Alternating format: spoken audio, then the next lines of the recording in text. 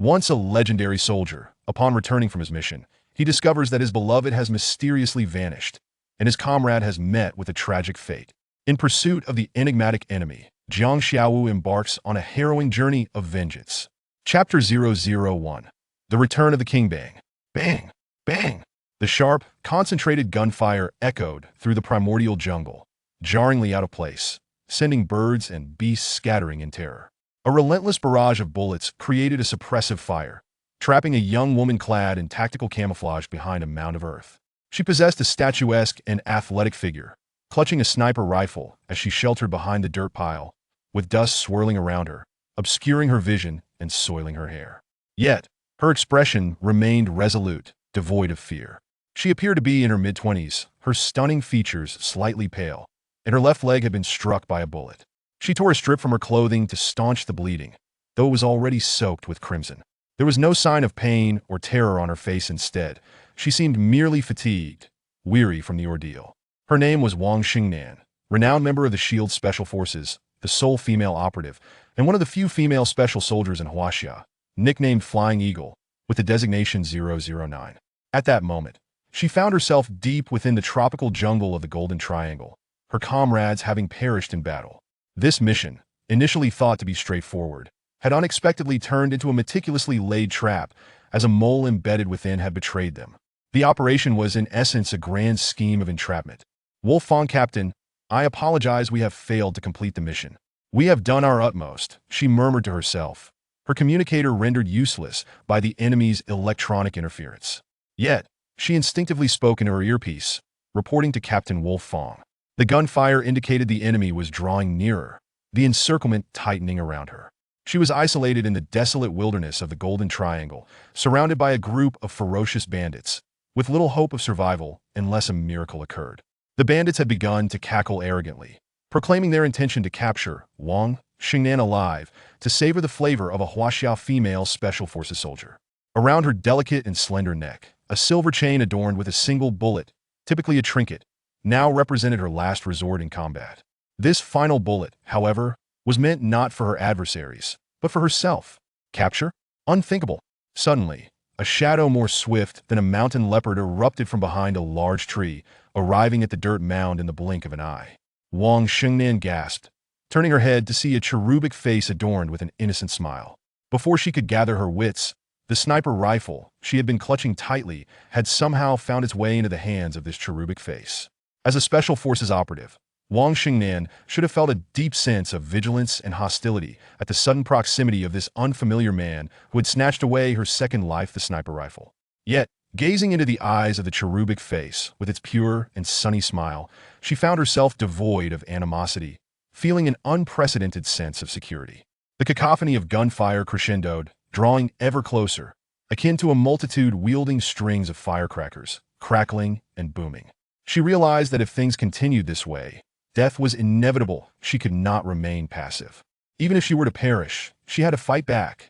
Gritting her teeth, Wang Xingnan resolved to take action, fixing her beautiful gaze on the cherubic face, and commanded sweetly, "Give me back my gun." Seeing the cherubic face smile without uttering a word, Wang Xingnan assumed he could not comprehend Huaxia language. Just as she prepared to reiterate in Japanese and Korean, his subsequent reaction startled her. He abruptly stood up from behind the dirt mound, holding the sniper rifle with one hand, and before he could even aim, the dull sound of gunfire reached Wang Xingnan's ears. What a fool! Where did this idiot come from? Has he played too many games and lost his mind? Blindly shooting, wasting my precious bullets. Wang Xingnan muttered in discontent. Bang! Bang! Bang! The cherubic face spun around, firing repeatedly, and Wang Xingnan felt her lungs near bursting with frustration. Since her enlistment, she had risen through the ranks to become one of Huaxia's proud female Special Forces operatives, having encountered numerous firearms and sharpshooters in her military career. Especially in the realm of sniping, she had trained under some of Huaxia's finest, known as the God of Sniping. Even her instructor, despite his extraordinary skills, could not achieve the level of blind shooting this cherubic face had displayed. He appeared to be no older than 25, and, judging by his youthful visage, could even be mistaken for a boy. He was certainly incapable of reaching the realm of unity of man and gun. Where did this lunatic come from? Give me back my gun. This place is perilous. You shouldn't be here. Leave at once. Wang Xingnan shouted, fearing for her ammunition and wishing to avoid involving the innocent. She lunged forward, intending to reclaim her rifle, but as she exerted herself, a sharp pain shot through her leg, nearly causing her to faint. At that moment, the cherubic face lowered the rifle, and astonishingly, the surrounding gunfire ceased. The once chaotic and thunderous jungle fell into a profound silence. An eerily profound silence. Wang Xingnan could hear her own heartbeat, thundering like a drum. Summoning all her strength, she propped herself up and peeked out from behind the dirt mound, revealing a dirty yet strikingly pale face. Her resolute eyes widened in disbelief as she surveyed the scene. Surrounding the mound, within 10 meters, lay a group of heavily armed bandits, sprawled lifeless, either shot in the forehead or heart, their dark crimson blood staining the jungle. Wang Xingnan was momentarily stunned, taking half a minute to regain her composure as she turned to look at the cherubic face with astonishment. Who exactly are you? A passerby, the cherubic face replied candidly. A passerby? This was the primordial jungle bordering Huaxia, Myanmar, and Vietnam, the fabled outer regions of the Golden Triangle. Who would just happen to pass through such a place? Moreover, this individual displayed remarkable marksmanship. Even a fool could tell he was no ordinary person. Yet, deep within her heart, Wang Xingnan chose to believe, to trust that he was indeed just a passerby, devoid of any ulterior motives. Even she was taken aback by her own thoughts as a special forces soldier. She should not place her faith in a threatening stranger she had just met, even if he had just saved her life. The cherubic face examined the sniper rifle in his grasp, speaking, caliber 127 millimeters, weight 13 kilograms, maximum range 2,000 meters, effective range 1,500 meters, capable of accurately targeting living entities within a kilometer. Is this 10 sniper standard issue for Huaxia's special forces now? Previously, the 88 sniper was 40 centimeters longer and bulkier. I still prefer the Barrett M82, and one it feels more comfortable to handle. After all, the title of King of Sniping is not given lightly. Wang Xingnan's curiosity about the man's identity deepened, just as she was about to inquire further when a sound overhead caught her attention: a rushing wind, drawing closer at an alarming speed. Recognizing it as the sound of a military helicopter exclusive to Huaxia, the cherubic face glanced up, his eyes flashing, and suddenly retreated a few steps. He wiped the sniper rifle clean of his fingerprints before placing it on the ground, turning to Wang Xingnan with a casual smile. In a flash, he darted away, leaping and dodging, vanishing into the dense foliage of the primordial jungle. Wang Xingnan understood he was heading toward Huaxia. He certainly lacked legal status, which explained his perilous traverse through the jungle into Huaxia.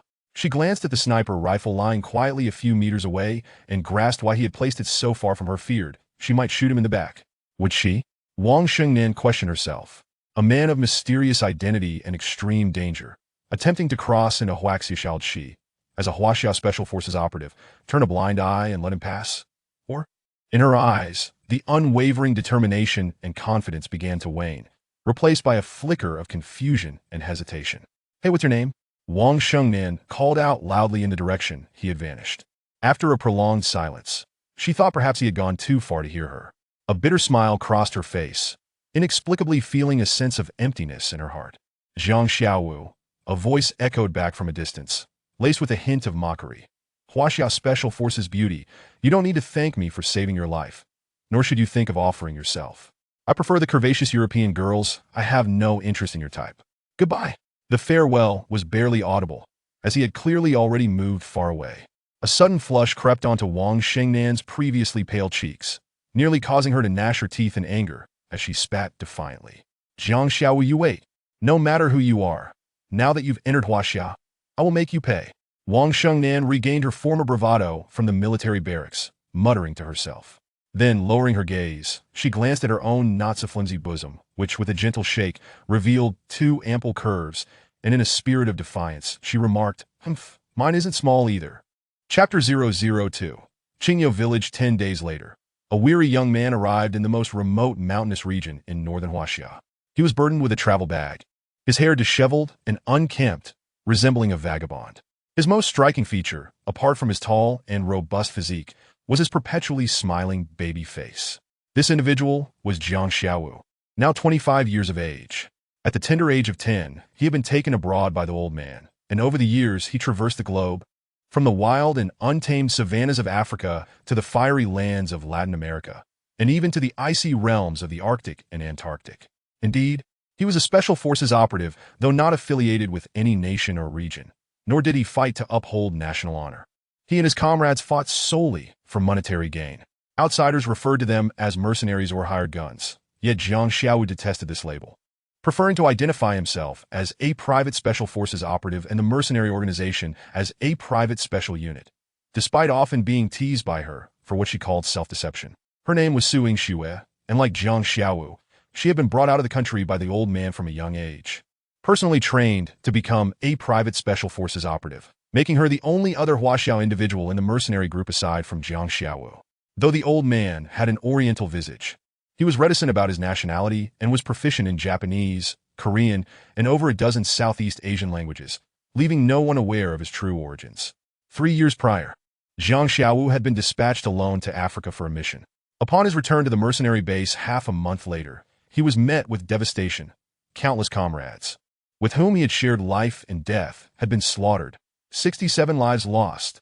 They possessed capabilities that could rival any nation's special forces, yet all had perished, including the old man. The manner of their deaths was peculiar. All had been slain by throat-cutting. 60 to 70 people, sharing the same fate. How eerie, how terrifying.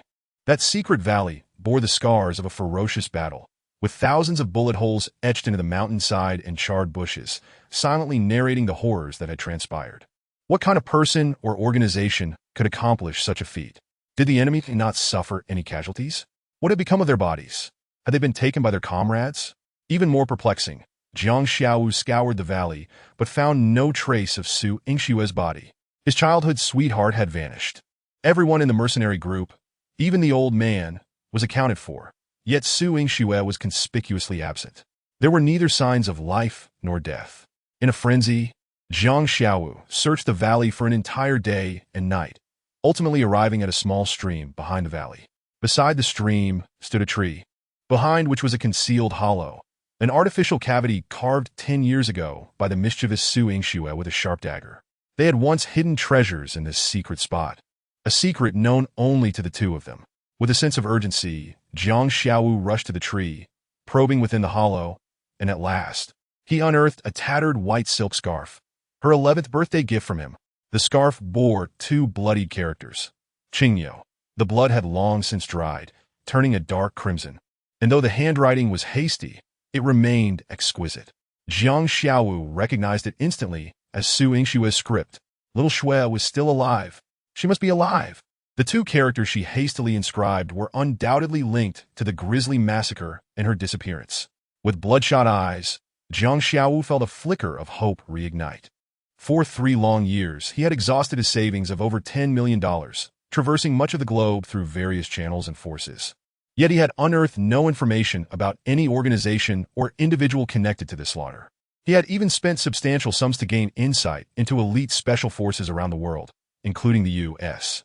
Delta Force, and various other formidable organizations capable of eradicating a mercenary group. In the half-month that Jiang Xiaowu had been on assignment in Africa, none of these units had exhibited any unusual activity near the valley. Yet, there were no anomalies, no suspects. Jiang Xiaowu had even scoured every renowned landmark associated with Qingyo, infiltrating a gang established by Huaxiao nationals in Mexico, the Qingyo Gang, but to no avail. 3 years, an entire 3 years. Jiang Xiaowu had done all he could. He was weary, truly weary. Thoughts of his childhood hometown surfaced. Both parents had long since passed, leaving him with only an uncle in this world. Since the day he became an orphan at the age of 6, it was this uncle who had cared for him, until Jiang Xiaowu was lured out of Huaxiao by the old man with a toy gun and a lollipop. A few years prior, Jiang Xiaowu had discreetly inquired about his uncle's situation and learned that he had married into a family of an old carpenter in a neighboring village across the mountain. The secluded village where his uncle resided was called Qingyo Village. Jiang Xiaowu recognized this as mere coincidence. A remote village in the Huaxiao Mountains could not possibly be connected to the perpetrators of the massacre of an entire mercenary group. Yet he was truly fatigued and yearned to go home, though he was loath to abandon his quest for the mastermind behind the killings and the whereabouts of Little Xue. Let me indulge in self-deception once more. From the mountain above, Little Xue gazed down upon the village, where dozens of households spread out in a formation resembling a cow, with limbs, a head, and even horns. Perhaps this was the origin of the village's name, Qingyou. Honest man, your nephew has come to find you. A rugged villager led the baby face to a modest dwelling and called out loudly. The old wooden door creaked open, revealing a middle-aged man in a navy blue jacket, with dark skin and a sturdy build emerging from within.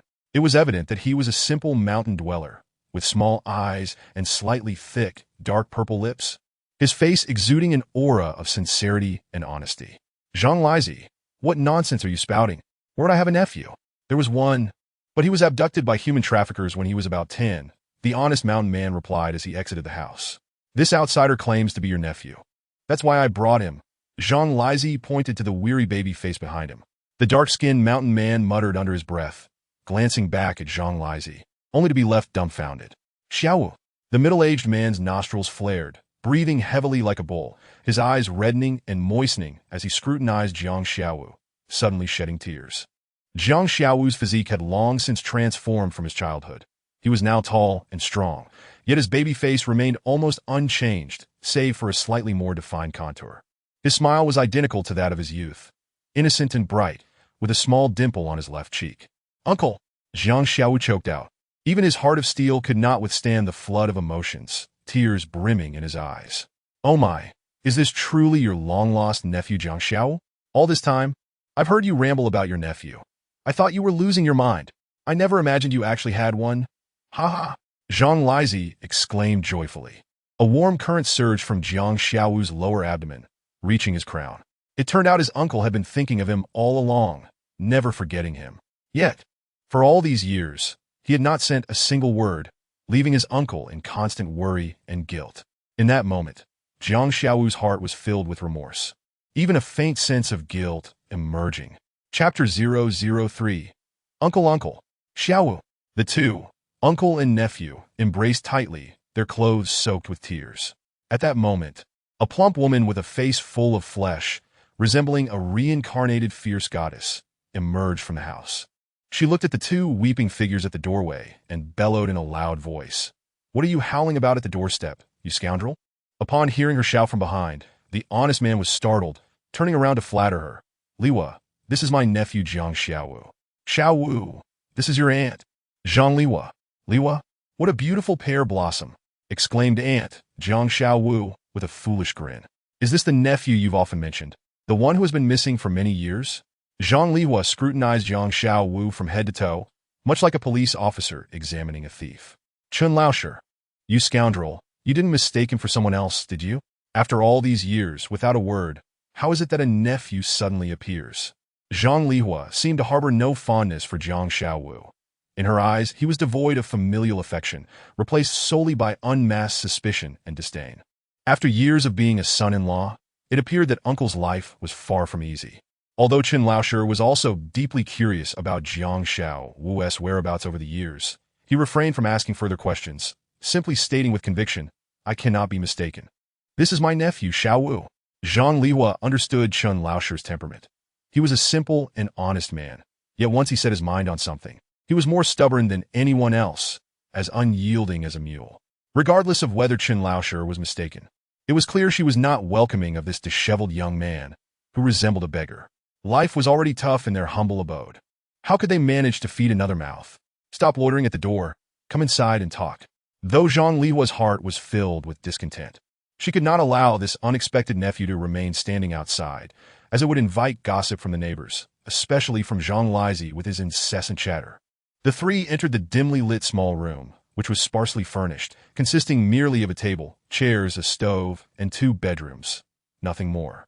Chun Laoshi prepared a bowl of dough soup for Jiang Xiaowu, who devoured it heartily. Watching his big nephew eat with such gusto, Chun Laoshi wore a beaming smile of happiness, while Zhang Liwa, resembling a black potato in her demeanor, wore an expression of distaste. Jiang Xiaowu had initially intended to give his uncle a substantial sum of money to ensure his financial security for life. But upon seeing his aunt, he promptly changed his mind and decided to play the fool. He wolfed down the soup as if he hadn't eaten in 3 days. And upon finishing the large bowl, he looked up at Chun Laoshi and Zhang Liwa with a silly grin. Jiang Xiaowu's laughter was more foolish than ever. Old Shi, is there something wrong with your nephew? His laugh is just like that of the village idiot, Guzi. Zhang Liwa remarked, pointing to her temple. Don't speak nonsense, Chen Laoshi grunted, as he was notoriously fearful of his wife, never daring to utter a word in her presence. Yet today, for the sake of Zhang Xiaowu, he mustered the courage to scold Zhang Lihua. Upon hearing Chen Laoshi dare to retort, Zhang Lihua snorted disdainfully. My poor Wu was so intelligent in his youth. He must have been tormented by human traffickers to become this way, Chen Laoshi said, and to his surprise, tears began to stream down his face. Although Zhang Xiaowu's youthful face remained adorned with a foolish smile, the corners of his eyes had begun to glisten with tears.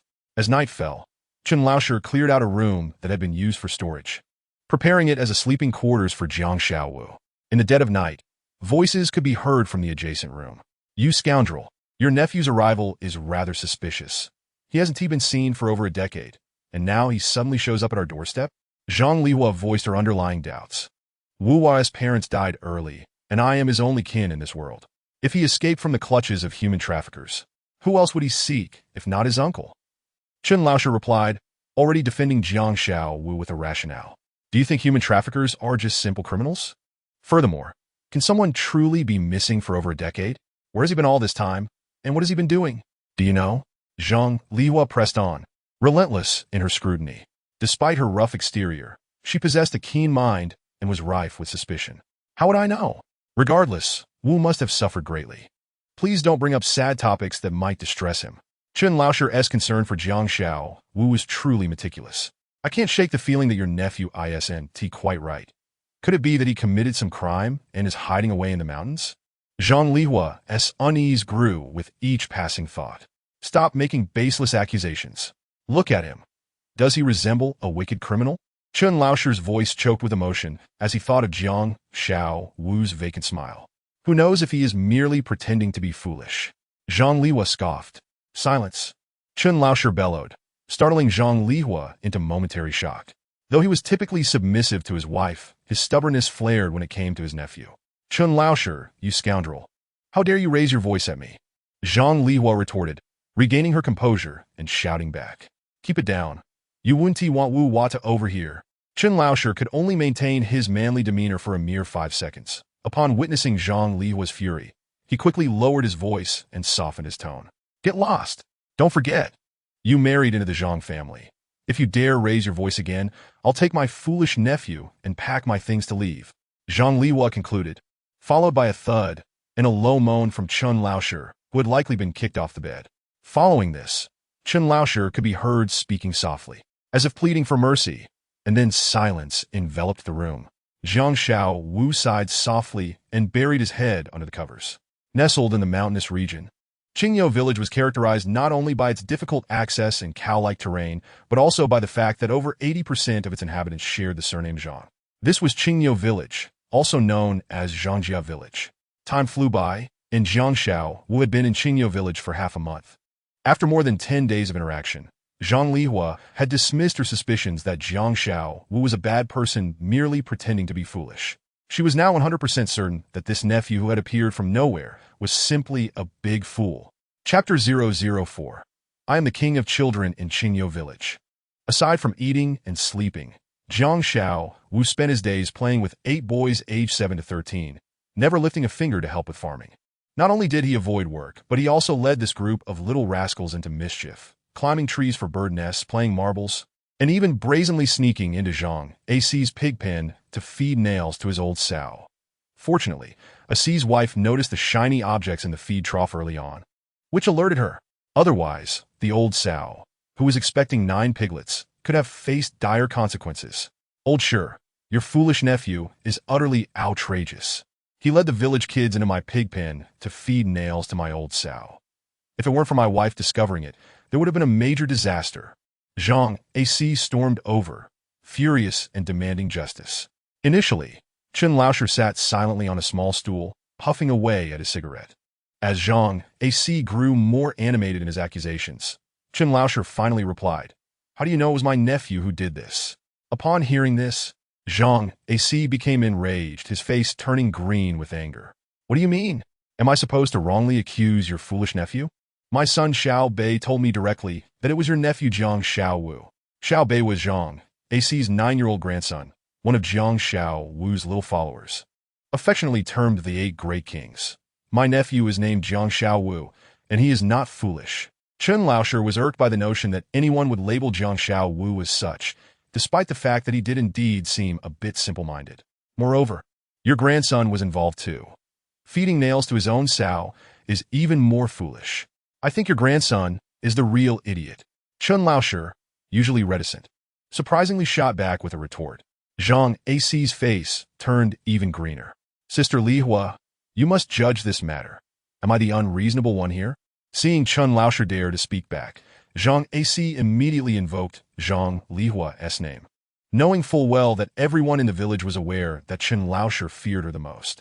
This man, who could not even muster the courage to express a single fart without her permission, would tremble at the mere sight of her anger. Fourth brother, rest assured, I am not unreasonable. This incident was undoubtedly caused by your scoundrel nephew. As soon as Zhang Lihua opened her mouth, she condemned Jiang Xiaowu without a second thought, hastily sealing the fate of the so-called mother pig eating nails incident. Chen Laosher, with a cigarette clamped between his lips, found himself left with nothing but a long ash dangling precariously. His neck stiffened, and his thick, purplish lips quivered slightly in anger.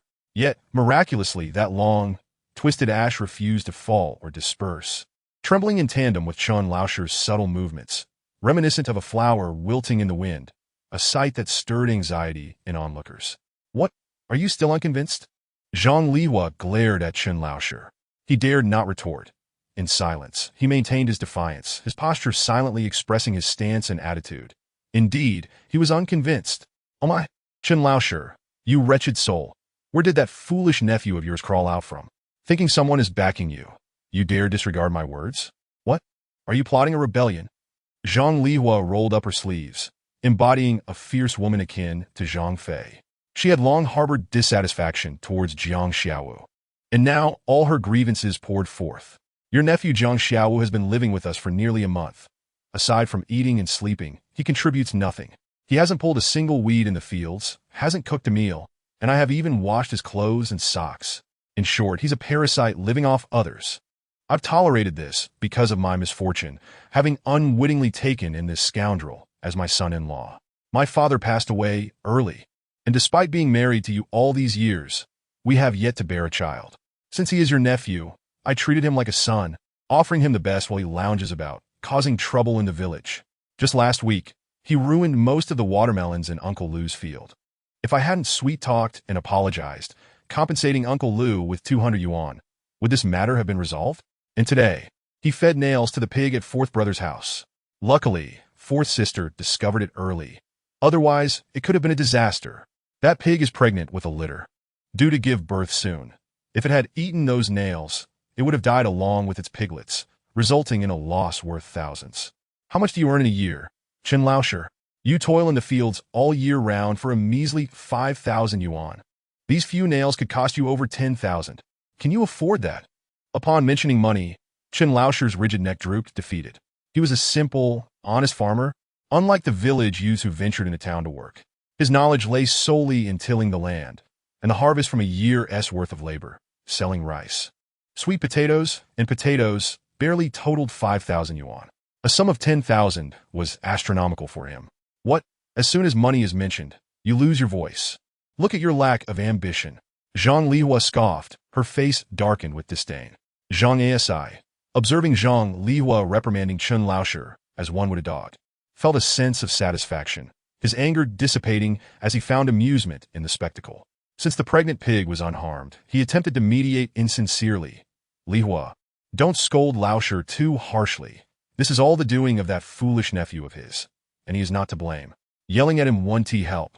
Just then, Jiang Xiaowu returned with the 8 great kings in a flurry.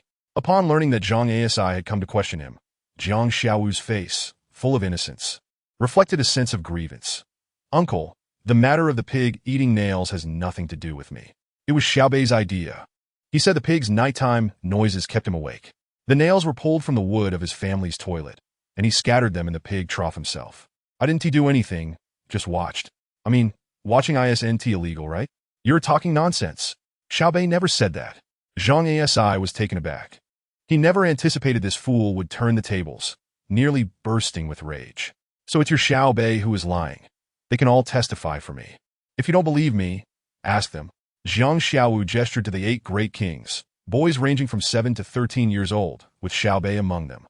Xiaobei, you speak for yourself. Jiang Gasi commanded. Xiaobei stepped forward, avoiding his grandfather's gaze, and mumbled, "What Brother Xiaowu said is true. I lied to Grandpa during lunch." Zhang Asi could hardly believe his ears, stunned for a moment before hoarsely asking, "Xiaobei, did Jiang Xiaowu threaten you? Don't be afraid. Tell Grandpa. Grandpa, everything I said is true. Brother Xiaowu didn't scare me. I did something wrong and was afraid of your scolding, so I wrongfully accused Brother Xiaowu. From now on, Xiaobei will never lie again," Xiaobei declared, his demeanor genuinely contrite. Zhang Asi nearly choked, his face burning with embarrassment, wishing to vanish into the ground. He glared at his grandson, forcing a smile that was more painful than tears. "Well, Liwa Laosher, look at this mess. Xiaobei will surely get a thorough talking to from his father when he returns from the city. I sincerely apologize.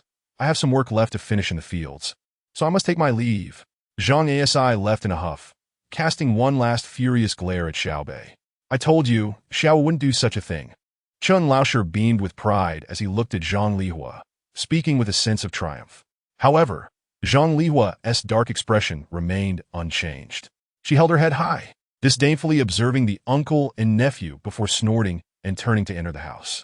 Chun Laosher rose from his small stool, stepping forward to pat Jiang Xiaowu appreciatively, as if his nephew had vindicated him this time. The cigarette he had clamped between his lips had long extinguished, and the long ash finally scattered with a gentle pat, dissolving into countless particles in the wind. Though the ash was not romantic, Chun Laosher's demeanor was far from the suave allure of a debonair figure. Yet in Jiang Xiaowu's eyes, his uncle appeared quite handsome. Chun Laosher lit another cigarette, savoring a puff, then hoisted his hoe and returned to the fields. At that moment, Jiang Xiaowu's previously vacant expression brightened with a spark of cleverness and liveliness. He clapped Zhang Xiaobei on the shoulder, mimicking Chun Laosher's gesture. "Xiaobei, though you inadvertently sold me out this morning, you have now recognized your mistake. By helping me shoulder the blame, you have done me a favor, and I shall remember this kindness." Upon receiving Jiang Xiaowu's affirmation, the gloom on Zhang Xiaobei's face vanished entirely. "Good brother," Jiang Xiaowu proclaimed. "Loyalty," Zhang Xiaobei replied earnestly, his eyes shimmering with a sacred light. As he spoke those 3 words, he felt a rush of pride, for he was the first to engage in such dialogue with Brother Xiaowu after learning from him. Zhang Xiaobei felt a profound sense of honor, while the other boys looked on with envy, wishing they could bear the blame for Jiang Xiaowu, even if it meant facing a beating when they returned home. Jiang Xiaowu surveyed the group of boys he had brainwashed with notions of brotherhood, feeling neither disdain nor ridicule, but rather an overwhelming sense of emotion and gratitude. Adults often brandish the concept of loyalty as a weapon against others or a tool for self-aggrandizement. Yet these children genuinely revered the essence of loyalty, even if they didn't fully grasp its true meaning. Brotherly love is as vast as the sky, and friendships endure eternally. Righteousness dwells in the heart, and the spirit of brotherhood is bold and unyielding. A 13-year-old boy took the lead, reciting the poem Jiang Xiaowu had taught them to express the concept of loyalty. Soon, the remaining 7 boys joined in, their innocent, muddy faces reflecting solemnity and sanctity. Jiang Xiaowu appeared lost in thought, his lips moving in rhythm alongside the children, softly reciting verses in a melodic and cadenced manner. Gradually, tears welled in his eyes. It had been over a month since Jiang Xiaowu arrived in Qingyo village, and he remained somewhat foolish, a tall man in his 20s who never engaged in farm work, spending his days playing with a group of toddlers recently weaned. However, in the past half-month, Jiang Xiaowu had been relatively subdued. At least, he had not fed nails to anyone's sow. His childhood was marked by the confusion and pain of losing loved ones, followed by relentless training amidst gunfire, where he faced life-and-death challenges daily, witnessing the deaths of fellow trainees. In essence, his childhood was devoid of innocence, filled only with suffering and bloodshed, which hardened his heart into something cold and unyielding. During his time in Qingyo village, Jiang Xiaowu experienced a childlike joy, reclaiming the pleasures of childhood that he had so long missed. With his companions, the 8 great warriors, he climbed trees to catch birds, poked beehives for honey, fished in the river, and roasted fish and sweet potatoes over an open fire. Occasionally, they would catch wild rabbits, deer, and green snakes, skin them, and roast them over the flames, the aroma alone enough to make the 8 boys drool. In just over a month, Jiang Xiaowu had become a true king of the children, and these boys had long since come to admire him. Through their time together, Jiang Xiaowu had transformed in their eyes from Brother Wu to a near-mythical figure. Previously, the older boys at school would only heed their teachers, while those who did not attend would listen solely to their parents. But now they all followed Jiang Xiaowu's lead. "Brother Wu, do you know who the worst person in Qingyo village is?" asked Zhang Dongzi, an 11-year-old boy, as he gnawed on a rabbit leg, grease dripping from his mouth. "Who?" Jiang Xiaowu inquired with keen interest. Seeing Jiang Xiaowu's curiosity, Zhang Dongzi eagerly replied, "It's Zhang Lai, a real chatterbox and rogue. But the worst of all is the village chief's brother-in-law, Zhuo Donglai. My father says he's rotten to the core, his very essence tainted with malice. Indeed, my grandfather has said that those with the surname Zhuo only engage in wicked deeds, taking advantage of the ignorant mountain folk and stripping the village of its treasures." Another boy chimed in. Last time, he slapped Zhang Lai, and now Zhang Lai hides at home, too scared to come out whenever he sees him.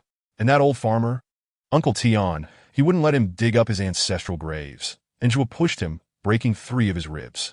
Once I was playing alone, and he came over when there were no adults around, hit me on the head, and kicked me in the backside. He even gave me expired candy and milk, which made me sick for half a month. I nearly died. The children clamored, recounting Zhuo Donglai's misdeeds against them and their fellow villagers, leaving Jiang Xiaowu utterly stunned. The litany of crimes attributed to this man seemed endless. From the elderly to the young, no one was spared. He was indeed wicked to the core. "Why haven't I seen this Zhuo Donglai?" Jiang Xiaowu pondered aloud. Having been in Qingyo village for over a month, he had met every villager, young and old, yet he could not recall anyone by that name. He is not from Qingyo. He lives in town. Sometimes he only comes to the village once a month. But when he has matters to attend to, he stays at the village chief's house. He's referred to as the village chief's brother-in-law, Zhang Dongzi explained. Jiang Xiaowu's interest in this nefarious character, especially with such an ostentatious name as Zhuo Donglai, only grew. Chapter 006. The village chief's infidelity. Is this Zhuo Donglai a cripple? Jiang Xiaowu, a fan of Gu Long's novels, had become sensitive to the name. "Brother Wu, what's a cripple?" Zhang Xiaobei asked innocently. "It means someone who walks with a limp," Jiang Xiaowu replied, mimicking a limp as he walked a few steps along the ridge, his imitation remarkably accurate. "That's just our village two-legged limp. He walks just like that." Zhang Xiaobei laughed. "But Zhuo Donglai isn't lame. Both his legs are quite nimble." "Oh," Jiang Xiaowu replied, feeling a bit disinterested upon learning that Zhuo Donglai was not a cripple. Nevertheless, he remarked, "Next time Zhuo Donglai returns to Qingyo village, be sure to let Brother Wu know. I'll take my revenge for you." Upon hearing this, the boys erupted in cheers, clearly indicating how much Zhuo Donglai had tormented them. And the village chief, Zhang Tianba, is his backing. "My grandfather says that despite his constant smiles, he is quite insidious. All the bad things Zhuo Donglai does, the wicked schemes, are his ideas, and they split the profits while pretending to be good people," Zhang Dongzi fumed. So the seemingly genial old man was the village chief? He was Zhuo Donglai's brother-in-law? Jiang Xiaowu immediately envisioned a kindly old man in his 50s, always smiling and greeting him with a friendly nod, asking if he had eaten. He had assumed he was merely an ordinary farmer, not realizing he was the village chief with such an audacious name as Zhang Tianba. What a shock! Tianba. It doesn't fit his image at all. Jiang Xiaowu mused. Names like that typically belong to villains in television shows, movies, and novels. Could the village chief also be wicked? Jiang Xiaowu found it hard to believe. Having seen him smoking a pipe and basking in the sun at the village entrance, appearing far from the image of a villain. Seeing that Brother Wu was skeptical, Zhang Dongzi grew anxious, as if he felt he was losing Jiang Xiaowu's trust, a burden he could not bear. Resolutely, he made a significant decision, one that seemed fraught with danger and filled him with trepidation. Were it not for his fear of losing Jiang Xiaowu's trust, he would never have made such a choice. Glancing around furtively, Zhang Dongzi leaned closer to Jiang Xiaowu and whispered conspiratorially, "Brother Wu, meet me at the grove by the village entrance at 8 tonight. I'll show you something." Jiang Xiaowu's curiosity was piqued, and he pressed for more details, but Zhang Dongzi, usually obedient, stubbornly refused to divulge any further information. With a resigned smile, Jiang Xiaowu agreed to meet him at the grove that evening. In the mountains, the temperature fluctuated greatly between day and night. It was common to wear short sleeves during the day and bundle up in quilts at night. As the sun set, the temperature plummeted.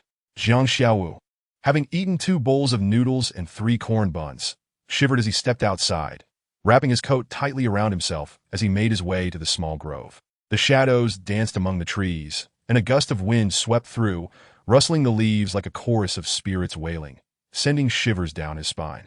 Beneath a wild locust tree, Jiang Xiaowu relieved himself, feeling a wave of comfort wash over him. "Brother Wu," came Zhang Dongzi's voice from behind, echoing Jiang Xiaowu's posture as he hunched his shoulders, arms crossed tightly against his chest, wrapped in a dirty sheepskin coat. "Dongzi, why did you have to summon me out in the dead of night, making it all mysterious? If you dare to trick me, I swear I'll skin you alive," Jiang Xiaowu remarked, never feigning ignorance in front of these children. "Brother Wu, how could I ever deceive you?" Zhang Dongzi protested, sounding aggrieved. "The village chief doesn't seem like a thief. If he doesn't steal, what kind of mischief requires the cover of night?" Even now, Jiang Xiaowu found it hard to believe that the perpetually cheerful, quintessential farmer's image of the village chief could be the mastermind behind such nefarious deeds. Just because the brother-in-law was a villain didn't mean the brother-in-law was also a scoundrel. A brother-in-law could be a villain only to his sister-in-law, merely a bad man in her eyes. Jiang Xiaowu possesses a commendable trait. He embraces the good in all, yet bears no animosity towards those who may be less virtuous. A good person often finds themselves surrounded by the morally ambiguous, and vice versa. It is unjust to condemn an entire family merely because one of its members has strayed into wrongdoing. The village chief may be innocent of theft, yet he is not without his own transgressions. What could he possibly pilfer? Jiang Xiaowu pondered, bewildered by the notion that the straightforward village chief could harbor such clandestine intentions, especially in a destitute mountain village where there is little of value to steal. If the chief does not steal material possessions, then what does he take? Is he, like you, a thief of hearts? Jiang Xiaowu quipped, tossing his hair with a flourish.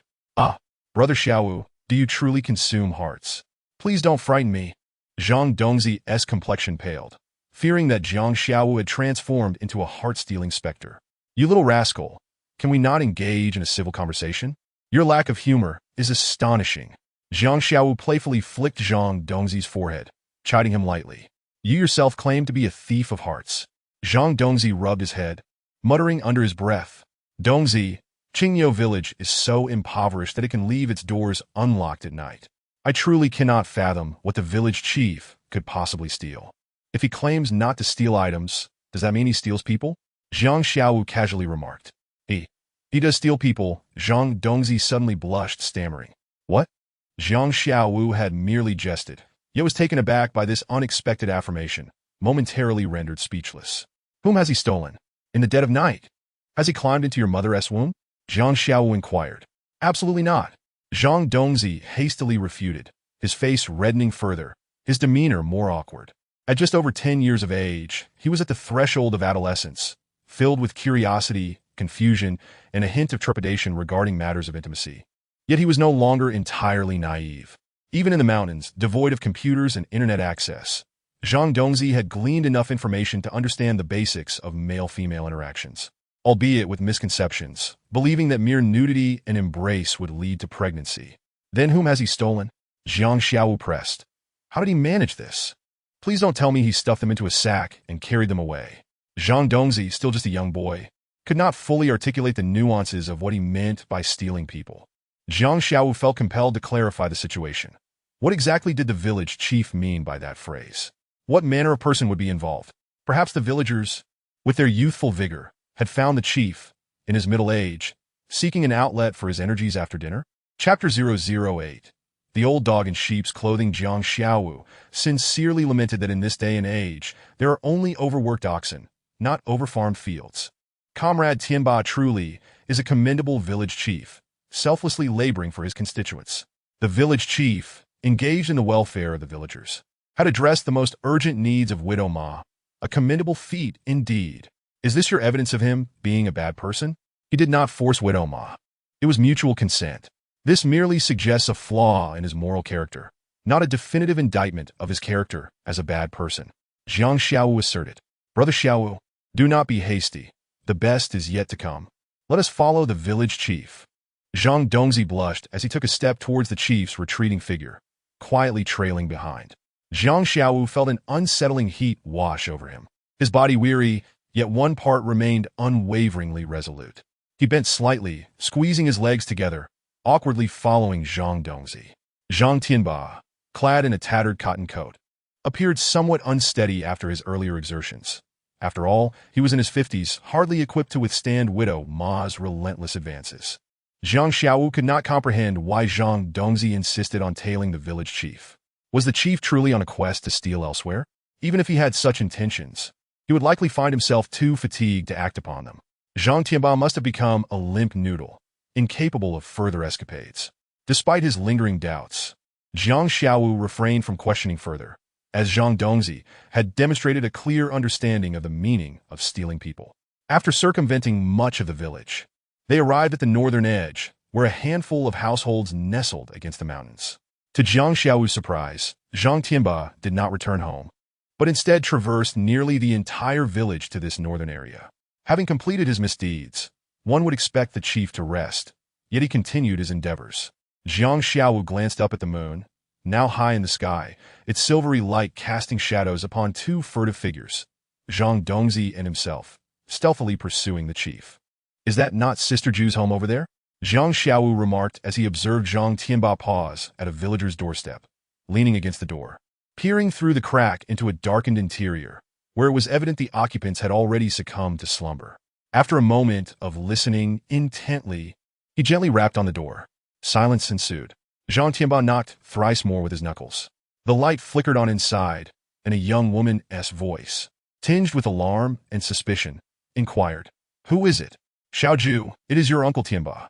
I need to discuss something with you," Zhang Tianba replied, lowering his voice from outside. Perhaps the earlier encounter had left him breathless, as his speech carried an air of fatigue. After a brief silence, the young woman's voice emerged again. "Uncle, I have already gone to bed. Can we not discuss this in the morning?" "Ah, Xiaoju, this matter is quite pressing. It would be best to address it now," Zhang Tianba insisted. "But I am already in bed, and it is rather inconvenient," she responded. "Ah, I originally intended to discuss your application for social assistance, but if you find it inconvenient, I shall take my leave," Zhang Tianba sighed, his words indicating departure, yet his feet remained rooted, as if he were determined that this bait would surely entice the young woman to open the door. "Uncle, please wait a moment. I will open the door for you," she relented.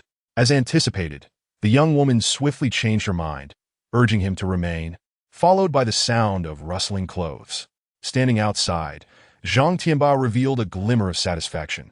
Under the moonlight, Jiang Xiaowu was astonished to see a cunning expression on the village chief's otherwise simple face, resembling that of a wily old fox. No, more accurately, he appeared as a wolf donning sheep's clothing, shedding his disguise at last to reveal his greedy, ferocious, and shrewd nature. He was poised to devour the sheep. If the village chief Zhang Tianba was indeed a wolf in sheep's clothing, then the young woman inside must naturally be the sheep. After a brief rustle of footsteps, the door creaked open, revealing a young woman with slightly disheveled hair, likely in her late 20s, not exceeding 30. Though not conventionally beautiful, she was among the most attractive in this secluded mountain village. "Uncle, regarding my family's application for social assistance," the young woman said, leaning against the door, not permitting Zhang Tianba to enter. "Hey Xiaoju, at this late hour, you allow your uncle to speak at the door? Should someone see us? They might think we are up to something untoward, leading to undesirable gossip. Why not let me in to discuss this properly?" Zhang Tianba suggested. The young woman hesitated momentarily before ultimately yielding, allowing the door to swing open. In that instant, a barely perceptible smile crept across Zhang Tianba's lips. Jiang Xiaowu recognized her. Her name was Yang Xiaoju, a recent arrival from a neighboring village. 2 years prior, her husband had ventured to the big city for work, only to engage in theft with 2 colleagues, pilfering steel scaffolding worth over 60,000, resulting in a 5-year imprisonment sentence. Yang Xiaojun and her husband Zhang Tao had been married for several years, yet they remained childless. Many of her relatives urged her to remarry while she was still young and unencumbered by children. However, Yang Xiaojun firmly refused, not only declining to remarry, but also shouldering the burden of their unstable household, caring for her in-laws while her husband languished in prison. Yet misfortune struck again. Last year, Her father-in-law suffered a sudden heart attack and tragically passed away on the way to the hospital before even being transported from the mountains. Even more unfortunate, 3 months later, her mother-in-law suffered a stroke. The family's meager savings were soon depleted, and they found themselves deep in debt, while her mother-in-law lay in a town hospital, awaiting the funds for her medical treatment. What could a mere woman do? In the village and her natal family, all potential loans had already been exhausted, leaving her utterly helpless. Zhang Tao, a native of Qingyo village, belonged to a family of Zhangs, all of whom were related to one another across generations. Therefore, according to familial hierarchy, Zhang Tao referred to Zhang Tianba as uncle, and so Yang Xiaojun followed suit. Chapter 009. What should I call the village chief? Just call me Tianba. Last month, the village chief, Uncle Tianba, unexpectedly visited, claiming he could help her apply for social assistance, which became the last glimmer of hope for Yang Xiaojun. However, she was utterly unprepared for the fact that the usually honest and humble village chief would make inappropriate advances towards her, repeatedly implying that the approval of her application was contingent upon his favor. Though filled with loathing, Yang Xiaojun felt compelled to feign compliance for the sake of her mother-in-law's exorbitant medical expenses. To her dismay, tonight, Zhang Tianba had come to her door once again. She thought she had evaded him, but it seemed impossible to escape fate. A wave of anguish washed over her. As Zhang Tianba entered the room, Yang Xiaojun left the door ajar, determined to make one final stand. "Xiaojun, it's cold outside. You should close the door," he said, seemingly aware of her intentions. With a knowing smile, he approached the doorway, glanced outside, and closed the door himself. At that moment, Jiang Xiaowu, hiding behind a tree, caught sight of the sinister, triumphant expression on Zhang Tianba's face, as if his devious scheme had come to fruition. That despicable old dog. He has been pretending to be so honest, yet he has deceived us all. Jiang Xiaowu seethed, having recognized the true nature of the village chief. As the door clicked shut, Jiang Xiaowu and Zhang Dongzi emerged from their hiding place, stealthily circling the house until they reached the back. "Uncle Tianba," Yang Xiaojun grimated, feeling disgusted to address the man before her as uncle, and quickly amended her words, "Village chief," about the application for social assistance. "Don't call me village chief. Just call me Tianba. It feels more affectionate," Zhang Tianba shamelessly replied. Even Jiang Xiaowu, eavesdropping outside, found it unbearable and suppressed his urge to vomit, muttering a curse under his breath.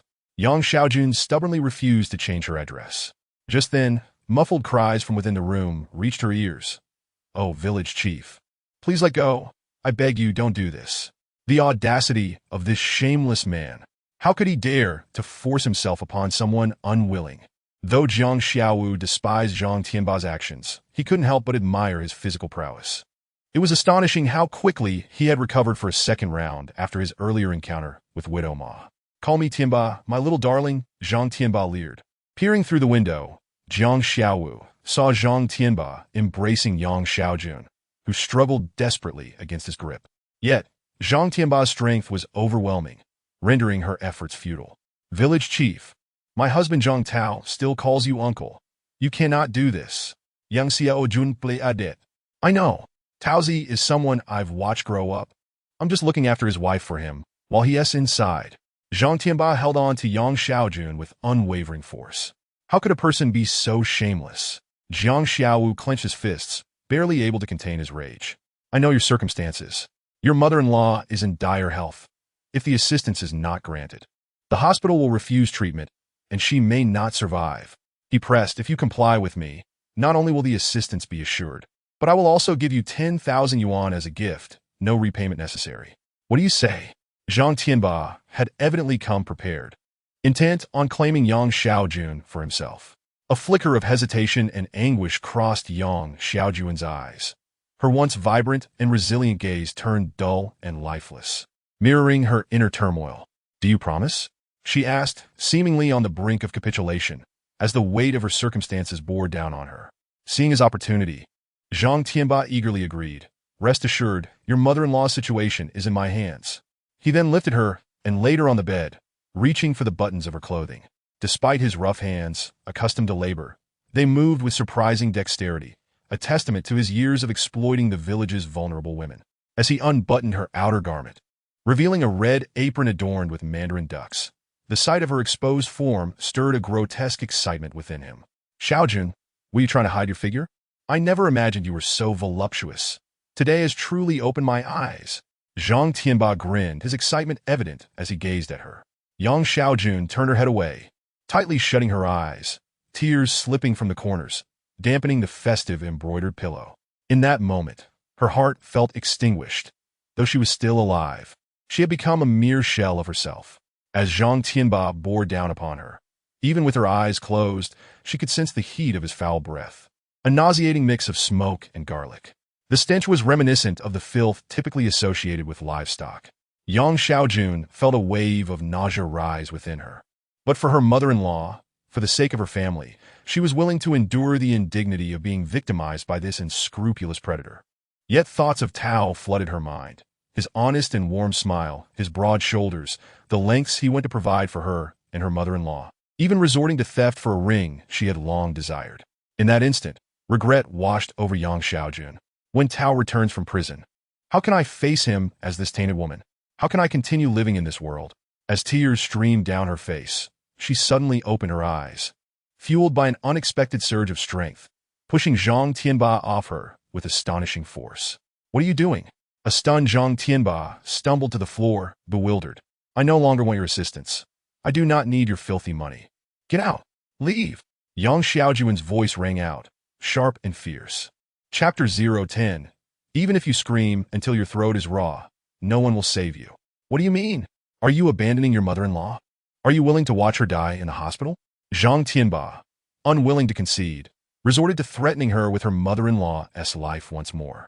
Yet this time, Yang Xiaojun stood her ground, redonning her clothes and fastening her buttons, her voice cold and resolute. Do not use my mother-in-law to blackmail me. It will not work. I have come to a realization. If my mother-in-law were to pass away due to lack of funds for medical treatment, and I failed to care for her, I would owe an apology to Taozi and would have no face to meet him again. Once I have arranged for my mother-in-law's funeral, I shall hang myself from this beam to accompany her in death. Regardless of the circumstances, I must preserve my own innocence. I can never commit an act that betrays Taozi. Resolute in her decision, Yang Xiaoju no longer wavered or hesitated, declaring with unwavering determination. Zhang Tianba, filled with rage, could not allow the substantial prize that was so close to slipping away. How could this old wolf relent and let it go so easily? Finding that gentler approaches were futile, Zhang Tianba shed all pretense and revealed his vicious nature. He resolved to take a more forceful approach, to seize the opportunity and make it a done deal. After all, having roamed the sea of flowers for decades, he had countless women from Qingyou village, ranging from 18 to 58, ensnared by his various means. Thus, Zhang Tianba was confident in his understanding of women, as long as he satisfied them in bed, allowing them to experience the indescribable pleasure. Whether their initial consent was given willingly or coerced, or if they hesitated at first, they would ultimately submit. Although he was now in his 50s and not as vigorous as in his youth, even an aging lion retains its majestic presence. It was still no challenge for an old steed to tame a few widows and young women in the bedroom. Despite the overwhelming exertion brought on by the insatiable Ma widow, at this critical moment, Zhang Tianba gritted his teeth and resolved to endure once more. A man may claim fatigue, but he must never admit defeat. This evening, escape was not an option. Whether she complied or resisted, she would yield. Zhang Tianba lunged forward like a ferocious old dog, advancing menacingly towards Yang Xiaoju on the bed. Having discarded his disguise and torn through the veil of pretense, Zhang Tianba vowed not to relent until he achieved his objective this night. You better not come any closer. If you take another step, I will scream. Yang Xiaoju exclaimed in panic. Zhang Tianba, emboldened, chuckled darkly. Go ahead, scream. Even if you shout until your throat is raw, no one will heed you. At that moment, Zhang Xiaowu, eavesdropping from outside, erupted in laughter at Zhang Tianba's crude taunt, not knowing whether it was intentional or inadvertent that he uttered such a classic line. Who is it? Zhang Tianba suddenly turned his gaze towards the window, sensing movement outside. Yet, the moonlight shone brightly, revealing nothing. He muttered to himself, could it be another wildcat? Cursed wildcat. Regaining his composure, he turned his attention back to Yang Xiaoju and extended his rough, gnarled hand like a claw. Zhang Xiaowu crouched beneath the window, could no longer bear the sight and lowered his voice, advising Zhang Dongzi, Dongzi, you should head home now. No matter what happens tomorrow, don't mention a word to anyone. You and I are together tonight. Xiao Gu. Zhang Dongzi hesitated to leave. Dongzi, listen to your brother. Zhang Xiaowu urged earnestly. As soon as he saw Xiao Gu on the verge of anger, Zhang Dongzi quickly acquiesced, saying, Xiao Gu, take care of yourself. I'll be leaving now. With that, he fled without looking back. Zhang Xiaowu watched his retreating figure vanish into the night, like a slippery fish gliding through the darkness. At that moment, Zhang Xiaowu's expression returned to the vacant demeanor he displayed in public, a foolish grin creeping onto his face.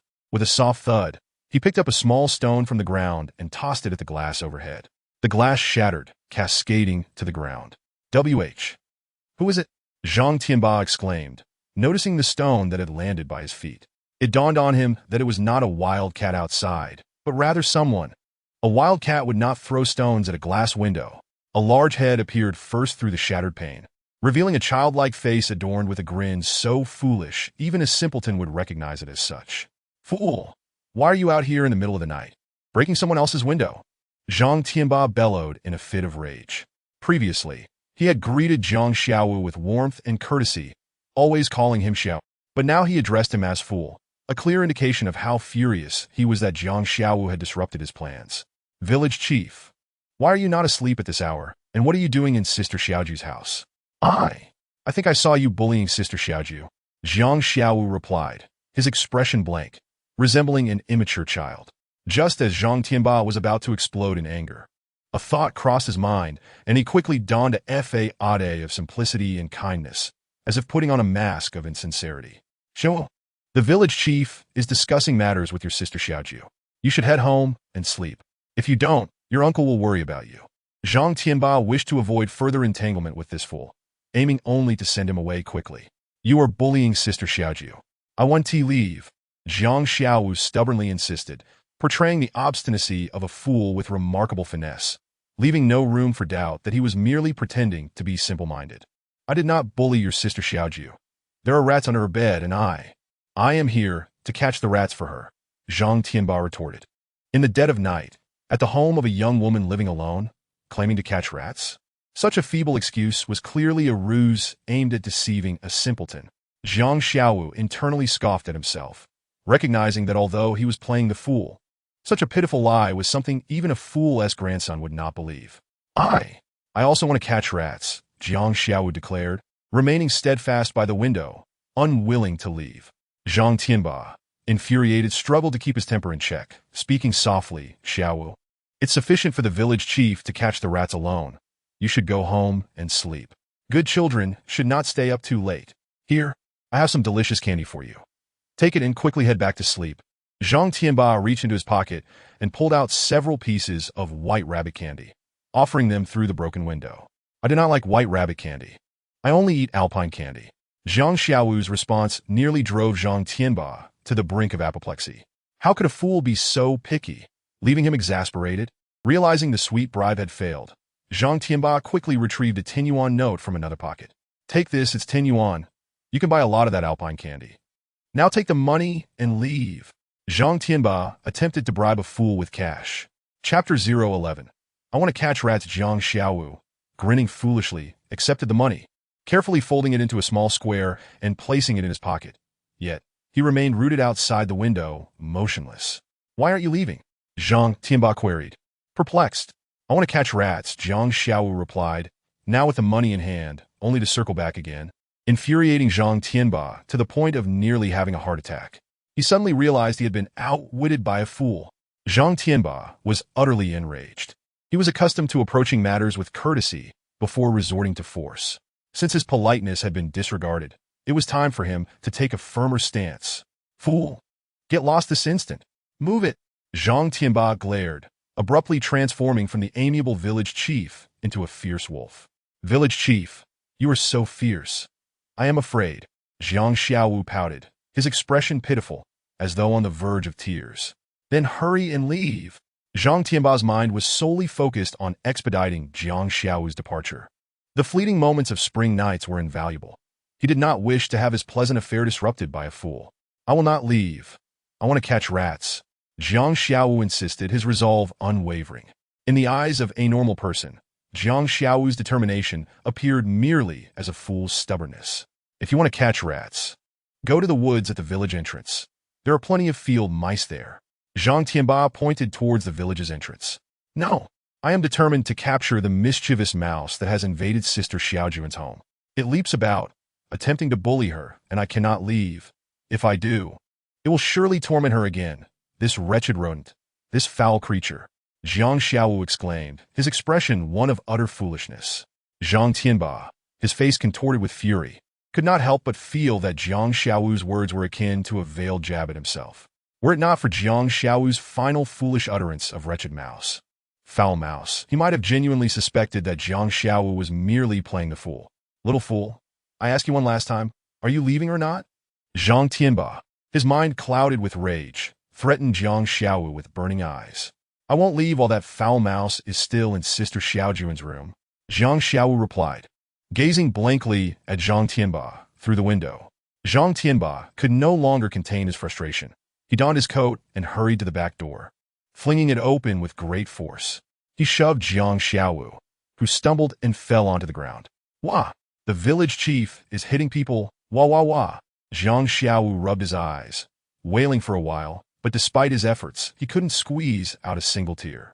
Thus, he covered his eyes with his hands and let out a few hoarse cries while peeking through his fingers at Zhang Tianba's every movement. Seeing Jiang Xiaowu sobbing on the ground, Zhang Tianba, still unsatisfied, rolled up his sleeves and charged at him again. He believed he must teach this fool a lesson today, to tame him thoroughly lest he spill the secrets of today's events. Zhang Tianba lunged at the seated Jiang Xiaowu like a hawk diving for its prey, like a lion pouncing on a plump lamb, like a ferocious dog attacking.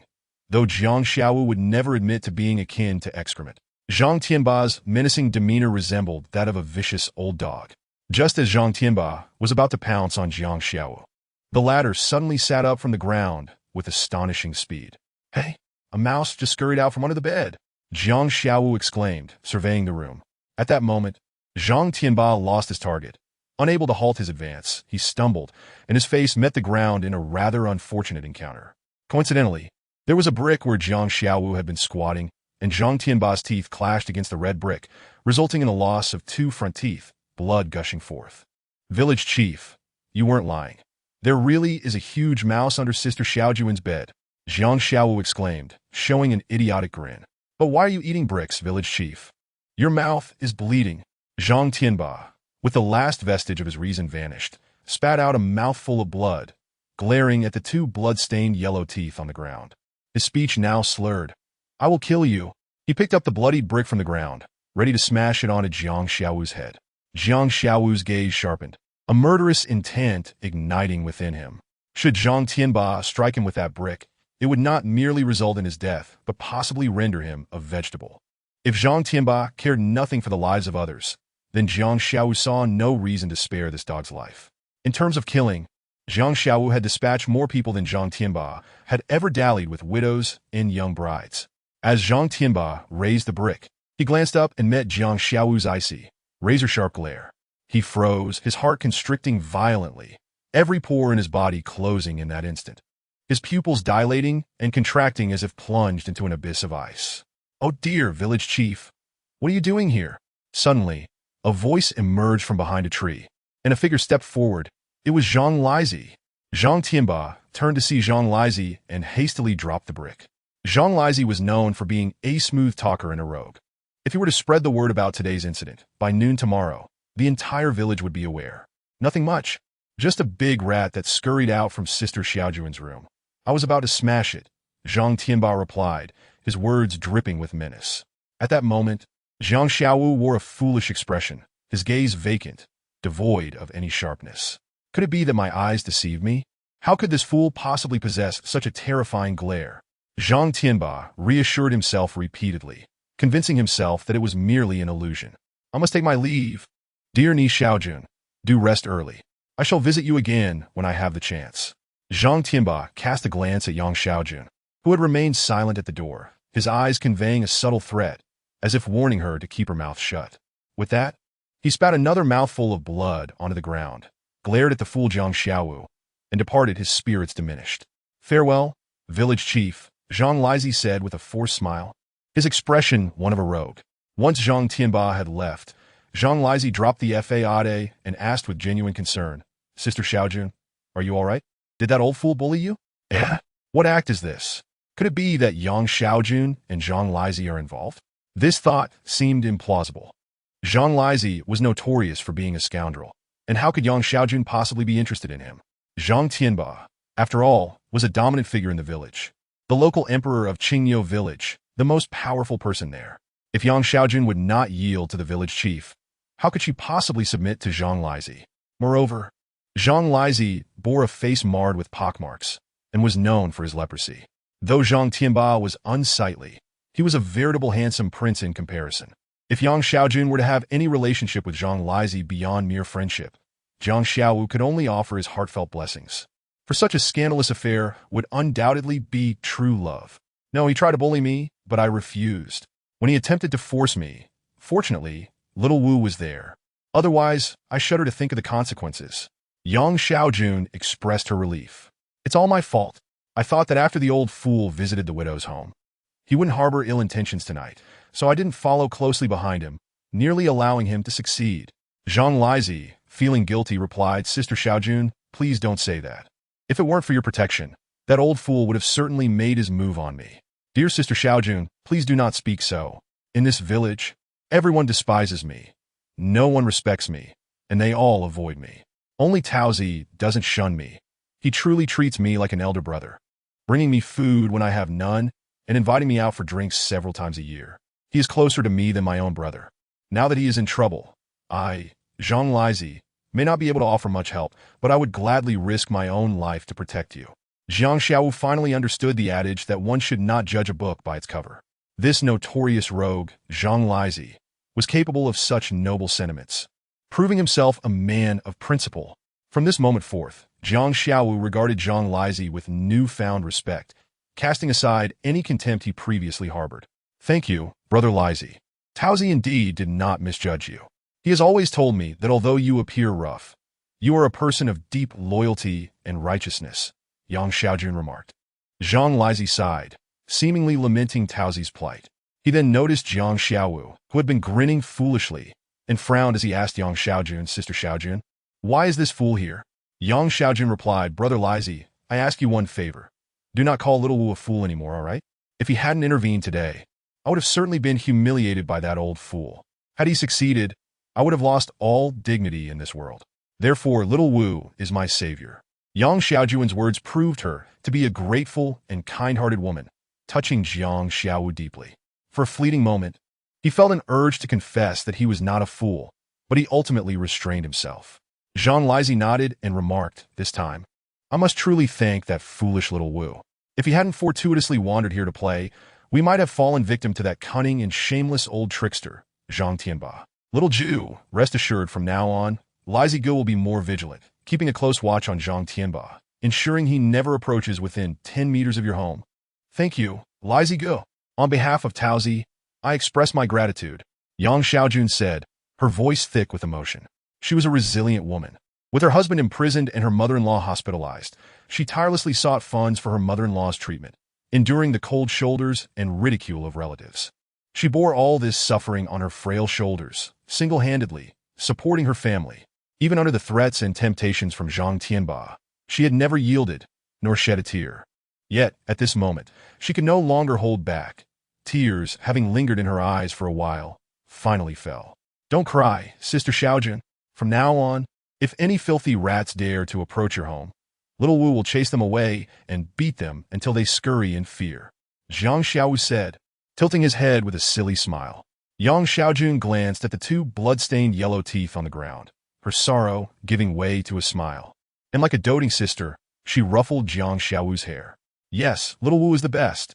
Thank you, Sister Xiaojun," she said, her tone playful as if coaxing a child. Jiang Xiaowu yawned, his face betraying fatigue, and said, "Little Wu is sleepy and needs to go back to rest. If I return too late, Uncle will be angry. Goodbye, Sister Xiaojun. Goodbye, Lizi." As he waved his hand and departed, Zhang Lizi called after him, "You should call me Lizi Uncle." Jiang Xiaowu walked a considerable distance away, and faintly, he could hear the conversation between Yang Xiaojun and Zhang Lizi, your mother-in-law's health.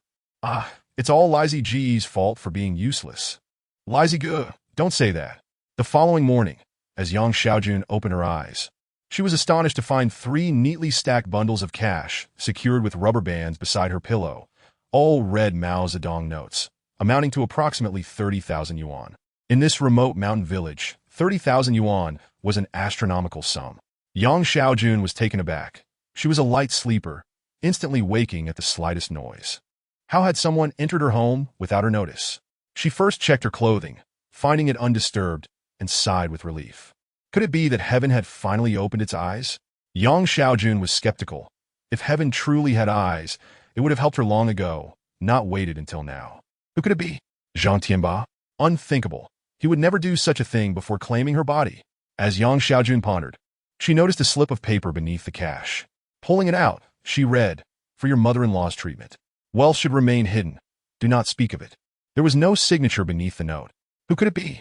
Could it be Little Wu? As soon as that thought crossed her mind, she dismissed it. How could Jiang Xiaowu possibly be involved? Shaking her head at the absurdity of the idea, she carefully hid the money beneath her bed. That night, upon returning home, Zhang Tianba rinsed his mouth and spat out blood, hastily washing his face and feet before collapsing into bed. The next morning, a glance at his half-paralyzed wife, still lost in slumber, startled him. He noticed that the door, which he had clearly shut the night before, was now ajar. Zhang Tianba's heart sank as he realized what had happened. His home had been robbed. Without a moment's hesitation, he dashed to the wardrobe, crouching down to search beneath it. His expression darkened as sweat poured down his face. Underneath the wardrobe lay what had once been 30,000 yuan in cash, securely wrapped in oil paper and encased in 3 layers of plastic bags, foolproof. This money was a reward from his brother-in-law, Zhu Donglai, for turning a blind eye to the excavation of ancient graves, allowing Zhu Donglai's friends from the grave-robbing world to operate freely in the graveyard behind the mountain. Zhang Tianba knew those grave robbers had likely made a fortune. Even a broken bowl or plate dug from a tomb could fetch a princely sum. Yet, Zhang Tianba wasn't greedy. He understood that their earnings were their own merit. As long as he could drink a sip of their broth, he was content. As for the antiquities dug from the graves, rather than remain buried in the depths of the mountains, never to see the light of day, they ought to be unearthed and appreciated for their value, while also providing Zhang Tianba with some income, a win-win situation. Thus, Zhang Tianba accepted the 30,000 yuan with a clear conscience. However, now, the cash, which had been securely stored beneath the cabinet, had mysteriously vanished.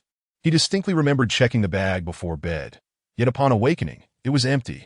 Just as he was lost in thought, his fingers brushed against a slip of paper on the ground beneath the wardrobe. He quickly retrieved it, only to find a message scrawled across it. Ill-gotten gains. Taken in the name of justice. No need for thanks. To his astonishment, the note was signed by the thief, One Branch Plum's father. One Branch Plum's father? Zhang Tianba had never heard such a peculiar name. Who could this One Branch Plum's father possibly be? Qingyou village, situated in the mountains, was nearly isolated from the outside world, rarely seeing visitors, and it had been years since a theft had occurred. Zhang Tianba could ascertain that whoever had stolen his 30,000 yuan, while also playing tricks with the name the thief, must be a villager. Rapidly, he began to mentally sift through the faces of the villagers, narrowing it down to a few suspects. Zhang Lizi, Zhang Guangli, Wang Ergu, and that fool Jiang Xiaowu. Zhang Tianba was taken aback at himself for including the fool in his list of suspects, finding it absurd, and promptly crossed Jiang Xiaowu off the list. Who could it be? Zhang Tianba's first thought was to report the theft. He had a good rapport with Officer Tong from the town's police station. Officer Tong was responsible for maintaining order in Qingyou village, visiting every 10 to 15 days. The journey from the town was arduous, taking until noon to arrive, and he always had a meal at the village chief's house, establishing a certain camaraderie in the process. 30,000 yuan was not a small sum. If caught, the thief would certainly face imprisonment. But as Zhang Tianba considered calling Officer Tong, his gaze fell upon the phrase ill-gotten gains on the note, causing his fingers to freeze. Indeed, this was ill-gotten wealth. What if Officer Tong pursued the matter further? He might not only fail to catch the thief, but could also find himself locked away. Grave robbing was a serious crime. Even if he was merely an accomplice, he could still face severe consequences. Ultimately, Zhang Tianba abandoned the idea of reporting the crime and decided to investigate the matter himself. "Cursed thief! How dare you steal from me, Zhang Tianba? If I catch you, I will flay your skin." That day, Jiang Xiaowu was playing at the village entrance. In front of the grove at the village's edge flowed a crystal-clear stream, over 2 meters wide, fed by spring water from the mountains. As the saying goes, in clear water, there are no fish, yet life is full of exceptions. This pristine stream was home to fish swimming about, albeit only tiny finger-length chuantiao. Today, Jiang Xiaowu and his 8 great warriors were busy fishing in the clear water, hoping to catch hundreds of them for frying that evening, crispy, fragrant, and utterly delightful. As Jiang Xiaowu led a group of spirited youths, frolicking in a shallow creek with a depth of no more than 10 centimeters, catching fish and splashing water in sheer delight, a sudden plop echoed, as though a heavy object had been cast into the water. Instantly, they were drenched, the creek water splattering all over them, leaving many of the boys thoroughly soaked. "Who is it? Which shameless scoundrel has the audacity to throw stones into the water?" Zhang Dongzi exclaimed, wiping the moisture from his face with his sleeve. Dongzi, who are you calling shameless? Are you feeling a bit too cheeky, perhaps hoping that your Uncle Donglai will give you a good thrashing to quell your itch?" A flamboyant voice rang out from the riverbank. Indeed, this voice could only be described as flamboyant. Upon hearing it, Zhang Dongzi was left utterly stupefied, and the other members of the 8 great warriors, who had been cursing moments before, fell silent in fear. They all ceased their fishing activities and instinctively gathered behind Jiang Xiaowu, resembling frightened young beasts seeking the protection of their elder. Upon hearing that flamboyant voice, Jiang Xiaowu looked up and was met with a face even more flamboyant than the voice itself. Standing by the creek was a young man, approximately 35 years of age, clad in a gray trench coat and tight black leather pants. Such a get-up, one would think, could captivate attention not just in the remote Qingyo village, but even on the bustling streets of a metropolis, exuding an aura of fashion-forwardness and undeniable flamboyance. Even more striking was his elongated visage, longer than that of a horse's, marking Jiang Xiaowu's first encounter with such an extraordinary face in his life. Adorning this horse face were a pair of dark sunglasses, and his hair was slicked back impeccably. Not a single strand moved even as a breeze swept by, suggesting the use of something stronger than ordinary gel, perhaps mousse. "Xiaowu he is the village chief's brother-in-law, Zhuidonglai," Zhang Dongzi whispered timidly. "Oh ho, you little rascals have found a patron, have you? Dongzi, you've grown some wings and dare to insult me? Seeking death, are you?" proclaimed the flamboyant man, Zhuidonglai. "Hey, who are you? You certainly don't belong to Qingyo village. I've never seen you before." Zhuidonglai questioned Jiang Xiaowu, who stood in the creek, his hands on his hips. Though he was not a native of Qingyo village, his sister had married into the village nearly 30 years ago, and he had been visiting since childhood, residing with his brother-in-law, Zhang Tianba. His familiarity with Qingyo village was comparable to that of any local villager. Furthermore, as the brother-in-law of the village chief, he never regarded himself as an outsider. While observing Jiang Xiaowu was equally scrutinizing him. Bonpoux, avant-garde, flamboyant. These were the initial impressions Jiang Xiaowu formed. However, his gaze inadvertently wandered downwards, lingering around the man's feet and between his legs. This was unavoidable, as he was an ardent fan of Gulong, and the mention of Zhuidonglai's name inevitably conjured thoughts of the man's disability. "Hey, where are you looking?"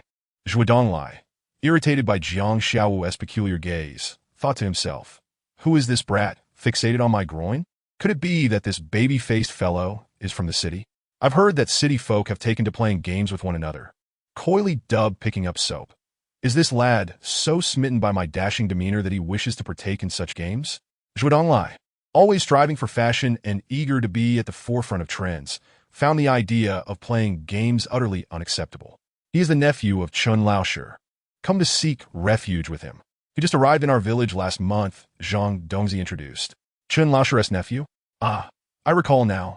Chun Laoshi often mentions a nephew, Jiang Xiaowu, who was abducted by traffickers. So it's true. Were you truly taken by traffickers? How did you escape? And how did you end up in Qingyo village? Zhuidonglai inquired, as half-owner of Qingyo village and the uncle of the village chief. He felt both the right and duty to uncover the truth behind this matter. Ha ha ha. What he received in return was merely a series of silly chuckles. Zhuge Donglai focused intently and noticed that the tall figure standing in the creek was gazing up at him with a foolish grin. Just one glance was enough for Zhuge Donglai to deduce that Jiang Xiaowu was indeed a simpleton. So, he is a dimwit. How unfortunate, Zhuge Donglai muttered, feeling that encountering a fool upon entering the village was rather inauspicious. Zhuge Donglai held himself to the standards of city folk, demanding fashionable attire and eloquence. Hence he refrained from labeling fools as such, opting instead for the term dimwits, which he felt was more stylish, more trendy, and more in line with urban sophistication, contrasting with the antiquated connotation of fool. With a swift motion, Zhuge Donglai picked up a large stone and hurled it into the creek, sending water splashing everywhere, soaking Jiang Xiaowu, Zhang Dongzi, and the other 8 great warriors from head to toe, their clothes rendered utterly drenched, devoid of even a small patch of dryness. Fishing? Huh. You all look more like the fish in the water. Zhuge Donglai laughed heartily as he circumvented the creek and proceeded towards the village. How infuriating! Zhang Dongzi seethed through gritted teeth. His gaze shifted to Jiang Xiaowu's face. At that moment, where was the trace of foolishness that Jiang Xiaowu had previously displayed? Zhang Dongzi was perplexed as to why Xiao would feigned ignorance earlier. Hadn't he declared that he would teach Zhuge Donglai a lesson upon his return to the village? Was it all mere bravado? In Zhang Dongzi's eyes, Xiao Wu was an omnipotent, formidable deity, far superior to both his father and teachers. Yet at this moment, for the first time in his life, Zhang Dongzi harbored a flicker of doubt about Jiang Xiaowu. Not just Zhang Dongzi, but the other boys, both older and younger, secretly speculated that Xiao Wu was afraid of Zhuge Donglai. Hence the deliberate ruse of acting foolish. The sensitive and fragile nerves of these children, their inner thoughts, and the murmurs only they could hear, did not escape Jiang Xiaowu's discerning gaze. You all think that I am afraid of Zhuge Donglai and am therefore feigning ignorance. The words I spoke earlier about teaching him a lesson were all just hot air, right? Dongzi, is that what you think? Jiang Xiaowu asked with a chuckle. The boys all lowered their heads in silence, and Zhang Dongzi, biting his lip, resolutely stated, Xiao Wu I was thinking that way. Sorry. Jiang Xiaowu laughed heartily and embraced Zhang Dongzi tightly, saying, what is there to apologize for? If I were in your shoes, I would think the same. However, you must trust Xiao Wu. A person as ruthless and detestable as him cannot be dealt with through mere punishment. I have a far superior plan to tackle him. Zhuge Donglai has come to the village to seek out his brother-in-law, the village chief, and he is surely up to no good.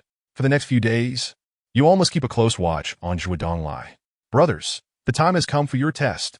Though Jiang Xiaowu's age could suffice for him to be the father of several boys aged 7 or 8 in the countryside, he chose to address them as brothers. To serve the people, the 8 great warriors echoed in unison, some voices still high-pitched and particularly endearing. Good brothers, Jiang Xiaowu responded. Where are the 800 white robes? Jiang Xiaowu inquired. The boys, their chests pounding vigorously, declared, the blood still flows. Jiang Xiaowu nodded appreciatively, quite satisfied with the lines he had crafted. I hereby announce that we are entering a state of readiness. According to our previous drills, the 8 of us will be divided into 4 teams, rotating shifts from morning till night to surveil Zhuge Donglai and village chief Zhang Tianba. Remember, do not let them discover you. Any sign of movement, report back to me immediately. Is that understood? Jiang Xiaowu commanded. Rest assured, we shall accomplish the task. The 8 boys replied with solemn expressions, their serious demeanor juxtaposed against their youthful faces, creating an odd spectacle. All right, hurry home to change your clothes, then we shall commence our actions. Jiang Xiaowu was the first to disembark, lifting each boy one by one and urging them to return home to change their drenched garments before proceeding with their covert surveillance. Xiaoge, I figured it out. You were deliberately feigning ignorance in front of Zhuge Donglai, refraining from teaching him a lesson, all to adopt the strategy of playing the fool to catch the tiger, right? The last to prepare to leave, Zhang Dongzi, suddenly inquired. Jiang Xiaowu was taken aback, not expecting his secret to be uncovered by a boy of merely 10 years. Dongzi, you certainly understand more than I anticipated, Jiang Xiaowu remarked, clicking his tongue. Yeah, Xiaoyu. This is all due to your excellent guidance. I remember you once said that the best way to deal with those who show off is to outdo them in arrogance, using the clever tactic of playing the fool to catch the tiger to deliver a resounding slap in the face. Dongzi recounted Jiang Xiaowu's earlier teaching word for word. Chapter 015. A tree. Jiang Xiaowu was both amused and exasperated. Had he known Dongzi had such a good memory, he would have refrained from uttering such nonsense. Indeed, I do plan to employ this tactic against Zhuo Donglai, but you must absolutely keep this confidential. This playing the fool to catch the tiger strategy is my ace in the hole. My ultimate technique, and it must not be revealed to anyone. Understood? Jiang Xiaowu coaxed. Zhang Dongzi nodded vigorously, earnestly stating, Xiaogu, rest assured. I vow to keep it a secret. Xiaogu, I implore you to be more ostentatious than Zhuo Donglai. Pfft. Jiang Xiaowu nearly spat blood. Zhang Dongzi was utterly oblivious to the true meaning of showing off. In his understanding, it equated to being impressive, synonymous with strength. His urging for Jiang Xiaowu to outshine Zhuo Donglai merely expressed his desire for Jiang Xiaowu to surpass Zhuo Donglai's prowess, entirely unaware that showing off carried a derogatory connotation. Yes, Dongzi. Rest assured, I shall indeed put on a grand display, striving to become the sovereign of ostentation, playing the fool to catch the tiger, and delivering a resounding slap to Zhuo Donglai's face. Jiang Xiaowu declared, steeling himself. Yes, Xiaogu is the most formidable. You must exhibit your prowess to the fullest, bringing Zhuo Donglai to his knees. After receiving an affirmative response, Zhang Dongzi couldn't help but offer a few more words of encouragement before departing in high spirits, leaving Jiang Xiaowu in a state of bewilderment. To ostentatiously bring Zhuo Donglai to his knees? This task was indeed exceedingly formidable. On this day, the boys of Qingyou village paired off in twos, taking turns to keep a watchful eye on the village chief's residence, monitoring Zhuo Donglai's every move. Even during meal times, they alternated their eating, ensuring there was never a vacuum period in their surveillance. In front of the village chief's house stood a tree, where Dongzi hid, while a partner lay in ambush behind the house. Crouched beneath a window to eavesdrop, Zhang Tianba and Zhuo Donglai could never have imagined that a meticulously woven net was being cast over them. Their every action scrutinized and listened to by a group of children, who then relayed detailed reports to Jiang Xiaowu. By evening, Jiang Xiaowu received a highly significant piece of information. Zhang Dongzi led a boy named Maotu to Chen Laosher's home to report to Jiang Xiaowu. Maotu had been hiding behind the village chief's house, eavesdropping on a conversation between Zhuo Donglai and Zhang Tianba. It turned out that Zhuo Donglai had come to the village for a tree, one so robust that it required 3 men to encircle it. Allegedly, it had been growing for several hundred years, planted during the late Ming or early Qing dynasty. Jiang Xiaowu was certainly familiar with this tree. It was indeed thick and towering, but it had always been there, a familiar sight for every household, so it had become commonplace and unremarkable. With trees abundant in the mountains, such things were regarded as the most useless objects, yielding no fruit to exchange for money and blocking sunlight. This tree was merely thicker and taller than the others, and no one paid it any heed. While the villagers overlooked it, Zhuo Donglai had set his sights on it. Over a month prior, he had stealthily entered the village with an expert who understood such matters to assess the tree. Brother-in-law, our chance to strike it rich has finally arrived. Do you know what kind of tree that largest tree in our village is? Zhuo Donglai asked Zhang Tianba with an excited expression. What kind? Zhang Tianba replied. A few years ago, the forestry expert from the county came to take a look and said it was a large pine tree. The county's forestry expert is nothing to write home about. Do you remember that old man I brought last time? Despite his bald head, he is a true expert, a professor from a forestry university. To be honest, this tree is not a pine tree, but a golden silk nanmu. Zhuo Donglai's eyes gleamed with greed. Brother-in-law, do you know the market price for golden silk nanmu? Let me tell you, that tree in our village could fetch this price. Zhuo Donglai extended his left hand, making an okay gesture. 30,000? Zhang Tianba inquired. Zhuo Donglai internally scoffed at the rustic na-vet of his brother-in-law, who remained a simpleton even after becoming the village chief. No, not that. Zhuo Donglai shook his head. 300,000? Zhang Tianba was visibly moved. 300,000 was still a staggering sum for him, even as the village chief, and despite the extra income from grave digging. Brother-in-law, it's not that I'm criticizing you, but you should get out more, travel, see the big cities, or else you'll become a frog in a well. Zhuo Donglai shook his head, seemingly disappointed by his brother-in-law's superficiality. Is it not 300,000? Then it must be 3 million? Zhang Tianba was stunned, beads of sweat forming on his forehead. He could hardly believe, let alone imagine, that a tree which no one in the village cared for could be worth 3 million. 3 million? How much would he get? Even 1% would be 30,000. No. This time he needed to find a way to secure more benefits to compensate for the lost 30,000. Zhang Tianba feigned difficulty, saying Donglai. That tree is the symbol of Qingyo village, having stood for hundreds of years, passed down through generations, and as the village chief, how can I? Zhou Donglai sneered. You want 30,000? You let them excavate the Zhang family's ancestral grave, and now you pretend to have the demeanor of a village chief? Who are you trying to fool? You just want a little more reward. Dante you? Zhou Donglai was crystal clear about Zhang Tianba's insincerity and, growing impatient, waved his hand dismissively, stating, brother-in-law, enough with the theatrics. Let me be frank. I've had experts assess the tree, and I've already contacted buyers. This tree is worth not 3 million, but 30 million. 30 million. Zhang Tianba collapsed to the ground, his legs turning to jelly, feeling more exhausted than after fighting with the widow for 300 rounds. He attempted to stand several times, but failed to rise. Zhou Donglai made no effort to assist him, looking down at Zhang Tianba as he sat on the cement ground, saying, Last time I offered you 30,000 as a reward. This time it's different. Brother-in-law, the buyer has agreed that if this matter is successfully handled, we will receive this amount. My brother-in-law is not heartless. When the time comes, we will split it 50-50. Zhou Donglai extended his hand flamboyantly, fingers splayed. 50,000? Zhang Tianba steeled himself to utter this astronomical figure. Brother-in-law, you've grown timid again. 50,000 is nothing. If this matter goes through, the buyer will reward us 500,000, and we will each get 250,000. How does that sound? Zhou Donglai proposed. 250,000? Zhang Tianba's eyes rolled back, becoming lifeless fish eyes, and he fainted from the sheer shock. Chapter 016. The hypocritical rustic Zhou Donglai hurriedly approached, pinching Zhang Tianba's acupoints for what felt like an eternity before the latter finally stirred back to consciousness. Donglai, you mustn't deceive me. If this matter is resolved, will I truly receive 250,000? Zhang Tianba inquired with urgency. Although the termer by Wu is rather unflattering and inauspicious, he remained unconcerned. With such a fortune at his disposal, what harm could there be in playing the fool for once? He was acutely aware that his brother-in-law was inherently unscrupulous. When he claimed that the tree was worth 30 million, it was certain to be worth even more.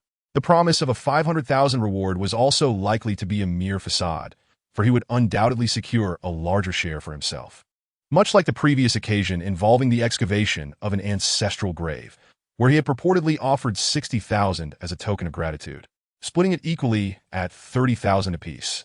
Later, Zhang Tianba discovered that those tomb raiders had given Zhou Donglai 200,000, retaining a hefty 170,000 for himself, leaving Zhang Tianba with a mere 30,000.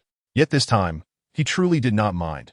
Even if the buyer agreed to pay Zhou Donglai 10 million, he was indifferent to the loss of over 200,000, enough for him to live extravagantly for a lifetime.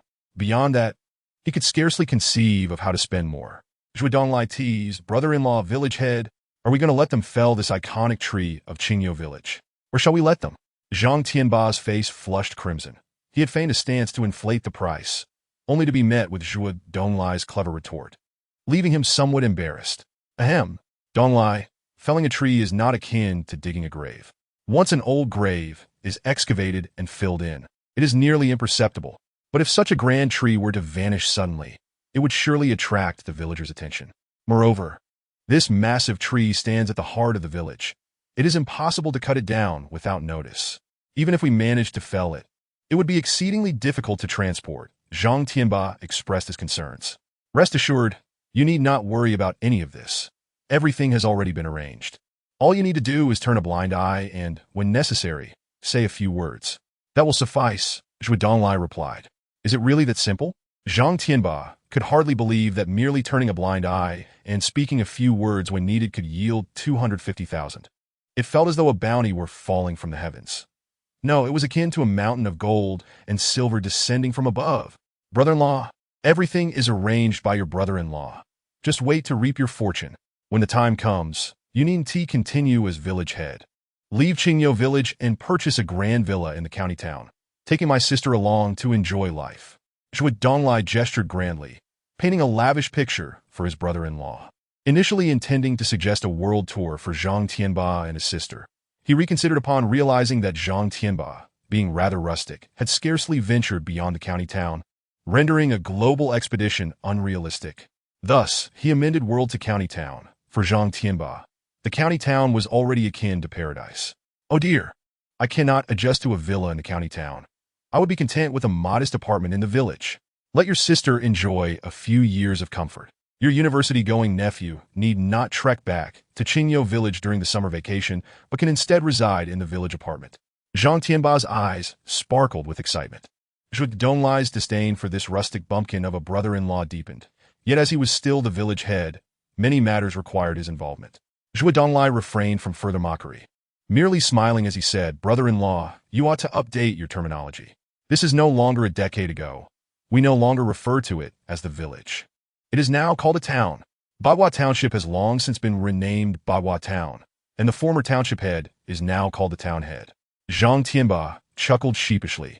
"In my youth, we referred to it as the commune. It has only been a few years since we switched to town, and I find it hard to adapt." Zhuge Donglai inwardly cursed the old bumpkin again, remarking, "It matters little.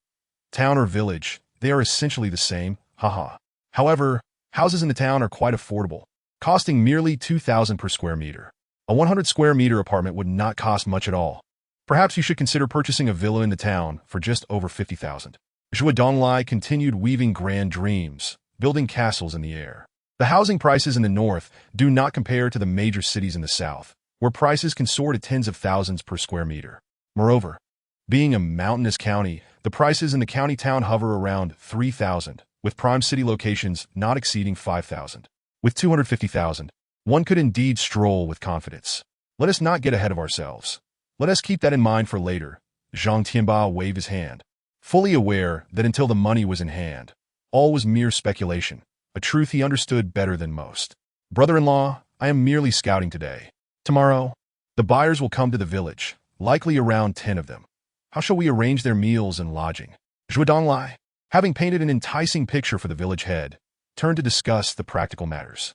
Zhang Tianba, having been captivated by Zhuge Donglai's fanciful visions, was oblivious to the fact that he was drinking poison to quench his thirst, filled with an invigorated spirit. "Let us have the meals at my home. As for lodging, that vacant old Zhang residence, with its expansive courtyard and numerous empty rooms, can easily accommodate a dozen people," Zhang Tianba declared. "That old residence? Wasn't it rumored to be haunted a few years back?" Zhuge Donglai replied. He was well versed in every detail of Qingyo village. The old residence's brother-in-law referred to was, in fact, an ancient house built in the late Qing dynasty, originally an ancestral hall for the Zhang family.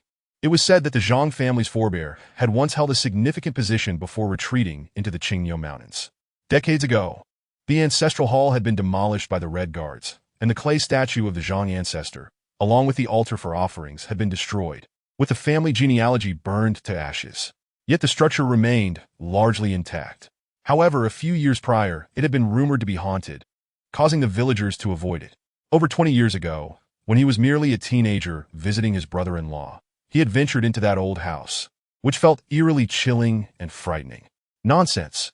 Do you truly believe the ramblings of Zhang Lizi and Deshatsi? Ghostly figures and eerie sounds? That night, the wind was fierce, causing the branches to sway wildly. They must have misinterpreted what they saw. Donglai, it's not that I'm criticizing you, but you've frequented the county town and seen much of the world. Why do you cling to such superstitions? We must break the old customs and eliminate feudal superstitions. Even I, as an old farmer, understand this. Why do you not? Zhang Tianba seized the opportunity to enlighten Zhuge Donglai, unwilling to let it slip by. Zhuge Donglai silently cursed the old fox, still harboring trepidation towards the village's ancient residents, his expression betraying uncertainty. Zhang Tianba perceived his brother-in-law's thoughts and chuckled, saying, "Donglai, when the time comes, you should stay at my home.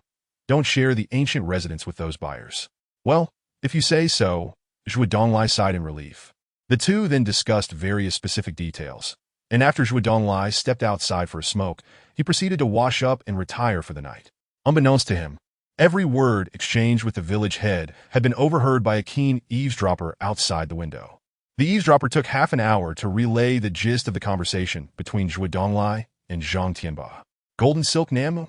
Zhang Xiao was taken aback. The tree, with its cracked bark and imposing stature, seemed unremarkable at first glance. Yet it turned out to be the fabled golden silk Nanmu.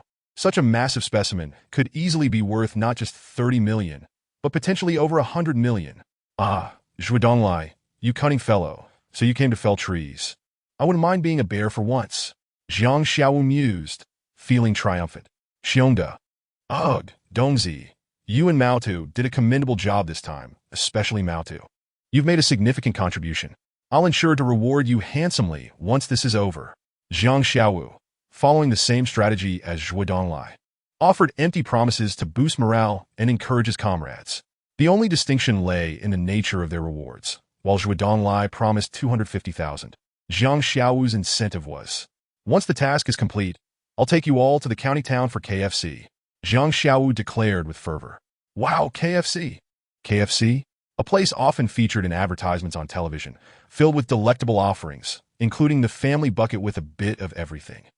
What could it possibly taste like? Zhang Dongzi drooled at the thought. Indeed, I have also seen advertisements on television for sizzling steaks and pizzas. Even Mao Tu couldn't help but salivate, leaving a large wet patch on the ground. That was Pizza Hut. Jiang Xiaowu scratched his head, feeling a twinge of sympathy for these two children from the mountains. While city kids are cautioned that fast food chains like KFC are unhealthy and should be consumed sparingly, these mountain children have never even tasted what junk food is like. Chapter 017. The adventurers the following day. The morning sun cascaded into the valley, the dewdrops still glistening and bursting forth on the grass blades, resembling tiny, transparent crystal spheres. A new day had dawned in Qingyo village. Early in the morning, guests arrived in the village, and not just one or two, but 11. To be precise, there were 10 men and 1 woman. All were clad in military camouflage, carrying backpacks, aged between 20 and 40. They referred to themselves as adventurers, having trekked from far and wide to reach this place, intending to cross several mountains ahead to venture even further. However, the only female member of the group fell ill, making it impossible for her to continue, thus necessitating a few days of rest in Qingyo village. Upon entering Qingyo village, they sought out the village chief, who, without hesitation, agreed to let them stay for a few days. Zhang Tianba, the chief, had never been so accommodating before, and curiously, he had never been an early riser. Yet that morning, just as dawn broke, he stood at the village entrance, wrapped in a sheepskin coat, smoking a cigarette, as if he had anticipated the arrival of guests. The usually frugal village chief surprisingly allowed these 10 men and 1 woman to dine at his home for all 3 meals, bearing the entire cost himself. Without touching a single cent of public funds, the villagers of Qingyo looked upon Zhang Tianba with newfound respect, realizing that despite his usual stinginess, he could be remarkably generous in front of outsiders, preferring to sacrifice his own interests rather than bring shame to the village. With the issue of meals resolved, accommodations posed a challenge. 11 individuals, including a young and beautiful woman, would find it difficult to secure enough spare rooms in anyone's home. However, the village chief proved resourceful. He arranged for them to stay in the long-abandoned Zhang family mansion. Although it had been neglected for years, the structure was intact and merely required a thorough cleaning before it could be inhabited. As Jiang Xiaowu observed these camouflaged adventurers, he suspected their true identity as the buyers mentioned by Zhuo Donglai, though he was taken aback by the sheer number of them and their disguise as so-called adventurers. Watching the antics of Zhuo Donglai and Zhang Tianba, this peculiar duo of brother-in-law and brother-in-law, Jiang Xiaowu felt a surge of anger. What kind of village chief was this? Not only was he cavorting with a widow, but in his pursuit of ill-gotten gains, he had previously attracted grave robbers and now timber thieves, nearly exhausting the ancestral treasures left behind by their forebears. Once the dilapidated mansion, formerly the Zhang family ancestral hall, was cleaned, the group of adventurers entered, each carrying a large backpack. Brother Xiaowu, what is an adventurer? Zhang Xiaobei, hearing the unfamiliar term for the first time, couldn't help but ask out of curiosity. Fool! How can you not know what an adventurer is? How will you accompany Brother Xiaowu in exploring the world and competing for supremacy in the future? Zhang Dongzi, the eldest among the 8 great kings, replied with an air of authority. Jiang Xiaowu was rendered speechless. When had he ever mentioned taking them on such grand adventures? Where had Zhang Dongzi learned such pretentious terminology? Listen carefully. I shall only say this once. An adventurer is simply a friend as stubborn as a donkey. Haven't you heard of swine friends and canine companions? Adventurers are akin to swine friends and canine companions. Swine, dogs, and donkeys are all livestock brute beasts. Zhang Dongzi explained in a tone reminiscent of a teacher addressing students. Cough, cough, cough. Jiang Xiaowu found himself coughing profusely. as he had never encountered such an absurd explanation before. Adventurers or tourples is a homophone for traveling friends, referring to enthusiasts of outdoor activities and self-guided travel. Who would have thought that in Zhang Dongzi's mouth, adventure equated to swine friends? It was truly laughable. If the vast community of adventurers were to hear this, they would surely be infuriated. Ha ha! Dongzi, you were the clever one. Zhang Xiaowu laughed until his stomach hurt, wiping away tears of mirth and playfully scolding him. Thus, this group of adventurers temporarily settled in Qingyou village. Dongzi, you and Xiao Bei are the brightest. From now on, you will monitor the old mansion, Zhang Xiaowu instructed. He expected them to accept the task eagerly, but to his surprise, Dongzi and Xiao Bei wore looks of despair. What's wrong? Zhang Xiaowu inquired, puzzled.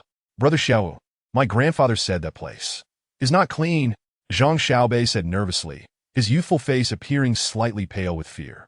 Indeed, the old mansion is haunted. It's terrifying. Brother Xiaowu, you can assign us any task. Just don't send us to that eerie old mansion, okay? Zhang Dongzi trembled as he echoed, his voice laced with fear and pleading. Zhang Xiaowu understood that among the children, Zhang Dongzi was the boldest, and if he was frightened, the remaining 7 great kings would surely be even more apprehensive. Given this, why trouble them further? Very well, you shall continue to monitor the village chief's home. Keep a close watch on all the movements of village chief Zhang Tianba and his brother-in-law Zhuo Donglai. Yes, Zhang Dongzi and Zhang Xiaobei stood at attention, their expressions resolute, resembling young scouts ready for duty. As Zhang Xiaowu directed the children to keep an eye on the village chief's household, he decided to personally monitor the ancestral hall, since the children were unwilling to venture there. Among the 11 individuals, the only woman was a young girl, around 20 years old, with a complexion that radiated a healthy, sun-kissed hue, a delightful blend of bronze and coffee tones. Previously, Zhang Xiaowu had adhered to the belief that a fair complexion conceals all flaws. But upon catching a glimpse of this woman from afar, he overturned his creed, convinced that there truly existed beauty in darkness. Her tall and athletic figure, paired with her exquisite features, exuded an untamed wildness, akin to a mother leopard poised to pounce, waiting for a man to tame or conquer her, or to be hunted herself. After a mere glance, Zhang Xiaowu concluded that this fierce, leopard-like woman was in perfect health. The moment she entered the old mansion, she abandoned her stretcher, her pallor vanished, and she appeared vibrant and full of life, affirming Zhang Xiaowu's judgment. Choosing to observe discreetly from a distance, Zhang Xiaowu refrained from approaching too closely, having discerned that among this group, several were desperate individuals with fierce, bloodthirsty gazes, oozing an unmistakable aura of the underworld. Additionally, the Black Pearl woman moved with a lightness, seemingly always on guard, only she appeared to sense something amiss, standing at the entrance of the mansion, casting wary glances at a low, broken wall 1,000 meters away, filled with both caution and confusion. A few times, she attempted to approach the wall, only to be called back by a man in his 40s. Behind that broken wall lay Zhang Xiaowu's hiding place. This woman must be a formidable individual, and with her innate sixth sense, she seemed to have sensed the presence of his watchful gaze. Chapter 018. Black Pearl. This woman must possess extraordinary skills, and coupled with a woman's inherent intuition, she appeared to have a vague awareness of the scrutinizing gaze upon her. Zhang Xiaowu could no longer afford to be careless. Knowing that these individuals were not to be trifled with, he had yet to avenge the betrayal by the mercenary group, and with Xiao Xue's whereabouts still unknown, he could not afford to falter. Among the reckless individuals exuding an air of danger, the woman known as Black Pearl captured Zhang Xiaowu's attention most, particularly the middle-aged man who repeatedly called out to her, urging her not to wander off. He appeared to be around 40 years old, with long hair that obscured much of his face, and his gaze was as sharp as a knife. This man was undoubtedly the leader of these individuals, their chief. Among the remaining 5 or 6 men, dressed as hikers, were likely ordinary lumberjacks accompanying Guang Tuqiang. Zhang Xiaowu observed from behind the crumbling wall for a moment before quietly departing, unwilling to draw near during the day, as it would make him easily detectable and risk alarming the snakes in the grass. Jinju, quickly lie down on the bed. If the villagers see you full of life, they will become suspicious, the long-haired man said. The woman's name was Jinju, and she lived up to her name, shining like a radiant black pearl. Jinju pouted and, in a playful tone, replied, Brother Dao, you know I'm lively and can't pretend to be sick lying in bed all day. That would be tantamount to asking for my demise. Jinju, this is not the time for frivolity. Hurry and lie down. Brother Dao seemed somewhat irritated. All right, Brother Dao, you're too fierce. Jinju pouted again, feigning innocence. It was evident that before Brother Dao, Jinju was like a mischievous little girl, regarding him as her older brother. Brother Dao, I just felt as if someone was behind that broken wall, Jinju suddenly remarked. Someone? Brother Dao questioned, glancing curiously toward the distant wall before replying. Understood. I will check it out. Jinju nodded and turned to walk back inside the house, just as two rugged men from the underworld brushed past her. On Jinju's delicate face, there was no trace left of her earlier playfulness. She was as cold as ice, holding her head high and avoiding any glance at the two men, striding directly into the ancient residence. Stupid woman, what's she so proud of? One day, I'll strip her of her clothes? One of them muttered angrily, watching Jinju's haughty figure retreat. Shoo, keep it down. This lady is not to be trifled with. Besides, Brother Dao is protective of her. Let us not provoke him. The man beside him advised. Brother Dao stood behind the broken wall, where nothing but a haphazard pile of stones lay, making it clear that no one had set foot here in a long time. Ah, the sixth sense of a woman. Brother Dao shook his head helplessly, turning to leave. In the dead of night, Zhuo Donglai hid behind his brother-in-law Zhang Tianba, trembling as they approached the ancient house. The moment he stepped into the building, a chilling fear enveloped him, causing every pore in his body to prickle. Had it not been for Zhang Tianba's support, he would have collapsed onto the ground. Donglai, how can you be more superstitious than an uneducated old farmer like me? Zhang Tianba teased. As an old farmer, he was not afraid of the mythical creatures of the night. Yet Zhuo Donglai, who usually boasted of his bravado, was now quaking in fear. Zhuo Donglai stammered defensively. You are ignorant and therefore fearless. Of course, there are ghosts in this world. They are the energy forms of the deceased. Have you heard of quantum mechanics? After death, one becomes a quantum state, which is to say a ghost. You wouldn't understand these concepts. It was evident that Zhuo Donglai had likely indulged in shows like soul exploration, despite having barely completed middle school, unable to articulate even the 3 laws of physics. The most he could muster was that forces act reciprocally, a notion he had conjured up after being reprimanded for fighting. Now he was spouting terms like quantum mechanics, which would surely infuriate any physics teacher who heard him. Zhang Tianba, though illiterate, was not foolish. He recognized that his brother-in-law was spouting nonsense, and he smirked dismissively, opting not to expose Zhuo Donglai's lies for the sake of the 250,000. It was only when they glimpsed the light from the inner room that Zhuo Donglai steeled his courage, forcing himself to walk independently, not wanting his brother-in-law to support him. Zhuo Donglai was a man who valued his pride. He would never allow himself to lose face in front of others. He knocked on the door, which was ajar, and gently pushed it open, stepping inside with Zhang Tianba following closely behind. Brother Dao, Zhuo Donglai greeted the long-haired, middle-aged man respectfully. He had only met Brother Dao a few days prior in the office of Manager Wang in town. At first, Zhuo Donglai found Brother Dao quite displeasing, thinking him pretentious as he sat there with a deadpan expression, seemingly indifferent to everyone, as if the world owed him a great debt. Moreover, at his age, soon to be a grandfather, he still sported long, flamboyant hair. What did he think he was, a star or an artist? Zhuo Donglai couldn't shake the feeling that Brother Dao was insufferably pretentious, and it irked him that someone could be more ostentatious than he was. However, upon witnessing even the wealthy manager Wang treating Brother Dao with utmost deference, his tone laced with attempts to curry favor, Zhuo Donglai was left utterly astounded. Manager Wang was the wealthiest in the town, ranking among the top 10 wealthy individuals in the county, with assets in the tens of millions. Perhaps in southern metropolises, such wealth was not extraordinary, but in this northern mountainous county, it was certainly the mark of a super-rich tycoon. Manager Wang was typically domineering, always expecting others to flatter him, so to see him in a position of subservience was shocking. Zhuo Donglai's astute mind quickly grasped the situation. Brother Dao was a figure of significant stature, deserving of respect, and not someone he could afford to offend. Realizing that Brother Dao had the power to flaunt his status, Zhuo Donglai begrudgingly accepted it, addressing him with a warm familiarity, as if he were his own brother. Brother Dao, this is my brother-in-law, Zhang Tianba, the village head of our village, Zhuo Donglai introduced, bowing slightly in respect. Brother Dao sat regally on an old wooden chair, akin to an emperor on a dragon throne. He cast a glance at Zhang Tianba and merely acknowledged him with a non-committal before turning his attention away. Zhuo Donglai chuckled awkwardly, feeling quite embarrassed. He had boasted to his brother-in-law about his connections and influence, claiming he was well-respected, but now his bravado had been thoroughly deflated. Zhang Tianba felt a surge of anger rise within him. What is this? Sitting there like an emperor? I, Zhang Tianba, am the village head of Qingyou village, the local emperor.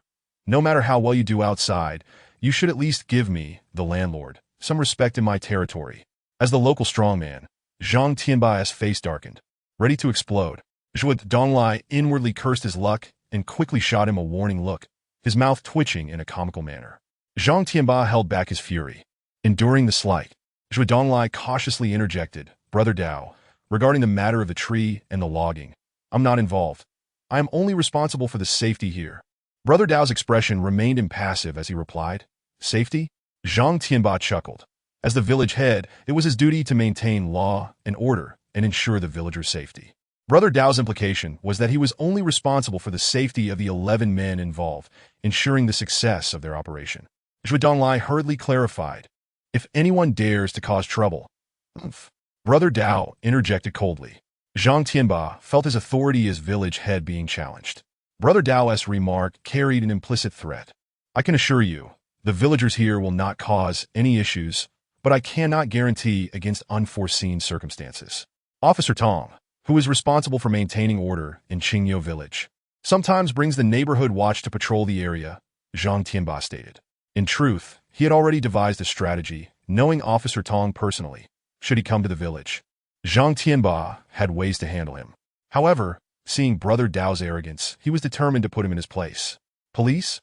Brother Dao suddenly laughed, a chilling smile emerging on his sharp features, sending shivers down Zhuo Donglai's spine, more terrifying than encountering a ghost. Do not speak of mere ordinary police. Even a squad of special forces would find themselves unable to return should they dare to interfere with my affairs. Dao Gu scoffed coldly. Yet, Zhang Tianba, stubborn as a mule, could not ignore the insinuations of Zhuo Donglai, who was gesticulating wildly like a sheep afflicted with madness. Brother, you are inflating your bravado, are you not? Do you truly dare to provoke the police? At that moment, Dao Ji's eyes, obscured by his long hair, suddenly flashed with a chilling light. Zhuo Donglai realized the gravity of the situation. Dao Gu was indeed angered. A person whom even General Wang must treat with utmost respect was undoubtedly a formidable character. If he were to unleash his wrath, it would surely result in rivers of blood. Brother-in-law, you stubborn old miser, how is it that 250,000 cannot silence that foul mouth of yours? Just then, there was a gentle knock on the door, and a man in his mid-30s entered with a smile. Ah, Huang Gong, I've been looking for you. Upon seeing someone enter, Zhuo Donglai felt a wave of relief wash over him, tears nearly spilling from his eyes, more joyful than if he had encountered his long-lost father. This man, named Huang Youfa, was a technician from General Wang's furniture company. Zhuo Donglai addressed him with respect, calling him Huang Gong. Dao Gu and his subordinates were responsible for security, while it was Huang Youfa who truly oversaw the felling of trees and the transportation of lumber out of the mountains. What brings you to Dao Ji's room? Come, let us converse in my room next door, Huang Youfa suggested, sensing the tense atmosphere. Zhuo Donglai cast a grateful glance at Huang Gong, nearly moved to tears. Dao Gu, I apologize for the interruption. Please rest early. Farewell. Zhuo Donglai bowed and gestured, then hurriedly pulled Zhang Tianba away, fleeing as if from a plague. In Huang Youfa, Zhang Tianba finally reclaimed the dignity and respect he had lost in front of Dao Gu. Huang Youfa maintained a constant smile, addressing Zhang Tianba as village chief, which he found quite pleasing. This ancient tree has stood in our village for generations. To chop it down so casually would surely not sit well with the villagers. Zhang Tianba steered the conversation back to the matter at hand. He was more than eager for the substantial sum of over 200,000. He had grown weary of this broken village. He claimed that as long as he could purchase an apartment in town, he would be satisfied. Yet deep down, he longed for a grand villa in the county. If it were to die, however, just hypothetically, what then? A dead tree, a withered stump, could be used for firewood, right? Huang Youfa's smile was both radiant and cunning. Zhuo Donglai immediately grasped Huang Youfa's intent and burst into laughter. Brilliant! Huang Gong, your plan is truly ingenious. When the time comes, I shall pose as a wood-carving artist and purchase this already deceased tree for a few thousand. All it would take is your nod. village chief, and the villagers would receive a windfall, ensuring they not only do not oppose but also express gratitude to you for securing them such unearned benefits. Huang Youfa nodded in agreement, and the three shared a conspiratorial laugh. But how do we ensure this precious golden silk Namu tree meets its end within a matter of days? After a bout of laughter, Zhuo Donglai posed this crucial question. Zhang Tianba replied, "Isn't that simple? Pour scalding hot water over its roots, and it will die within days." For the sake of that substantial reward, Zhang Tianba had put considerable thought into it. However, Huang Youfa shook his head with a smile, dismissing Zhang Tianba's suggestion. While the village chief's method has merit, it also carries drawbacks. For instance, pouring scalding hot water on the roots would cause significant damage, adversely affecting the root carving process and severely harming the quality of the golden silk Namu wood. Consequently, the tree's value would plummet by at least 30%. Huang Youfa explained. He was an expert, having graduated from the prestigious Nandu Forestry University. Prior to joining General Wang's furniture company with a lucrative annual salary of 300,000, he had worked at the Municipal Forestry Bureau. His understanding of plant life surpassed that of the village chief's understanding of widows. Regrettably, for the sake of money, he had strayed from the righteous path, sacrificing his stable government job for a chance at wealth. 300,000 was indeed a top-tier salary in Bagua town, especially considering that someone like Zhang Tianba earned barely over 10,000 annually with bonuses. Over the years, he had caused the demise of countless rare tree species through various means, earning him the unflattering moniker of Bald Chong of Bagua town among his colleagues. Experts truly are remarkable. Listening to Huang Gong is worth a decade of study, Zhuo Donglai flattered.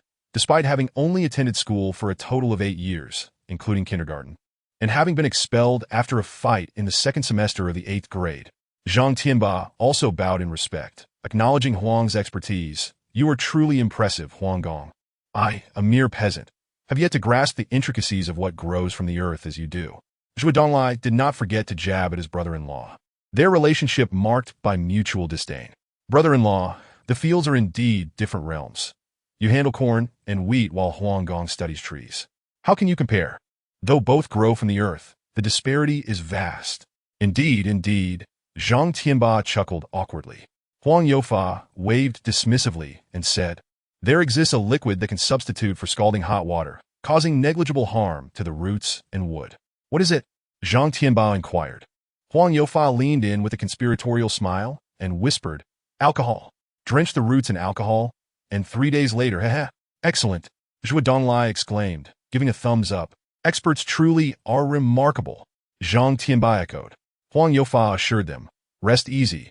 We professionals will handle this matter. You merely need to ensure that the villagers do not interfere." "Who would dare?" Zhang Tianba's expression twisted, and the jovial smile on his face transformed into one of bravado. Typically, he feigned amiability, but now with 250,000 looming before him, he felt compelled to assert his authority as village chief. Truly, he would be a force to reckon with. Whoever dared obstruct his path would become his greatest enemy. His name, given by his parents, was not without significance. Tianba, Tianba, I am the tyrant of Qingyou village. Anyone who dares to cause trouble shall face my wrath. He had brought 2 backpacks filled with potent high-proof liquor. Enough for this golden silk Namu to have its fill? Haha. Huang Youfa glanced at his watch and remarked, "It's getting a bit late. There is still time, so we shall not douse Mr. Tree with alcohol tonight. I will ensure he has a grand time tomorrow evening." After saying this, Huang Youfa chuckled at his own humor, and Zhang Tianba and Zhuo Donglai joined in a few hollow laughs before engaging in idle chatter until they bid farewell. Chapter 20.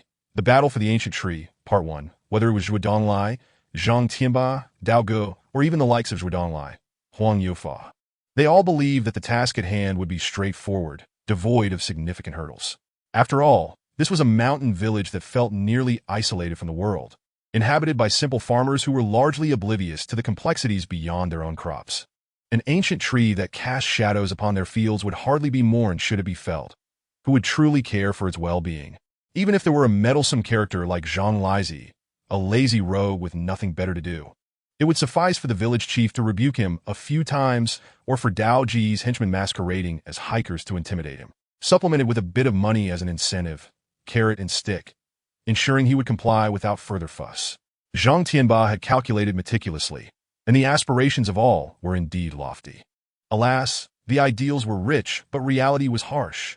Early the next morning, as the hikers emerged from the ancient residence and made their way to the village chief's home for breakfast, they passed the ancient golden silk nama tree, its dark bark and mottled surface concealing a value worth tens of millions, if not over 100 million. They all stood frozen, dumbstruck, as if turned to stone. Amidst the gnarled roots of an ancient tree, at a height of 4 to 5 meters above the ground, a colossal bird's nest unexpectedly emerged from the junction where two massive branches diverged from the trunk. Upon closer inspection, it revealed itself to be a rudimentary treehouse constructed from vines and branches, its roof adorned with straw and chaff. Even more astonishing was the chorus of youthful laughter emanating from within, the innocent giggles resonating for miles around. The treehouse was entirely exposed on all sides, prompting onlookers to step back and gaze upwards, where they beheld 7 or 8 boys, the eldest perhaps 11 or 12 years old, and the youngest merely 7 or 8, frolicking and playing within. They were gathered around a man in his mid-20s, who possessed an inherently cherubic visage, sitting barefoot at the center of the wooden structure, observing the exuberant boys as they scampered about, squinting with delight and wearing an utterly innocent, radiant smile, tinged with a hint of folly. "By heavens, this is outrageous!" Huang Youfa exclaimed, exasperated, as he approached and admonished. "How dare you climb up this tree? And what is this ugly shanty you constructed? Come down at once! We are merely playing on the trees of our own village. What business is it of yours outsiders? Even if we were to fell the tree, it has nothing to do with you," Zhang Dongzi retorted, peeking out from the treehouse with a defiant pout. These words were a direct reflection of what Jiang Xiaowu had instructed him earlier that morning. "You insolent brat!" Huang Youfa seethed, his frustration palpable, yet he found himself impotent to act. As the big boy had rightly pointed out, they were merely fortunate travelers passing through Qingyou village. The villagers had graciously permitted them to stay, and they were hardly in a position to meddle in local affairs. A dozen or so adults stood in a standoff with the 7 or 8 children, their eyes locked in a battle of wills. Several burly men emerged behind Dagger Brother, their gazes fierce and foreboding, with green tattoos faintly visible on their necks. One bore a prominent scar at the corner of his eye, crimson and reminiscent of a bloodied centipede, a sight both alarming and intimidating. These were men of the underworld, seasoned veterans of the streets, having navigated countless trials across bars and entertainment venues, engaging in territorial disputes and brawls. They were seasoned rogues, colloquially known as old sticks in the criminal world. Even the smallest of delinquents would find themselves paralyzed with fear under just a single glance from such hardened men. Before they could advance, Dagger Brothers' piercing gaze halted them in their tracks. "Go summon the one surnamed Zhua and his village head brother-in-law. Quickly," he commanded coldly. Huang Youfa glanced up at the treehouse with a scowl before departing. Jiang Xiaowu understood that he was off to call for reinforcements, the village head.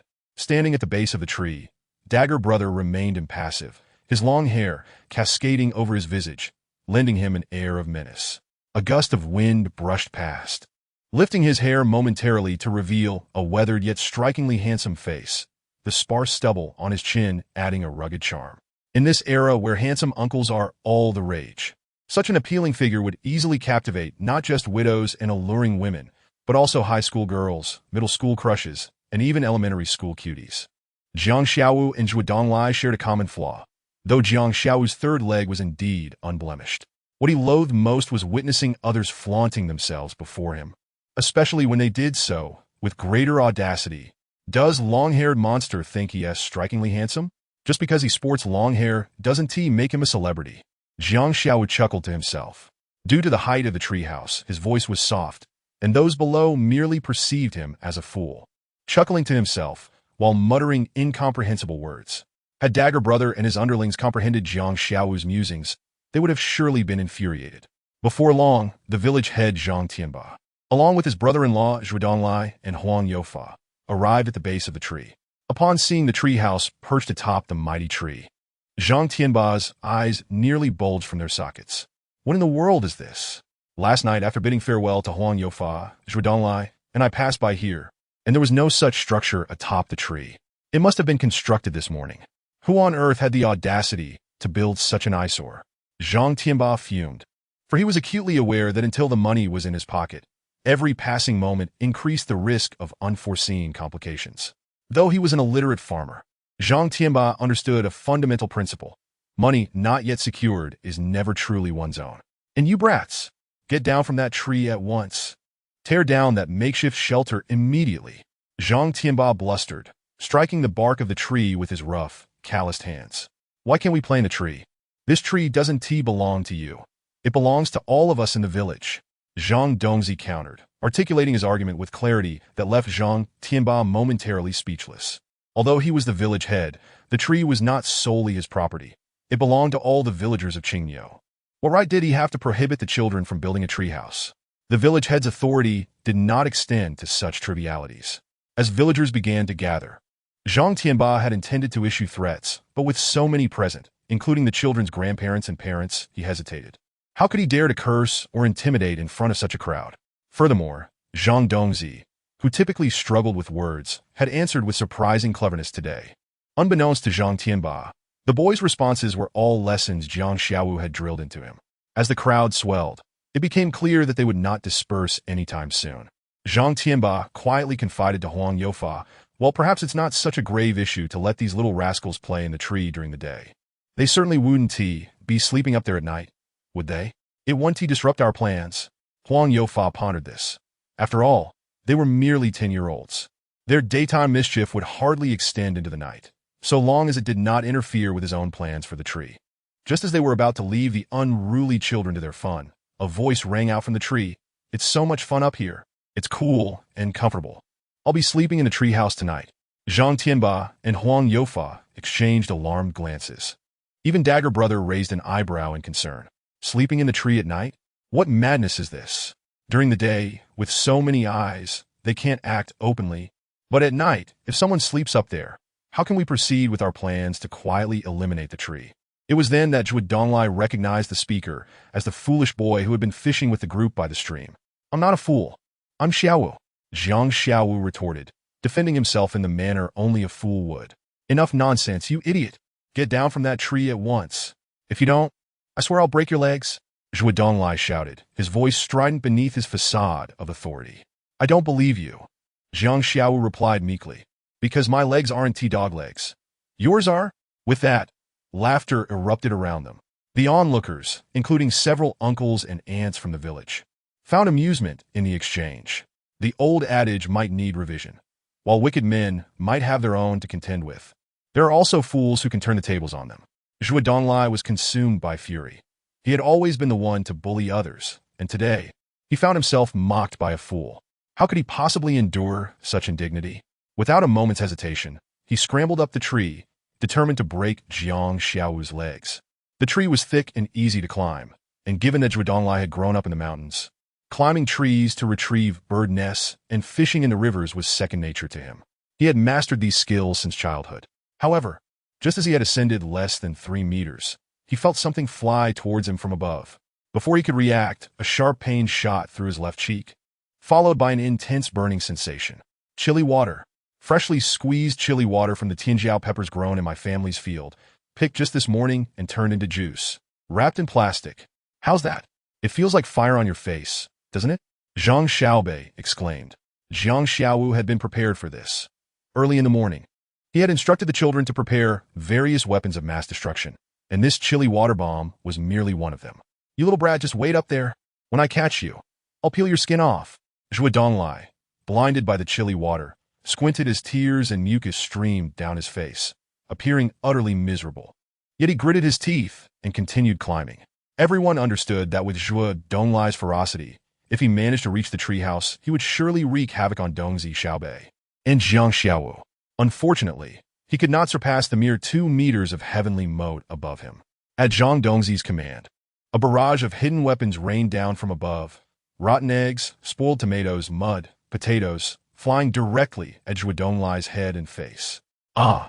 Zhuo Donglai screamed in agony. As he was bombarded by countless projectiles, unable to hold on any longer, he fell from about 3 meters up. He landed hard, with his backside hitting the ground first. This fall was no trifling matter. Even if he hadn't fractured his tailbone, he would likely be marred by bruises for months to come. You little bastard, are you really trying to rebel? Upon witnessing his brother-in-law suffer such a setback, the village head, Zhang Tianba, was unwilling to let the matter rest. With a fierce shout, he began to climb the tree. Jiang Xiaowu, recalling how this old dog had bullied Yang Xiaojun, took matters into his own hands and unleashed his most formidable weapon, the beehive. Balchong, let you experience the power of my honey. Jiang Xiaowu chuckled foolishly as he hurled an oval object wrapped in oil paper at Zhang Tianba, who was ascending the tree. As it descended, the oil paper covering the oval object fell away, revealing a massive beehive, which was soon followed by a buzzing sound. A dark cloud of bees surged toward village head Zhang Tianba. He waved his hand dismissively, causing the cloud to disperse into countless individual bees that enveloped him from head to toe. Ah! Zhang Tianba shrieked, as the bees stung him mercilessly, inflicting sharp, excruciating pain on his arms, cheeks, and neck. In mere seconds, he was stung at least 20 to 30 times. Although these were not the legendary killer bees, but rather ordinary wild bees from the mountains, their venom was not particularly potent. However, a multitude of stings could still prove fatal. The villagers hastily removed their jackets, waving them in the air to drive away the bees surrounding Zhang Tianba, while others kicked the beehive far away, causing the bees to follow it and disperse. Zhang Tianba's predicament was dire. His head was swollen, and any exposed skin, his neck, arms, and calves, was inflamed and puffy. Consumed by rage, he dared not continue climbing the tree, fearful of more terrifying weapons of mass destruction being hurled down upon him. What if they dropped an axe or a kitchen knife? That would truly be the end of him. A group of clueless children and a fool could concoct any mischief. Zhang Tianba, wary of the potential consequences, was seething with anger but refrained from climbing further. For a moment, both sides were locked in a standoff, creating a brief silence after the tumult of battle. Chapter 022, The Great Tree Defense Battle. Part 3, Dao Ge and his companions remained on the sidelines, observing coldly. After all, this was merely an internal conflict of Qingyou village, and they had no right to interfere. Furthermore, they were just a bunch of children and a fool. If they couldn't handle these mere nuisances, what worth did the likes of Zhuo Donglai and his village head brother-in-law have left? However, the unfolding scenes before Dao Ji's eyes made him realize he had overestimated Zhuo Donglai and underestimated the children and the fool. Dao Ge had no intention of intervening. He was curious to see what these children and a fool could conjure up. He was particularly interested in witnessing the antics of the stubborn and fiery village head, who had dared to provoke him the previous night, to see if he truly was as inept as he appeared. As both sides momentarily faced off, Zhang Tianba quickly recognized that he did not possess the advantage of time and place. He knew that if he forced the issue, he would surely suffer. Casting a glance at the fool Jiang Xiaowu seated in the treehouse, an idea struck the old fox. He glared menacingly at the tree before leaning close to Zhuo Donglai's ear and whispering a few words. Zhuo Donglai nodded repeatedly, rubbing his sore backside as he limped away. Shortly thereafter, Zhuo Donglai returned, accompanied by a timid figure, Jiang Xiaowu's uncle, Chen Laosher. Chen Laosher, why are you not urging your foolish nephew to come down from the tree? Zhuo Donglai barked menacingly at him. Then he shouted up at the tree, Fool, your uncle is here. Why don't you come down already? Jiang Xiaowu understood. Zhang Tianba, the crafty old fox, had summoned Zhuo Donglai to call for his uncle Chen Laosher, aiming to cut off the source of support. I'm not a fool. My nephew is not a fool. Both uncle and nephew retorted almost in unison. Enough chatter. Zhuo Donglai was already filled with rage, clutching his left buttock as he bellowed. Fool, if you don't come down, I'll chop your uncle into pieces and feed him to the wolves. With that, he kicked Chen Laosher's calf. Seated in the tree, Jiang Xiaowu clenched his fist in a sudden surge of anger. In his eyes, Zhuo Donglai had become a dead man. Chen Laosher was Jiang Xiaowu's only family in this world. Witnessing his humiliation and bullying, Jiang Xiaowu could no longer maintain his fade of playing the fool to catch the wise. At that moment, he only wanted to snap Zhuo Donglai's neck. In an instant, a fierce killing intent erupted from Jiang Xiaowu. Dao Ge, who had been seemingly asleep beneath the tree, suddenly raised his head, and his eyes, obscured by his long hair, flickered with a chilling light. Dao Ge abruptly looked up, and the overwhelming killing intent vanished in an instant. What he saw was still that foolish grin. Could it be my imagination? Dao Ge pondered, feeling perplexed. Something about the fool in the tree seemed off. Yet he could not pinpoint what it was. It was an instinctual feeling, akin to a beast sensing a formidable foe 100 times its strength. Jiang Xiaowu chose to remain silent, and did not leap down from the tree to twist Zhuo Donglai's head off, for he had spotted 3 individuals approaching in the distance. Qingyo village rarely welcomed outsiders, especially not three individuals in uniforms. The foremost figure was a middle-aged man dressed in police attire, followed by two younger individuals clad in auxiliary police uniforms, formerly known as neighborhood defense team members. One police officer accompanied by two auxiliary officers posed no concern for Jiang Xiaowu, yet he did not wish to stir trouble, unless absolutely necessary.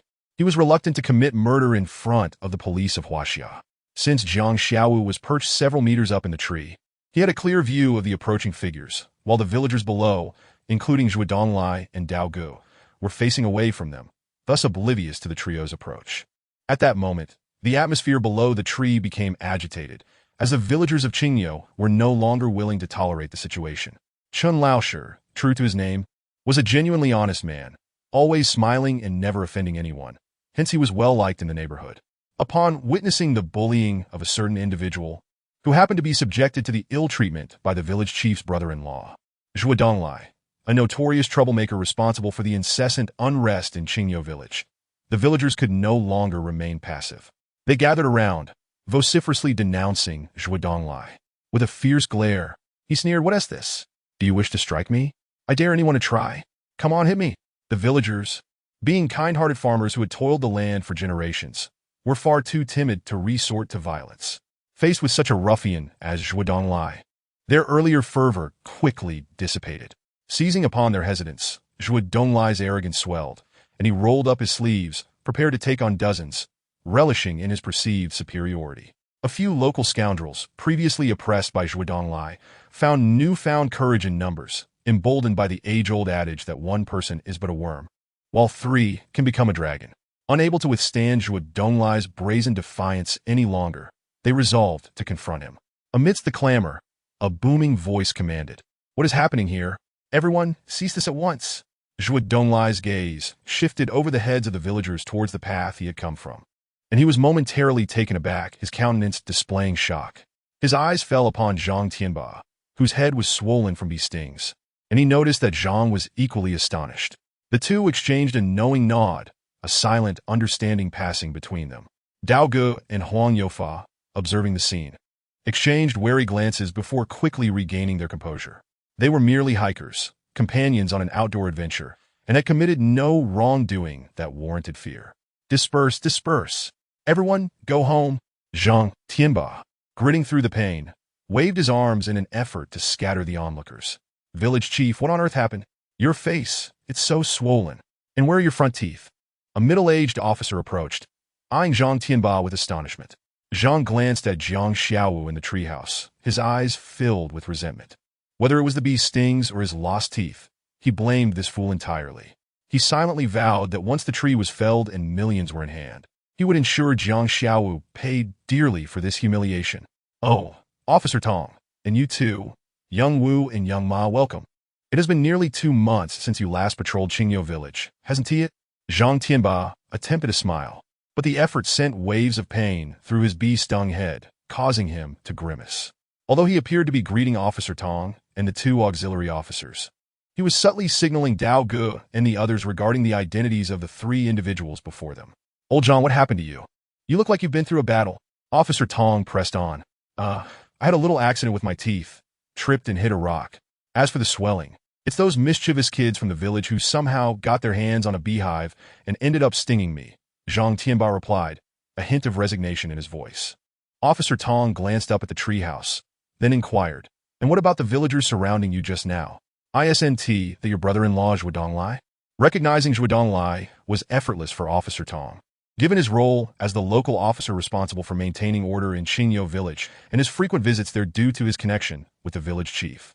In fact, Officer Tong had known Zhuo Donglai long before he was tasked with overseeing Qingyo village. Over a decade ago, when he was a young officer assigned to the northern precinct of Baguazhang, he had witnessed Zhuo Donglai's disdain for his rural roots. It was during a scuffle that Zhuo Donglai, surrounded by local ruffians, had been beaten mercilessly, yet even in his dazed state he had exclaimed, "I refuse to be a country bumpkin, even if it costs me my life." This profound aversion to his origins had etched Zhuo Donglai's name into Officer Tong's memory, an encounter he would never forget. "Officer Tong, it has been quite some time," Zhuo Donglai said, brushing off remnants of rotten tomatoes and stinking eggs from his hair, offering Officer Tong a cigarette. Despite his current facade as a businessman, Zhuo Donglai still felt a twinge of vulnerability in the presence of the officer. Donglai, what has happened to you? I heard you shouting from afar. Were you ready to fight? Officer Tong asked with a chuckle. It was that fool up in the tree. He incited the village kids to cause chaos. And look at what they've done to me. My shirt is from Hermes, my belt from LV, and my pants from Armani. They've ruined my outfit with their rotten tomatoes and stinking eggs. This whole ensemble costs over 10,000. Officer Tong, you must help me get compensation from those kids and that fool's family. Zhuo Donglai lamented, a woeful expression on his face. Upon hearing the exorbitant cost of Zhuo Donglai's attire, the relatives of the 8 greats up in the tree turned pale, including Jiang Xiaowu's uncle. However, Officer Tong swiftly slapped Zhuo Donglai on the head, saying, Donglai, stop your nonsense and trying to scare the villagers.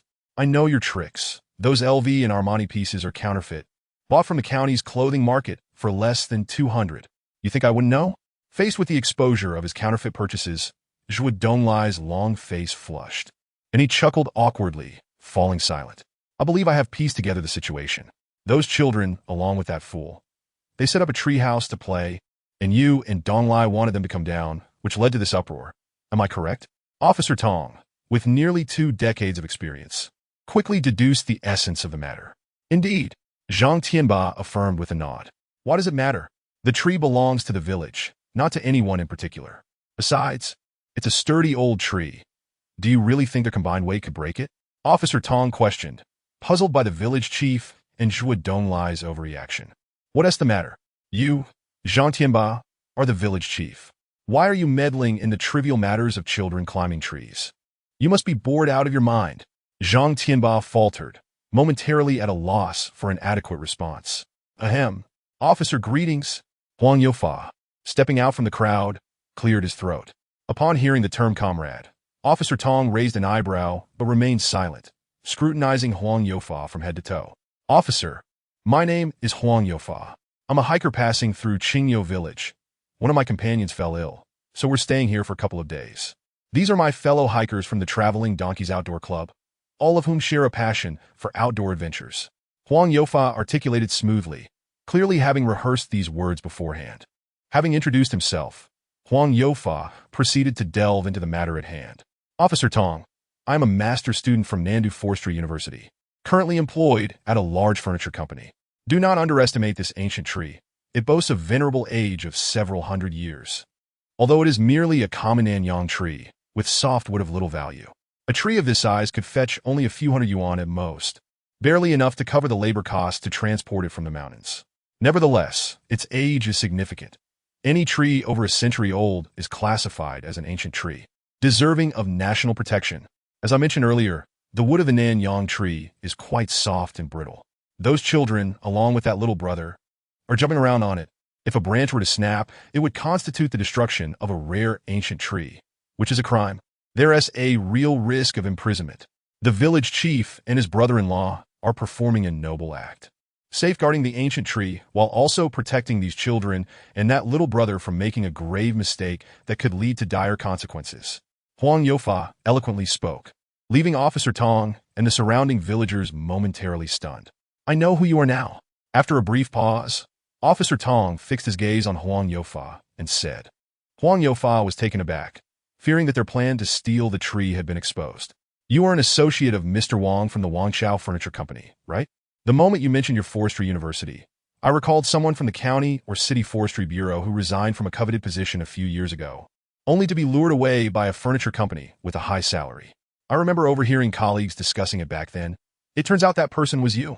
Officer Tong remarked curiously, indicating that he had indeed heard of Huang Youfa's name and exploits. That would be me. Huang Youfa clasped his hands together, enunciating carefully. His face flushed with apparent pride. However, Officer Tong's next remark nearly caused Huang Youfa to faint on the spot. So, you are indeed the sort who would forsake ideals and career for the sake of money. My apologies, Mr. Huang. Please do not take offense. I was merely relaying my colleague's opinion, not my own. Officer Tong said with a humorous seriousness, his expression grave yet comical. The essence of comedy lies in the most earnest absurdity. The surrounding villagers erupted in laughter, while Huang Youfa's face turned as red as a boiled lobster. Chapter 024, Exposed, it's over. Oh dear, Mr. Huang. What has happened to your face? It appears quite vibrant. Have you suffered from food poisoning? Officer Tong feigned surprise as he queried. His words were laced with barbed sarcasm, indicating his disdain for Huang Youfa, the materialistic individual who prioritized wealth above all else. Even career. Huang Youfa felt the urge to retaliate, but being in the presence of law enforcement, he hesitated, feeling guilty for his misdeeds. Yet, a surge of pent-up frustration brewed within him, and he desperately sought an outlet. In the town or county, he could have visited a spa for a relaxation package, but in Qingyou village, such luxuries were unavailable. He had heard of a flirtatious widow named Ma in the village, but he had not yet found an opportunity to approach her. Just as his anger simmered, he noticed the fool grinning foolishly, and in that moment, Huang Youfa's rage ignited. Being mocked by the police and the villagers was one thing, but being derided by a simpleton was intolerable. Fool, what are you laughing at? Get down here and see if I don't peel your skin off and whip your tendons, Huang Youfa yelled, bouncing beneath the tree, pointing at Jiang Xiaowu perched above, resembling a clown. Aunt Huang had stated that those who bully the foolish are indeed wicked. Wicked one, you are a villain. Jiang Xiaowu resumed his act of feigned madness. I am your ancestor. Come down here, you brainless fool, Huang Youfa bellowed, veins bulging from his neck.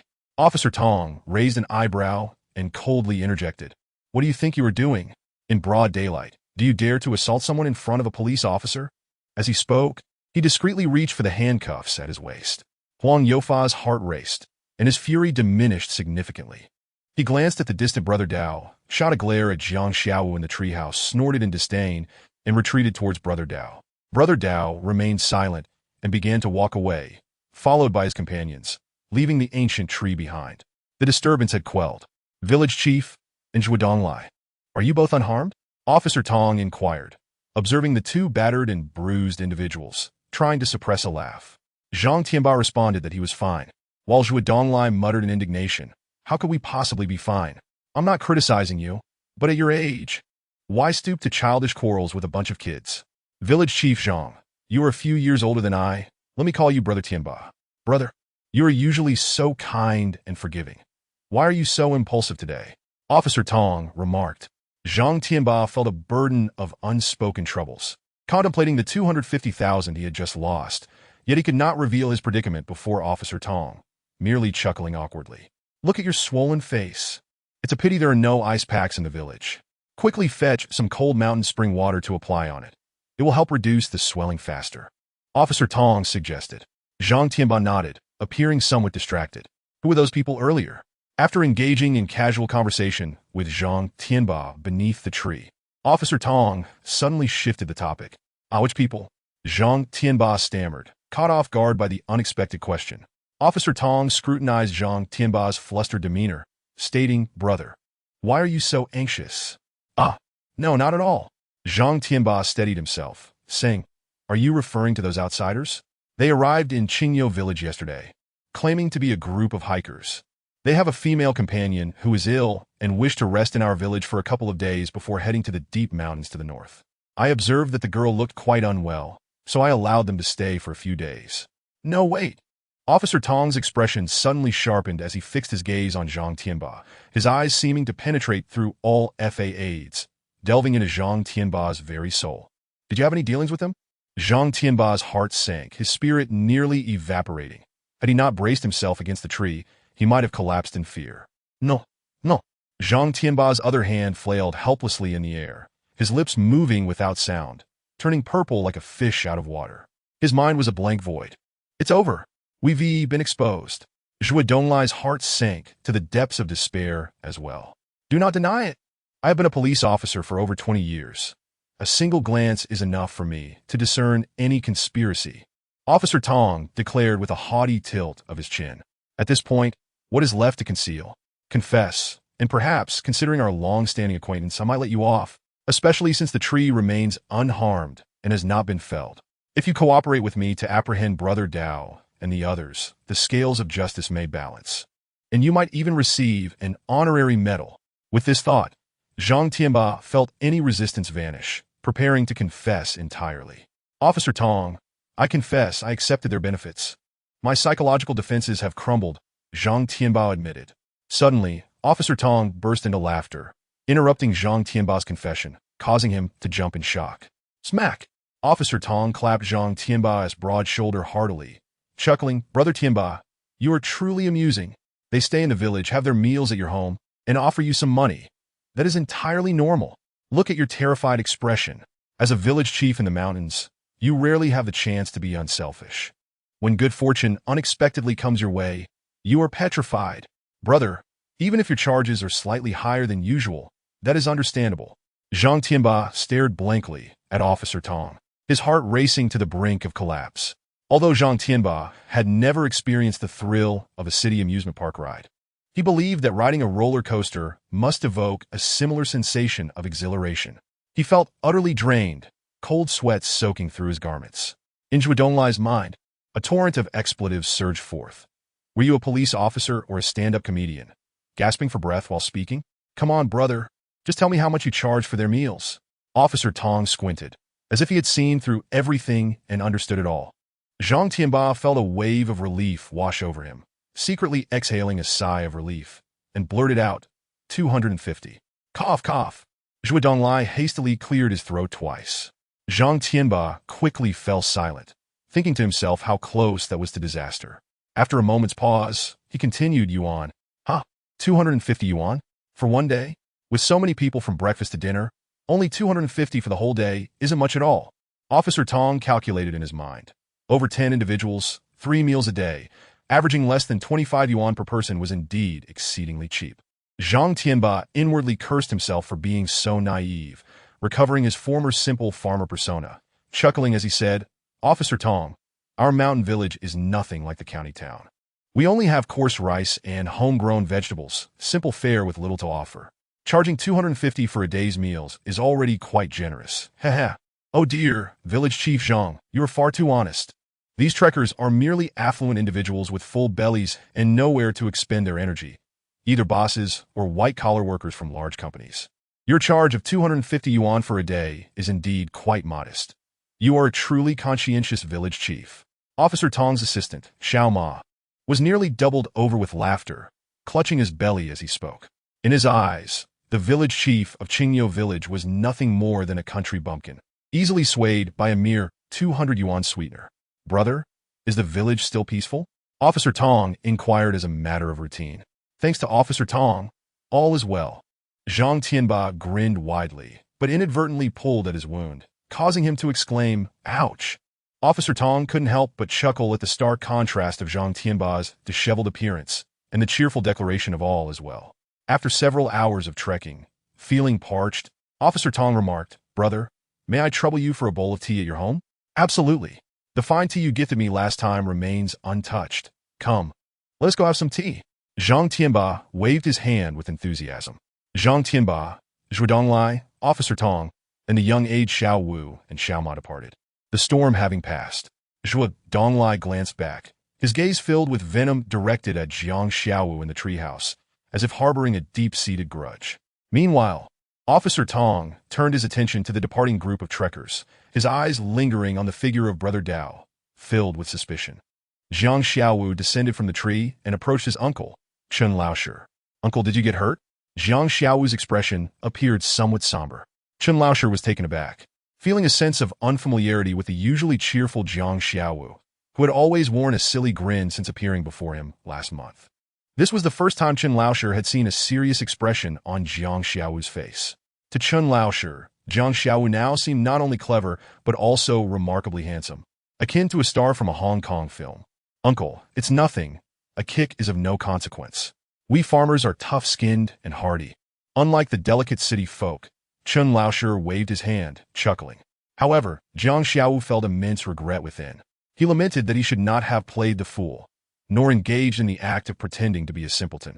He had performed his role so convincingly that others truly regarded him as an inept fool. The audacity of Zhuo Donglai to kick his uncle ignited Jiang Xiaowu's fury. Had it not been for Officer Tong fortuitously arriving with his 2 subordinates, he might have twisted Zhuo Donglai's legs or even his head off. "Uncle, rest assured, this is the last time. I will never allow anyone to bully you again," Jiang Xiaowu solemnly vowed, conveying his promise to Chen Laosher as well as to himself. From this day forth, He would not permit anyone to mistreat his uncle, whether the village chief or the county magistrate. Anyone who dared to wrong Chen Laoshe would face dire consequences. You scoundrel, get back to the fields and fertilize. Standing around one tea make the wheat grow. A fierce voice barked. Zhang Xiaowu did not need to look up to identify the speaker. His aunt, Zhang Liwa.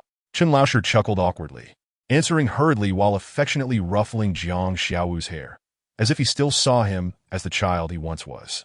A wave of nostalgia washed over Zhang Xiaowu. He remembered the times when he and his uncle relied on each other, with Chen Laoshe showering him with affection, always placing his hand atop Zhang Xiaowu's head. The bravado Zhang Xiaowu had felt dissipated, replaced by a renewed determination to protect his uncle from harm. If the one bullying his uncle was Zhuo Donglai, the village chief, Zhang Xiaowu would ensure they would regret it. But what if it was Zhang Liwa? After all, she was Chen Laoshe's wife, and no matter how one looked at it, she was also Zhang Xiaowu's aunt. He couldn't very well twist her head off, could he? Chen Laoshe returned home to fetch fertilizer, with Zhang Liwa trailing behind him, incessantly chiding him for being too naive and warning that Zhang Xiaowu was a troublemaker, destined to bring calamity to their family. She cited today's incident with Zhuo Donglai as proof. Initially, Chen Laoshe remained silent, but eventually urged Zhang Lihua to cease her complaints, lest Zhang Xiaowu overhear. Zhang Xiaowu's expression darkened further. He felt pain for his uncle and harbored resentment for his simplicity, for being so easily bullied and so fearful of his wife. Xiao, what's the plan? Are you really going to sleep in the treehouse tonight? Zhang Dongzi, having climbed down from the tree, inquired as he stood beside Zhang Xiaowu. Yes, I'll stay up in the treehouse alone tonight. You all gather some provisions and wild fruits for me during the day, Zhang Xiaowu instructed. Preparing himself for a protracted struggle, Zhang Dongzi agreed and called out to the other boys, and they each returned home to gather supplies, whether by stealth or otherwise, bringing back coarse bread and cooked jerky. Dongzi even fetched a blanket from home, as the temperature in the mountains varied greatly between day and night. One might wear short sleeves during the day, but still require a thick quilt at night. Zhang Xiaowu, not wishing to refuse the children's kindness, accepted everything graciously. Nestled in the cramped treehouse, he lay on the blanket, munching on the coarse bread while gazing at the lush mountains in the distance, feeling an overwhelming sense of contentment. In the afternoon, the village children brought an abundance of wild fruits, wild peaches, wild pears, and some unnamed berries, including tiny gems the size of a fingernail, ruby red and bursting with a sweet-sour flavor that quenched thirst and revived the spirit. Such exquisite treasures were beyond the reach of city dwellers. As evening approached, a light rain began to fall. Though not heavy, it made the mountain paths slippery, and soon darkness would envelop the land, rendering the treacherous terrain perilous. Thus, Officer Tong, who had initially planned to return to town, found it necessary to stay overnight in the village with his young aides, Xiao Wu and Xiao Ma. Traditionally, there was an empty room at the village chief's house, and in similar situations, Officer Tong had always taken refuge there. However, this time was different. Not only was Officer Tong accompanied by two young subordinates, but the village chief's brother-in-law, Zhuo Donglai, had already settled in. It was customary for the first-comers to have priority. It would be improper to displace Zhuo Donglai. As Zhang Tianba grappled with this dilemma, contemplating how to divide Officer Tong, Xiao Wu, and Xiao Ma among several villagers for the night, he heard Officer Tong light a cigarette and ask, "Brother Tianba, there is no need to trouble the other villagers. Where are those trekkers staying?" Zhang Tianba was taken aback and, without a moment's hesitation, replied, "They are numerous, and the villagers cannot accommodate them. Moreover, separating them into individual households would be too cumbersome, so we allowed them to reside in the old ancestral home." The old home? Are you referring to the ancient house behind the village, the one that once belonged to the Zhang family's ancestral hall? Officer Tong inquired. Having been responsible for the security of Qingyou village for many years, he was well aware of the existence and history of that old residence. "Yes, that's the one," Zhang Tianba affirmed with a nod. "I visited there once. I recall it having many rooms. Since they're staying there, we should join in the festivities as well." "Brother Tianba, Xiao Wu, Xiao Ma, and I will stay there tonight," Officer Tong declared. Upon hearing this, Zhang Tianba felt as if his heart had plummeted into an abyss. It was a classic case of fearing what one dreads most. Zhuo Donglai, standing nearby, silently lamented, "You couldn't have come at a worse time. It seems the heavens have sent you to sabotage Grandpa Donglai's plans." "Officer Tong, you are a policeman, a person of standing. How can you stay there?" "Absolutely not," Zhang Tianba hurriedly protested. Officer Tong suddenly laughed. Haha, brother, you are quite amusing. I, a mere little policeman, hardly qualify as a person of standing. I'm nothing more than an individual with an ID card. Now, let us not dwell on that and consider it settled. Zhang Tianba felt as though he had bitten into a bitter herb, the taste of which lingered from his tongue to his throat and ultimately settled in his heart. Realizing that Officer Tong had made up his mind, he understood that further persuasion was futile, and he could only concede reluctantly. Zhang Tianba discreetly exchanged glances with Zhuo Donglai, who understood the signal and claimed to have an upset stomach, excusing himself to the back of the house. He then slipped out through the back door to inform Dao Gu and the others, urging them to prepare in advance. Chapter 26. The astute Officer Tong. As Officer Tong led Xiao Wu and Xiao Ma to the entrance of the old house, Xiao Wu halted, nervously exclaiming, "Why do I feel like this old house is eerie? My hair is standing on end." Xiao Ma concurred, "Yes, I feel the same way. This old house looks like a haunted house from a horror film. There can't be anything unclean lurking within. Can there?" Officer Tong chuckled. "Look at you two, young lads still believing in such things. However, I have heard that this old house has indeed had its share of strange occurrences and ghostly disturbances in the past." Ah! Xiao Wu and Xiao Ma's faces turned pale, their expressions growing uneasy. Officer Tong took out a cigarette and lit it, pausing before entering the courtyard of the old house, his expression suddenly darkening as he gravely remarked, "It is not the old house or the ghost that we should fear. It is the living that pose the real danger." "Boss, what do you mean by that?" Xiao Wu asked, momentarily taken aback and perplexed. Though Xiao Ma remained silent, his curious gaze at Officer Tong revealed his own inner confusion. Officer Tong decided to clarify, stating earnestly, "Do you know why I insisted on staying here? Surely, it would be more convenient to lodge with the villagers or make do with a spot on the floor at the village chief's house for a night." Xiao Wu and Xiao Ma exchanged glances, unable to provide an answer. "Moreover, what delightful rain we have tonight," Officer Tong said with a mysterious smile. "In fact, I checked the weather forecast when I left the station this morning and knew that rain would come to Bagua Town this evening. Hence it was certain that Qingyou village would also see rain. Before arriving, I had originally planned to have lunch at the village chief's house and then leave to beat the rain." Xiao Wu exclaimed in surprise, "Ah. Then why did you deliberately linger at the village chief's house, smoking and chatting away?" Not waiting for Xiao Wu or Xiao Ma to respond, Officer Tong answered his own question, "Because I wanted to stay here, to remain in the village." Xiao Ma's eyes darted as he, being more astute than Xiao Wu, swiftly grasped the crux of the matter. "Master, do you suspect the identities of these adventurers?" he asked quietly. He and Xiao Wu sometimes referred to Officer Tong as Master, while at other times calling him Boss, as they were the officers assigned to him from the Bagua Town police station. Officer Tong nodded. A genuine graduate of a prestigious police academy and an outstanding student, he could have worked in a big city after graduation. However, he chose to return to his hometown, Bagua Town, to care for his elderly father. After 2 decades in the force, Officer Tong possessed keen insight, akin to the fiery eyes of the Monkey King, able to see through even the most cunning criminals. He recalled a few individuals who appeared to be seasoned ruffians. "The few rascals you mentioned are of little concern." Officer Tong smiled. "But I sensed a dangerous aura from that long-haired man." The image of Dao Gu, the long-haired man, flashed in Officer Tong's mind. Furthermore, he harbored doubts about Jiang Xiaowu, the fool he had seen in the tree during the day. He sensed something amiss but could not pinpoint what it was, thus refraining from sharing his suspicions with Xiao Wu and Xiao Ma. Were these individuals, especially the thugs and the long-haired man, merely coincidentally arriving in Qingyou village? Or did they harbor some ulterior motives? Tonight, we must uncover the truth. Officer Tong glanced at Xiao Wu and Xiao Ma, continuing, "Tonight keep your wits about you. Remain vigilant, and do not sleep. We will divide our watch." "Yes, yes," Xiao Ma and Xiao Wu replied. As soon as Xiao Wu finished affirming, he let out a tremendous yawn. After several hours of trekking through the mountains, feeling tired and sleepy was only natural. Embarrassed, he glanced at Officer Tong and scratched his head. "Huh? You Xiao Wu last time during a raid? You were lurking outside the window until 2 or 3 in the morning and were as lively as ever.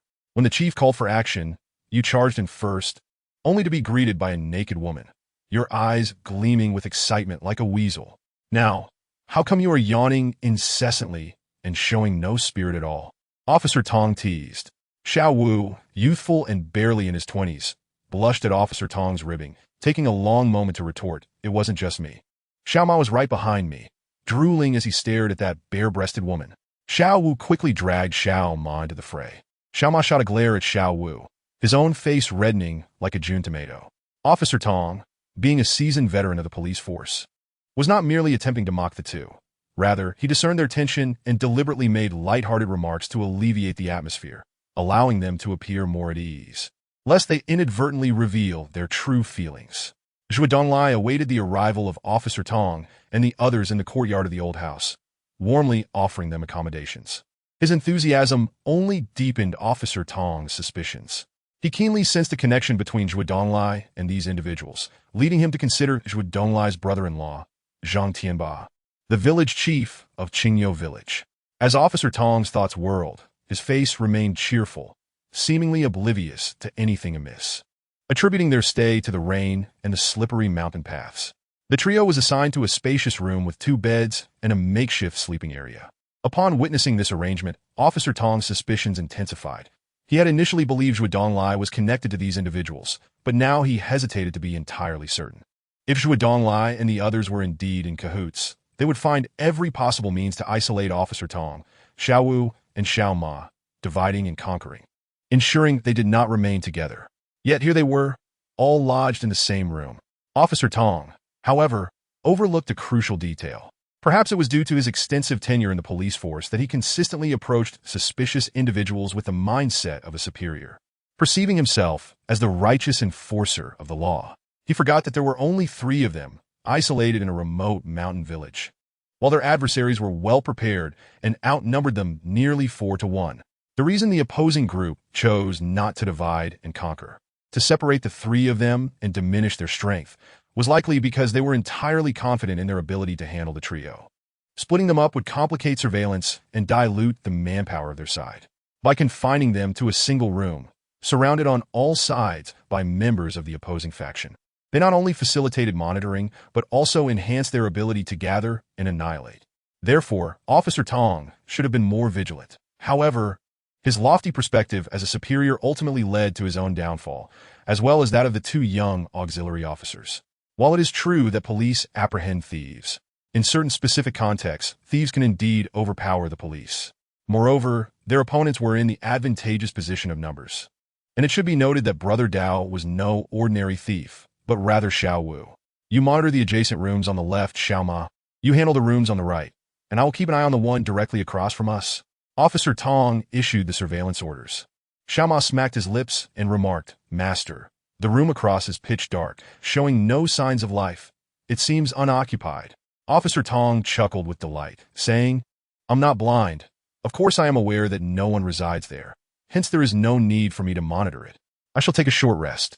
You two must not slack off. Awaken me immediately if there is any commotion." Observing the disgruntled expressions of Xiao Wu and Xiao Ma, Officer Tong felt even more triumphant, exclaiming, "You two are still green. Learn from this. In my day, I endured countless covert setbacks under the elders before mastering these few tricks." Chapter 027. Drinking Brother Dao. Has that Officer Tong perceived something? Is his presence here merely coincidental? Zhenju inquired, seated across from Brother Dao on a wooden chair. At this moment, her complexion was rosy, radiating vitality, devoid of any trace of illness. Whether coincidence or discovery, it matters not. Brother Dao's laughter sent chills down one's spine. This statement seemed perplexing. How could coincidence and discovery be considered the same? Logically, they are entirely different. A coincidence implies that nothing has been uncovered yet. And once Officer Tong and his companions depart from Qingyou village tonight, it will be as if the storm has passed, returning everything to normalcy. However, if they had indeed discovered something, then a different course of action would be necessary. How could they be deemed the same? Yet, Zhenju grasped the deeper implication of his words. Her expression subtly shifted as she said, "Brother Dao, are you not planning to let them leave Qingyou village alive? Why are coincidence and discovery viewed as identical? Because the dead share no secrets. Even if they have discovered something, the dead cannot divulge it, nor can they obstruct anything. To be precise, I have no intention of allowing those 3 to survive the night." Brother Dao coldly declared his intent to extinguish 3 lives, as nonchalantly as one might crush 3 ants. Zhenju's expression remained unchanged. Perhaps to her, the lives of 3 individuals held no greater significance than that of 3 ants. The organization actually assigned me this trivial task. I wonder what the higher-ups are thinking. Brother Dao expressed his dissatisfaction with the organization's directive. For someone of his stature to undertake such a menial task was akin to using a sledgehammer to crack a nut. Naturally, he would only voice such grievances in front of Zhenju. He would never dare to speak so carelessly in the presence of outsiders. If word reached the organization, Brother Dao himself would become an ant, subject to their whims. As a member of the organization, he understood better than anyone the terror it instilled. No matter how far one fled, be it to the ends of the earth, the depths of the mountains, or a desolate wasteland, escaping the organization's pursuit was nearly impossible. Even if one were to flee to the moon, Zhenju, once this mission concludes, I will recommend you to the organization. Hoping they will accept you as an outer member, Brother Dao remarked. At the mention of the organization, a near-reverent expression crossed his otherwise indifferent face. It was the kind of worship a devotee holds for a deity, filled with profound reverence. It was astonishing to note that Zhenju was not even a member of the organization. She was not only lacking formal membership, but was also not an outer member. Currently, she was merely Brother Dao's dependent. The organization mandated that each formal member could have no more than 3 dependents, and Brother Dao had only one, Zhenju. He was not only her master, but also her savior. Had it not been for Brother Dao, Zhenju, once a top 15 assassin on the hit list, would have perished years ago. It was Brother Dao who inadvertently rescued her, granting her the chance to rise from the ashes. Zhenju wished to repay him, to offer her body in gratitude, yet Brother Dao had never consented. And what shall we do with those hired thugs from the Jianghu? Zhenju inquired. Brother Dao remained silent, merely making a slicing gesture across his throat. Understood. Zhenju nodded. This was Brother Dao's old rule, as well as the organization's. Anyone unrelated to the organization must be silenced afterward. Zhenju then asked, what about Huang Youfa and his lumberjack subordinates? Brother Dao furrowed his brow slightly, replying, no need to concern yourself with them. Their boss will handle them after this matter concludes. Their boss? Is that Wang also a member of the organization? Zhenju gasped in astonishment. The wealthy magnate from the furniture company in Baohua town, that merchant reeking of copper, could he truly be a member of the organization? It seemed unlikely. Were he also a member, he ought to stand on equal footing with Brother Dao rather than grovel before him. Yet Brother Dao specifically referred to him as their boss. Was the Wang merely a puppet, with a true master lurking behind the scenes? Brother Dao suddenly lifted his head, his eyes flashing with intensity. Zhenju, have you forgotten? This is something you ought to inquire about and understand. Are you still unclear on the organization's rules? Some matters, let alone my inability to protect you, could even implicate me. Brother Dao had always been tolerant with Zhenju, yet he transformed into a figure of strictness when it came to the organization. I realize my error. I shall not repeat it. Zhenju pouted, appearing somewhat aggrieved. Yet she dared not defy Brother Dao. Now, go find Huang. Instruct him to bring people to the tree tonight to administer the liquor. Brother Dao commanded. Zhenju acknowledged, moving to the door, but just as she was about to step out, she seemed to recall something and turned to Brother Dao, asking, what if that fool truly sleeps in the tree? If Jiang Xiaowu indeed intended to sleep in the tree that night, and Huang Youfa's crew went to pour liquor at the roots, it was highly probable he would discover them. If he raised an alarm, the entire village would become aware, and that would spell disaster. Upon hearing the term fool, Brother Dao's expression shifted slightly. He appeared ready to say something but held back, merely stating, use the old trick to lure him to the cliff behind the village before taking action. Keep it clean. Rest assured, he is merely a fool. If I cannot handle him, I shall not aspire to be accepted by the organization. Zhenju chuckled, turning to leave the room. Her graceful figure swayed as she walked, her hips undulating in a manner that seemed to intentionally entice Brother Dao. Yet, one could not deny that Zhenju's figure was indeed alluring, almost devilish. Watching her depart, Brother Dao felt a pang of regret. He lamented not having advised her to be more cautious, nor had he warned her about the intense aura of murderous intent he had sensed during the day. Even if it was merely a fleeting impression, it would have been prudent to alert Zhenju. Unbeknownst to Zhenju, the concerns of Daoj weighed heavily upon him. Upon exiting Daoj's room, she made her way directly to Huang Youfa, conveying Daoj's directive. Jiang Xiaowu had taken refuge in the treehouse, and as evening approached, Chen Laosher had made several attempts to persuade him to return home for the night. However, Jiang Xiaowu's obstinate nature rendered Chun Laoshi helpless, and he eventually acquiesced to the young man's decision to sleep aloft in the tree. Jiang Xiaowu, feasting upon wild fruits, consumed a few steamed buns and quenched his thirst with several sips of the cool, sweet mountain spring water. Reclining back, with his hands cradling his head, he gazed up through the thatched roof of the rudimentary treehouse, admiring the celestial tapestry of stars above, from the Big Dipper to the Andromeda constellation. Occasionally, a shooting star would streak across the sky, ephemeral in its brilliance. In these fleeting moments, Jiang Xiaowu would silently wish for divine protection over Xiaoxue and for the revelation of the true culprit behind the recent turmoil. Seeking vengeance for the old man and all his comrades in the mercenary group, eye for an eye, blood for blood. As he pondered these thoughts, a faint sound of footsteps reached his ears, gradually growing closer. 3 of the figures walked heavily, while one moved with a lightness that was almost imperceptible, akin to a stealthy feline. Jiang Xiaowu recognized that this lighter step belonged not only to an adept assassin, but also to a woman, as women typically possess a lighter weight. They have arrived. A subtle smirk curled at the corners of Jiang Xiaowu's mouth in the darkness, reminiscent of a hunting leopard finally encountering its prey. Soon, the quartet, 3 men and 1 woman, gathered beneath the great tree, with Jinju leading the way, followed by Huang Youfa and 2 lumberjacks. Within the treehouse, the sounds of heavy breathing permeated the air, eventually giving way to the rumbling snores of slumber. Huang Youfa regarded Jinju, awaiting her next move. Pour the liquor, Jinju commanded softly. The 2 lumberjacks standing behind Huang Youfa each carried a translucent plastic barrel down to the base of the tree. These barrels brimmed with high-concentration liquor, each holding no less than 20 pounds, amounting to a staggering 40 pounds combined. They placed the barrels on the ground and unscrewed the lids, unleashing a potent aroma of alcohol that swiftly enveloped the area. Wow, what a fragrance! Jiang Xiaowu, still in the throes of slumber, mumbled in a semi-conscious haze. He abruptly sat up in the treehouse, sniffed the air, rubbed his eyes, and crawled to the edge, peering down at the scene below.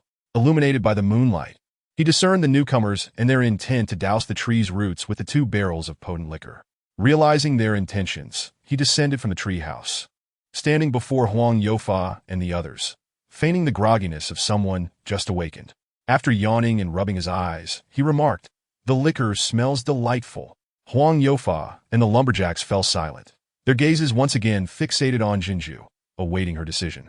Jinju contemplated how best to lure this fool to the precipice of the cliff behind the mountain, planning to dispose of him there.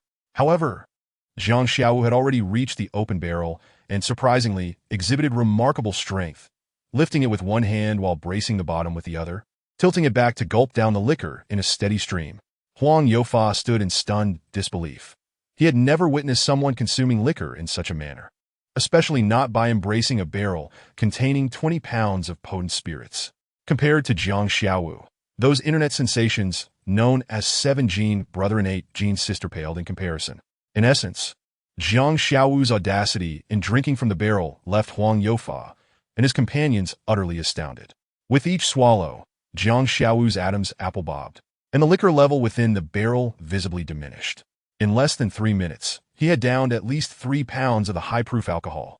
Huang Youfa, the lumberjacks, and even Jinju were momentarily rendered speechless, forgetting to intervene. Finally, Jiang Xiaowu set the barrel down, exhaling deeply, letting out a low growl that seemed to expel the pent-up frustrations and anger he had harbored over the past days.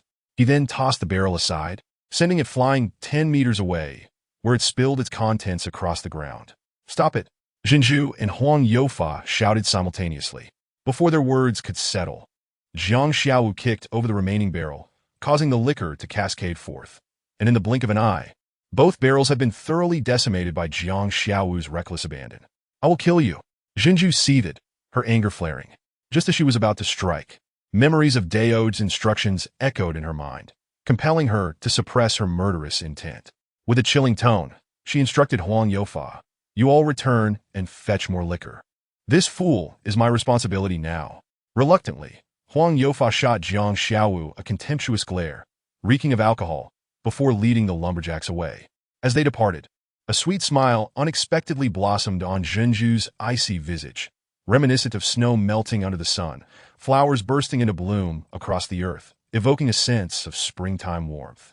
Jiang Xiaowu, with his mouth slightly agape and a dazed expression, seemed entranced, a trickle of drool escaping the corner of his mouth, oblivious to the world around him as he stared foolishly at Jinju. Noticing the droplet of saliva that fell to the ground, Jinju stifled her disgust and smiled warmly. "Silly boy, what is your name?" "Jiang Xiaowu. My uncle and others call me Xiaowu," he replied, lost in his reverie. "Xiaowu, I had no idea you could hold your liquor so well. To drink so much without becoming inebriated. Impressive." Jinju clasped her hands beneath her chin, transforming into an adorable admirer. Internally, Jiang Xiaowu scoffed. "I'm 27, and you look to be only 23 or 24, yet you call me brother? Do you wish for me to take care of you?" He chuckled to himself, his foolish grin illuminating his face. "I enjoy drinking. The liquor is delightful," Jiang Xiaowu said with a foolish smile. "Sister, what is your name?" "My name is Jinju," she replied. Rarely did she disclose her true name, a habit formed during her time as an assassin. However, considering that Jiang Xiaowu was destined to meet his end soon, it hardly mattered.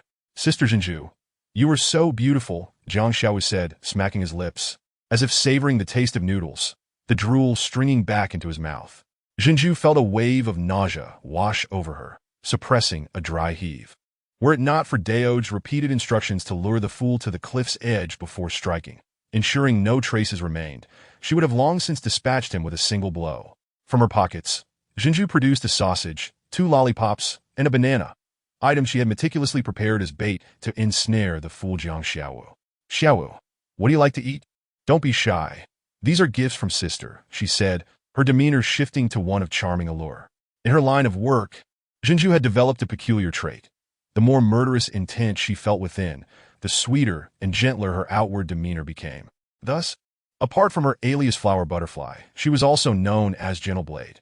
She had expected Jiang Xiaowu to eagerly reach for the treats, only for him to remain disinterested, showing no inclination to take the offerings. "What's wrong, Xiaowu? Don't you like sausages? What about lollipops and bananas?" she inquired, her voice tinged with concern. Jiang Xiaowu, gazing at the sausage and lollipops in her left hand and the banana in her right, broke into a grin. "Sister, are these all things you like?" he asked. Pearl was momentarily taken aback, as if she had discerned a hidden meaning in Jiang Xiaowu's words.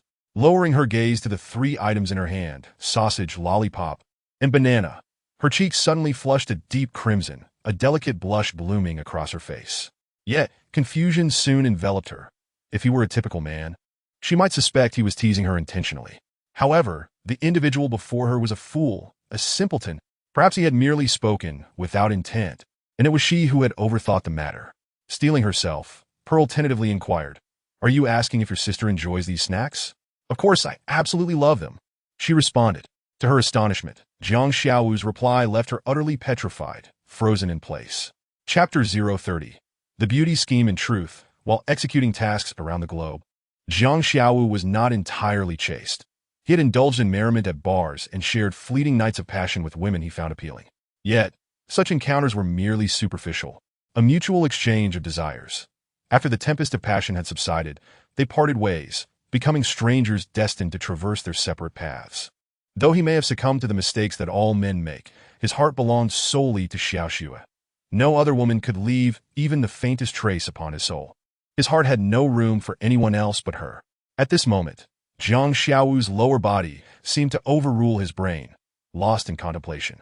He hesitated, pondering whether to seize the moment, to push her down and indulge in a brief dalliance before extinguishing her life. After all, she had thrown herself into his embrace, and it would be foolish not to take advantage of such an opportunity. However, he swiftly dismissed the thought, reprimanding the fleeting notion in his mind. Jiang Xiaowu knew himself well. He was a man of loyalty. Even in a fleeting encounter, should he cross the line into beyond friendship, he would find it impossible to bring himself to harm her. She was already his. How could he possibly inflict harm? Reluctantly, Jiang Xiaowu suppressed any thoughts of plucking flowers. If Pearl tricked him into a secluded spot with the intent to kill, he would not hesitate to retaliate fiercely. Assessing the time, he realized Huang Youfa and the others would not return to the old residence and bring back the wine anytime soon. Thus, he followed the swaying Pearl towards the mountain behind the village. Along the way, Jiang Xiaowu deliberately made himself burp, holding his breath to redden his face, staggering slightly as if the effects of alcohol were taking hold. Pearl walked slightly ahead of him, glancing back to observe his drunken demeanor. Seeing him begin to show signs of inebriation, she couldn't help but smirk, realizing she had been overly cautious. The reason a fool could drink so much was precisely due to their blissful ignorance. Now, intoxicated, he could barely walk straight. Secretly relieved, Pearl thought it would save her effort if she could simply push him off the cliff, sparing herself the trouble of killing him and disposing of his body. Yet, a flicker of concern crossed her mind. As she watched Jiang Xiaowu grow increasingly drunk, she feared he might collapse before reaching the cliff, becoming completely incapacitated. Jiang Xiaowu was tall and robust, weighing at least 140 to 50 pounds, and a drunken man was the heaviest burden. Pearl had no desire to carry him up the mountain, fearing it would exhaust her to the point of collapse. If he were to pass out, it would be preferable for that to occur once they reached the cliff. "Come on, Xiaowu. Hurry up," Pearl urged. "Is sister anxious?" Jiang Xiaowu replied with a silly grin, feigning drunkenness. "Are you hungry, wishing to use your mouth to savor the little sausage and big banana?" "You." Pearl felt a mix of embarrassment and anger, wishing she could flay his skin, pull out his tendons, and feed his flesh to the wolves in the mountains. Yet, she restrained herself, knowing she needed to wait until they reached the cliff to deal with the fool Jiang Xiaowu. "I'm not hungry. I just want Xiaowu to see how I eat with my mouth," Pearl replied, feeling her face warm and her body flush, silently cursing herself for being so brazen. Jiang Xiaowu felt a warmth in his nose as blood began to pool at the bridge. Such provocative words would elicit a response from any normally functioning man, let alone someone like Jiang Xiaowu, who had not been with a woman in ages and had never engaged in any beyond friendship relationships with the same sex. In summary, he was akin to dry tinder, and with the consumption of copious amounts of potent liquor, it was as if gasoline had been poured over the kindling. With just a single spark, he could ignite into flames. Pearl quickened her pace, hoping to reach the cliff behind the village as swiftly as possible, eager to eliminate the fool and complete the task assigned by the organization, thereby advancing her status within its ranks. Suddenly, a plaintive cry rang out behind her. Pearl turned to see Jiang Xiaowu seated on the ground, his face contorted in pain as he rubbed his left ankle. "What happened?" Pearl inquired, halting her steps and furrowing her brow. They say lazy people often find themselves in troublesome situations. It was surprising that a fool could be such a burden. Having walked only a few hundred meters, yet another mishap had occurred. "I twisted my ankle. Ouch, it hurts," Jiang Xiaowu lamented, rubbing his ankle pitifully. "Try standing up," Pearl said impatiently. Jiang Xiaowu feigned effort, straightening his back and attempting to rise, only to declare, "I can't. It hurts too much." "What now?" Pearl's irritation was genuine. "How about we just stop here and eat?" Jiang Xiaowu suggested childishly, casting a sly glance at Pearl's lower half. Pearl's face reddened, and she exclaimed, "Here? Absolutely not." "Why not?" Jiang Xiaowu countered. "Otherwise, I won't get to see sister eat today. Once my foot feels better, I'll watch the performance." Pearl nearly erupted in fury, but the situation left her no choice but to face it head-on. "Let me help you." She approached him, extending a hand to grasp one of his arms, using her strength to assist him up from the ground. "Sister Pearl, I didn't expect you to be so strong," Jiang Xiaowu remarked, feigning surprise. Pearl had lost interest in conversing with the fool, remaining silent as she supported him and continued onward. "Ouch!" Jiang Xiaowu cried out, once more after taking only a few steps. "Are you still going strong?" Pearl's lips quivered with anger as she coldly inquired, "What is it now? My foot hurts so much. It hurts with every step." Jiang Xiaowu's eyes glistened with tears. "Sister Pearl, you're so fierce. I don't like you anymore. I want to go home. I want to go home." Jiang Xiaowu's cries grew louder, and Pearl was alarmed, fearing his noise would attract the villagers who had gone to bed early, which would spell disaster for her plans. She could not allow a fool to ruin her ambitions with Daoch. In a hurry, she covered Jiang Xiaowu's mouth with her delicate and fragrant hand. Chapter 032. Xiao feels so shy, oh no. This was a situation ripe for censorship. If this continued, how could she manage? It was one thing for him to entice her, but he must not jeopardize her mission. Jiang Xiaowu could barely tolerate the scene unfolding before him, struggling to rise as he limped toward Pearl and the cliff's edge. Pearl slowly stood up, donning her clothing and shorts, a smile gracing her lips as she awaited Jiang Xiaowu's approach. However, when Pearl's gaze inadvertently fell upon Jiang Xiaowu's feet, her expression shifted dramatically. He had claimed to have injured his left ankle, yet now his left foot appeared perfectly fine, as it was his right foot that limped toward her. "You scoundrel!" "You wretched fool! How dare you toy with me? Whether you are truly foolish or merely pretending, you shall soon pay for this." Zhang Xiaowu seemed to have noticed Jinju's gaze, realizing that his possible exposure was imminent. He contemplated shifting his stance, yet deemed it unnecessary. The situation had reached this point, and he might as well embrace the chaos. Both individuals harbored their own thoughts, surprisingly choosing to overlook the critical matter of whether his left or right foot was sprained. "Come here, little brother Xiaowu. Let me show you what it means to be a man, to truly experience manhood," Jinju teased, reclining in a siren-like pose, exerting all her seductive charm. This young woman, if she were to hold a handkerchief, would be almost indistinguishable from the courtesans of ancient times. Enticing patrons from a second-floor balcony. Experience the essence of manhood? To be a true man? Jiang Xiaowu chuckled upon hearing this. Jinju was far too self-assured, truly believing he was an innocent novice. In reality, Jiang Xiaowu was no inexperienced boy. He had transitioned into manhood at the tender age of 14. It was during a mission in South Africa that he had his first encounter with a robust, alluring young black beauty known as Black Pearl in a bar in Cape Town. Fearless and undaunted, he exhibited remarkable bravado despite it being his initial experience. However, she was a seasoned veteran in this realm, having been in the profession for several years, and as a black woman, she possessed an extraordinary natural talent, wild and ferocious in her pursuits. That night was a profound rite of passage for Jiang Xiaowu, an indelible transformation from boyhood to manhood. Under her tempestuous advances, his small vessel could not withstand the overwhelming waves, ultimately capsizing and surrendering. Since that night, his journeys had taken him across the globe, engaging in fleeting romances with women of various ethnicities, yet he never sought the company of black-skinned women again. That evening had etched an indelible shadow in his heart. A painful realization. Never again would he pursue women of that hue. Upon quietly entering the land of Huaxia, Jiang Xiaowu had encountered a myriad of songs along the way. At bus stations, outside barbershops, in clothing stores and small eateries. The one that struck him the hardest, resonating with his emotional scars, was a particular song with its haunting lyrics. "That night, you did not refuse me. That night, I harmed you." The melancholic voice of the male singer melded perfectly with the somber lyrics. As those words reached Jiang Xiaowu's ears, they morphed into a first-person perspective, evoking memories of that regretful midsummer night at the age of 14. "That night, I did not refuse you. That night, you harmed me." Although Jiang Xiaowu had become a seasoned warrior, he now had to feign ignorance, pretending to be a novice who had never encountered the battlefield or engaged in combat with an enemy in bed. The seasoned rogue masquerading as an innocent newcomer, he could not afford to reveal his true self. Thus, he limped forward, his demeanor overly naive, yet his countenance remained entranced by Jinju's allure. Jinju exuded confidence, well aware of her beauty and seductiveness.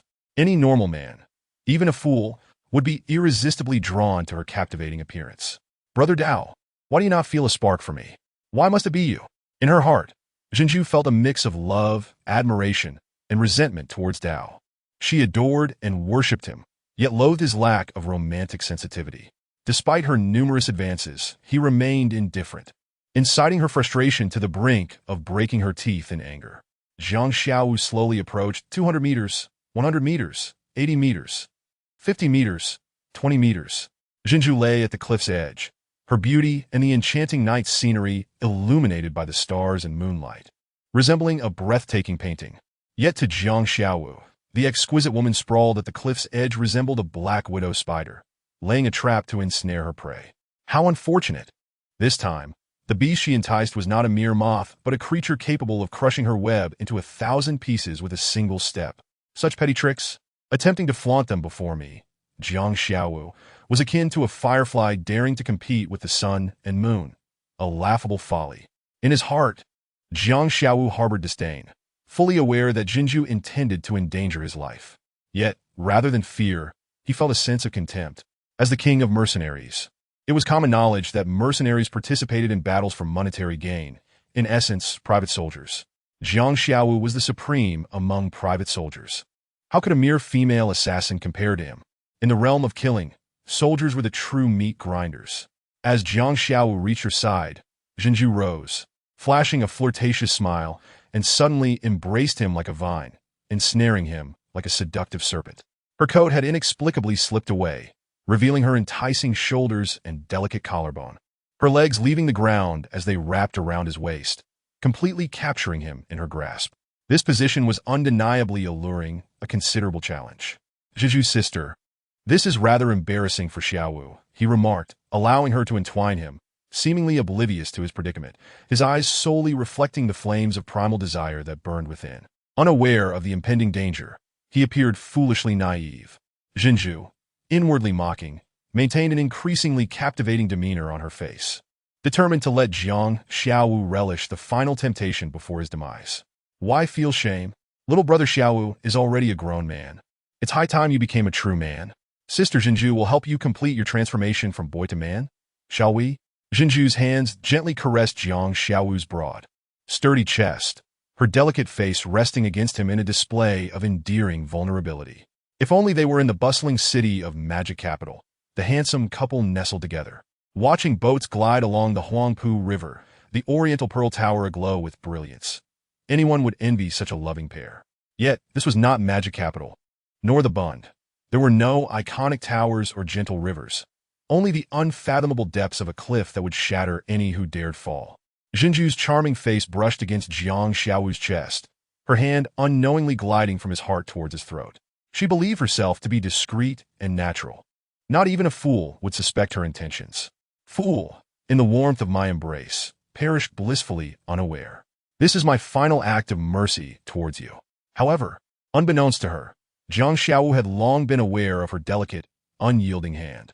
When her right hand was less than half an inch from his throat, it suddenly transformed from soft to sharp, from palm to claw. Previously gentle as a soft bone palm, it now morphed into the fierce, nine-in Pearl envisions a future life that is ethereal and dreamlike, as if the door to her own happiness has swung wide open.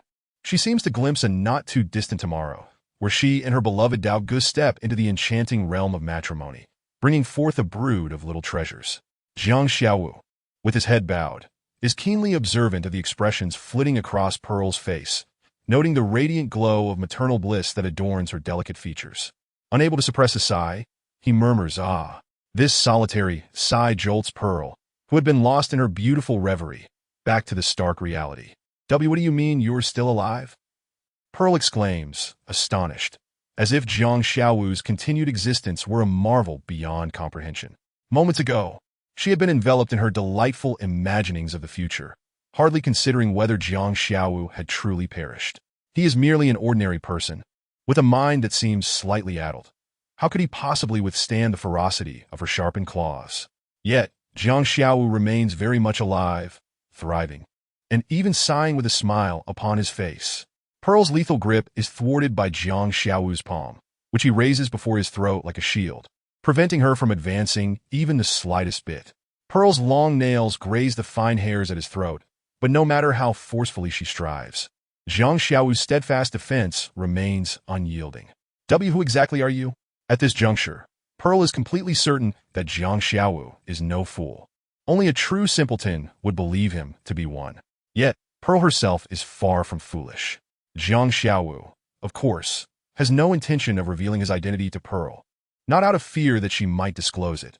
She will have no opportunity to do so, but simply because he deems it unnecessary to waste words on a dying stranger.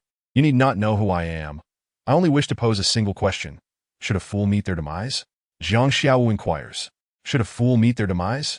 This question leaves Pearl utterly speechless. She is not intent on killing him because she considers him foolish. Regardless of his intellect, Pearl is determined to end his life. For that is Dao Ji's command, one she must execute and willingly embraces. As for Jiang Xiaowu's life, it is but that of an ant to her. She is indifferent. Jiang Xiaowu seems to penetrate the depths of Pearl's thoughts, smirking as he retorts, "In your eyes, the lives of others are mere insects. Yet you forget that your own fate too can be governed by another, as it is now, when your life lies within my grasp." Just as Pearl prepares to shift her strategy, she suddenly finds herself immobilized. What had once been her entangling Jiang Xiaowu, like the roots of an ancient tree, has been turned against her, as he has confined her in an unusual posture, rendering her powerless. It is only at this moment that Pearl truly feels fear, realizing the gravity of the situation and the menace presented by the man before her. "Whoever you are, release me at once," Pearl threatens. "If you dare to harm even a single hair on my head, Daogu will never let you go. Is that so? Jiang Xiaowu suddenly reaches out, tugging at Pearl's head and effortlessly pulling away several long, dark strands of hair. Don't speak of mere hairs. I've already plucked several of your locks. What can you possibly do to me? Jiang Xiaowu chuckles, continuing, if you persist in your bravado. Do you believe I won't strip you of every hair, transforming you into a true white tiger? In that instant, Jiang Xiaowu can no longer restrain himself, revealing the heroic essence of a seasoned-old driver. You, Pearl, filled with indignation and fury, retorts. I only ask you this. Were you not intent on killing me? Did you lure me here under false pretenses, intending to dispose of my body over the cliff, making it easier to obliterate any trace? Jiang Xiaowu gazes into Pearl's eyes, posing the question. Pearl does not deny it, perhaps aware that whether she acknowledges or refutes it makes little difference in her predicament. Indeed, she replies defiantly, lifting her chin in acknowledgement. Very well, Jiang Xiaowu smiles. Do you have any final words? From this moment on, you have but 3 phrases. What? You dare to kill me? You truly intend to take my life? Pearl's beautiful eyes widen in shock. 1. Jiang Xiaowu begins his count. If you kill me, you shall not escape and scathe yourself. Daogu will ensure your suffering is profound, and he will have you torn asunder, Pearl exclaims with a fierce voice, her long hair swirling like a vengeful spirit. Chapter 035. The Ambush, Part 1. Xiaoma lowers his head, remaining silent, too intimidated to meet Officer Tong's gaze. However, Xiaowu, emboldened by the fact that he has an uncle who serves as the deputy town chief, mutters, You are far too suspicious. These individuals are merely ordinary mountain enthusiasts. What kind of world is this, filled with so many villains? Be silent. Officer Tong begins to respond, when suddenly, the closed door is violently slammed from the outside, shaking the frame and producing a deafening crash. With a single blow, the locked door bursts open. Who are you? What do you want? Officer Tong demands, his brow furrowing as he regards the burly intruders who have stormed in. No one answers. They wield gleaming machetes, having come prepared to attack. Caught off guard, Officer Tong, Xiaoma, and Xiaowu find themselves beset as the assailants enter without any intention of dialogue, attacking on sight. Officer Tong's heart sinks. As an experienced officer, he knows the difference between mere intimidation and genuine intent to cause harm. The atmosphere is palpable with murderous intent, and the assailants are not merely aiming to injure, but to kill. Xiaoma, be careful, Officer Tong warns, narrowly avoiding a downward slash aimed at him. Before Officer Tong can finish his warning, a chilling scream pierces the air. Xiao has been struck in the neck, the wound deep and gruesome, flesh rolling back as blood spurts forth like a crimson fountain. He cries out in despair, collapsing into a pool of blood. Xiaoma, who is nearby, shouts in horror. Despite their earlier bickering, he has always regarded Xiaowu as a brother and friend, and he cannot bear the thought of his misfortune. Xiaoma himself has sustained injuries. In an effort to evade the blade aimed at his head, he twists his body, only to receive a cut to his left shoulder. The flesh is torn open, revealing glimpses of bone beneath, demonstrating the ferocity of his attackers. Had he not dodged, that blow would have surely claimed his life. Gritting his teeth against the excruciating pain, Xiaoma swiftly draws a collapsible baton from his waist, swinging it with precision. The sound of metal clashing fills the room as his baton meets the assailant's blades, ringing out like a discordant alarm. Despite his severe shoulder wound, Xiaoma maintains a formidable defense, showcasing his dedication to practice with the baton, an essential skill for any officer. Unfortunately, having already been gravely injured, and with the attackers outnumbering him, he soon finds himself overwhelmed, sustaining several more cuts. The final, fatal blow comes from a grim-looking man with a 9-headed serpent tattoo on his arm. As the other 2 assailants frantically slash at him, this man stands aloof, his eyes cold and calculating, waiting for the perfect moment to strike. Though Xiaoma's defense is relentless, it is not impenetrable. In the fleeting instant when he pauses to catch his breath, the ruthless man seizes the opportunity. With a swift and lethal thrust, he plunges his blade directly into Xiaoma's heart. Xiaoma, Officer Tong's eyes were red from distress. His heart twisted in agony as he chastised himself for his profound negligence. Knowing full well that this group posed a threat, he should have immediately reported back to the station, or even to the bureau, in order to summon reinforcements. Yet, blinded by his own identity as a police officer, he naively assumed that all criminals would tremble before the badge. How utterly foolish. Even if he were a renowned figure like the Black Cat Constable, there were still those who dared summon aid against him, such as the cunning One-Ear. How much more insignificant was he? Merely an aged officer? His naivety and overconfidence were grievous errors. Yet he had chosen to show off in front of Xiao Wu and Xiao Ma, feigning sleep and thereby meeting with the enemy unprepared, compounded by his previous gross misjudgment, during which he only instructed Xiao Wu and Xiao Ma to keep watch for movements in the adjoining rooms. He had foolishly presumed that the inky darkness of the opposite room signified an absence of occupants. To his astonishment, it was from that very shadowy space that the assailants had leapt forth. Ironically, the very area he had taken it upon himself to surveil was now the source of his peril, while he lay in bed pretending to slumber, utterly oblivious.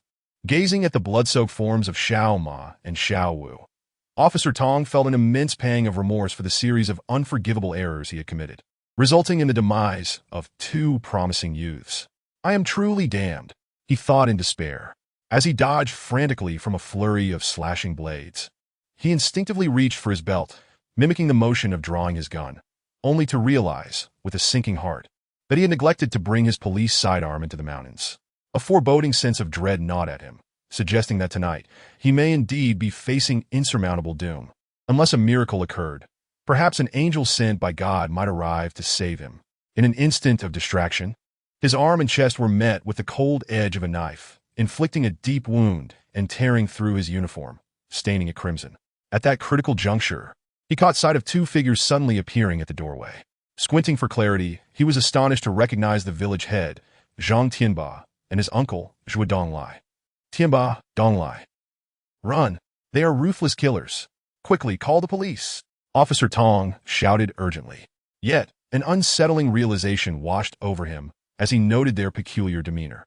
Under normal circumstances, upon witnessing such a scene, two young men lying in pools of blood and himself pursued and battered by a gang of assailants, they should have been overtaken by fear, but instead, they stood at the threshold, their expressions devoid of terror, watching as if they were mere spectators, showing no inclination to reach for their phones to summon help. You truly are complicit. Officer Tong finally confirmed his prior suspicions regarding Zhang and Zhuo's involvement with these nefarious individuals. Pointing accusingly at Zhang Tianba, he declared with indignation, Zhang Tianba, as the village head of Qingyou Village U. Chapter 036, The Ambush, Part 2. Officer Tong, I sincerely apologize. I've spent my entire life in this impoverished mountain valley, always yearning to see the world beyond these hills. You know, there's a saying that's popular in the city nowadays. What is it? Ah yes, the world is so vast. I wish to explore it. But I am old now, unable to travel, and have little desire to see the world. All I long for is to remain in the county town, to buy a house, to own a car, and to live the latter part of my life in comfort. Yet, despite my frugal existence, I could never save enough for a house in the county. However, these friends introduced by Donglai are willing to offer me 2,500,000, as long as I turn a blind eye while they cut down a tree. Missing such a once-in-a-lifetime opportunity would truly be a grave injustice, and I would fall out of favor with heaven. Zhang Tianba stood outside the door, speaking with a cheerful demeanor. Officer Tong could hardly fathom that the village chief of Qingyou Village, whom he esteemed as brother Tianba, could be such a greedy and despicable scoundrel. After all these years, he had failed to discern his avaricious nature. His once proud fiery-eyed discernment should be plucked from its sockets for being so blind. In an instant, as the words fell from Zhang's lips, Officer Tong found himself struck multiple times. His body transformed into a grotesque tableau of blood. Suddenly, a sharp knife emerged from the shadows, thrusting toward Officer Tong's heart. The blade bore traces of dark red blood, remnants of the sharp instrument that had previously pierced Xiao Ma's heart. Like a venomous scorpion lurking in the dark, it awaited the opportune moment to deliver a fatal strike. The sinister-faced man believed this sudden assassination would succeed once more, but tragically, before the blade could even graze Officer Tong's clothing, the latter employed a unique grappling technique, seizing the assailant's wrist. With fingers like iron vices, he exerted just enough pressure, causing the man to cry out in pain as the knife clattered to the ground. I've watched you for a long time. Just now, it was your unexpected attack that felled my little brother. How could I allow you to succeed a second time? Today, even if I cannot walk out of here alive, I shall take a few with me to the underworld, Officer Tong declared fiercely. As a policeman, he was not supposed to harm or kill. To do so would be an affront to the law. Regardless of how wicked a criminal might be, they remained merely suspects until proven guilty. Even law enforcement had no authority to enact vigilante justice. Yet, with Xiao Wu and Xiao Ma dead before him, he felt he would soon join their ranks. With the killers so close in front of him, the rules and discipline meant nothing. He was determined to avenge his fallen brothers. Rage engorged Officer Tong's eyes, his hands tightening as he yanked the sinister man towards him, throwing him off balance. In that fleeting moment, Officer Tong unleashed a powerful punch, striking the man's throat with force akin to that of a sandbag. There came a sound akin to glass shattering. The man's fragile throat was pulverized by the strike. The throat, a critical vulnerability of the human body, once shattered, transcends the mere loss of speech. His eyes bulged, hands clasped desperately around his throat, issuing a horrifying gurgle. His face flushing a deep crimson, as if he were choking from lack of breath. With a thud, the sinister man collapsed to the ground, rolling his eyes back. His life extinguished. Zhang Tianba and Zhuo Donglai gasped in shock, astonished that Officer Tong harbored such formidable skills, instinctively stepping back. The remaining robust men, holding blades, upon witnessing the scene, prepared to pounce in unison to chop Officer Tong into pieces. "Stop! Step aside!" A chilling voice echoed from outside. The knife brother passed by Zhang Tianba and Zhuo Donglai without sparing them a glance, as though they were mere figments of the air. He entered the room with an air of authority, halting the onrush of his subordinates who intended to hack Officer Tong to a pulp, and positioned himself face to face with the officer. He surveyed the three corpses on the ground, finally allowing his gaze to rest on the sinister man's ravaged throat. An adept grappling technique, combined with the tenets of Shaolin boxing and military physical training, I never imagined that a mere officer from Baguazhang could possess such prowess.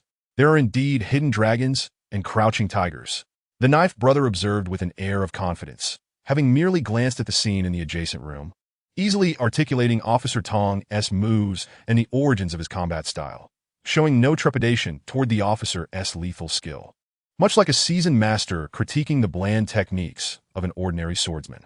"You all, step aside. Allow me to engage him." Knife brother cracked his neck and wrists, the sound of popping bones echoing like a whip. The seasoned rogues with their bloodied knives retreated to the side. Now, Knife brother and Officer Tong stood face to face, locking gazes, neither willing to yield, exuding the tension of two unmatched swordsmen eyeing each other, ready to unleash a fatal blow at the slightest hint of vulnerability. "Ah!" Officer Tong shattered the stalemate, taking the initiative with a forceful blow aimed directly at Brother Dao's temple. His fighting style was characterized by ferocity. Opting for a preemptive strike, Officer Tong's fists surged like a tempest, relentless in their assault. Though Brother Dao managed to evade the first punch aimed at his temple, Officer Tong showed no signs of halting, unleashing a barrage of punches, as if he were an inexhaustible force. Brother Dao refrained from retaliating, seemingly coerced into retreating step by step until he found himself cornered, with no further ground to yield. Zhuo Donglai and Zhang Tianba felt their hearts racing. Should Officer Tong find a way to escape this dire situation, the consequences for them would undoubtedly be an interminable imprisonment, potentially leaving them to languish behind bars for the rest of their lives.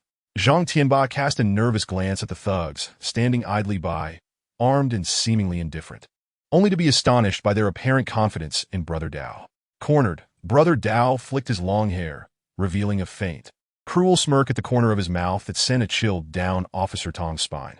This smile, laden with meaning, seemed to mock and toy with him, akin to a cat playing with a captured mouse. Officer Tong forced himself to maintain composure, reassuring himself that this long-haired individual was merely indulging in theatrics. He resolved that he must seize the moment and subdue him to instill fear in the remaining miscreants and carve out a sliver of hope for himself. "Kill!" Officer Tong bellowed, his punch slicing through the air with such force that it resonated like a thunderclap, an indication of its tremendous power and speed. However, at that moment, Brother Dao casually waved his hand as if swatting away bothersome flies, an act that exuded sheer nonchalance. With a sharp smack, Officer Tong's left cheek met the palm of Brother Dao, propelling him into the air before crashing heavily to the ground. Half of his face swelled, Blood gushed from the corner of his mouth, and several teeth lay scattered. Upon witnessing this scene, Zhang Tianba shivered, a burning sensation creeping back to his face as memories of the pain inflicted upon him by Jiang Xiaowu resurfaced, leaving a haunting psychological scar. Stunned, Officer Tong could scarcely believe that he had endured such a blow. How could it be that he had thrown the first punch, only to find himself struck first? It defied logic, a complete anomaly. He thought his martial prowess, a blend of military agility and the ferocity of Shaolin Long Fist, was formidable. Yet in Brother Dao's eyes, it was nothing more than the flailing of a novice, lacking true mastery. Your technique, though seemingly powerful, was merely chaotic and bound by conventional forms, leaving you vulnerable to exploitation. The maxim holds true: the formless triumphs over the formed. True martial prowess lies in the spontaneity of one's strikes. Furthermore, your speed was inadequate. While you possess strength, you lack swiftness. Martial arts, when executed with speed, can overcome all obstacles. Even filmmakers comprehend this principle. Do you not? But I digress. I am weary now. You may perish. In a swift movement, Brother Dao stepped forward, standing over Officer Tong, who remained sprawled on the ground, unable to rise in time. With a flash of his pointed dress shoes, Brother Dao's foot connected solidly with Officer Tong's left temple. The sound resonated like a punctured ball, and before Officer Tong could utter a cry, his head twisted at an unnatural angle, and he fell silent. You sought to strike my temple first. I have merely fulfilled your wish, granting you a fitting demise, Brother Dao remarked coldly, gazing at the lifeless Officer Tong. The sudden clash had concluded as abruptly as it had begun. Aside from the few injured men, for more bodies now lay on the ground, their warmth extinguished mere moments ago. In the realm of law enforcement, the pursuit of thieves sometimes resembles a fairy tale, yet often, the criminals prove more ferocious and cunning than the officers themselves. Ultimately, it is the lawman who bears the brunt of the consequences. Zhang Tianba, having shared a bond with Officer Tong for over a decade, felt an unexpected pang of sorrow, tinged with regret for having been blinded by greed. He had initially believed, as Zhuo Donglai had suggested, that misleading the ignorant villagers would easily yield a fortune of 250,000. Yet he never anticipated that within just 2 days, 4 lives would be lost, including that of a police officer and 2 auxiliary officers. This situation had escalated beyond control. Were you friends with him? Brother Dao suddenly inquired, observing the fear and sorrow etched on Zhang Tianba's face. I suppose so, Zhang Tianba stammered, his earlier bravado evaporating in the wake of Brother Dao's brutality. Do you wish to avenge him? Brother Dao pressed. Zhang Tianba hesitated, fervently shaking his head. No. Or perhaps you could report it to the authorities? Did he not urge you to do so? Brother Dao continued. No, Brother Dao, how could I? I am tied to you all in this venture. Reporting it would serve me no purpose. Zhang Tianba protested, shaking his head vigorously. A sinister smile crept across Brother Dao's face, a curve that only intensified his menacing demeanor. In Zhang Tianba's eyes, Brother Dao had transformed into a twisted, psychopathic killer. Good, you understand? Should there be any missteps, you shall join your friend in the afterlife. Brother Dao warned ominously. Rest assured, I will handle everything meticulously with no room for error. You can trust me, Zhang Tianba responded, his voice dripping with desperation as he sought to appease Brother Dao, who was far younger, yet exuded a ruthless demeanor. You truly know your place? Much like a compliant official, Brother Dao remarked with a mocking laugh, eliciting a chorus of laughter from those around. Zhang Tianba, despite his ignorance, recognized the derision in Brother Dao's words. After all, what was he, a mere village chief, compared to the likes of an official? Nonetheless, he dared not display any sign of discontent, joining the laughter, albeit with a sense of degradation. Yet as Zhuo Donglai and Zhang Tianba chuckled in feigned camaraderie, Brother Dao's expression shifted dramatically, turning from jovial to frigid in an instant, catching them off guard. Their laughter abruptly ceased, their faces contorting in confusion, as if they had swallowed a whole egg, unable to digest or expel the mirth that had once filled the air. Take these 3, and that Amon fellow throw their bodies into the ravine behind the mountain, Brother Dao commanded, his voice icy and devoid of compassion. Zhang Tianba felt a chill grip his heart. It was one thing for Officer Tong and his companions to meet such a fate, but to witness Brother Dao's cruelty towards his own subordinates, discarding their bodies without a proper burial. was a manifestation of brutality he had never encountered before, more ruthless than a wolf pack in the depths of the mountains. Once this matter is resolved, transfer 3 million to Amon's family. Brother Dao cast a glance at the lifeless body of the sinister man lying on the ground and spoke in a deep voice. Suddenly, he raised his head sharply, fixing his gaze on Zhang Tianba, as if he were already privy to the thoughts swirling in Zhang's mind. With a cold smirk, he declared, "I shall never mistreat those loyal to me. However, for those with ulterior motives, I will ensure they endure a fate worse than death and regret ever setting foot in this world." Zhang Tianba was acutely aware that the phrase "those with ulterior motives" was directed at him. He harbored intense resentment towards his brother-in-law, Zhuo Donglai, who he had initially thought would bring him fortune, only to realize he was a deadly curse. Nevertheless, at this juncture, Zhang had no choice but to obediently comply. The substantial reward was secondary to the imperative of preserving his own life. Chapter 038. The Sycophant as the narrative bifurcates. Huang Youfa led his companions back to fetch several barrels of white wine, lifting one himself, perhaps due to his lack of physical exertion in daily life. While the other lumberjacks effortlessly hoisted the 20-odd kilogram barrels with one hand, Huang struggled, panting and flushed, utilizing both hands. "Humph. Zhenju, you little minx. Don't think that just because that fellow Dao Ge has your back, you're something special. You treat your Huang Yi like a servant, barking orders at me. Just wait. Your day of reckoning will come. I hope you don't fall into my hands, or I'll have you sprawled on the bed, singing conquer while I take my pleasure, and if you dare to pause even for a moment." Huang Youfa muttered to himself, lost in a reverie of unsavory fantasies, envisioning the wanton degradation of the imperious Zhenju, reducing her to his personal slave. Unbeknownst to him, drool nearly dripped from the corner of his mouth. Struggling to hold the wine barrel, he began humming the lyrics to That Night. "That night, you did not refuse me. That night, I ha. Huang hummed a tune that resonated with his current mood, and the barrel felt considerably lighter in his grasp. Before long, he and several lumberjacks returned to stand beneath the ancient golden silk Nanma tree. He halted 20 meters away, adjusting his golden-rimmed glasses with an air of superiority, and boldly inquired, "Do you know the age of this golden silk Nanmu? I've heard it could be 100 or 200 years old, perhaps planted during the reign of Emperor Daoguang of the Qing dynasty," one lumberjack remarked, gazing at the towering tree's shadow in the darkness. "Nonsense," Huang Youfa scoffed, his expertise evident. He was a true expert, not a charlatan or a fraud, and whenever the topic of trees arose, his eyes sparkled like Zhang Tianba discussing widows or Dao Ge discussing murder. The Qing dynasty? The Daoguang period? The reign name of Emperor Daoguang began in 1821. It has barely been 190 years. The growth of golden silk Nanmu is exceedingly slow. To transform from a sapling into such a towering giant, a mere 100 or 200 years is utterly insufficient. Huang asserted. Huanggong is indeed Huanggong. No wonder the boss is willing to pay a hefty sum to recruit you into the company. An expert, indeed, a lumberjack flattered, admiringly.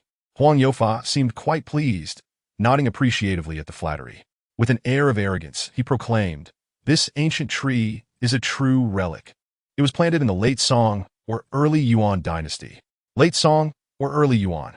You mean during the twilight of the Song dynasty or the dawn of the Yuan? Another lumberjack gasped, utilizing his scant historical knowledge. From the late Song or early Yuan to now, it must be at least 400 or 500 years old, right? This tree has endured the passage of several dynasties. It must be almost a spirit tree by now. A tree spirit? Don't be absurd. Huang Youfa seemed quite wary of the term tree spirit, as he was somewhat superstitious himself, though he feigned indifference. What nonsense about tree spirits and monsters? Haven't you heard? Since the establishment of the Republic, no animals are allowed to become spirits. Huang Youfa was evidently familiar with this meme, snorting dismissively. But it's not an animal, it's a plant. An ancient tree, a younger lumberjack retorted. Huang shot the younger lumberjack a glare, opting not to pursue the topic of becoming a spirit, instead continuing to flaunt his knowledge. Even if it were planted in the early Yuan dynasty, it would be nearly 650 years old. 650 years! Since the Ming Taizu Zhu Yuanzhong established the Ming dynasty, spanning 12 generations and 16 emperors, culminating in the suicide of the last Ming emperor, Zhu Yujian, on Coal Hill. The Ming dynasty lasted only 276 years. The Qing dynasty, from Nurasai's reign to the last emperor, Puyi, spanned 12 emperors. with the prosperous Kangxi and Qianlong eras being remarkably illustrious. Yet the entire Qing dynasty lasted merely 275 years. Compared to this golden silk Namu, it is utterly insignificant. One lumberjack, who had not yet found an opportunity to flatter, finally seized the moment, fearful of being eclipsed by the sycophant, and exclaimed, "Wow, Huang Gong, you possess knowledge of both the heavens and the earth, and you are as formidable as a mighty warrior." Before the lumberjack could finish, the sycophant lumberjack interjected with a crude "You're as mighty as a warrior," causing the speaker's face to turn green with frustration. What he had intended to articulate, knowledge of the celestial and terrestrial realms, understanding of yin and yang, mastery of the 8 trigrams, insight into the mysterious doors, and strategizing from within the tent to secure victory from 1,000 miles away, was abruptly choked back, leaving him speechless. To make matters worse, Huang Youfa appeared quite pleased with such a vulgar compliment, particularly the phrase mighty and formidable, which struck a chord with him. He chuckled and patted the sycophant lumberjack on the shoulder, praising, "Old Chun, you truly embody the essence of an esteemed employee of the company. Not only are you proficient in timber cutting, but your respect for leadership surpasses that of certain young men who have yet to mature." Huang cast a glance at the young lumberjack, who was somewhat rebellious and had refrained from fawning over him, and subtly remarked, "Old Chun, keep up the good work. After we return, I intend to propose to Boss Wang that exceptional employees like you deserve increased benefits and bonuses." Huang pretended to be earnest. The sycophant Old Chun, naturally grateful, showered Huang with an abundance of insincere praise. Huang Youfa savored the flattery for a moment before waving his hand, saying, "Old Chun, I appreciate your sentiment. Once we return, be sure to report back to me individually. Now, let us focus on the task at hand." Old Chun wiped the drool from the corner of his mouth, feeling that today's sycophantic endeavors had gone exceptionally well. Not only did the recipient benefit, but he himself also felt quite satisfied and enjoyed the experience. The flatterer was pleased, and so was the flattered. Chapter 039. The pursuit of the menstrual demon. After relishing in the flattery for a while, Huang Youfa felt invigorated, as if he had been injected with hormones or adrenaline. The weariness that had previously weighed him down vanished, and he astonishingly lifted the 20-kilogram wine barrel with one hand, striding confidently towards the ancient tree. It is often said that flattery can make a person dim-witted, yet it varies from individual to individual. Huang Youfa was indeed an anomaly. Instead of becoming foolish, he felt invigorated, his steps light and buoyant. Huang Youfa placed the wine barrel beside the roots of the ancient tree, unscrewed the lid, and prepared to pour wine for the golden silk Namu tree, hoping to intoxicate the old tree that was nearly transcending into spirit to the point of death. What a delightful fragrance! "Have you brought me more wine?" Suddenly, a foolish voice echoed from above. Huang Youfa and the 3 lumberjacks were taken aback. And had it not been for their numbers, standing alone beneath the ancient tree in the dead of night, the sudden voice from above might have frightened them to the point of wetting themselves, or worse. "Who is it?" Huang Youfa instinctively shouted, though doubts crept into his mind. Could it be that this venerable tree from the late Song to early Yuan dynasty had truly become sentient? After the founding of the country, animals were forbidden from gaining intelligence, but there was no mention of ancient plants being restricted. A chill ran down Huang Youfa's spine, as if the old tree had genuinely transformed into a monster, and the more he pondered, the more terrified he became. "Huang Gong, it's that silly boy." The keen-eyed flatterer pointed up, and under the silvery moonlight, they spotted Jiang Xiaowu peering out from the treehouse. Huang Youfa instinctively looked up and saw Jiang Xiaowu's silly face gazing down at them, his expression blank, as if emblazoned with the words, "I am a fool." "Why are you still up in the tree? How are you still alive? Where's Pearl?" Huang Youfa anxiously scanned the surroundings for any sign of Pearl. "Are you referring to that beautiful sister?" Jiang Xiaowu asked, still in his foolish manner. "Yes. Where is she? Where has she gone?" Huang Youfa was perplexed. Hadn't T. Pearl said she would come to deal with this idiot? Why had the idiot not disappeared from the earth, while she had vanished without a trace? "After you left, the beautiful sister said she would perform a trick involving her mouth eating sausages and bananas, and she wanted me to follow her to the back mountain. But just as I was about to come down, the beautiful sister clutched her stomach and left, looking quite pained and uncomfortable. She was muttering something about that wretched ant. Why did she come now, of all times? In truth, I didn't understand a thing. It was just me and the beautiful sister then, with no one else around. I wonder why she said her aunt came to visit her. Do you think the beautiful sister is ill and talking nonsense? I'm really worried about her. Jiang Xiaowu expressed his concern. Huang Youfa burst into laughter. Not only he, but the three lumberjacks shared an unspoken amusement. The fool truly was a fool, not even knowing what aunt meant, genuinely believing it was Pearl's aunt visiting her. Utterly hilarious. Yet what was this talk about her mouth eating sausages and bananas? Could it be that the usually aloof beauty had, in front of a fool, shed her disguise and revealed her primal nature? It seemed her usual cold demeanor was merely a fade to deceive. Women are indeed women. No matter how formidable, they cannot escape the clutches of aunt. Huang Youfa chuckled lewdly, muttering to himself. I accidentally toppled the wine barrel earlier. My apologies. Are you here to bring me wine? Jiang Xiaowu beamed at the filled barrel, exclaiming joyfully. Huang Youfa and the others hurriedly shielded the barrel behind them, fearing Jiang Xiaowu might spill it again. Though it was not particularly fine wine, nor worth much. Without it, Huang Youfa's scheme would be thwarted. That wine is not for you, Huang Youfa shouted angrily. If it's not for me, then who is it for? Jiang Xiaowu retorted, this place is quite far from the old residence.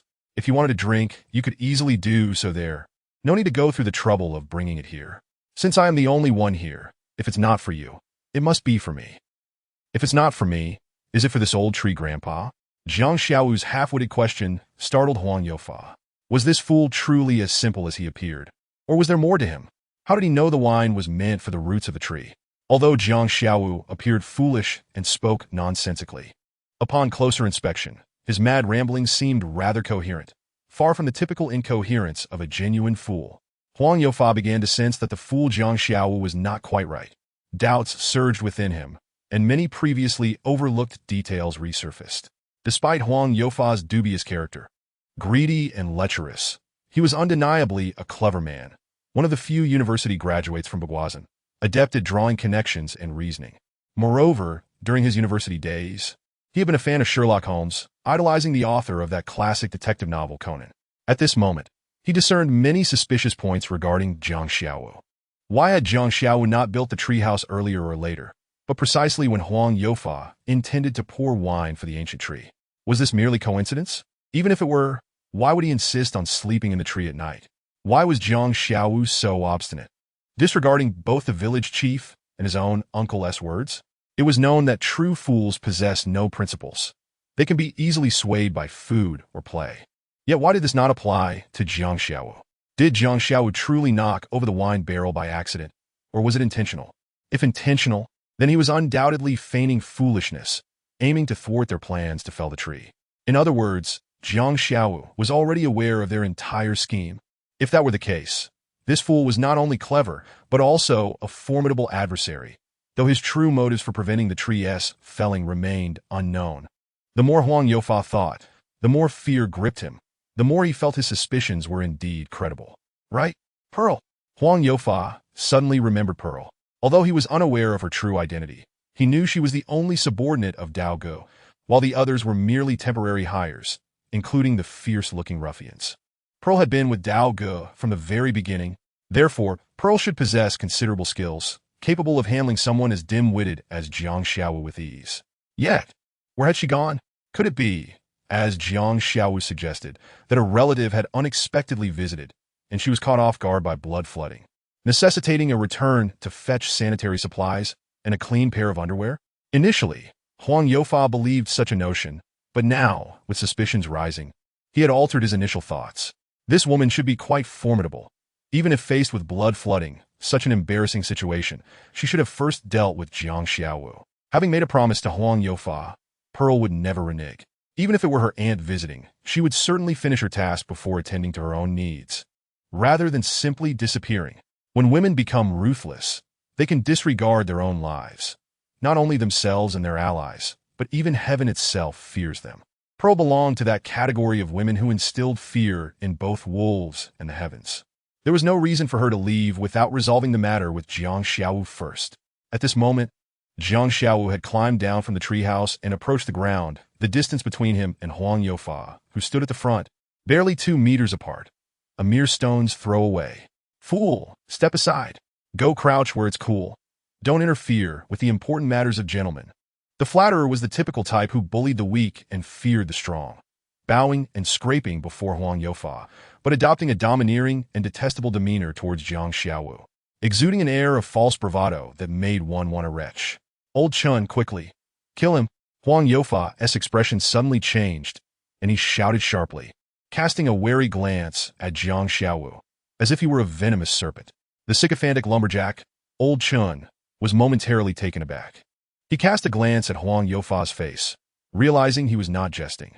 Like a ferocious old dog responding to its master's command, Old Chun produced a sharp saw from behind him and swung it toward Jiang Xiaowu's head. The lumberjack, who had intended to curry favor but was overshadowed by the sycophant, along with the unruly young lumberjack, were both startled by this sudden turn of events. In their minds, Old Chun was merely a toady. Who could have imagined he would be so ruthless? The sharp saw, designed for cutting trees, if it were to strike the opponent's skull, would undoubtedly send the latter to the underworld. Not only were the two lumberjacks shocked, but even Huang Youfa, who had issued the command, was equally alarmed. His call to kill him had merely been a hollow threat to intimidate Jiang Xiaowu. He had never genuinely intended for Old Chun to take a life.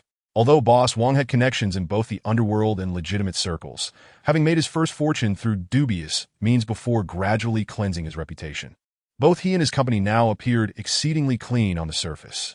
A fatal incident would not be taken lightly. It would implicate not only Huang Youfa, but also Boss Wang, and such dirty work was certainly the domain of Dao Ge and his crew, not something to entangle the furniture company and its owner.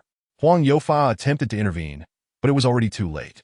The sharp saw had descended, an instrument meant for felling trees now embodying the terror of a horror film.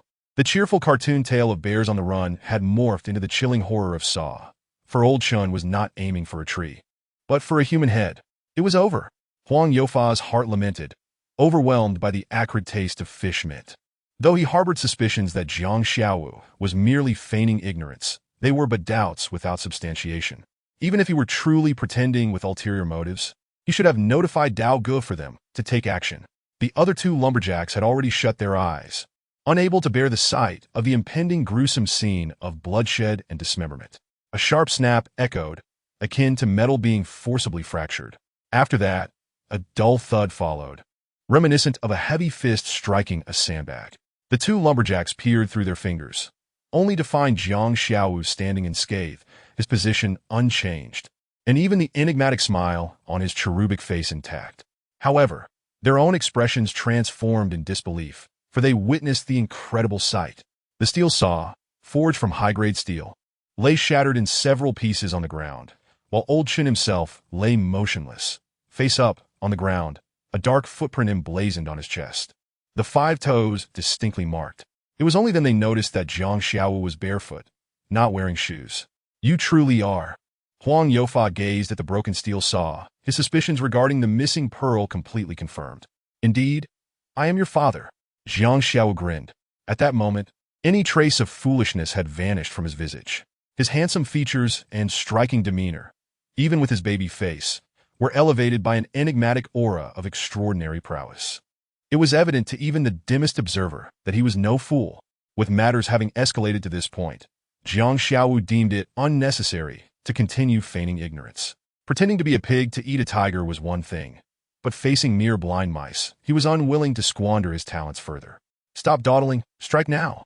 This brat has been playing the fool all along. He is a formidable character. If we do not bring him down, we shall all meet our end here. Just like Old Chun, Huang Youfa cried out, having recognized the gravity of the situation. The two lumberjacks exchanged glances, emboldened by the sight of Old Chun lying on the ground as a cautionary tale. They drew forth their essential tools, a hammer and a saw, and simultaneously struck toward Jiang Xiaowu's head. Regrettably, they were not confronting a familiar tree, but an unfamiliar head. The sound of steel saws snapping was followed by the thud of hammers hitting the ground, and then came 2 muffled impacts as Jiang Xiaowu's kick connected with their chests. With a single kick, he had dispatched them, and they fell, lifeless, just like Old Chun. As the two lumberjacks made their move, Huang Youfa had already fled. He initially believed they could hold Jiang Xiaowu at bay, at least buying him precious moments to escape. If he could reach the old residence, Dao Ge would protect him. No matter how formidable Jiang Xiaowu was, he would have to submit to fate. However, Huang Youfa never anticipated that less than 10 meters from his escape, Jiang Xiaowu would decisively eliminate the lumberjacks, who were pathetically weak. Even more astonishing was the fact that Jiang Xiaowu, who had been nearly 10 meters behind him, had suddenly appeared right in front of him, blocking his path. Have you heard the story of the tortoise and the hare? Jiang Xiaowu suddenly laughed. You run slower than that tortoise. And let me share a secret with you. What? Huang Youfa stammered. Jiang Xiaowu, with a straight face, began to spin an absurd tale. I usually don't disclose this secret to just anyone, but given that you are about to meet your end at my hands, I shall make an exception. In fact, I am Usain Bolt. Huang Youfa blinked in confusion, seemingly unable to grasp the meaning. Goodness, what a ridiculous joke. How can you not laugh? I detest a cold audience when telling jokes. A person as humorless as you does not deserve to inhabit this world. Jiang Xiaowu fumed, filled with indignation. He was, at his core, a self-proclaimed master of humor, and now, having shared what he believed to be a hilariously witty joke, the lack of amusement from his audience was a devastating blow. It was akin to Shimin Chuxu and Yi Guqing being derided as mediocre swordsmen, or Shi Shi and Diao Chan being insulted as ugly women. Utterly absurd. Jiang Xiaowu, consumed by rage, did not afford Huang Youfa the chance to plead for mercy or deliver a final word. He struck decisively at Huang Youfa's carotid artery, causing his heart to cease beating in an instant. A dark cloud obscured the stars and moonlight, enveloping the mountain village in darkness. Amidst the night, a bizarre scene unfolded. A robust man effortlessly carried 3 bodies stacked upon his shoulder, while under the other arm he clutched another. He bore the weight of 4 adult men with seemingly little effort, humming a cheerful tune. I shall send you all over the cliff to reunite with a lovely sister. Pearl. 4 men and 1 woman. We can even have a 5-person poker game. How delightful. Jiang Xiaowu, resembling a dockworker hauling heavy loads, trudged slowly toward the cliff at the back of the village, bearing the 4 lifeless bodies. Chapter 041. So you are here too. There exists a bond called fate, known as so you are here too. Of course, this phrase can also be interpreted as there exists a bond called a fateful encounter. At the precipice of the towering cliff behind Qingyou village, this fate continued to unfold. What began as a classic romantic interpretation of so you are here too was on the verge of transforming into a bloody and terrifying rendition of the same. For rugged men, steeped in the swagger of the underworld, each carrying a corpse, painstakingly reached the cliff's edge, preparing to take a moment to smoke and catch their breath before casting the bodies into the abyss. Among them was one who shared a tenuous acquaintance with Amon. 10 years prior, while traversing the martial world, they had worked together for less than a month at a bar in a city in northeast China. However, due to past indiscretions that led to Dao Ge being incarcerated for 6 years, their paths diverged. Until 10 days ago, when they were reunited through Dao Ge's employment. They had not crossed paths since. Yet, despite their previous connections, the harsh reality of their world dictated that those who traversed its treacherous paths must eventually pay their dues. This principle was universally understood, and now Amon had finally settled his debts.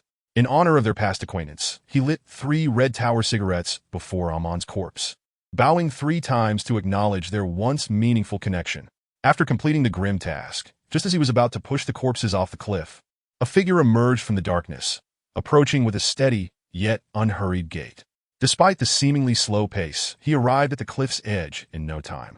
It soon became apparent that this individual was burdened with 4 bodies. Upon raising his gaze and locking eyes with the onlookers, he recognized the 4 corpses at the cliff's edge, identifying them as Officer Tong and the unfortunate souls of Xiao Wu and Xiao Ma.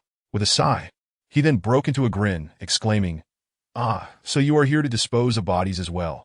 Truly a coincidence among heroes. For I too have come to cast away the dead. A pleasure to meet you." The speaker was none other than Jiang Xiaowu, who bore the weight of the bodies of Huang Youfa and his companions. His distinctive opening line was marked by an unusual flair. Thus unfolded a scene reminiscent of the "So you are here to dispose of bodies too" trope. The ruffians had already discerned Jiang Xiaowu's identity and recognized that the bodies he carried belonged to their own faction. Though they shared the same grim purpose, their allegiances diverged sharply, particularly since Jiang Xiaowu bore the remains of their own fallen comrades. Having recently tasted blood, the ruffians wasted no time in drawing their bloodied blades and advancing toward Jiang Xiaowu. "Hey, why don't you ask who killed these 4? Jiang Xiaowu inquired. "Who killed these 4? One of the thugs echoed. "Ah, my dear child, you ask such a question? For that, you shall be rewarded with a lollipop." Jiang Xiaowu jested, pulling a watermelon-flavored lollipop from his pocket as if to offer it. You fool! Are you courting death? The insulted thug retorted angrily, only to be struck with surprise as he exclaimed, Isn't this the lollipop that the woman named Pearl always eats? Who says she is the only one who enjoys lollipops? Though I must admit this one is indeed hers, Jiang Xiaowu replied. And where is she? The thug pressed. Ah, right. I forgot to mention, this is my first time disposing of bodies at the cliff tonight. The last one I discarded was, of course, that lollipop-loving Pearl. As for her whereabouts, well, she is peacefully sleeping beneath the cliff, but this time, she shall never awaken, Jiang Xiaowu said with an exaggeratedly naive tone. Chuckling all the while, Pearl, along with Huang Youfa and the others, were all slain by you? An old hand, marked with a tattoo of a coiling green dragon, demanded coldly. I did not kill them. Jiang Xiaowu paused, then added, Just kidding. Do you think they all suffered from depression and committed collective suicide? Such a foolish question. You are even more dim-witted than my son, who loves lollipops. With a furious shout, the tattooed thug drew his knife, ready to strike. You all can come at me together. It will save me the trouble of dealing with each of you individually. Jiang Xiaowu remarked coolly, and before he had finished speaking, for sharp blades descended upon his head and body. Screams echoed in a cacophony, and 3 minutes later, for broken blades lay scattered on the cliff, alongside for lifeless bodies. 2 bore clear footprints on their chests, while the other 2 had their carotid arteries severed, resulting in sudden cardiac arrest. Counting Huang Youfa's group, Officer Tong's lot, and the sinister knife-wielder Amon, there were 8 corpses in total, yet now 12 lay on the ground. Just moments ago, they had been honoring the dead, and now they themselves had become the objects of remembrance. Alas, Jiang Xiaowu had no tender feelings for the fallen. He would not waste 3 sticks of incense to honor them. He casually picked up a half-burnt cigarette as substitute for incense and took a satisfying drag, exhaling a plume of smoke. In the next life, do not spend all your time plotting to kill others. Those who take lives shall invariably have their own taken. Such a simple truth you fail to grasp, and thus you deserve to perish at my hands tonight. He smacked his lips and shook his head, puffing out smoke as if he were a sovereign. Unfortunately, all his subjects had met their end by his own hand, leaving him the sole ruler in a land of the dead. He flicked the cigarette butt off the cliff and proceeded to cast the bodies one by one into the abyss, a macabre act of obliteration. Though this mercenary lacked the finesse of a seasoned assassin, he was not inexperienced either. With the sheer cliff serving as a natural disposal site, he needed little effort to cover his tracks. Atop the cliff, only one body remained, the old thug with the green dragon tattoo and the ostentatious ring. The ring, crafted from pure gold, was favored by many gang leaders to showcase their status and bravado. As Jiang Xiaowu gazed at the ring, an absurd thought struck him. Could a grandfather emerge from this ring? If so, it would not be a golden ring, but rather a golden finger. Never had Jiang Xiaowu imagined his thoughts could wander so far. Perhaps he ought to refrain from reading web novels lest he inadvertently ascend to another realm. He muttered to himself, hastily pushing the last body off the cliff, fearing that something bizarre might emerge from the ring of the deceased. 12 men and 1 woman? How will that play out? A game of mahjong with an extra tile? If they all engage in a raucous affair, my Pearl does not have that many openings. He dared not ponder further, wary of his imagination, spiraling out of control and eventually eclipsing the creativity of island directors. After completing this grim business, Jiang Xiaowu meticulously scoured the cliff one last time, finding only a few bent wild grasses and some snapped twigs, satisfied with the absence of any other traces. He hummed a tune as he descended the cliff. Brother Dao sat in an old chair in his bedroom. The chair, though not an antique, had certainly seen better days, its crimson lacquer peeling away to reveal a mottled surface. This evening, Brother Dao felt an unsettling restlessness. It was not the act of murder that troubled him, nor the fact that his victim was a police officer. In his eyes, both police officers and toilet-cleaning workers were merely the same, dead. His unease stemmed from Pearl's unexplained absence, along with Huang Youfa and 3 lumberjacks who had vanished without a trace. The hired thugs he had employed to dispose of the bodies at the cliff had also failed to return after nearly an hour. While it was not unusual for one group to encounter delays, the absence of 3 groups was decidedly peculiar and unsettling. Now, Brother Dao had become the last man standing, a lone commander, having sent all 10 others off on various tasks. Yet he was not entirely alone in the room. 2 figures, Zhuodong Lai and Zhang Tianba, stood nervously before him, too afraid to take a seat. Brother Dao had not offered them the courtesy of an invitation, nor was there any spare seating, as there were none to be found. Even if there were chairs, they would prefer to stand, feeling more at ease in a position of equality, albeit one laden with pressure. As the seconds ticked away, the atmosphere in the room grew increasingly tense. Brother Dao exuded an invisible aura of oppression and menace, leaving Zhang Tianba and Zhuo Donglai feeling as though they were gasping for breath. Having lived in the mountains for decades, Zhang Tianba was unaccustomed to the bustling nightlife. After dinner, darkness would send him to bed, rarely indulging in television. Now, as midnight approached, he found himself drowsy, yawning uncontrollably, tears and mucus streaming down his face, akin to a junkie in desperate need of a fix. Suddenly, Brother Dao's piercing gaze locked onto Zhang Tianba. Zhang Tianba trembled in fright, as though bitten by a venomous serpent. The drowsiness that had previously enveloped him vanished in an instant. Something was amiss. After waiting for so long, Brother Dao was now utterly convinced that Jinzhu and the others must have encountered trouble. Otherwise, it was inconceivable that not a single one of them had returned by now. Suddenly, Brother Dao sprang to his feet from his chair, feeling that he could no longer afford to wait idly. He had to venture outside to investigate. Having made his decision, he was unwilling to delay even for a minute. With a single stride, he found himself at the threshold of the door, poised to push open the ajar door and step outside, when, to his astonishment, the door swung open of its own accord.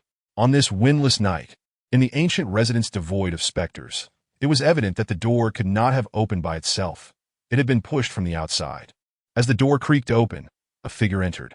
It was not Jinzhu, nor Huang Youfa and several lumberjacks, nor the ruffians who had returned from the cliff where they had disposed of a body, but rather, a cherubic face. Fool, how could it possibly be you?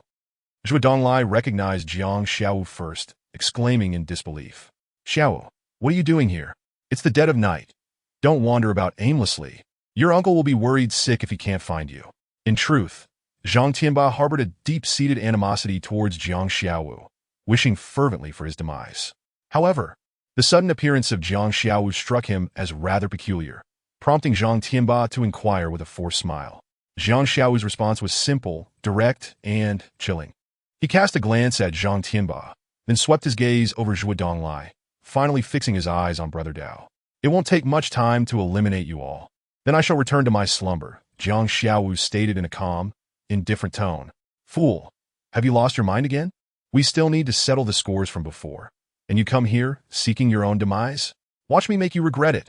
Zhuo Donglai, though intimidated by Brother Dao, felt no fear towards Jiang Xiao. At this moment, he cursed and rolled up his sleeves, ready to confront Jiang Xiao. Jiang Xiao chuckled, replying, I only have earwax in my ears. I won't be producing anything else. Who would have thought, my good fellow, that you possess such a unique skill? To turn your ears into a... Well, never mind, it's truly impressive. Why don't you demonstrate how one can? Do that with their ears? Zhuo Donglai could no longer contain himself. This was a golden opportunity he could not miss. Besides, with Brother Dao present, what was there to fear? Crackling his knuckles, he declared, Heaven has a path you refuse to tread, yet you dare to intrude upon hell. Tonight shall be your end. Silence. Brother Dao, who had remained quiet until now, suddenly interjected with a cold reprimand. Zhuo Donglai froze for a moment, then promptly retorted, Fool, did you hear that? This esteemed gentleman bids you to be silent. Jiang Xiao, faced with Zhuo Donglai's obliviousness, was rendered speechless, covering his face as he said, It seems like he is indeed asking you to be quiet. Huh, nonsense. I'm in cahoots with Brother Dao. There's no way he would ask me to be silent. He is clearly telling you to hush. Do you not believe me? Very well, Brother Dao. Please clarify for this fool whom you wish to silence. Zhuo Donglai babbled on, hardly pausing. Be quiet. Brother Dao shot Zhuo Donglai a fierce glare, his wolf-like eyes momentarily visible through the curtain of his long hair. Zhuo Donglai shivered in fear. If he truly possessed the peculiar ability to produce, well, he would have been terrified out of his wits by now. You see, just a moment ago, you were skeptical, but now you believe he is indeed asking you to be silent. Do you not? Jiang Xiao couldn't resist adding salt to Zhuo Donglai's wounds. Brother Dao kept his hands clasped behind his back, his long hair billowing as if caught by an unseen breeze. Clad in a wine-red long robe that evoked the image of a martial expert from the Republican era. Did you kill them? Brother Dao suddenly inquired. It was a seemingly baffling question, leaving Zhuo Donglai and Zhang Tianba in utter confusion, suspecting that Brother Dao had been influenced by the fool and had lost his mind. Jiang Xiaowu remained silent for a moment, a subtle smile gradually appearing at the corner of his mouth. This smile was worlds apart from his usual foolish grin, exuding dominance, confidence, and a rebellious defiance, tinged with disdain for all things earthly. It was wicked, it was alluring, and any woman who beheld it would find herself irresistibly drawn in, captivated, ensnared. Zhang Tianba and Zhuo Donglai were both taken aback. Even in their naivety, they could discern that Jiang Xiaowu's brazen and violent smile was not one befitting a fool. "You are not a fool. You have been pretending all along." Zhang Tianba finally voiced the doubts that had long plagued him. In truth, he had harbored suspicions that Jiang Xiaowu was merely feigning ignorance, and not genuinely foolish. He simply lacked evidence until now. And Jiang Xiaowu's acting was so convincing that Zhang Tianba had been completely deceived. Brother Dao scoffed, disdainfully remarking, "You two are the real fools." Zhang Tianba and Zhuo Donglai had no retort, nor dared to argue back. It was somewhat excusable for Zhuo Donglai, who did not reside in Qingyou village, to be fooled by a fool for a month or two. Yet Zhang Tianba, the village chief, was utterly humiliated, a complete buffoon, 1,000 times more foolish than out from the pigpen. "I share the same sentiment." Jiang Xiaowu concurred with Brother Dao's assessment. The color of Zhang Tianba's face darkened to a deep maroon as he felt the sting of humiliation. Inside his heart, a little girl was crying out, "How could this be? They're all dead?" Brother Dao asked again, uttering yet another perplexing statement. However, Jiang Xiaowu understood the inquiry clearly this time and nodded affirmatively. "Yes, they're all dead," Jiang Xiaowu affirmed, adding, "Every last one of them." Brother Dao's expression seemed unchanged. He did not display anger or sorrow, remaining as cold as the distant mountains, stoic and unyielding. Jiang Xiaowu silently nodded. It was at this moment that he truly regarded Brother Dao as a worthy adversary, a cold-blooded killer. Anyone who underestimated him would inevitably pay the most excruciating price. Brother Dao finally grasped why he had felt so unsettled tonight. He had become the last man standing. The 10 individuals who had masqueraded as travelers had all perished, leaving only him behind. With everyone dead, there was no need for further inquiries. What Brother Dao desperately wished to ascertain now was Jiang Xiaowu's identity and his intentions. "Who exactly are you? What is your purpose?" Brother Dao asked coldly. "If I were to say that I am merely a passerby in Qingyou village seeking family ties, you surely wouldn't believe me, would you?" Jiang Xiaowu replied with a smile. Chapter 043. You are playing me. Brother Dao chuckled coldly. He had already gathered that Jiang Xiaowu, this fool, had only recently arrived in the remote mountain village over a month ago. Not only had he been feigning ignorance, but he had also slain so many, including the renowned assassin Jinju, who had once ranked high on the killer's list, indicating that Jiang Xiaowu was no ordinary individual. The sudden arrival of such a formidable figure in Qingyou village, while maintaining a facade of foolishness to conceal his true self, led Brother Dao to deduce with certainty that Jiang Xiaowu harbored ulterior motives, likely connected to Brother Dao's current mission. He had been lurking in Qingyou village, waiting for tonight's ambush. Brother Dao was already convinced. The only question lingering in his mind was who Jiang Xiaowu intended to target. Was it that rustic buffoon named Wang from the furniture company, the puppet boss, or the true mastermind pulling the strings behind the scenes? Or perhaps it was a vengeful foe of Jinju or his own enemies. He and Jinju had crossed paths with too many individuals, so many that he could hardly keep track. Perhaps one of the slain had a formidable nephew or grandson seeking revenge for their kin. What Brother Dao dreaded most was that Jiang Xiaowu's assassination was aimed at the organization. The organization's principle had always been to eradicate threats entirely, leaving no possibility for future repercussions. The individuals the organization sought to eliminate were never ordinary people. Even if an ordinary person knelt at the organization's door for 3 days and nights, pleading for their demise, the organization would remain indifferent, for they were not worthy. The targets that the organization had failed to eradicate, who dared to seek revenge against them or Brother Dao, were undoubtedly terrifying foes. Jiang Xiaowu refrained from providing any further explanation, deeming it unnecessary. Moreover, he believed that whatever he said would not earn Brother Dao's trust. Hadn't he just claimed to be a passerby? Yet Brother Dao remained unconvinced. "What is your origin?" he pressed. Jiang Xiaowu replied, "Does it truly matter? Today, only one of us can leave alive. If I perish at your hands, What significance do my identity and purported intentions hold for you? Conversely, if you were to fall by my hand, would knowing the identity and so-called purpose of another even matter to a corpse? Brother Dao tilted his head, seemingly contemplating Jiang Xiaowu's words. After a moment, he erupted into laughter, a caw akin to that of a hawk in the night, sending chills down one's spine. Well said. It has been many years since I encountered someone as intriguing as you. Were it not for our current predicament, perhaps I would have accepted your invitation for a drink. Brother Dao chuckled heartily, his laughter genuine rather than the cold or feigned mirth of previous encounters. Zhu Donglai and Zhang Tianba exchanged glances, perplexed by what was amusing about Jiang Xiaowu's statement. Zhu Donglai particularly struggled to understand how someone could possess such an eccentric sense of humor. Why should I be the one to treat you to drinks, rather than the other way around? Jiang Xiaowu posed a seemingly trivial question, yet he asked it with utmost seriousness, devoid of any casualness. Brother Dao was momentarily taken aback, clearly not anticipating such a query. When he suggested that Jiang Xiaowu buy him a drink, his tone and demeanor implied that it would be a considerable favor to the other party. Even top-tier celebrities could not boast such arrogance and self-assurance. And Brother Dao appeared to believe this was his due. Is there really a distinction? Brother Dao retorted a bit dazed, as if the concepts of treating others and being treated, of spending money on drinks for others versus having others spend on him, held no difference in his mind.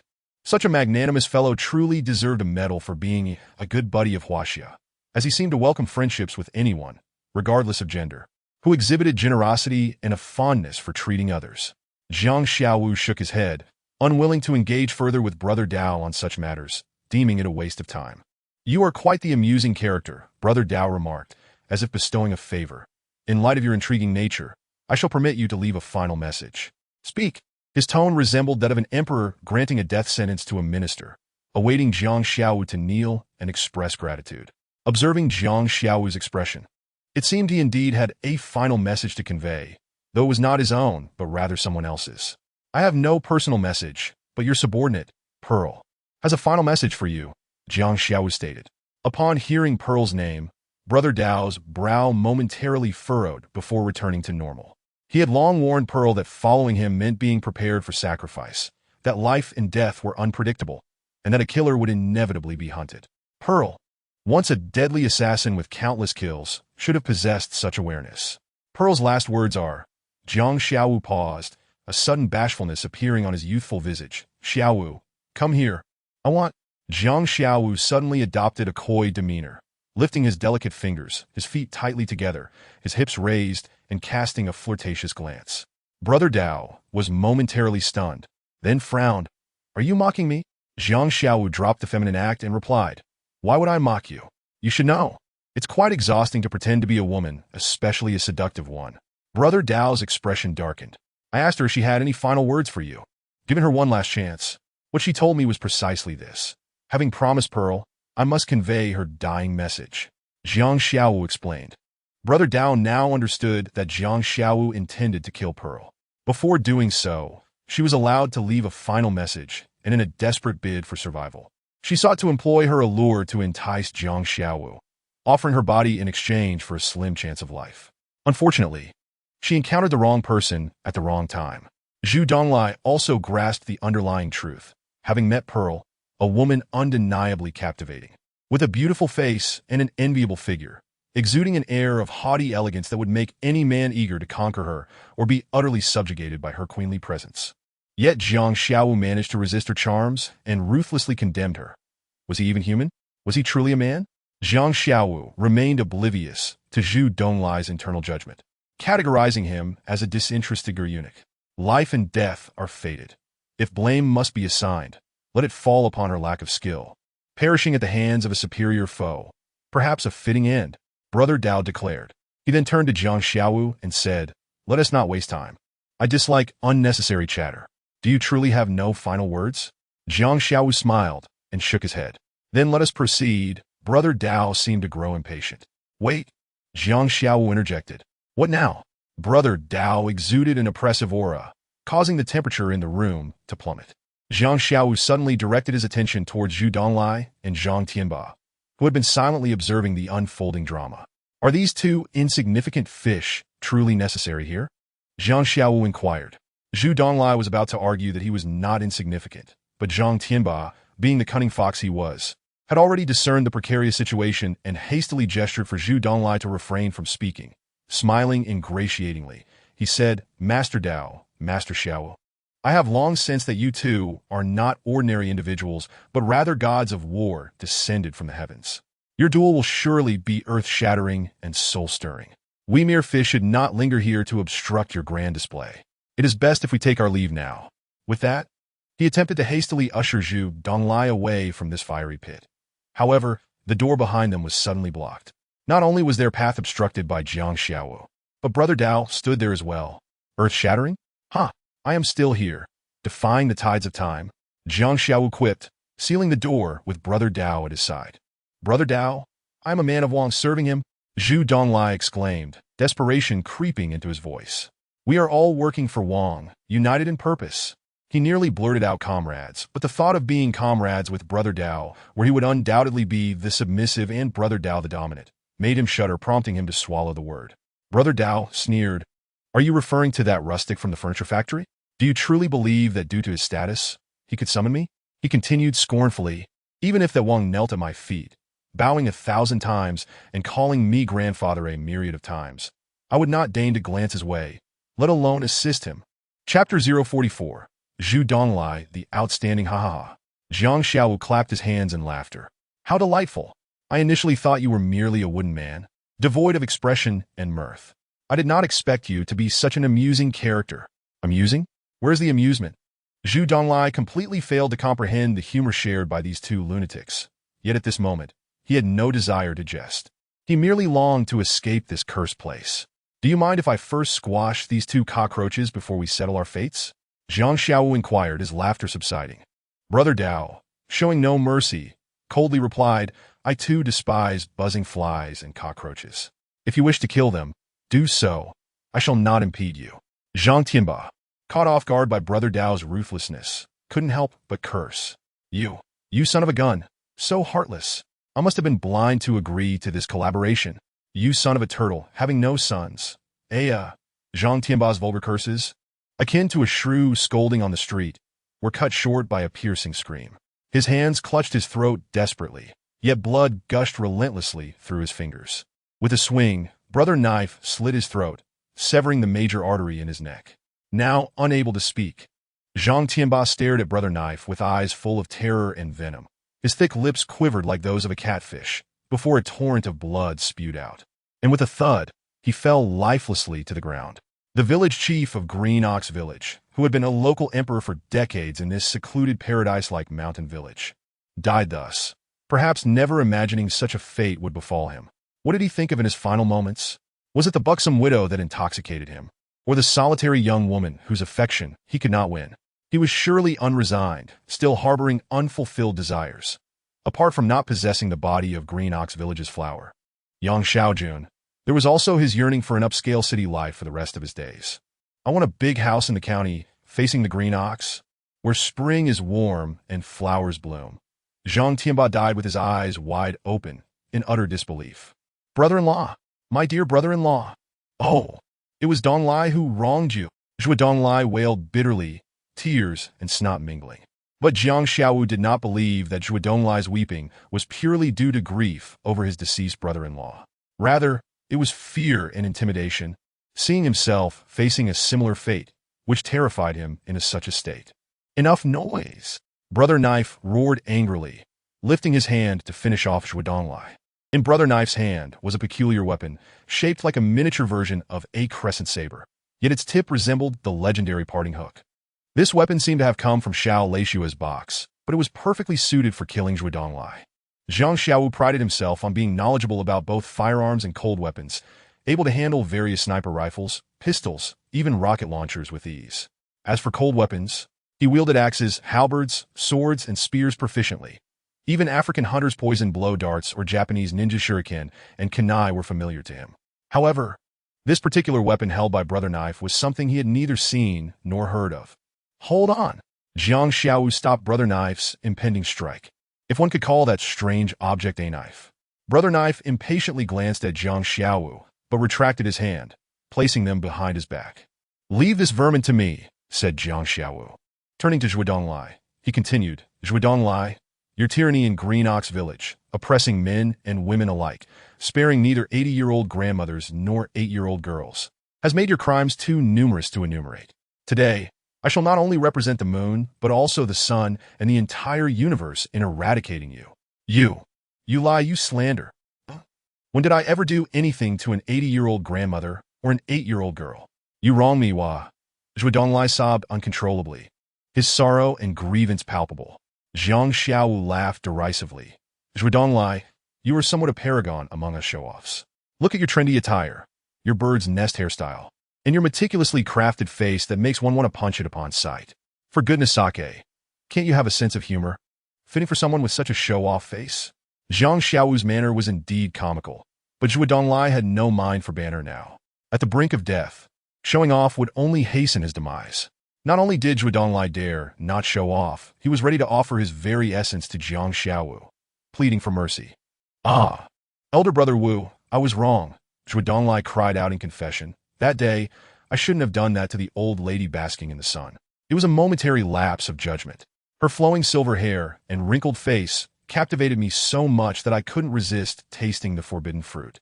Later, her granddaughter came out of the house eating a lollipop, and in my confusion, I lied to her, saying there was a delicious lollipop in Uncle's pants too. I deceived her. I am guilty. I am not human. I am a beast, livestock. Elder brother Wu, no, Master Wu, please spare me. Do not measure me by the standards of a beast. Grant me my life. Cough, cough, cough. Jiang Xiaowu coughed violently, truly shocked. To survive, Zhuo Donglai admitted to such fabricated accusations and concocted details himself. Truly a waste that he didn't become a director or write novels. Nevertheless, despite taking on this fictitious burden, Jiang Xiaowu had no intention of letting him go. With a swift kick, cracking Zhuo Donglai's shinbone, causing him to scream and roll on the ground in agony. This kick is to repay my uncle. You dragged him from his home to under the old tree and kicked him viciously.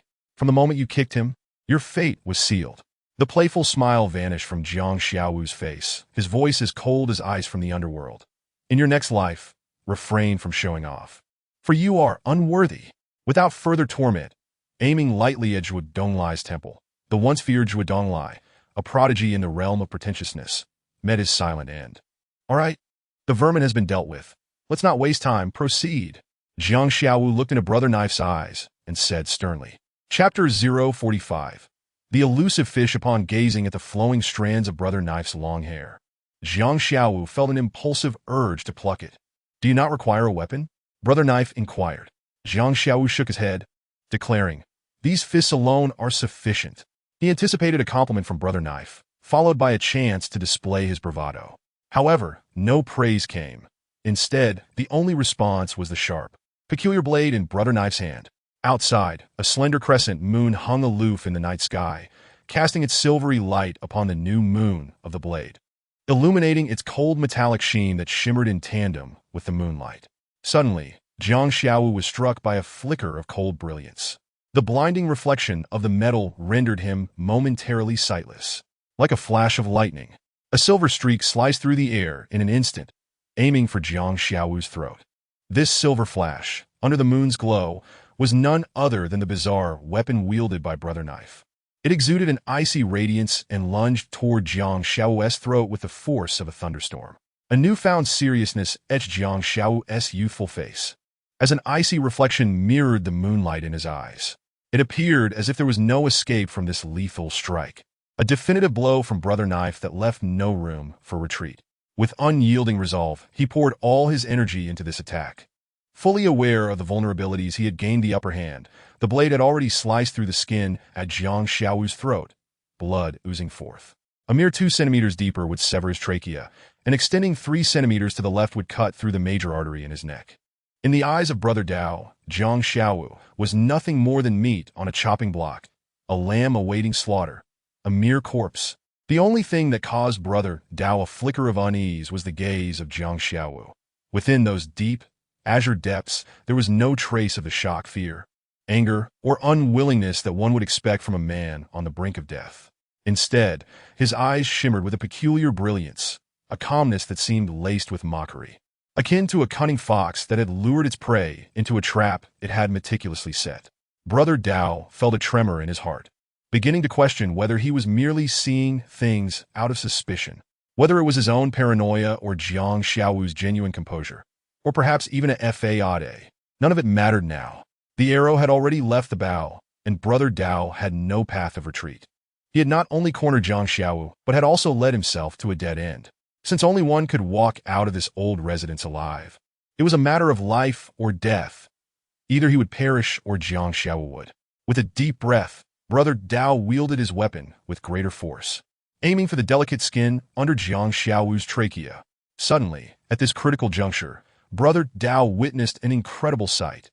Jiang Xiaowu's body contorted in an unnatural manner, particularly his neck, which nearly twisted around, narrowly evading the lethal strike. How could this be possible? Was this the legendary softbone technique? Or yoga? Even the most skilled yogi would find it hard to achieve such a terrifying level of contortion, turning one's head behind their back. Brother Dao was unaware that Jiang Xiaowu's master, that stern and rigid old man, was indeed a master of this art. He also knew nothing of the excruciating trials Jiang Xiaowu had endured to master this skill, the agony akin to having one's head wrenched from their body. Even with Jiang Xiaowu's iron will, he had succumbed to pain and fainted many times during training. At the moment, Brother Dao was momentarily taken aback. He felt a sudden pain in his chest. Looking down, he saw a dagger fully embedded in his body, its black hilt the only part visible. Brother Dao crumpled to the ground like a balloon that had been abruptly punctured. He reached out, seemingly intent on pulling the dagger from his chest. "You'd best not move," Jiang Xiaowu said, wiping the blood from his throat, leaving behind a long, thin red line, with droplets of blood welling up from the wound. Jiang Xiaowu was fighting, he was gambling. He had no certainty of evading Brother Dao's thunderous strike, but this was a battle of life and death, and he was willing to take the risk, for deep down, he possessed the qualities of a reckless gambler. However, while a gambler might lose everything for him, a loss meant losing his life. Fortunately, Jiang Xiaowu had triumphed once more. "You should know that the moment the dagger is withdrawn, you will perish. For now, at least you can utter a few more words. If you have a last wish, speak quickly, although I cannot guarantee I will fulfill it," Jiang Xiaowu remarked. A flicker of confusion crossed Brother Dao's eyes, which soon gave way to acceptance. He had long anticipated this day, though he had not expected it to arrive so swiftly. Suddenly, Brother Dao's gaze shifted to Jiang Xiaowu, illuminating with the brightness of realization. "I know who you are now." A mysterious smile crept upon his face. "You are the fish that evaded capture." Jiang Xiaowu was momentarily taken aback, sensing an underlying revelation. "Your peculiar abilities, reminiscent of yoga and softbone techniques, I have seen in an old man at the mercenary camp," Brother Dao said weakly.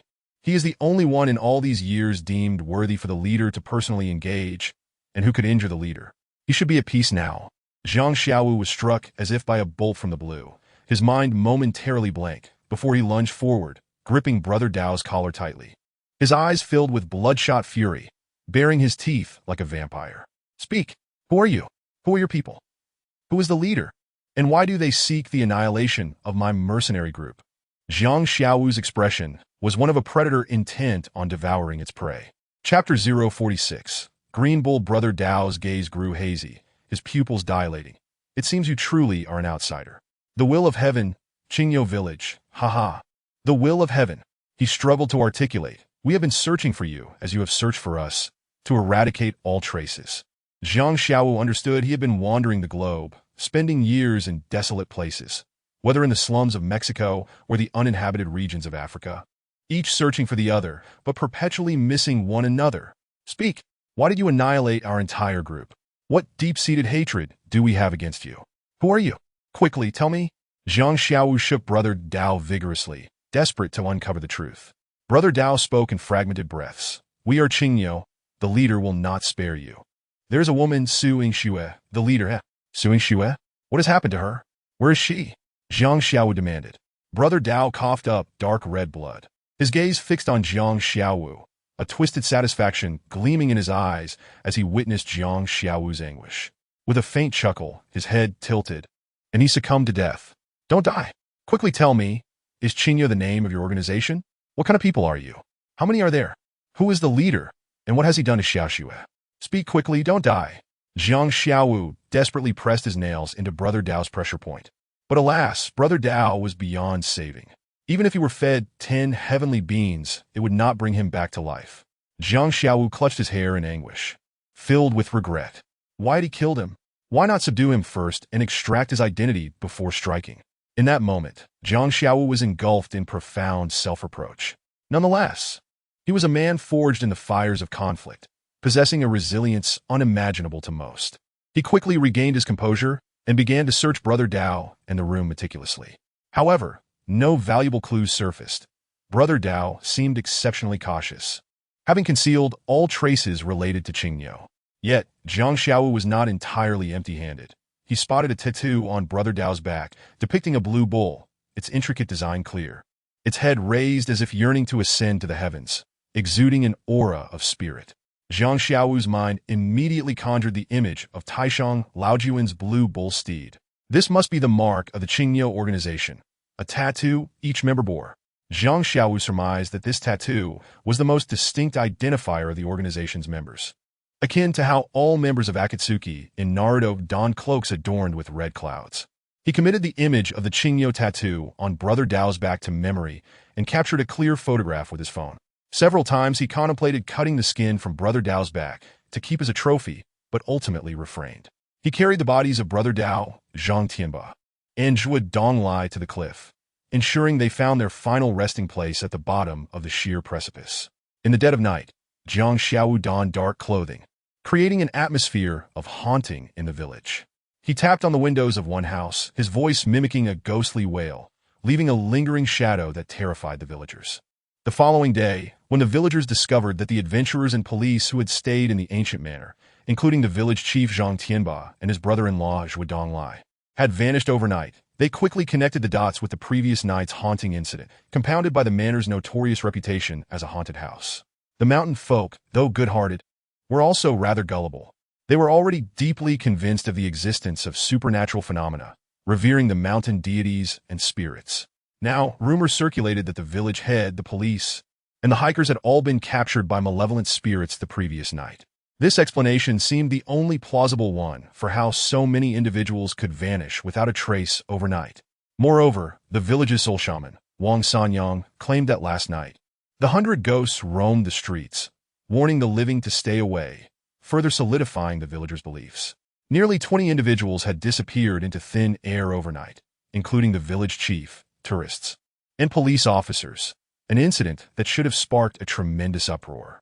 Yet in this remote mountain village, the villagers merely discussed it for 2 days before moving on. Not even Jiang Xiaowu had anticipated such a reaction. He had expected the villagers to report the incident to the authorities and conduct extensive searches throughout the village, perhaps even combing the mountains, but alas, it was all in vain. The villagers' attitude of "not my concern" left Jiang Xiaowu utterly astonished and somewhat amused.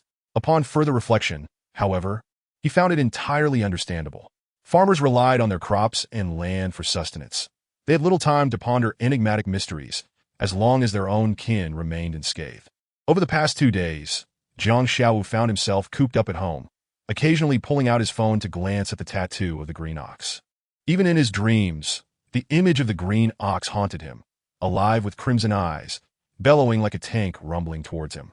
Each time he awoke from these nightmares, his sleepwear was drenched in sweat, his fists clenched so tightly that his nails pierced his skin, blood oozing forth. He could not remain idle, waiting for the adversary to come for him.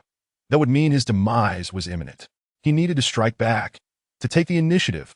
Jiang Xiaowu resolved to leave Qingniu village.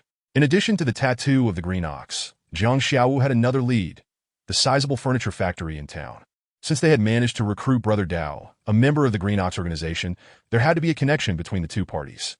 Furthermore, Brother Dao had mentioned that the factory's big boss, General Wang, was merely a puppet in someone else's hands, with a true mastermind lurking in the shadows, orchestrating everything. Thus, Jiang Xiaowu suspected that this hidden puppeteer was the actual boss, the one who had established contact with the Green Ox, prompting them to send Brother Dao to him.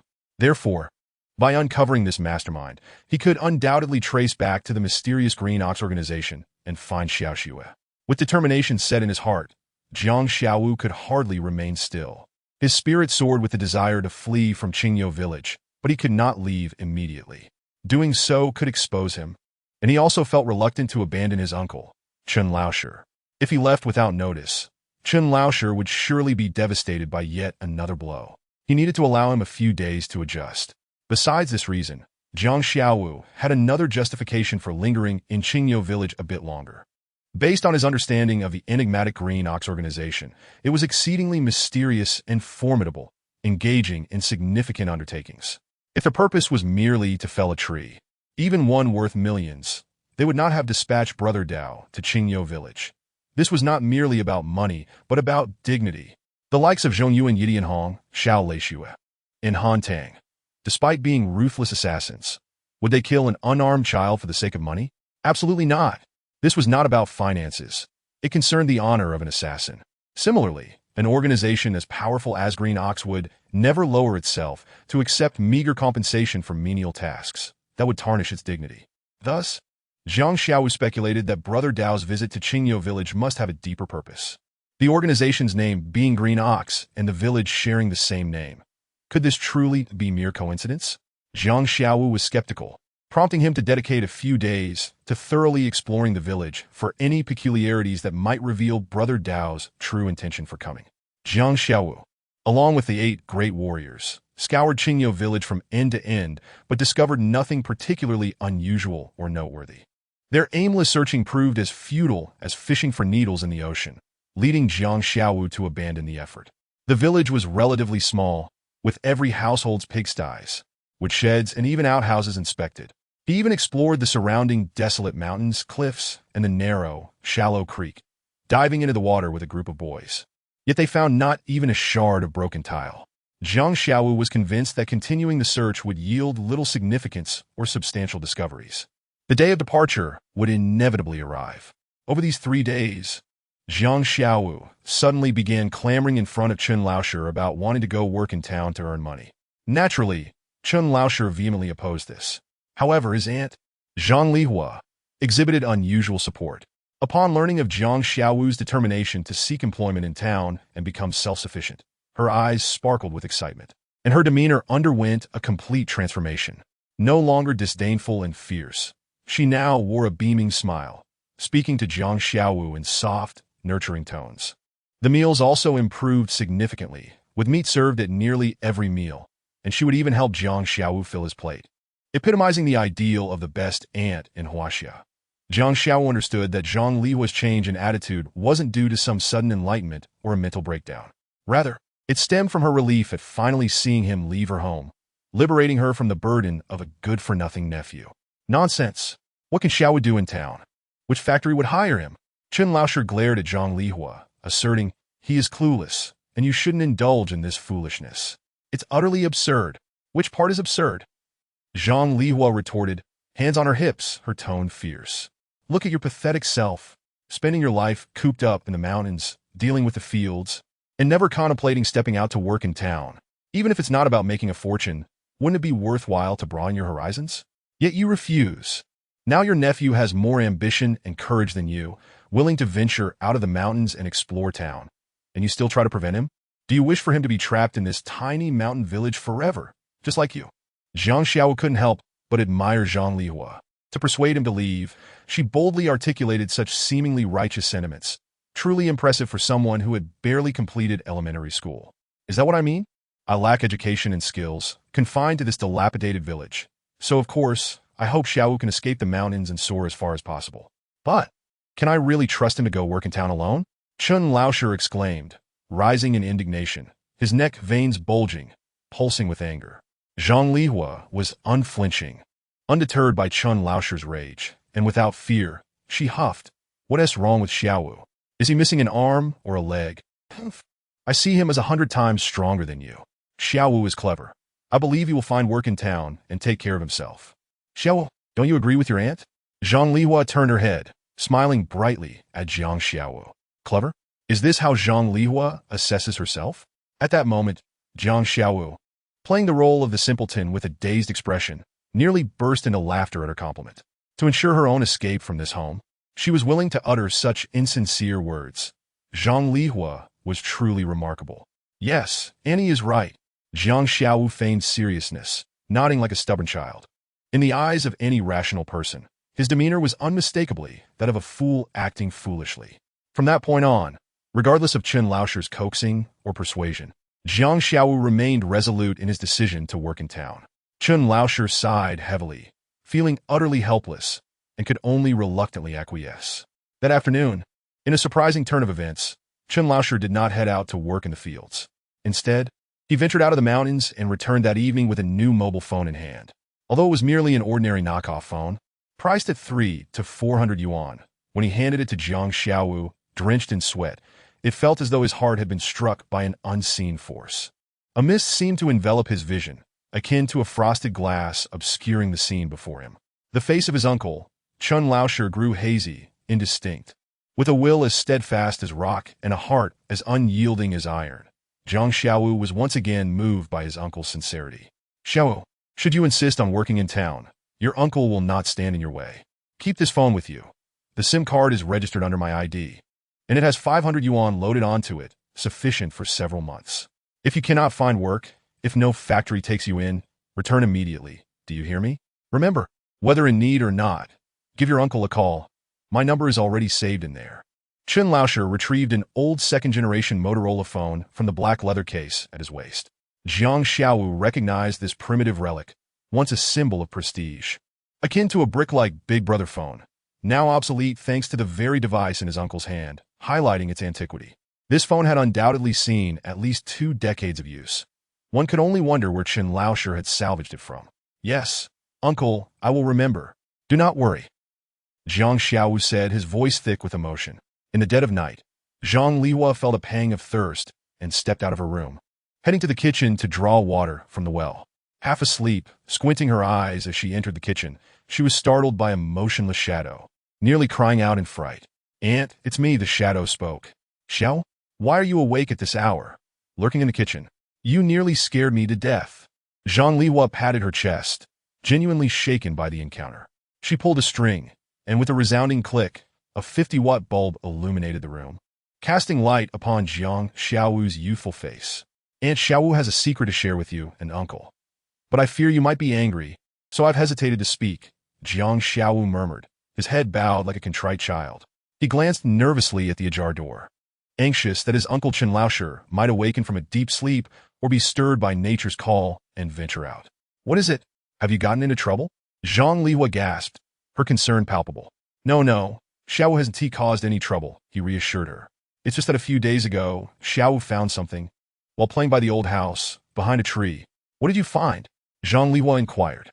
Jiang Xiaowu, fidgeting with his clothing, replied, "Aunt, promise you won't be angry or scold me, and definitely don't tell uncle. Only then will I dare to show you. Is that all right?"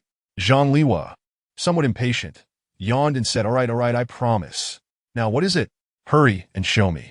Only then did Jiang Xiaowu slowly retrieve a heavy black plastic bag from a cluttered corner of the kitchen, its contents weighing heavily, as if it held something substantial. Zhang Lihua, now tense, asked, "What's inside? It's not a dead cat or dog, is it?" In her eyes, Jiang Xiaowu was a complete fool, and she feared that he might have mistaken a dead animal for a treasure, which made her shudder at the thought of maggot-ridden corpses. "Paper, a lot of paper." Jiang Xiaowu gestured animatedly. "Paper? A lot? Is it yellow or silver?" Zhang Lihua immediately thought of the paper money burned for the deceased. Pure yellow paper or silver foil shaped into ingots. Perhaps Jiang Xiaowu had found it and hidden it away, believing it to be treasure. Such items were meant for the dead and were considered inauspicious to keep at home. "It's neither yellow nor white. It's red. Stacked high. A great many," Jiang Xiaowu said timidly, displaying evident nervousness. "Red? I've never heard of red paper money. Could it be the trendy spirit money that city folk use?" Zhang Lihua mused, her curiosity piqued. "Open it, let me see what it is," she urged. "I dare not." "Aunt, you open it," Jiang Xiaowu replied, feeling quite aggrieved. Reluctantly, Zhang Lihua approached and tore open the bag.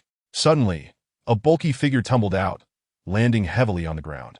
Zhang Lihua, seated on the cold, muddy floor, felt no chill. Instead, a surge of warmth rushed from her abdomen to the crown of her head, as if struck by lightning. The red paper money inside the black bag was revealed to be stacks upon stacks of red 100-yuan bills, bundled tightly with rubber bands, neatly arranged in 2 rows, each nearly half a meter high. Zhang Lihua struggled to contain her excitement, trembling as she counted. Exactly 50, which amounted to 500,000. The most cash she had ever seen at once was just over 20,000, which had left her parched and her heart racing. Now, with a full 500,000 before her, how could she not be thrilled? Xiaowu, where on earth did you find this money? Zhang Lihua stammered. Aunt, is this really money? I think I've seen it before. They're all 100 yuan notes, Jiang Xiaowu asked. Yes, indeed, it is money, lots and lots of it. Zhang Lihua acknowledged, initially intending to deceive him, but decided against it when she saw he recognized the bills. Now tell me, where did you get all this money? I found it, Jiang Xiaowu replied, contemplating the fantastical notion that in adventure novels, characters often possess a golden finger. Whether it be a wise old man in a ring or the spirit of a powerful master residing in their mind. Even if it were simply discovering a cave, once inhabited by ancient sages, he rationalized that finding 50,000 was hardly absurd. You found 50,000? How astonishing! Zhang Lihua was taken aback, realizing that while people often spoke of falling fortunes from the sky, she had never expected to stumble upon a pile of cash. Where did you find it? She asked, her anxiety palpable. Right behind the old house, in that grove of locust trees, Jiang Xiaowu explained. I wanted to give it to the village chief, but he wasn't around. I thought about calling the police to turn in the found money. To be a good child, but I didn't have a phone. Oh wait, now I do. Jiang Xiaowu pulled out the knockoff phone that Chen Laosher had just purchased for him, pretending to dial 110. Don't! Zhang Lihua interjected hastily, her nerves and excitement causing her to overlook the fleeting smile on Jiang Xiaowu's lips, a smile that suggested he had already hooked the fish he sought. Chapter 048. Home. Away from home. Please collect, please vote. Zhang Lihua's mind raced, her eyes darting about as she swallowed hard. In a voice as soft as a whisper, she said, Xiaowu, this money has an unclear origin. We absolutely cannot report it to the police. If we do, your uncle and I might get into trouble. Here's the plan. Let Aunt help you take care of this money, shall we? But Jiang Xiaowu appeared conflicted, as if grappling with his conscience. After all, even a good child was taught to return any found money to the authorities. All right, he reluctantly agreed. Good Xiaowu, and knows you're well-behaved. Your uncle is truly fortunate to have a nephew like you, Zhang Lihua said with a satisfied smile. Fortunate? Aunt Lihua, your change of heart is quite remarkable. Just yesterday, I heard you tell Uncle Chen Laosher that having such a foolish nephew was akin to enduring 8 generations of bad luck. Yet today, that bad luck has transformed into fortune. It seems money not only moves mountains, but also alters perspectives. Yes, Xiaowu, remember well, he replied obediently. Good Xiaowu. Zhang Lihua gently caressed Jiang Xiaowu's head for the first time, leaving him both amused and bewildered. Suddenly, a thought struck Zhang Lihua, prompting her to inquire urgently, Xiaowu, aside from your aunt, have you mentioned this matter to anyone else in the village? Perhaps to Zhang Lizi, or those mischievous children who constantly follow you around. Have you told them? No. I swear, apart from my aunt, I haven't spoken a word to anyone else. Jiang Xiaowu exclaimed, raising 3 fingers to the sky, his anxiety palpable, fearing that his aunt might not believe him, even though he wished to display only his middle finger. Zhang Lihua was overjoyed, her face lighting up with delight as she praised, Xiao, you truly are sensible. Remember your aunt's words. From this moment on, this matter must remain a secret from everyone. Forget about it entirely. Act as if you have never encountered this bag, understood? Act as if I picked up nothing. It was all a dream. Jiang Xiaowu nearly broke into laughter, taken aback by how this village woman seemed so learned, even knowledgeable about hypnosis, attempting to convince him that he had never found the black bag or the substantial sum of money contained within. Not even the world's foremost hypnotist could sway the iron-willed Jiang Xiaowu. What about Uncle? Can he not know either? Jiang Xiaowu asked timidly. Absolutely not. You must never tell him. Your uncle is timid. He cannot keep secrets. If he discovers that so much money is hidden at home, it would surely frighten him into illness, Zhang Lihua insisted, waving her hands emphatically.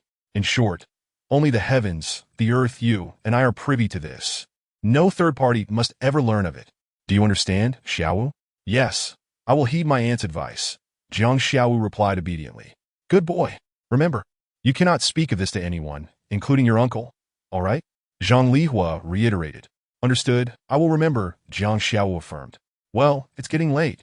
You must rise early tomorrow to head to the town. The mountain road is quite long. Go to sleep now, Zhang Lihua said with a beaming smile. Jiang Xiao nodded and turned to return to his room. Zhang Lihua sighed in relief, unaware that Jiang Xiao too felt a hidden sense of relief, having successfully completed his clandestine endeavor without a hitch. He wished for his uncle's family to enjoy a better life, yet he could not overtly offer money, nor could he give such a large sum to his honest uncle, Chen Laoshi, as Zhang Lihua had indicated that he would be utterly shocked, perhaps even falling ill, which would lead to well-intentioned actions producing adverse outcomes. After much contemplation, Jiang Xiao decided to entrust everything to Zhang Lihua. As Jiang Xiao reached his door, he suddenly halted and turned to gaze at Zhang Lihua, who was counting money. In the dim light, his eyes appeared clear and bright. Zhang Lihua was taken aback. Jiang Xiao's gaze, usually vacant, seemed so lucid. Rubbing her eyes and looking closely, she found him once again wearing his customary dazed smile. It must be the excitement and the dazzling sight of the red 100 yuan bills that has led me to see things, Zhang Lihua reassured herself. Xiao, is there anything else? She asked, striving to exude maternal warmth, despite the fact that she and Chen Laoshi had been married for many years without having a child. And now that we have so much money, please refrain from scolding my uncle in the future. Be kind to him, all right?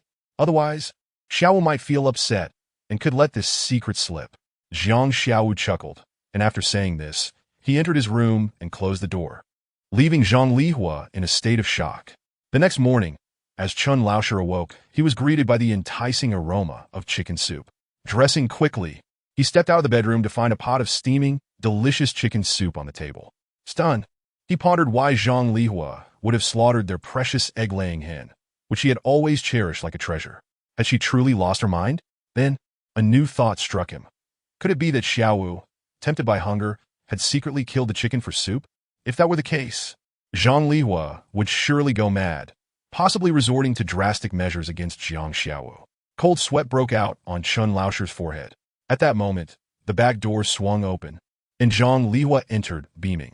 Chen Laoshi observed her closely, wary of any signs of anger or knowledge of the situation. However, upon seeing her warm smile, he was left dumbfounded, gaping in disbelief. What is so fascinating? Is there something on my face? Zhang Lihua teased, clearly engaging in playful banter with Chen Laoshi, a treatment he had never experienced even during their early marriage. Zhang Lihua was a fierce woman, embodying both a mother tiger and a mother Yasha. What could have prompted such a change in her demeanor? What is going on with you? Are you sick? Did you burn your brain out? Chen Laoshi asked in a fluster. Ha! You're the one who is sick, you scoundrel. Zhang Lihua shot back, momentarily reverting to her fierce persona. But then she sighed and said, Chen Laoshi, I've indeed been a bit too temperamental. I blame you for being so honest. If I hadn't pushed you, this household would barely hold together. From now on, I will strive to be kinder to you. Can we live peacefully together? With a start, Chen Laoshi dropped the smoking pipe he had been holding, realizing in horror that he had no hidden stash of money. Zhang Lihua couldn't help but chuckle, her laughter making her appear more endearing despite her plain looks. Chen Laoshi gazed at her, seemingly entranced. After 20 years of shared life, it felt as if he was only now truly recognizing the woman beside him. Stop dawdling. Call Xiao to rise. I've made chicken soup for breakfast. He needs to eat well before heading to the town for work. Zhang Lihua urged, her words brimming with affection for her nephew. Ah, Chen Laoshi replied eagerly, still in disbelief at the turn of events. He pinched his thigh to assure himself that this was indeed reality, not a dream. Just as he was about to call Jiang Xiao, the door creaked open, and a cheerful Jiang Xiao emerged, feigning a yawn as he stepped out. In truth, he had been awake for some time, secretly observing Zhang Lihua's behavior, feeling quite pleased with her transformation, and thus had pretended to sleep. Zhang Lihua watched anxiously as Jiang Xiao appeared, fearing he might have forgotten their agreement from the previous day and might reveal everything to Chen Laoshi, rendering all their efforts fruitless and costing them a precious hen. Thankfully, Jiang Xiao seemed genuinely to have forgotten everything, which brought both joy and surprise to Zhang Lihua, who began to suspect that he might be feigning ignorance. The more she thought about it, the more anxious she became, silently reminding herself to treat both Chen Laoshi and Jiang Xiao with kindness, ensuring not to provoke Jiang Xiao and touch his sore spot. As they enjoyed the chicken soup and savored pieces of chicken together, the atmosphere was filled with laughter and warmth. Chen Laoshi discreetly wiped away tears of joy several times. Today was a day of overwhelming happiness, a blissful surprise that left him both wanting to cry and laugh. This was what a family should feel like, a complete family, imbued with the essence of home and the harmony of kinship. Chun Laoshi sipped his chicken soup, feeling as though he were consuming not mere chicken broth, but rather an elixir of the immortals. Zhang Xiaowu, however, held a deep aversion to the notion of soul food, particularly in light of the pervasive toxic chicken soup that has infested the internet. Yet this bowl of soup was devoid of poison. Indeed, even if it were, Zhang Xiaowu would drink it all without hesitation in front of Chun Laoshi. As long as his uncle was pleased, Zhang Xiaowu was willing to do anything. Chun Laoshi and Suing Xue were currently the two most cherished and important relatives in his life. As for Zhang Lihua, she could only be considered a half-relative for now. However, if she could genuinely treat Uncle Chun Laoshi well in the future, Zhang Xiaowu would accept her as a true family member, for she was indeed his uncle's wife. Chun Laoshi and Zhang Lihua escorted Zhang Xiaowu over a mountain, and Chun Laoshi, reluctant to part ways, clung to Zhang Xiaowu. He incessantly reiterated a series of instructions at least 30 or 40 times, to the point where the listener's ears felt as though they were developing calluses. Xiaowu, if you can't find work, make sure to return early. Although your uncle lacks great abilities, supporting his own nephew is certainly within his means. Remember to call your uncle often. Even if you find a job, do come back to Qingyo village to check on me from time to time. Don't hesitate to spend money when you're out. If you run out, just come back and ask your uncle for some. Your uncle has money. Please, enough with the relentless prattle. My ears are about to develop calluses. Zhang Lihua interjected, preventing Chun Laoshi from repeating himself for the 48th time. As the saying goes, parting is such sweet sorrow. One must eventually bid farewell. Let's leave it at this, Zhang Lihua suggested. Uncle Ani, you should head back. Xiaowu can manage on his own, Jiang Xiaowu asserted. Chun Laoshi sighed, recognizing that further words would not sway Jiang Xiaowu's resolve, and embraced him tightly, unwilling to let go for a prolonged moment. Jiang Xiaowu, who enjoyed hugging women but despised being embraced himself, even by beauties, let alone men, found himself enveloped in the scent of earth and grass, mingled with a heavy aroma of tobacco from his uncle. At that moment, he was transported back 2 decades to when his uncle would carry him on his shoulders, playing horseback riding. The familiar pleasant scent from his uncle, then, was identical to the one now. Unable to contain his tears, Jiang Xiaowu and his uncle held each other tightly, both transformed into 2 weeping souls. Zhang Lihua watched from the side, her heart heavy, as she discreetly wiped away her own tears. After what felt like an eternity, Chun Laoshi finally released Jiang Xiaowu, affectionately ruffling his hair as he had in childhood. Miraculously, both uncle and nephew simultaneously broke into laughter amidst their tears. As they departed, Jiang Xiaowu cast a meaningful glance at Zhang Lihua, who, momentarily stunned, nodded in silent understanding. She comprehended the depth of his gaze, signifying her commitment to uphold the agreement between them and to genuinely care for Chun Laoshi. Chapter 049. Bagua Town. Encircled by mountains, is more reminiscent of a southern village despite its designation as a town. With only about 20 factories, the sole street for commerce stretches a mere 100 meters, featuring a grain and oil shop, a breakfast eatery, and a quaint establishment that doubles as a locksmith and a shoe repair shop. The proprietor of this little shop, an elderly man in his 60s or 70s, is quite skilled. Not only does he make keys, but he also sharpens scissors and repairs shoes, having reportedly even done bicycle tire repairs in his youth, a true jack of all trades. In addition to this, Bagua Town boasts 3 restaurants, 2 of which are humble establishments, while the third, Drunken Cloud Pavilion, a 3-story restaurant, stands as the town's definitive grand hotel. However, even Drunken Cloud Pavilion does not claim the title of the town's most impressive structure. That honor belongs to the residents of the town's wealthiest individual, Chairman Wang of Emmy's Furniture Company, whose 3-story villa features an impressively chic garden, an extraordinary sight in Bagua Town. Yet, the most remarkable building remains the town government, a replica of the White House in the United States, constructed to a 1-to-1 scale. In this impoverished and remote mountain town, with a population of less than 20,000 and predominantly low-rise buildings, it stands out as a glaring anomaly, a jarring presence amidst its surroundings, like a gentleman in a tuxedo and bow tie entering a raucous bar, utterly out of place. With his swift pace, Jiang Xiaowu, after parting from his uncle and aunt, traversed the mountains and valleys, departing Qingyo village. Despite this, it was already 1 p.m. by the time he arrived in Bagua Town. After much effort, he located a modest eatery called Come Again, which was less than inviting in terms of hygiene and ambience. It housed only 3 long tables and 1 small round table, with greasy furniture shining darkly. The cramped 15-square-meter space felt chaotic and overcrowded, perhaps due to the late hour. The establishment was devoid of patrons, save for a thin chef in a once white but now greasy chef's coat, dozing at a table. Upon entering, Jiang Xiaowu caught a whiff of a pungent combination of rancid oil and moldy chili, causing him to wrinkle his nose in distaste. Yet, upon seeing the drowsy chef, he couldn't help but chuckle. The stereotype of chefs being rotund and jolly was shattered by this gaunt figure, sporting wispy mustaches and a face reminiscent of a monkey. Clearly malnourished. It was Jiang Xiaowu's first encounter with such a slender chef. He mused that the man must either be ill or that the restaurant's business was so poor that even the chef could barely afford to eat. Cough! Coughed Jiang Xiaowu, feigned a cough. The dozing chef jolted awake, squinting at the smiling, boyish face before him, looking somewhat perplexed. "What can I do for you?" the thin chef asked, rubbing his eyes. Jiang Xiaowu replied with a grin. "It's quite peculiar. Why would I come to your restaurant if not to eat? Am I here to rob you?" The chef, seemingly amused by Jiang Xiaowu's wit, retorted, "Rob? There are only a few old iron pots in the kitchen. If you're interested, feel free to take them for scrap metal." With that, he rose and ambled toward the kitchen, inquiring as he walked. "Eating so late? Alone? What would you like?" "Check the menu on the wall." Jiang Xiaowu looked up to see a menu half a meter wide and a meter long plastered on the wall, listing not only stir-fried dishes like twice-cooked pork and stir-fried fatty intestines, but also dumplings and various rice dishes. "Boss, I'll have a tomato and egg rice bowl," Jiang Xiaowu said, his stomach rumbling, eager to fill it with any available fare. "Sorry, we're out of eggs. All I have left is tomato," the thin chef replied. Jiang Xiaowu scratched his head, momentarily at a loss for words. "All right then, how about a shredded pork with green pepper rice bowl?" he suggested.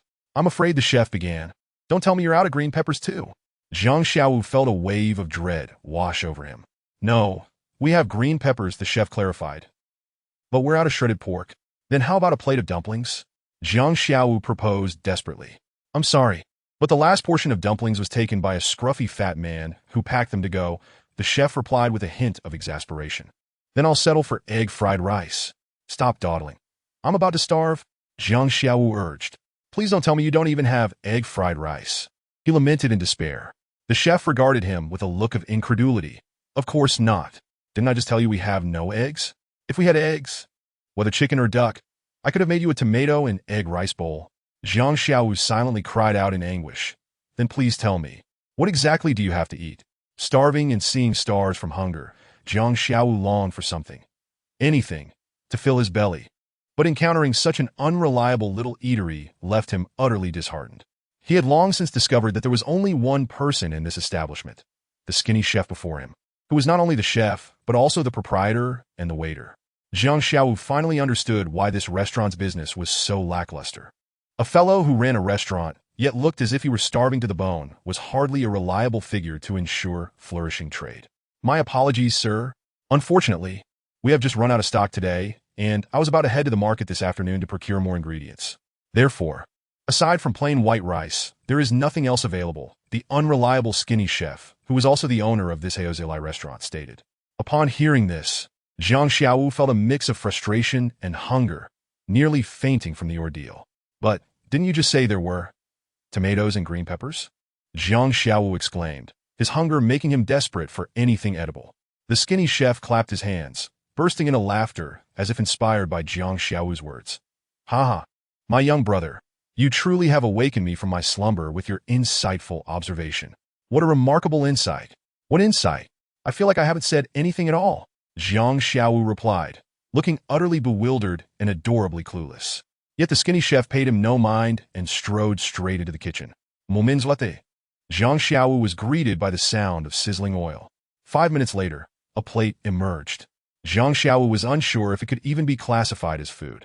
It was a dish that was neither distinctly red nor green, a muddled concoction of colors slathered atop the rice. Jiang Xiaowu, accustomed to navigating perilous situations, was nonetheless horrified by this plate of food. What is this?" he exclaimed, springing up from his chair and retreating as if from a venomous serpent. "Are your eyes deceiving you? This is, of course, a rice dish with toppings. The skinny chef retorted angrily, as if an artistic master had crafted a proud work only to be met by an unappreciative audience, which was indeed exasperating. Jiang Xiao gazed at the heap on the plate, reluctant to admit it, yet it undeniably was a rice dish with toppings. He just couldn't fathom what revolting substance had been slathered over the rice. "What kind of rice dish is this?" he gasped, drawing in a breath at the sight before him. What else could it be? There are only 2 tomatoes and 3 green peppers left in the shop. "This is a tomato and green pepper rice dish," the skinny chef declared. "A tomato and green pepper rice dish." Jiang Xiao was taken aback, finally comprehending that this grotesque, sticky amalgamation was none other than overcooked tomatoes fried in gutter oil, along with slivers of green peppers. He also spotted a few fiery chili peppers as garnish. Chapter 50. Still in auto-mechanic tomatoes, green peppers, chili peppers. Jiang Xiao couldn't help but shudder, unable to imagine the peculiar flavor of this concoction. Taking a bite might just propel him to ascend and seek out Jesus and the Jade Emperor for a drink of flowers in the heavens. This was undoubtedly a dish from the realm of dark cuisine. Compared to this tomato and green pepper rice dish, the so-called dark cuisines he had encountered in university, such as corn stir-fried with grapes, watermelon sautéed with bananas, greens stir-fried with oranges, oranges braised with ribs, strawberries braised with pork, and mooncakes fried with tomatoes, seemed trivial, almost gourmet. "Eat up quickly. It's best while it's hot. It won't taste good once it cools down," the skinny chef urged, his gaze fixed on Jiang Xiao. Ugh! Jiang Xiao felt a wave of nausea, retching before bolting out of the Heozela restaurant, vowing never to return. "Hey, don't leave! You haven't paid yet," the skinny chef shouted, but Jiang Xiao dashed out faster than a rabbit, disappearing in a flash. The chef shook his head in regret, lamenting, today's youth just don't understand the value of food, wasting it without a care. "Well, I didn't fill up at noon anyway. If you won't eat it, I shall." With that, he scooped a generous spoonful into his mouth, chewed a couple of times, and swallowed. 5 seconds later, his face turned green, more frightened than if he had ingested a deadly poison. "Ugh!" A chorus of retching echoed through the Heozela restaurant, as if he were attempting to expel his very insides to find relief.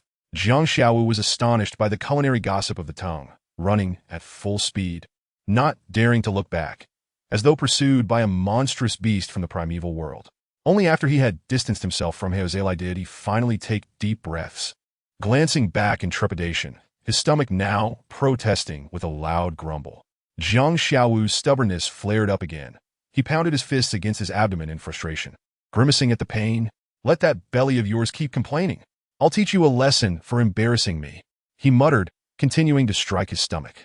Remarkably, this tactic proved effective. After a few solid punches, his belly ceased its protests and quieted down. Jiang Xiao wore a smug expression, exuding an air of triumph, as if he had conquered the world. After walking for quite some time, he finally found a small shop, where he ordered a bottle of Red Bull, a bottle of iced tea, a bottle of sports drink, along with 4 loose French-style pastries and 3 bags of cookies, before leaning against the shop's glass counter to indulge himself. The shopkeeper watched with a mix of astonishment and suspicion, eyeing Jiang Xiao from head to toe. In less than 3 minutes, Jiang Xiao had downed 3 bottles of drinks, devoured 3 pastries, and polished off 3 bags of cookies, finally letting out a satisfied belch. The shopkeeper became increasingly wary.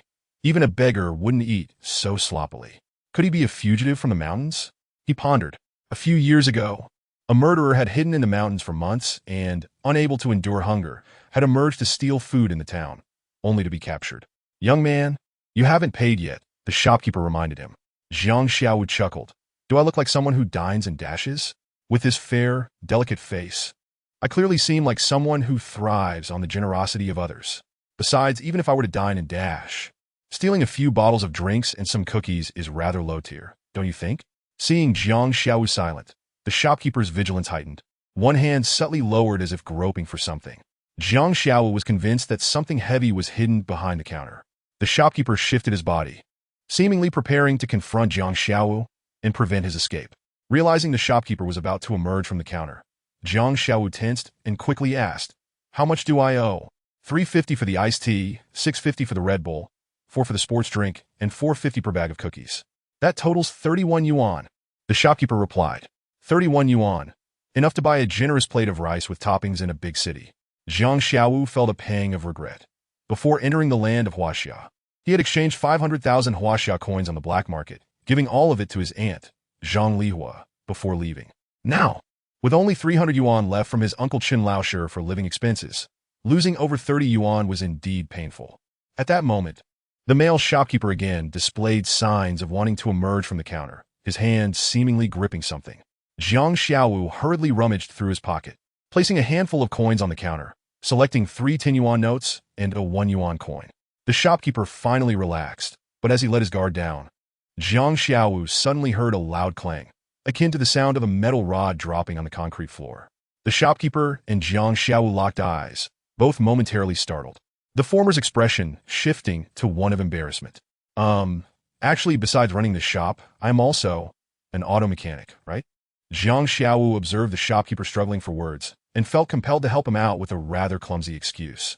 After all, he had seen Stephen Chow's Shaolin Soccer. Yes, that's right. The shopkeeper nodded vigorously, casting a grateful glance at Jiang Xiaowu. I'm indeed a mechanic. Jiang Xiaowu chuckled and then inquired, excuse me, how does one get to the largest furniture factory in town? Are you referring to Wangchao Furniture? The shopkeeper said with a hint of pride, as though this esteemed company were his own creation. Just continue along this road until you reach the end. You won't be able to miss it. This factory is immense. The most formidable establishment in our Bagua town. Wangchao Furniture? To dare to adopt such a grandiose name as Wangchao indicates that Mr. Wang and his associates possess considerable ambition. Jiang Xiaowu mused, after expressing his gratitude to the shopkeeper, who nearly revealed too much about himself. He slung his bag over his shoulder and followed the direction indicated. Soon, he arrived at the end of the road, where he beheld a vast company, its 5 factory buildings collectively spanning over 10,000 square meters. Nestled against the backdrop of a great mountain, the sight was awe-inspiring, with a space larger than a football field piled high with various types of timber. Some of the logs had a radius of 3 to 4 meters, presenting a truly spectacular sight. Surrounding the factory was a fence of iron railings, and at the entrance, the words Wangchao Furniture Company Limited glimmered in gilded letters, dazzling Jiang Xiaowu's titanium alloy eyes. The guardhouse exuded an imposing presence. Designed in the style of an ancient royal mansion, complete with a crimson lacquered door adorned with numerous brass studs known as floating nails in antiquity. The royal tradition of 9 was observed, with a total of 81 studs arranged in a grid of 9 by 9. In summary, this guardhouse was steeped in antiquity, featuring intricately carved beams and painted pillars, flanked by 2 formidable stone lions, radiating an air of majesty. Standing before the vermilion gate, under the watchful gaze of the lion sentinels, Jiang Xiaowu felt a surge of insignificance, overwhelmed by the vastness and greatness of the universe.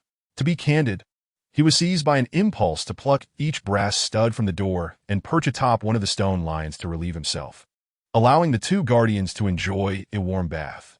Chapter 051. Wangchao. Suddenly, a small door within the crimson gate swung open, and 2 security guards stepped out.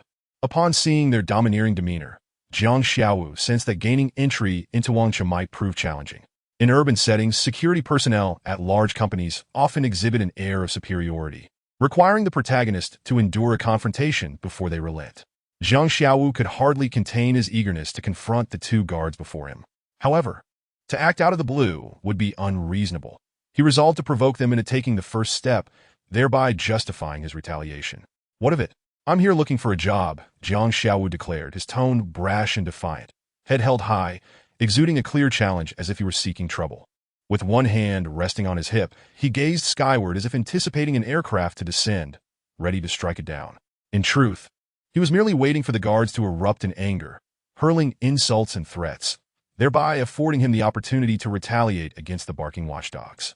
As he stood there, neck craned, awaiting their outburst, he was met with an unexpected silence. The guards exhibited no signs of fury. Rather, they appeared rather cheerful. Odd, he thought. This isn't how the narrative typically unfolds. They should be furious at my presence. He silently urged them. Come on, you 2 lumbering oafs, strike me. Don't hold back just because of my good looks.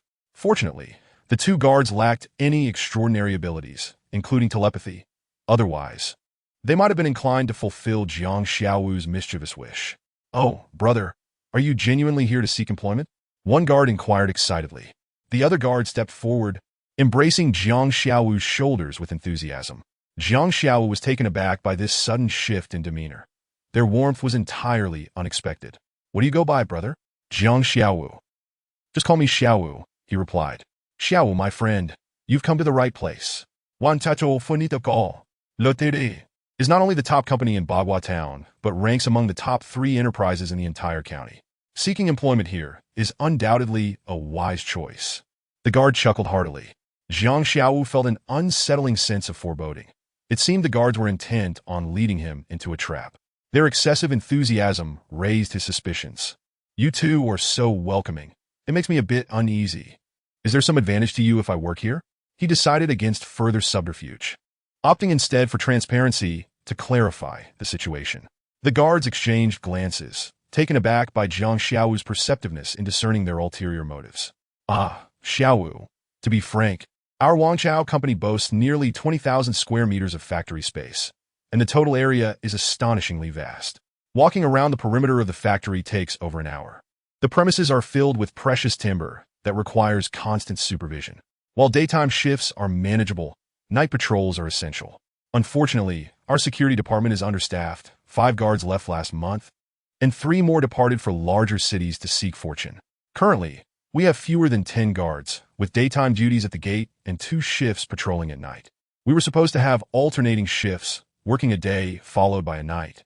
But now we can only manage a few hours of rest on the cots in the guardhouse. To be candid, I haven't been home in over a week. I haven't bathed. My clothes are unchanged, and I smell like soy sauce. The younger guard chimed in. No kidding. I haven't seen my wife in almost half a month. How can this be acceptable? Affection is secondary. As a man, sometimes one must resolve matters with one's own little lady. In the end, the goal is the same, just different means. I'm worried about my beautiful wife being eyed by that scoundrel next door.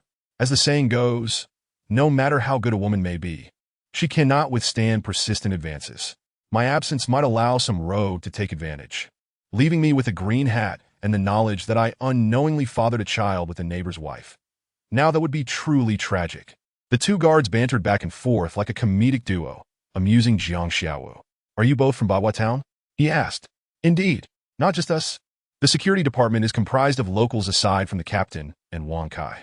95% of the factory workers hail from Bagua Town, with some residing in the town and others from nearby villages like Qingyou, Enong, and Beishi coming to work here. Jiang Xiaowu nodded, finally understanding the dark circles under the guards' eyes and the bloodshot condition of their gaze. He realized their excitement at his job inquiries stemmed from their desperate need for manpower. He sighed inwardly, recognizing the hardships faced by the working class. Yet he had no intention of applying for a security position. With a wry smile, he remarked, I didn't intend to apply for a guard position. His aim was to infiltrate the enemy's ranks. Securing a role as Mr. Wang's driver would be ideal. This would allow him to closely observe Mr. Wang and uncover clues about the mysterious figure controlling the operations. Even if he couldn't become a driver or a bodyguard, securing a position as an ordinary factory worker would still grant him proximity to the inner workings of the company. Ultimately, Jiang Xiaowu had never considered becoming a company guard. The older security guard, seemingly perceptive of Jiang Xiaowu's thoughts, advised, Xiaowu, do not underestimate our role as security personnel. After all, we are guardians. Just as the police protect the peace of a community, we safeguard the tranquility of our factory, and fundamentally, we are not so different from the police. Jiang Xiaowu couldn't help but chuckle at the amusing notion that security guards and police officers were not vastly dissimilar. It reminded him of Premier Zhou Enlai's assertion that there is little difference between a sanitation worker and a premier. It is merely a matter of different roles. The younger guard interjected, if you think being a security guard sounds unappealing, it might hinder your chances with the ladies. Would you like me to introduce you? Jiang Xiaowu retorted, aren't you happily married? Rather than let the neighbor, old Wang, take advantage, why not? Cough, cough, let her be my sister instead? Brother, does your wife have a sister? If I can't find a girlfriend, could you introduce me to your sister-in-law? Jiang Xiaowu teased. My wife has no sister, and I have no sister-in-law. The younger guard rolled his eyes and continued. What I mean is, if you feel security guard lacks sophistication, just change a word. Replace him with biao, bodyguard. And then security guards and bodyguards are essentially the same. Their whimsical and philosophical arguments were delivered with such seriousness that it seemed they genuinely believed in this fact. Even the typically pretentious Jiang Xiaowu couldn't help but admire the two's AQ spirit. It seemed a pity that they were working as security guards. They should instead be teachers in some pyramid scheme, adeptly brainwashing others while convincing themselves of their own delusions. Have you seen that skit from the Spring Festival Gala? In truth, Being a security guard is a noble profession. The younger guard proclaimed proudly, I am a security guard, and I take pride in it. Well, take your time with that pride. With that, Jiang Xiaowu walked towards the factory. Wait, what if I don't want to work as a security guard? Am I not allowed to enter the factory to apply for a position in human resources? Jiang Xiaowu inquired. Today, he was determined to get inside. Yet these two guards, with their clever banter, were not only unyielding, but also quite amusing. He genuinely did not wish to cut them down. But if they insisted on obstructing him and jeopardizing his plans, he would have no choice but to take action. Brother Xiaowu, as long as you agree to be a security guard, The younger guard seemed to be grappling with a difficult decision. Indeed, the crux is upon us. Rather than let old Wang benefit, why not? I don't need your fifth lady. I already have two of my own twins. Jiang Xiaowu spread open his hands, grasped them together, and smiled. My wife is a twin. Brother Xiaowu, I apologize. I was lying just now, the younger guard said sheepishly. Actually, my wife really does have a younger sister, a biological sister. If you agree to be a security guard, I'll introduce you to her, so you can date her. Dude, you are pulling out all the stops, Jiang Xiaowu exclaimed.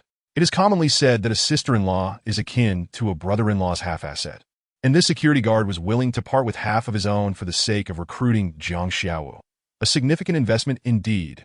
Jiang Xiaowu seemed somewhat tempted, appearing to reconsider his decision. Yet it was not merely because of the guard's sister-in-law. Having traveled the world, he had encountered all manner of women and was not so easily swayed by the prospect of a sister-in-law. He suddenly realized that his chances of becoming the personal driver or secretary to the CEO upon joining the company were almost non-existent. Ordinary workers might not see President Wang even once a month, so rather than passively waiting for opportunities, it would be wiser to be a security guard.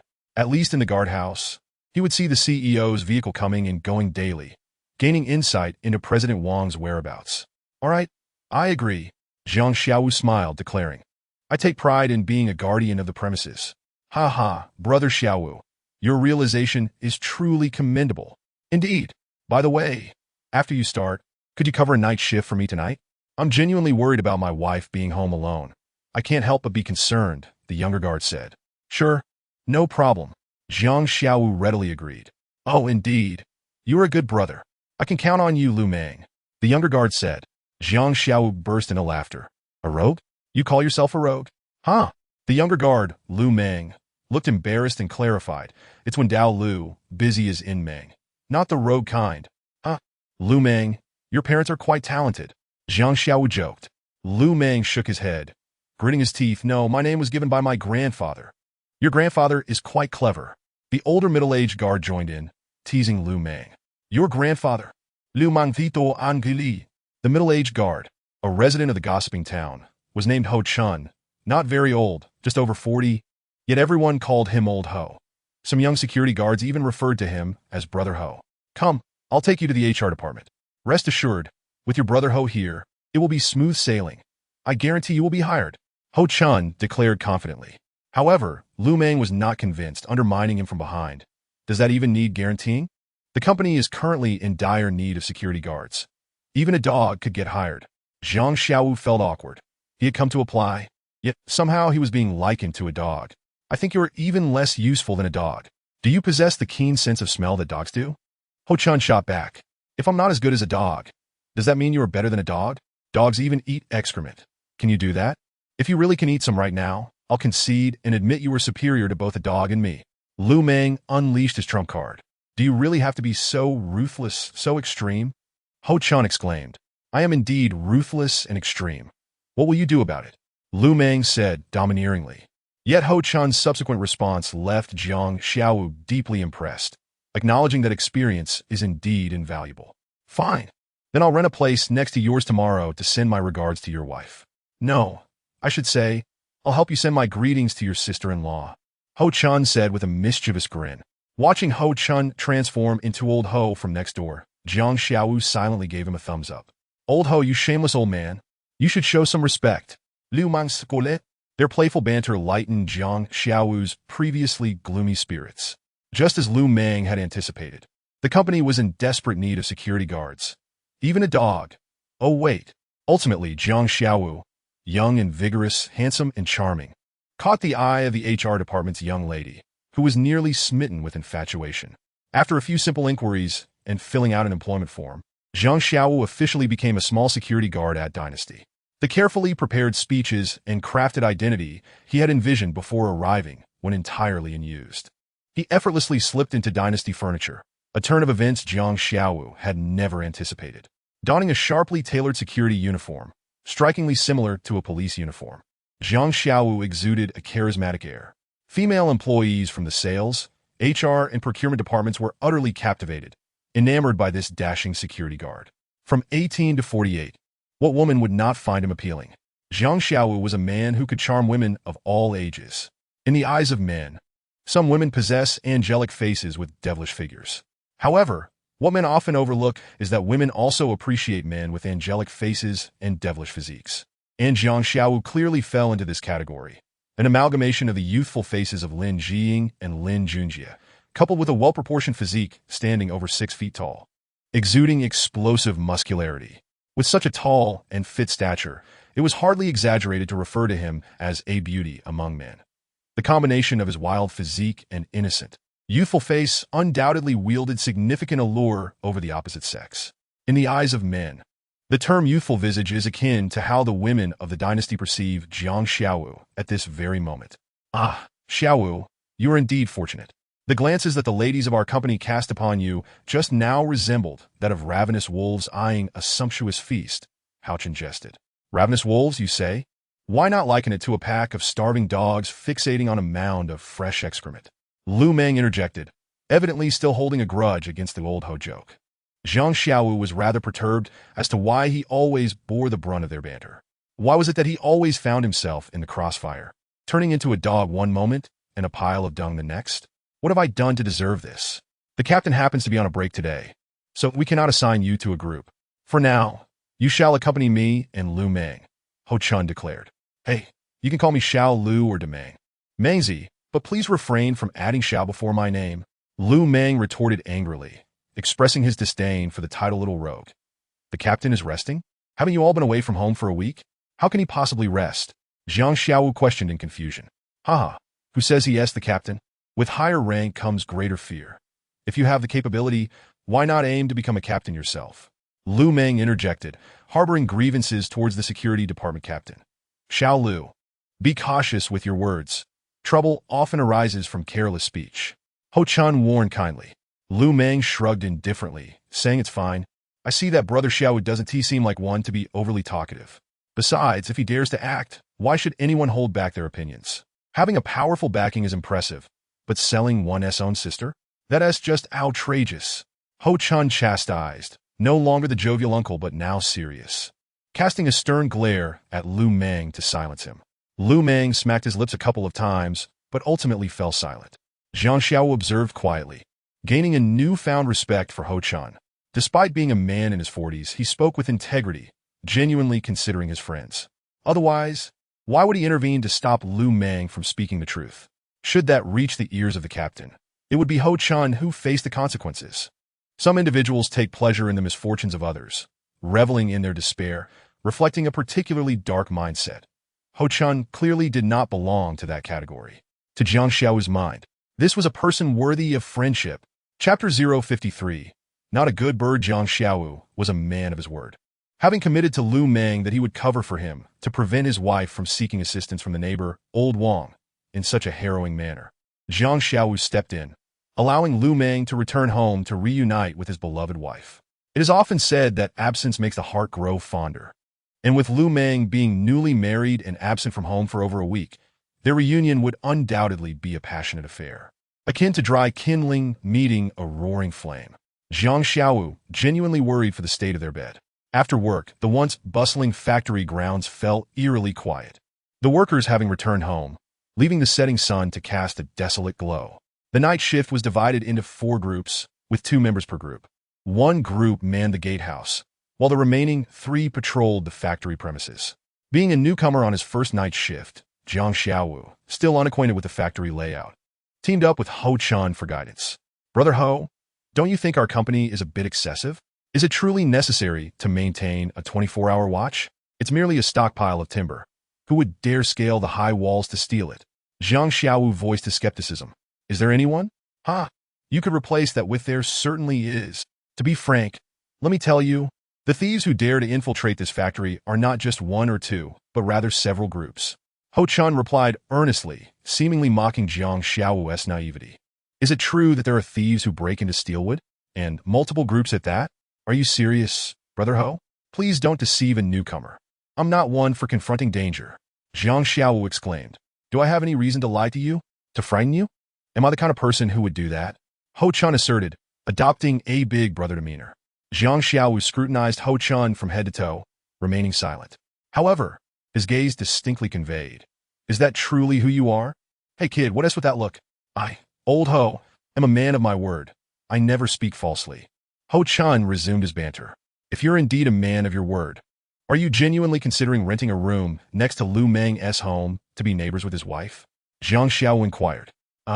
Ho Chun was momentarily taken aback, rendered speechless. As they conversed while patrolling the factory grounds, their powerful flashlights swept across the area. Simultaneously, they could see beams of light flickering from the south and east, indicating the presence of other patrol groups. As the clock struck 11:30, the novelty of the night had quickly waned, leaving only the tedium of patrolling, akin to headless flies buzzing about. Jiang Xiaowu felt drowsiness wash over him, yawning repeatedly.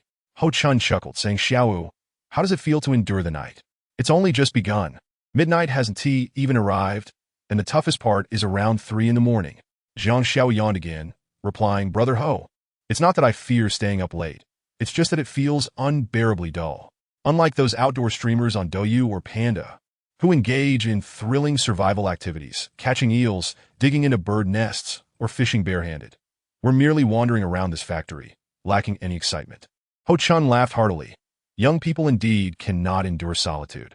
What excitement do you seek? This is merely a job, a means to provide for one's family. Who wouldn't he wish for an exhilarating and fulfilling life? Who desires a life as bland as lukewarm water? I too yearn for adventure, but alas, it is not feasible. Jiang Xiaowu gazed at Ho Chun, his penetrating stare unsettling Ho Chun, causing goosebumps to rise on his skin. Kid, why do you stare at me so intently? I'm aware of the current trends among young people, but I, old Ho, am not keen on that sort of thing. If you're infatuated with an older man, seek someone else, Ho Chun declared. Faced with such a jovial elder, Jiang Xiaowu could no longer contain his laughter. Ha, Brother Ho, you're surprisingly in touch with the times. You know so much. Rest assured, my sexual orientation is perfectly normal. Even if it weren't, I seek out youthful charms, not a rugged elder like you. Jiang Xiaowu jested, adding, Brother Ho, it's a pity you're here as a security guard, for you possess such profound insights. Nonsense, Ho Chun scoffed. I'm just a rough man. Where do I derive such understanding? Those words are from my wife, a middle school teacher at Baguazhang, who teaches literature and even writes poetry in her spare time. Impressive, my brother Ho, you managed to win the heart of a teacher in your youth. That is quite an achievement, Jiang Xiaowu complimented. Ho Chun, not accustomed to flattery, puffed up with pride at the praise. Of course. Don't be fooled by my current situation as a mere security guard, seemingly languishing. In my prime, I was the most handsome man in Baguazhang, with long hair and bell-bottoms, riding an old Phoenix bicycle while effortlessly balancing a tape recorder on my shoulder, playing Teresa Teng's songs. The young ladies of Baguazhang would be left speechless upon seeing me, clamoring to offer themselves to me. My wife was merely one of my many admirers. While Ho Chun's words certainly contained some exaggeration, it was undeniable that even approaching middle age, his features remained strikingly handsome. Had he been 20 years younger, he would undoubtedly have been the factory heartthrob of Wangchao furniture, captivating a throng of young wives and mothers. Jiang Xiaowu envisioned the scene of Ho Chun with flowing long hair, flared trousers, his hands carefree upon the handlebars, riding a vintage bicycle, a cassette player slung over his shoulder, weaving through the streets and alleys of Bagua town, unable to stifle a laugh. Although Jiang Xiaowu had not experienced that era, he understood it to be a time of innocence rather than fervor. Fiery, carefree, pure, and unrestrained. Much like his idol, Wang Xiaobo. Brother Ho, did those philosophical insights just now truly originate from your wife? Jiang Xiaowu inquired, a slight smile playing at the corners of his mouth. Anyone familiar with him would recognize that glimmer of mischief, a hint that Jiang Xiaowu was concocting some playful scheme.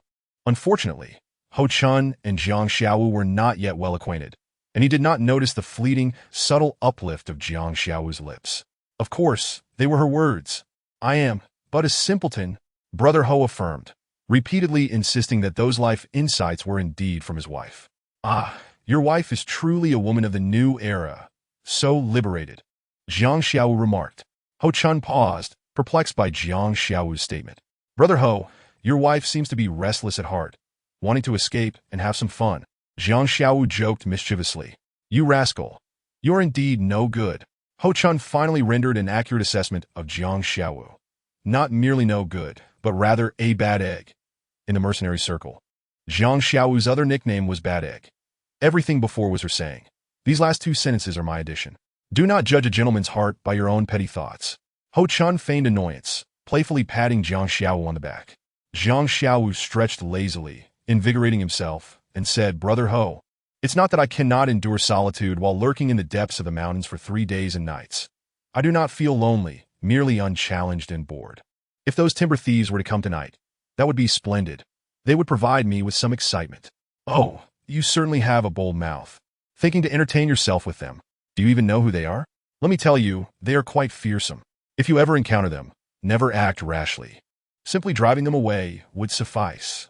Ho Chun added, 3 days and nights hiding in the mountains? What is the story there? Have you been a hunter or a soldier?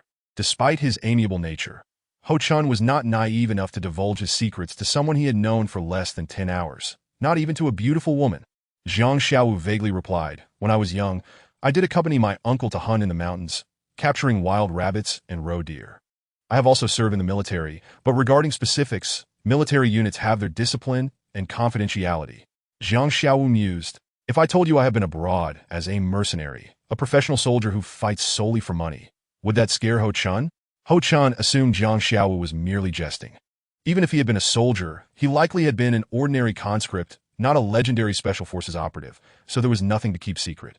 Young people nowadays love to boast and seek the limelight, Ho Chun thought. Yet he refrained from exposing Jiang Xiao's lies on the spot, being kind-hearted and not wishing to embarrass him.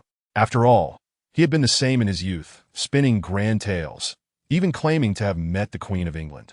Reflecting on it now, he felt a flush of embarrassment. Chapter 054. The Secrets of Timber. Let us proceed to the premium timber section ahead, Ho Chun suggested.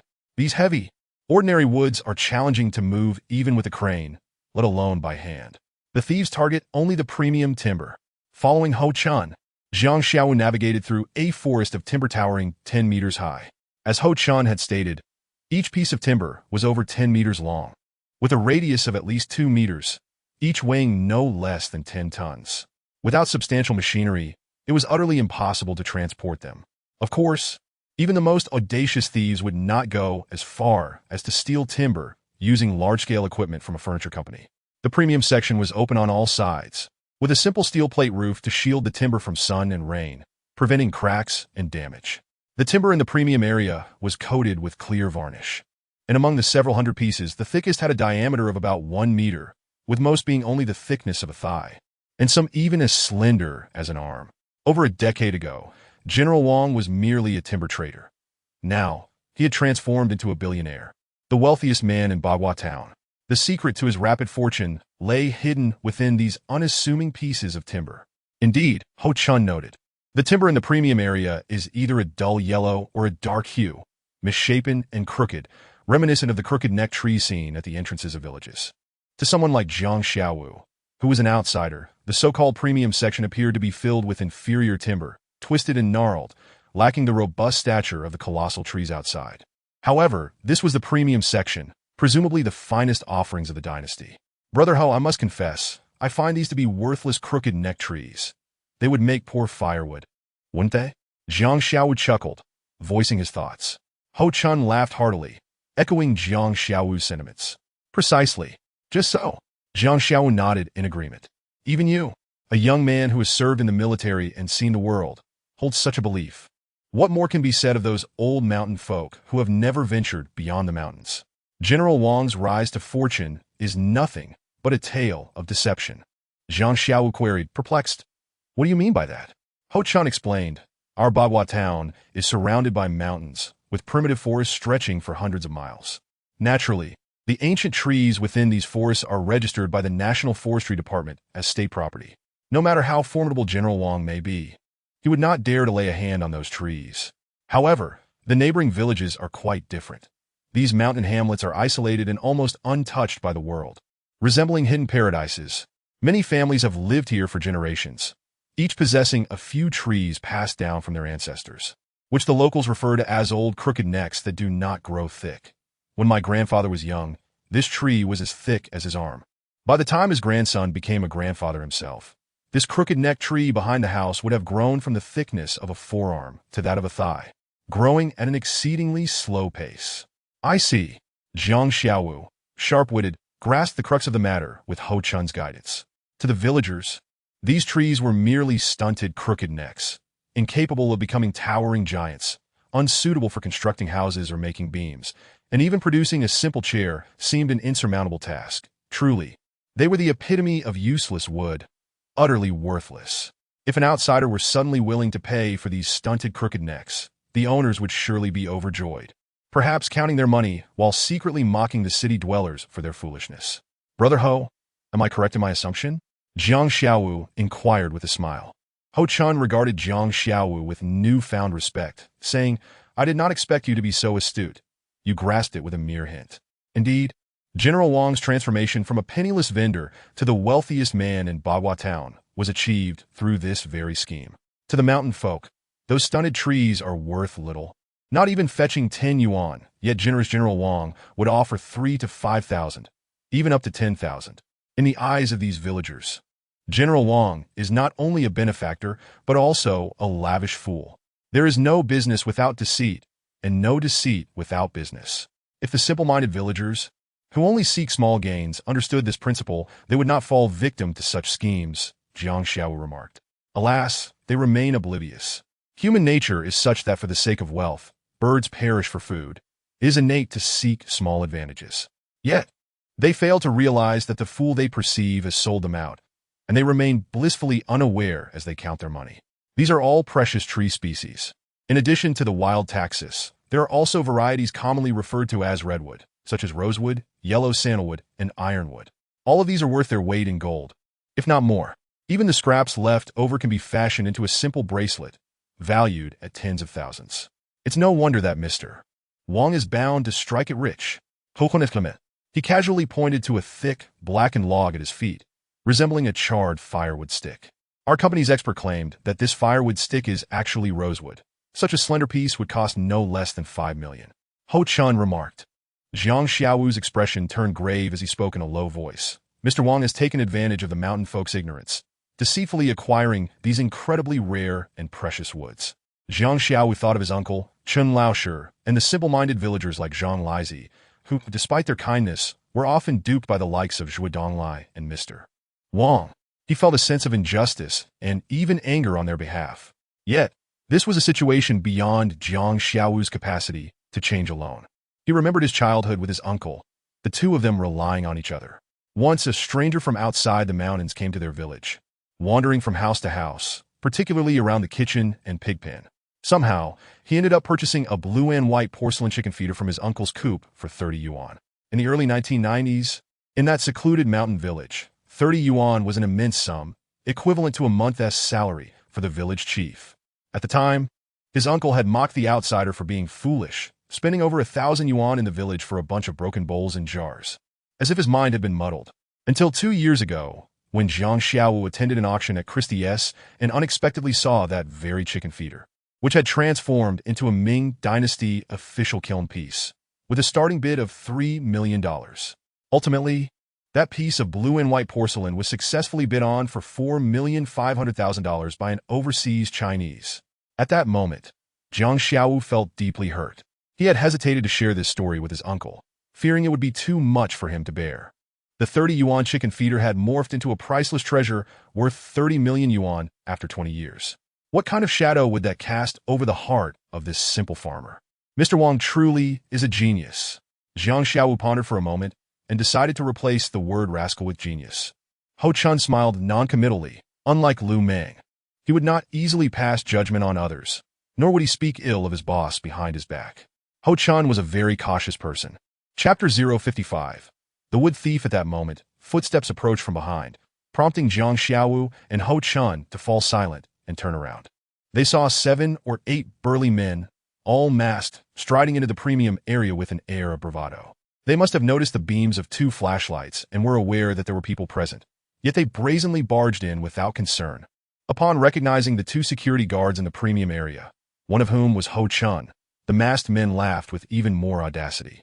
"Hey, isn't that old Ho? Are you on duty in the premium area today?"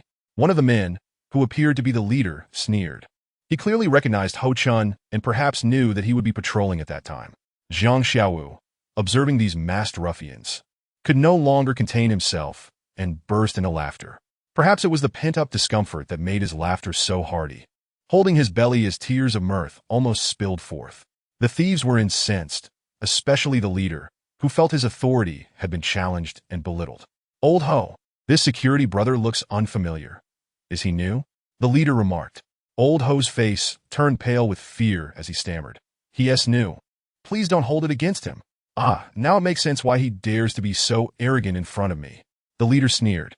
"Big brother, let me give this kid a taste of our methods. Let us see if he can still laugh after that." One of the thieves drew a sharp dagger from his waist, intending to bleed Jiang Xiaowu. The leader waved his hand, stopping his subordinate from acting immediately, instead fixating his serpent-like gaze coldly on Jiang Xiaowu. Xiao, stop laughing. Quickly apologize to this big brother." Old Ho, seeing the knife being drawn, panicked and urged Jiang Xiaowu to quiet down and apologize. "What are you laughing at? I'm quite curious about what is so amusing," the leader inquired. Ho Chun quickly interjected. No, this big brother." "Old monkey, shut your mouth. I didn't ask you," the leader barked. He then repeated his question. Jiang Xiaowu, still laughing to the point of pain, took several deep breaths to regain his composure, scanning the faces of the thieves before bursting into laughter again. "Ha! This is too funny. I'm sorry. I really can't help it. Ha, just let me laugh a little longer. I'll be done in a moment. Just wait. Ha." Thus, a rather bizarre scene unfolded. A group of menacing masked thieves surrounded 2 security guards. The older one pale with fear, while the younger one was doubled over in laughter, his eyes sparkling with mirth. "What is wrong with this kid? Has his brain short-circuited?" One of the younger thieves taunted Ho Chun. "Hey, old guy, isn't your dynasty company supposed to be super wealthy? Can't even hire a normal person and instead got a lunatic for a security guard? You little punk, if you can't explain why you're laughing, I'll cut out your tongue," the leader threatened coldly. Jiang Xiaowu made another attempt to breathe deeply to quell his laughter. "Why am I laughing? Do I even need to explain? You're all so amusing. If I don't laugh, wouldn't that be quite disrespectful to all of you? Dear masked heroes, could you perhaps coordinate your masks next time? This big brother over here is wearing stockings on his head, which seems rather professional, but why not choose black ones? The enticing red stockings, complete with lace trim, are just a bit provocative, aren't they? And what about the rest of you? Taro Ultraman, Zhu Beiji Batman. Even the Calabash brothers are represented here. Are you all attending a masquerade ball?" Jiang Xiaowu could no longer contain his laughter, wondering whether they were thieves or circus clowns. Were they here to steal or to entertain? Regardless, Jiang Xiaowu was thoroughly amused by the shoddy quality of their masks. "Big guy, I told you not to buy cheap stuff at the market, yet you wouldn't listen. Look, now you're being laughed at. Shut up, you idiot. Don't call me by name." The thief responsible for procuring masks warned. "Everyone, be quiet," the leader commanded, and the 2 squabbling thieves promptly fell silent. "Now then." The leader glanced back at his subordinate, who had been itching to bleed Jiang Xiaowu, and said, "Forget about bleeding him. Just cut out his tongue." "All right, big brother, just watch," the eager subordinate exclaimed, as if he had received a royal decree. With a wild cry, he lunged at Jiang Xiaowu with the dagger. The leader, however, had already turned his attention back to Ho Chun, as if Jiang Xiaowu had become a mute, unworthy of further consideration. "Old Ho," the leader of the thieves, shook his head and declared, "This is an entirely different matter. That newcomer dared to mock me and my brothers. If we don't teach him a lesson, he won't realize that the king of horses has 3 eyes." A wail suddenly pierced the tranquility of the night. "Xiaowu!" Ho Chun anxiously glanced in the direction of Jiang Xiaowu, only to find himself momentarily stunned. Jiang Xiaowu stood there unharmed, his face beaming with a smile, his lips devoid of any blood, utterly unrecognizable as someone who had supposedly had his tongue severed. In stark contrast, the little rascal wielding a dagger lay sprawled on the ground, clutching his abdomen, writhing in agony, tears and snot streaming down his face, his pants thoroughly soiled. Completely stripped of the arrogance and ferocity he had displayed mere moments before, Ho Chun was frozen in disbelief. The thief leader was also taken aback. The entire gang of scoundrels stood in shock. It was all too sudden. This unforeseen turn of events was utterly astonishing. The one who was supposed to have his tongue cut out was standing there perfectly fine, while the one who intended to cut someone else's tongue was now lying on the ground, having been thoroughly beaten, humiliated beyond measure. Damn it! The thief leader was the first to regain his composure, exclaiming, "Damn it!" His companions quickly armed themselves with iron rods, triangular blades, and various knives. Even one who clutched a half-brick, all rushing towards Jiang Xiaowu, ready to strike. Bang! Bang! Bang! Slap! Slap! Slap! In an instant, iron rods and bricks flew. The next moment, those wielding bricks and blades were sent soaring through the air, crashing heavily to the ground, rolling in pain, unable to rise. Thud! Ho Chun was so startled that he dropped his flashlight, its beam flickering wildly, leaving only the powerful flashlight in Jiang Xiaowu's hand illuminating the scene. As darkness enveloped the surrounding area, the thief leader was also momentarily stunned, and before he could collect his thoughts, Jiang Xiao had already picked up a triangular blade from the ground, lunging forward, the blade now pressed against the thief leader's neck. Don't spout any nonsense about kill if you must. If you dare utter a single word, I will ensure you never have the chance to utter a second.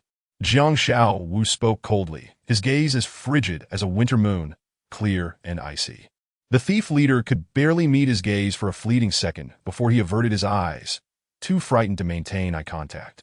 I don't know who you are, and I have no desire to know who you are.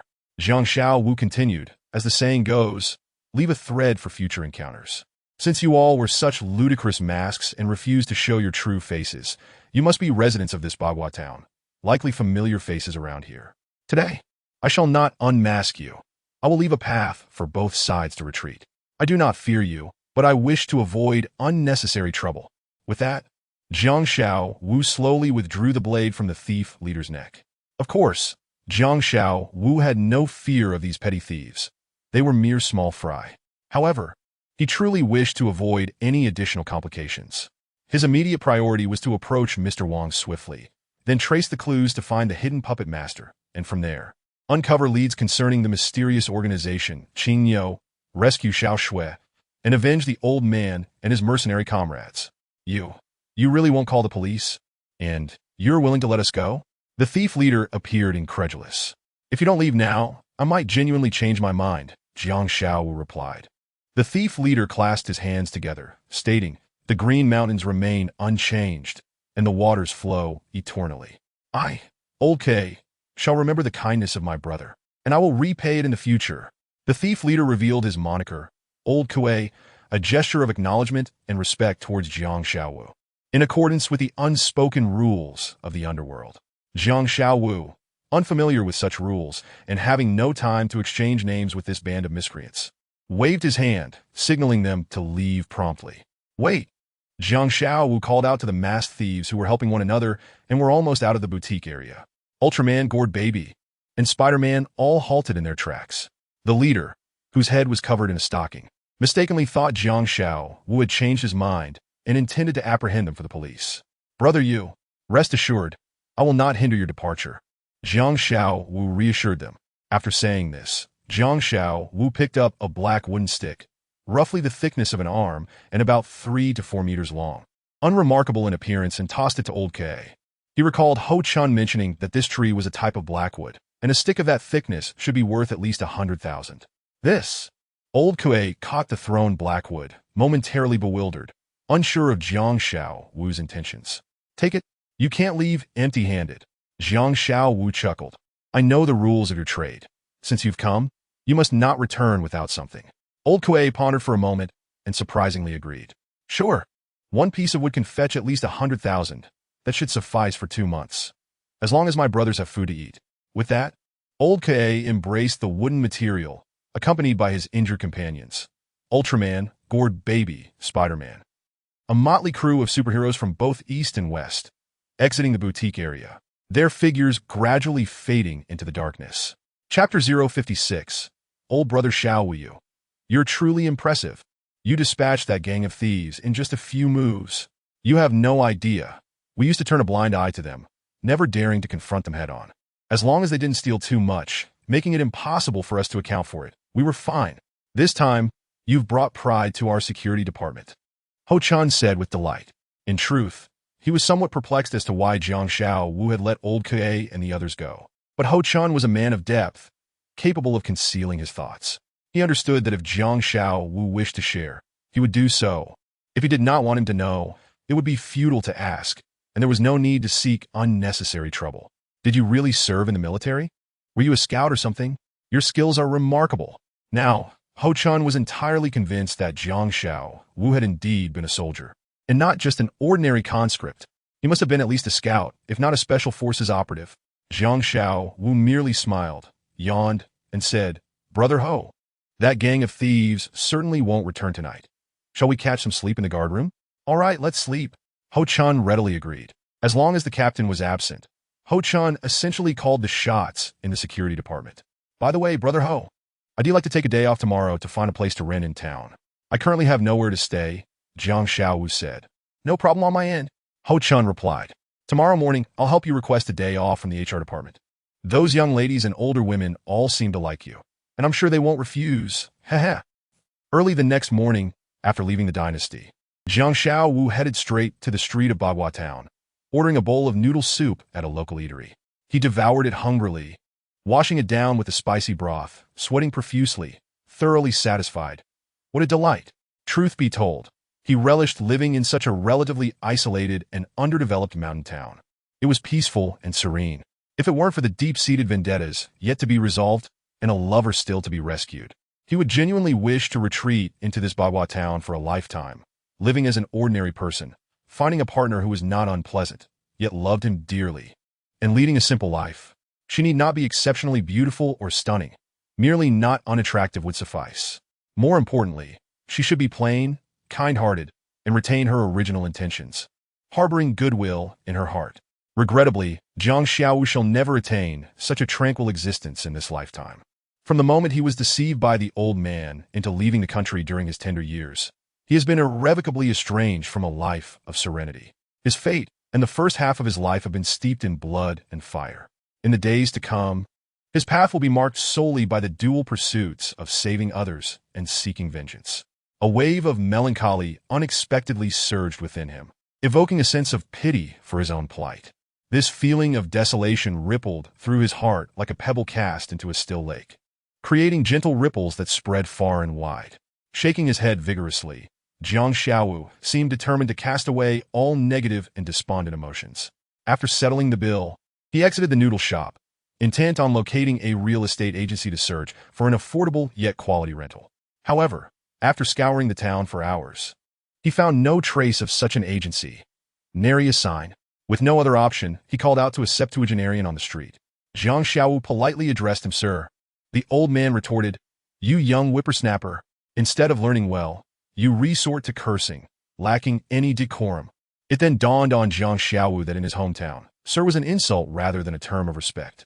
He opened his mouth, gazing at the weathered face before him, and, suppressing his conscience, said, Brother. The old man responded with a pleased grunt, as if the term brother brought him immense joy and comfort. What can I do for you, young man? He inquired, genuinely assuming the role of brother while conveniently overlooking the vast age difference. Indeed, he could easily be Jiang Xiaowu's grandfather. Elder brother.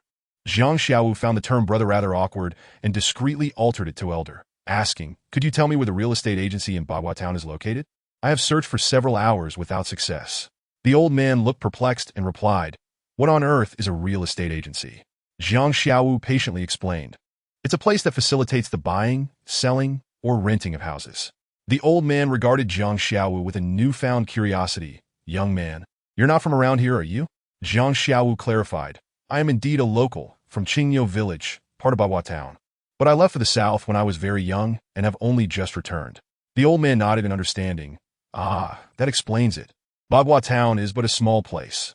Unlike the vast cities of the south, there are hardly any outsiders here. If one wants a house, they build on their own land. who would be foolish enough to rent from others. Jiang Xiaowu smiled, surprised to discover that there were still untainted corners of China. Truly a last bastion of purity. So, does that mean there are no real estate agencies or house sales in Bagua Town? He asked. The old man nodded, indeed. Almost none.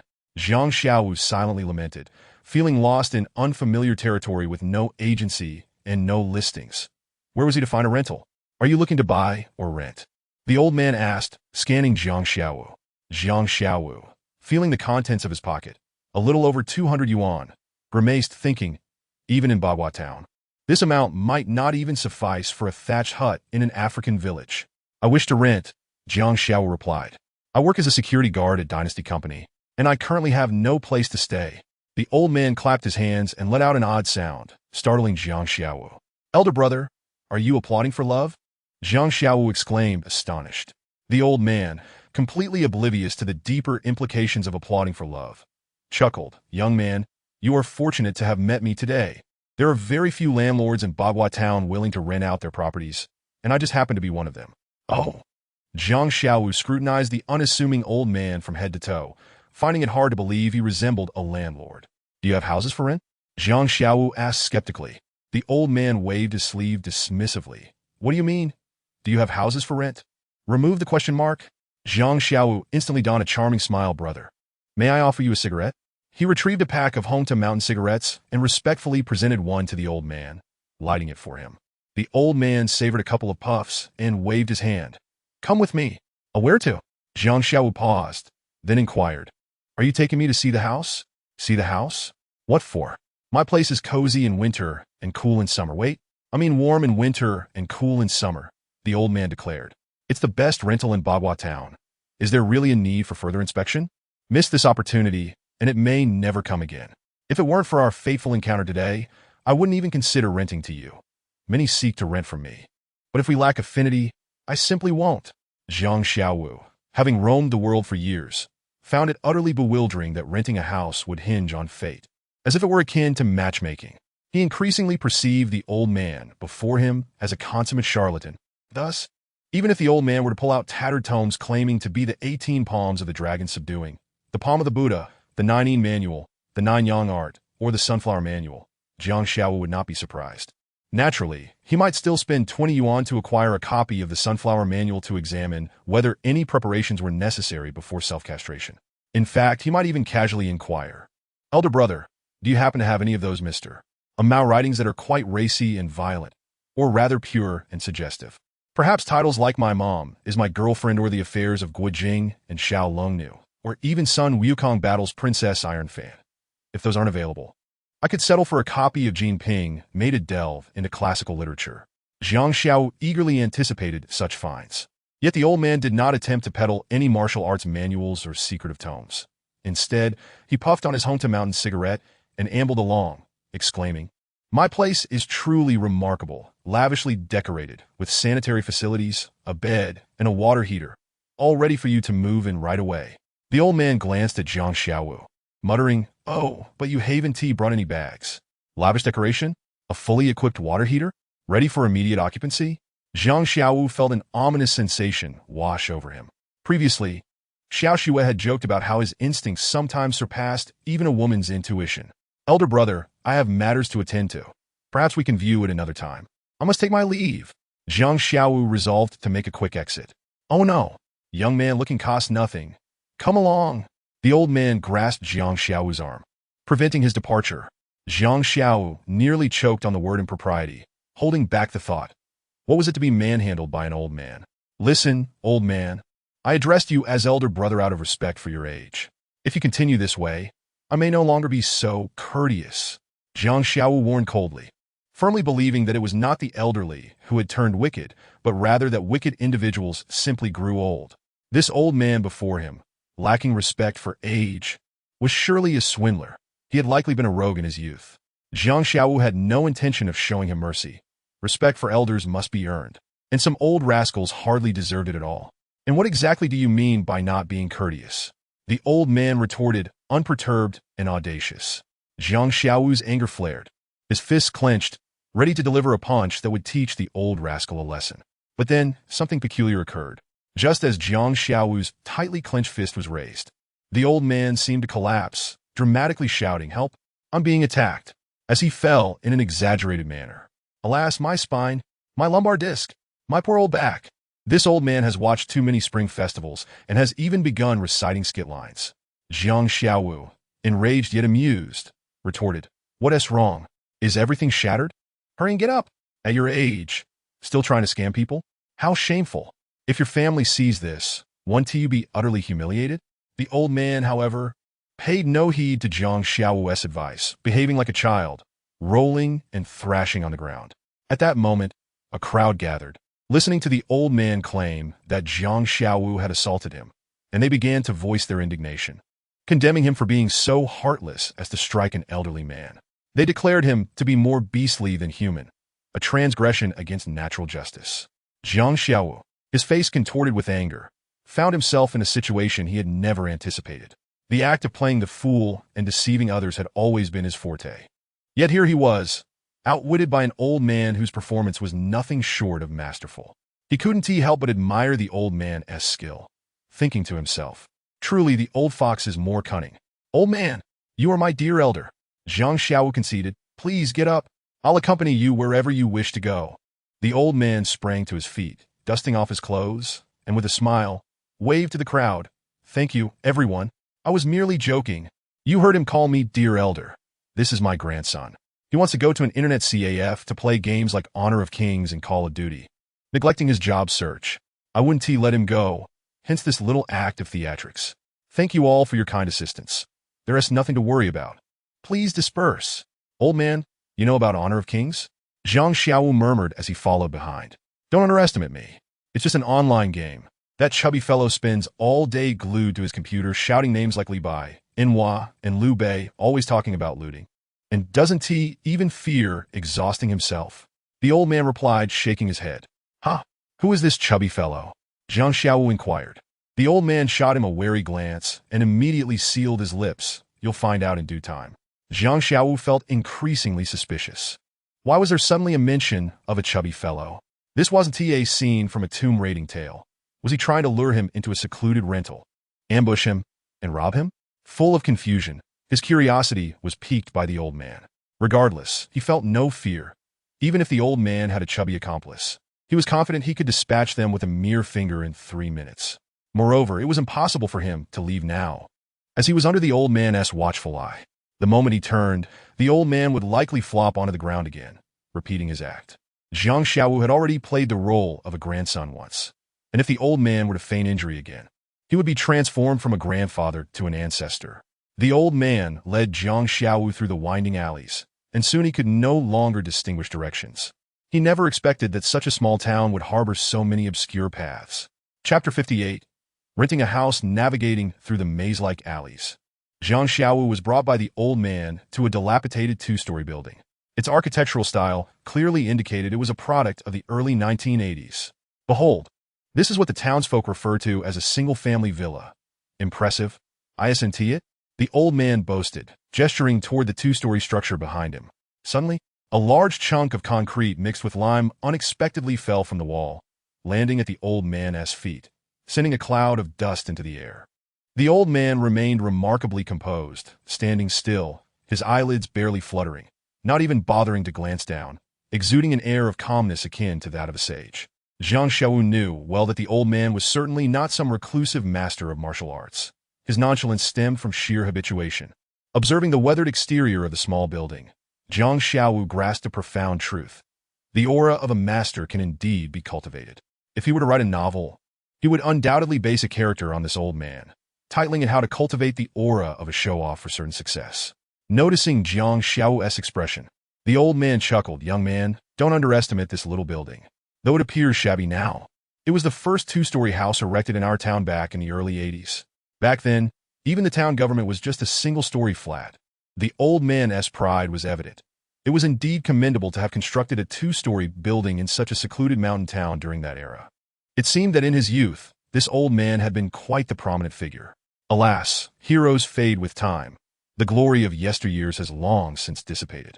The building had aged alongside the old man, and gazing at its mottled walls, Jiang Xiaowu could only think of one phrase: a beauty in her twilight. She had once been splendid, captivating all, yet now she aged and faded, leaving behind only endless sighs. How many once admired your youthful visage? Yet who is willing to endure the relentless march of time? At that moment, Jiang Xiaowu found himself inexplicably moved, even surprised by his own sentimentality and newfound appreciation for the poetic. Dear brother, don't be fooled by the rustic exterior. The interior is quite well appointed. The old man, fearing Jiang Xiaowu might make a hasty exit, quickly added. The ability to replace dilapidated with rustic led Jiang Xiaowu to conclude that this old man must have ventured beyond their isolated town in his youth. Otherwise, a man in his 60s or 70s who had spent his life in such a secluded place would not possess such a flair for wordplay. Rustic? Indeed, it has an air of antiquity, imbued with the weight of history, Jiang Xiaowu replied with a chuckle. The old man beamed, as if he had found a kindred spirit. Young man, I knew I didn't misjudge you. At such a young age, you possess such depth. You are certainly no ordinary person. Well, I'm not an ordinary person, Jiang Xiaowu jested. My classmates from class 2 are hardly ordinary either. The old man, not grasping the humor in Jiang Xiaowu's words, blinked innocently and laughed awkwardly. He pulled out a set of keys from his pocket, unlocking the front door. The first floor contained a living room, kitchen, and various storage rooms. You can use the first floor for free.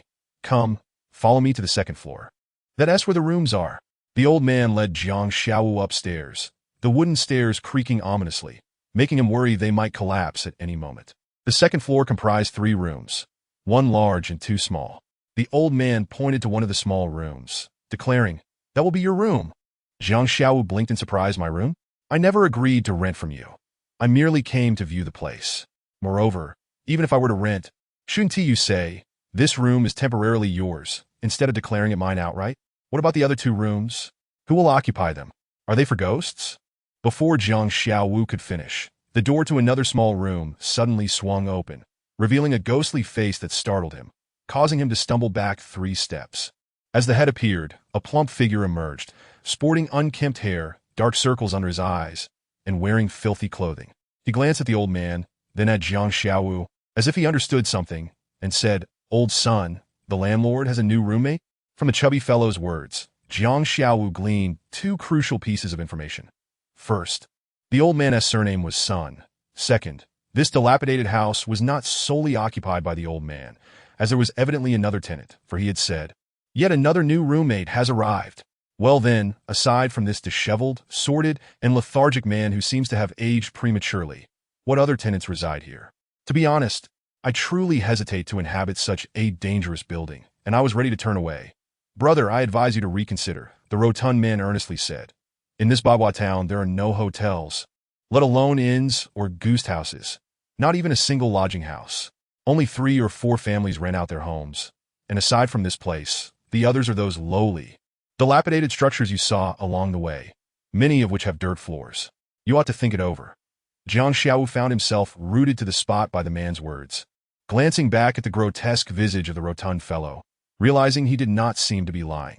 Old son, ever the braggart, chuckled and said, I told you. Encountering me today is akin to meeting a benefactor, yet you doubted it. Now, do you believe? Jiang Xiaowu reluctantly acknowledged that he had no choice. He did not wish to rent a lowly grass hut with a dirt floor or sleep out on the streets, so he could only settle for this structure. Once deemed a luxury residence in the 1980s, now merely referred to as a dangerous building, and share it with a rotund man and perhaps others. Fine, I will rent it, Jiang Xiaowu declared. Having no options left, he resigned himself to fate, deeming it unnecessary to put on a brave front. Ha, now you're talking, old son replied. Where else can you find such a splendid abode? Jiang Xiaowu chuckled and remarked, This kind of dangerous building would have been forcibly demolished in other places long ago. Enough with the chatter. Let's settle on payment first. 1 month's rent plus a security deposit. Chapter 059. The online novelist Old Sun recognized Jiang Xiaowu's lack of alternatives. The market had shifted from a buyer's to a seller's, and he suddenly felt emboldened, shedding his previous beseeching demeanor for a haughty air of indifference. 100 a month. Pay for 1 month and the deposit up front. 200 in total, not a cent less. Old Sun stated with newfound assertiveness, though his shrewd eyes subtly gauged Jiang Xiaowu's reaction. Jiang Xiaowu let out a quiet breath. He still had the living expenses his uncle had given him, sufficient to cover the rent and deposit, with some left over. He had half expected the old man to demand an exorbitant sum, but to his surprise, it was only 100. Little did he know that in this Baiwa town, 100 yuan was no trifling amount, as the average monthly income here barely surpassed 500. In contrast, the other shabby rental units charged only 30 yuan a month. The rotund man opened his mouth, hesitating to speak. Old Sun shot him a significant glance, and with a forced smile said, "Wang Pongzi, you've already missed 7 or 8 days of this month's rent. Well, I'll grant you a few more days." Wang Pongzi, who had initially seemed on the verge of saying something, fell silent. Jiang Xiao fished out 2 crisp 100 yuan notes from his pocket and handed them to Old Sunday. After inspecting the bills, under the sunlight, for authenticity, Old Sun pocketed the money and detached 2 keys from his keychain, handing them to Jiang Xiao.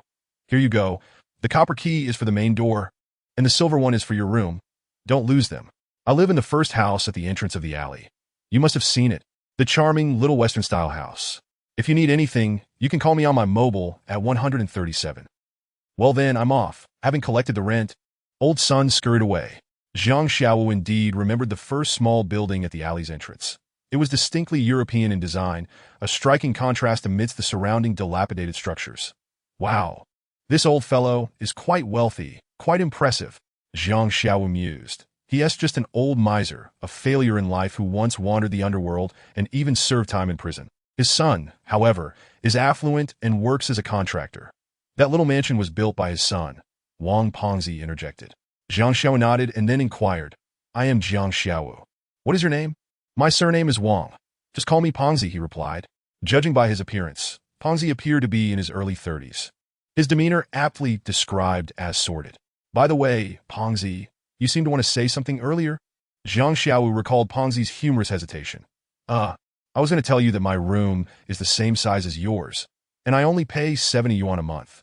The larger room over there is only 130. Pongzi said. "Goodness, that sly old thief," Jiang Xiao exclaimed, then turned to Pongzi and asked, "Why didn't you warn me? If you had told me earlier, I would have pulled out this greedy old man's teeth." Pongzi chuckled awkwardly. "Apologies, Brother Xiao. You know how it is.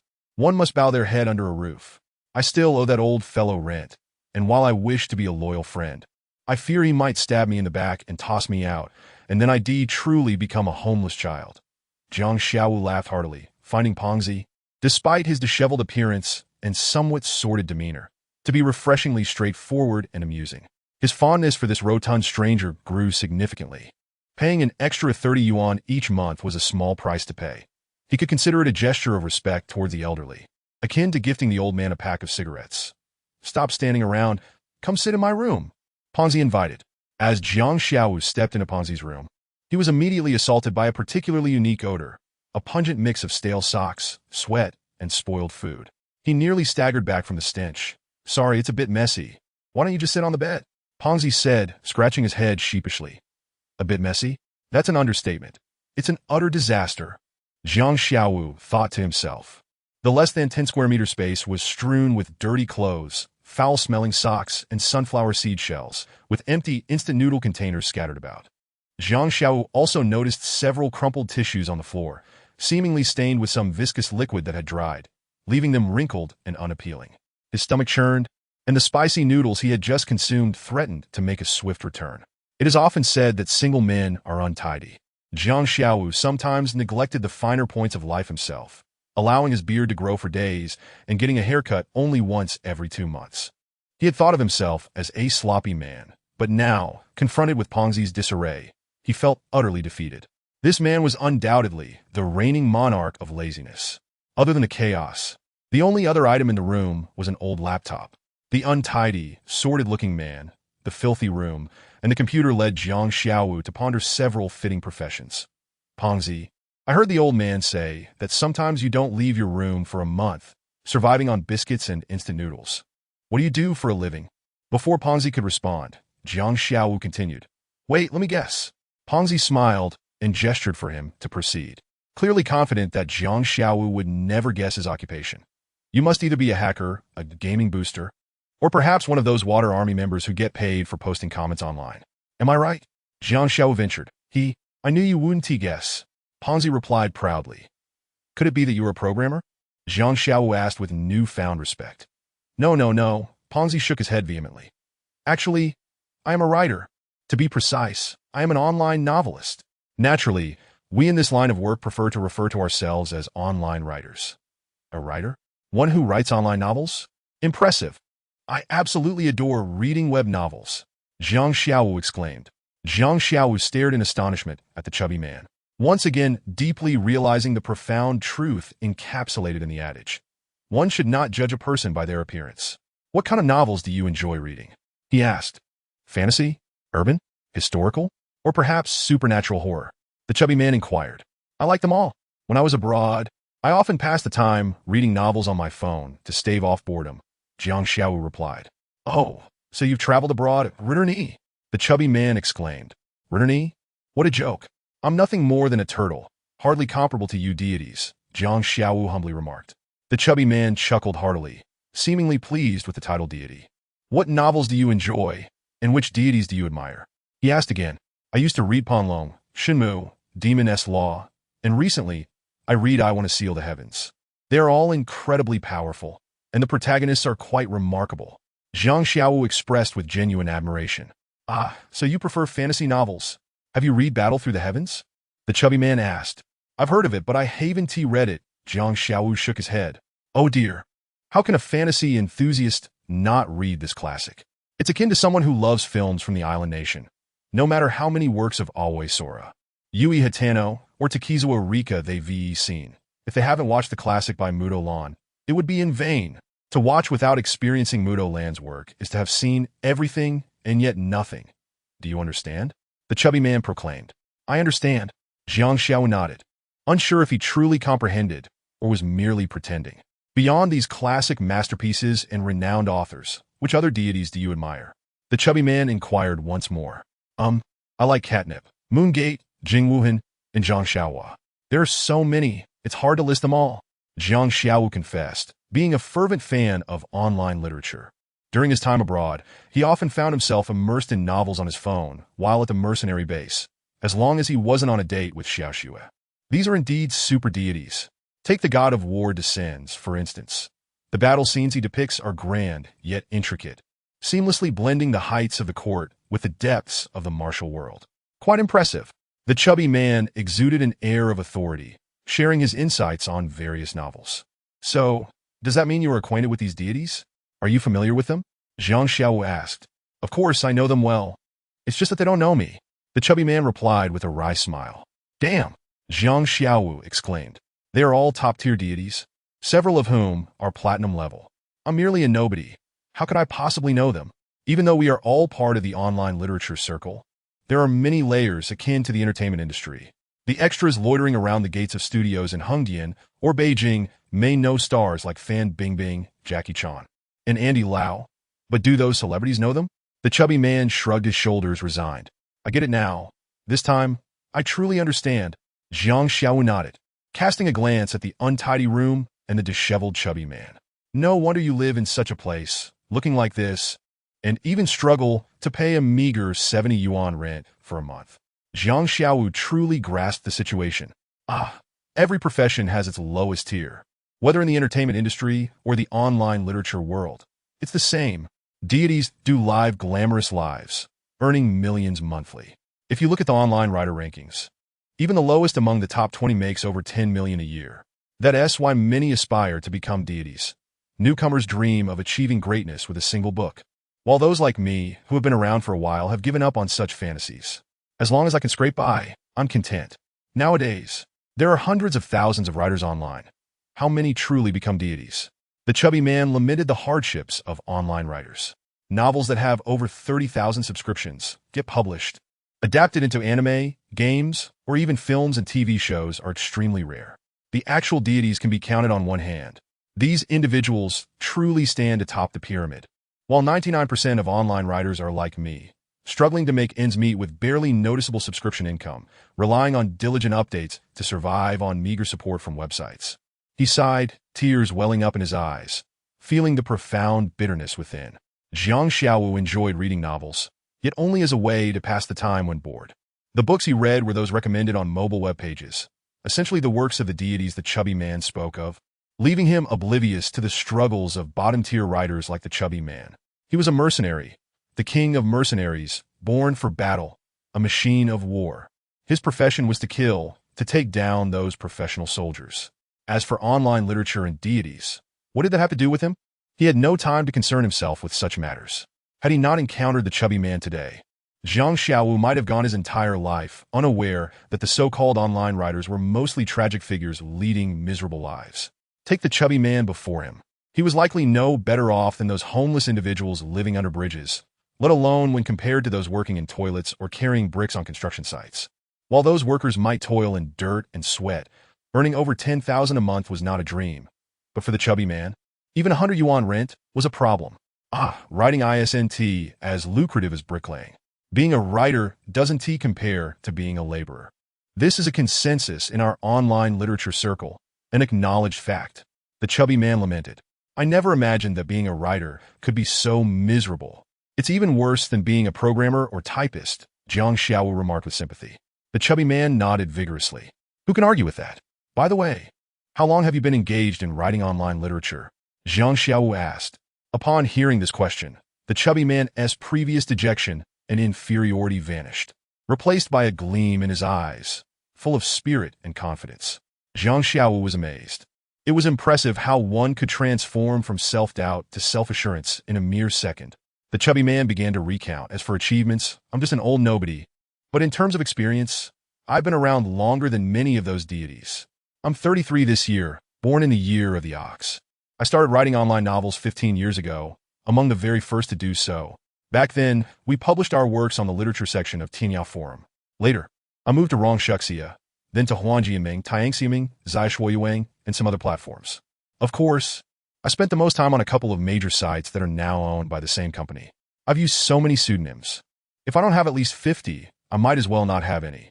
Every time I go to a new place, I adopt a new name, like Fan Jitsuin, Fan, or Kakushila, and I can't even keep track anymore. You certainly have a wealth of life experience. Zhang Xiaowu teased. More colorful than elbows. The chubby man paused and blushed. Oh, Xiaowu, that analogy is truly apt. I'm as brave and handsome as Elbu. The chubby man audaciously rephrased to, exaggerated to truly apt. Zhang Xiaowu experienced the depth of the chubby man's shamelessness for the first time. But Elbu was a servant of 3 families. With all these places you've been to, you've become quite the servant yourself. Zhang Xiaowu chuckled. TCH, what do you know? The chubby man pouted, unwilling to explain the peculiarities of this profession. I may not be a deity, but I'm still an ancient figure, he proclaimed proudly. Ancient figure? You mean ancient nobody? Zhang Xiaowu quipped. But I have seniority. Many of the current deities have to call me senior, the chubby man asserted. When I was penning my thoughts, they were still ensconced in the halls of academia, with some of them even clad in open-crotch pants. There were a few who rose to fame at a tender age of 18 or 19. Can you imagine, 15 years ago, were they not in such attire? Just 6 or 7 years prior, I had even taken on an apprentice, imparting to him the nuances of writing techniques and tricks online. Now, he has ascended to the status of a revered figure on a certain platform. However, he ceased to maintain contact with me 4 years ago. You can only rely on your seniority. In this era, prowess and success are the true measures of a hero. It matters not if it has been 15 years. Even a century and a half would hold no significance, Zhang Xiaowu incisively remarked. I recall a fellow in the mercenary group, nearing 60, who had purportedly been a mercenary for over 40 years, yet that amounted to naught. Was he not still a mere footnote, someone whom anyone could deride? Was he not relegated to performing menial tasks under the command of the youthful and less experienced Zhang Xiaowu? Seniority? This is not a bureaucratic arena. Besides, in this day and age, such notions have long fallen out of favor. Everything is dictated by capability and achievement. The portly man, who had been flaunting his seniority, promptly wilted as if struck by frost. Alas, I concede I lack innate talent. While others achieve greatness with a single book, I have penned at least 100, including unfinished and abandoned works. Yet not a single one has truly captured the public's acclaim. Success comprises 99% effort, plus a mere 1% of talent. Yet that 1% is infinitely more critical than the 99% of toil. I have expended 99% of my effort. Yet I am sorely lacking that 1% of talent, the portly man lamented. Jiang Xiaowu wholeheartedly endorsed the portly man's perspective. Is success truly attainable through effort alone? Diligence is indeed a prerequisite for success. Only through hard work can one's talents and gifts be realized.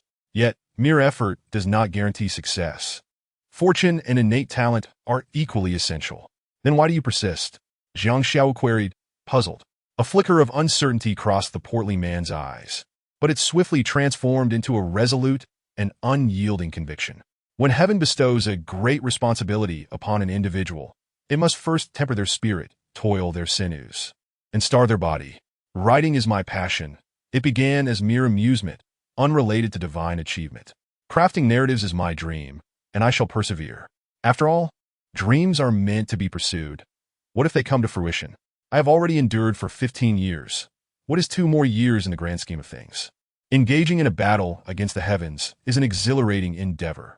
If the heavens refuse to grant me talent, then I shall struggle against fate until the end, determined to triumph against the odds.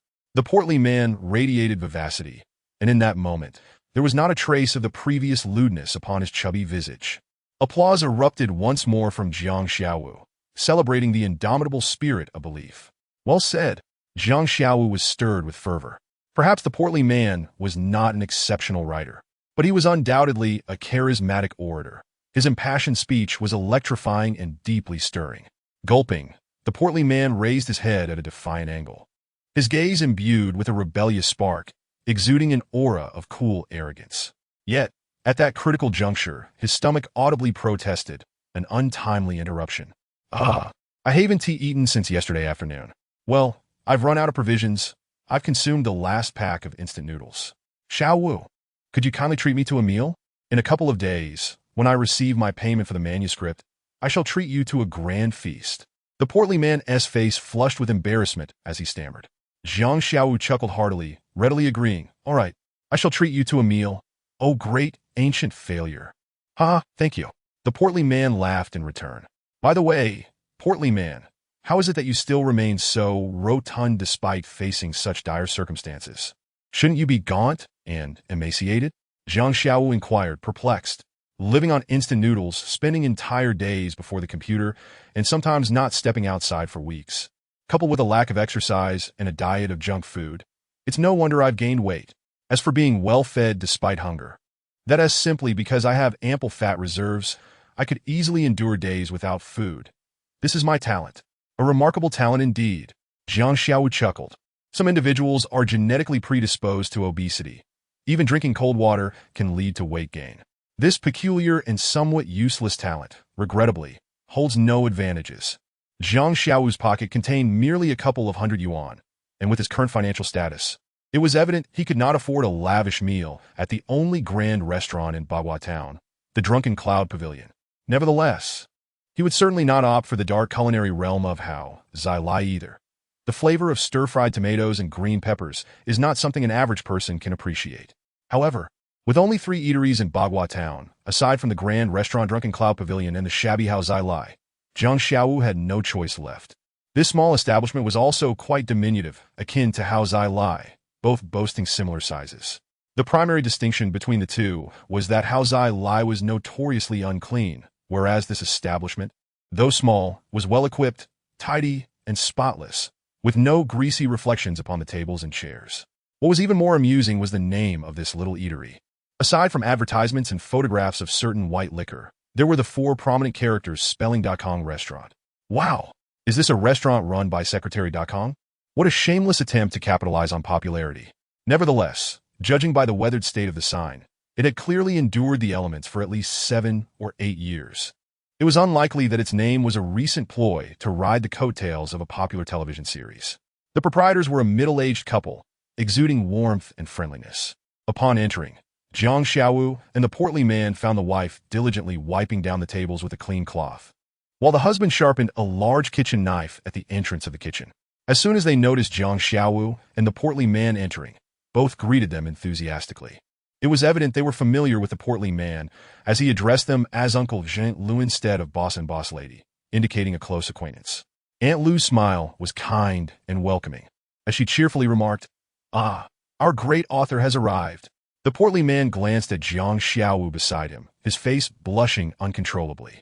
Jiang Xiaowu was aware that the portly man often boasted about being a web literature deity, claiming to be extraordinarily impressive, with countless fangirls eager to offer their dowries and bring their sisters to him, pledging themselves in devotion. Great author? Oh, Aunt, please don't say that. It's rather embarrassing. Despite the portly man's thick skin, he could not withstand the weighty title of great author. Little fatty, you haven't been around for several days. What's the matter? Do you find your uncle's cooking unpalatable? Uncle Zhang, the proprietor, who was currently sharpening his knife, jested with a grin. Not at all. Uncle Zhang's culinary skills surpass even those of a five-star hotel as head chef. With ordinary ingredients, he can create extraordinary flavors. If you were to work at a grand hotel in the city, you would undoubtedly be a top-notch chef. The portly man flattered. Oh, spare me the flattery. Don't mock your uncle here. What's this? Your manuscript fees haven't come in yet? You're nearly broke, aren't you? Aunt Lu had previously told him 100 times that if he was short on funds, he should come to their restaurant. Even if business was slow, there would always be a meal for him. The portly man was touched, his eyes brimming with tears as he choked out, Uncle, Aunt, you're kinder to me than my own relatives. I still owe for previous meals, and I truly feel embarrassed to trouble you again. Silly boy, don't speak of trouble. I've already told you, when you strike it rich, pay us back. If you don't have money, then forget about it. Your aunt and I don't rely on your little payments for our livelihood. Uncle Zhang replied, ceasing his knife sharpening to test its sharpness with his thumb. Ah! The portly man hurriedly nodded in agreement, turning away to discreetly wipe his eyes with his sleeve. And who might this be? Uncle Zhang inquired, regarding the unfamiliar face of Jiang Xiaowu. This is Jiang Xiaowu. You can call him Xiaowu. He works as a security guard at the Wanshao Furniture Company in town and currently resides with me. Xiaowu, you should say a few words, the portly man urged. Jiang Xiaowu offered a wry smile. Everything I wish to say has already been articulated by you. What more can I add? The portly man awkwardly scratched his head. Aunt Lu cast a peculiar glance at the rotund man, then turned her gaze to Jiang Xiaowu, saying, So you two are living together? That's quite nice. Despite my advanced age and the isolation of this small town, I often watch television, read newspapers, and browse the internet on my phone. I consider myself quite open-minded and truly have no prejudice against your kind of relationship. Dear Aunt Lu, please don't misunderstand. We're not cohabiting. We're merely renting together. I have also rented a room from Old Sun, right next to the rotund one. If I were to engage in such activities, I would seek out a pretty boy or a cross-dresser, not a slovenly, disheveled fellow like him. Jiang Xiaowu exclaimed loudly, aware that Aunt Lu had misconstrued their arrangement, confusing renting together for living together and distorting his sexual orientation in the process. What is wrong with being slovenly? That's just having character. A few years back, that long-haired sharp brother who smoked a cigarette was even more disheveled than I am. The rotund man protested, visibly displeased. Oh dear, my apologies for the misunderstanding. You truly startled me. I've only heard about it before. I've never met a real homosexual until now. I thought I was encountering one today. Aunt Lu finally sighed in relief. Chuckling, Jiang Xiaowu felt a wave of frustration. What did she mean by encountering a real one?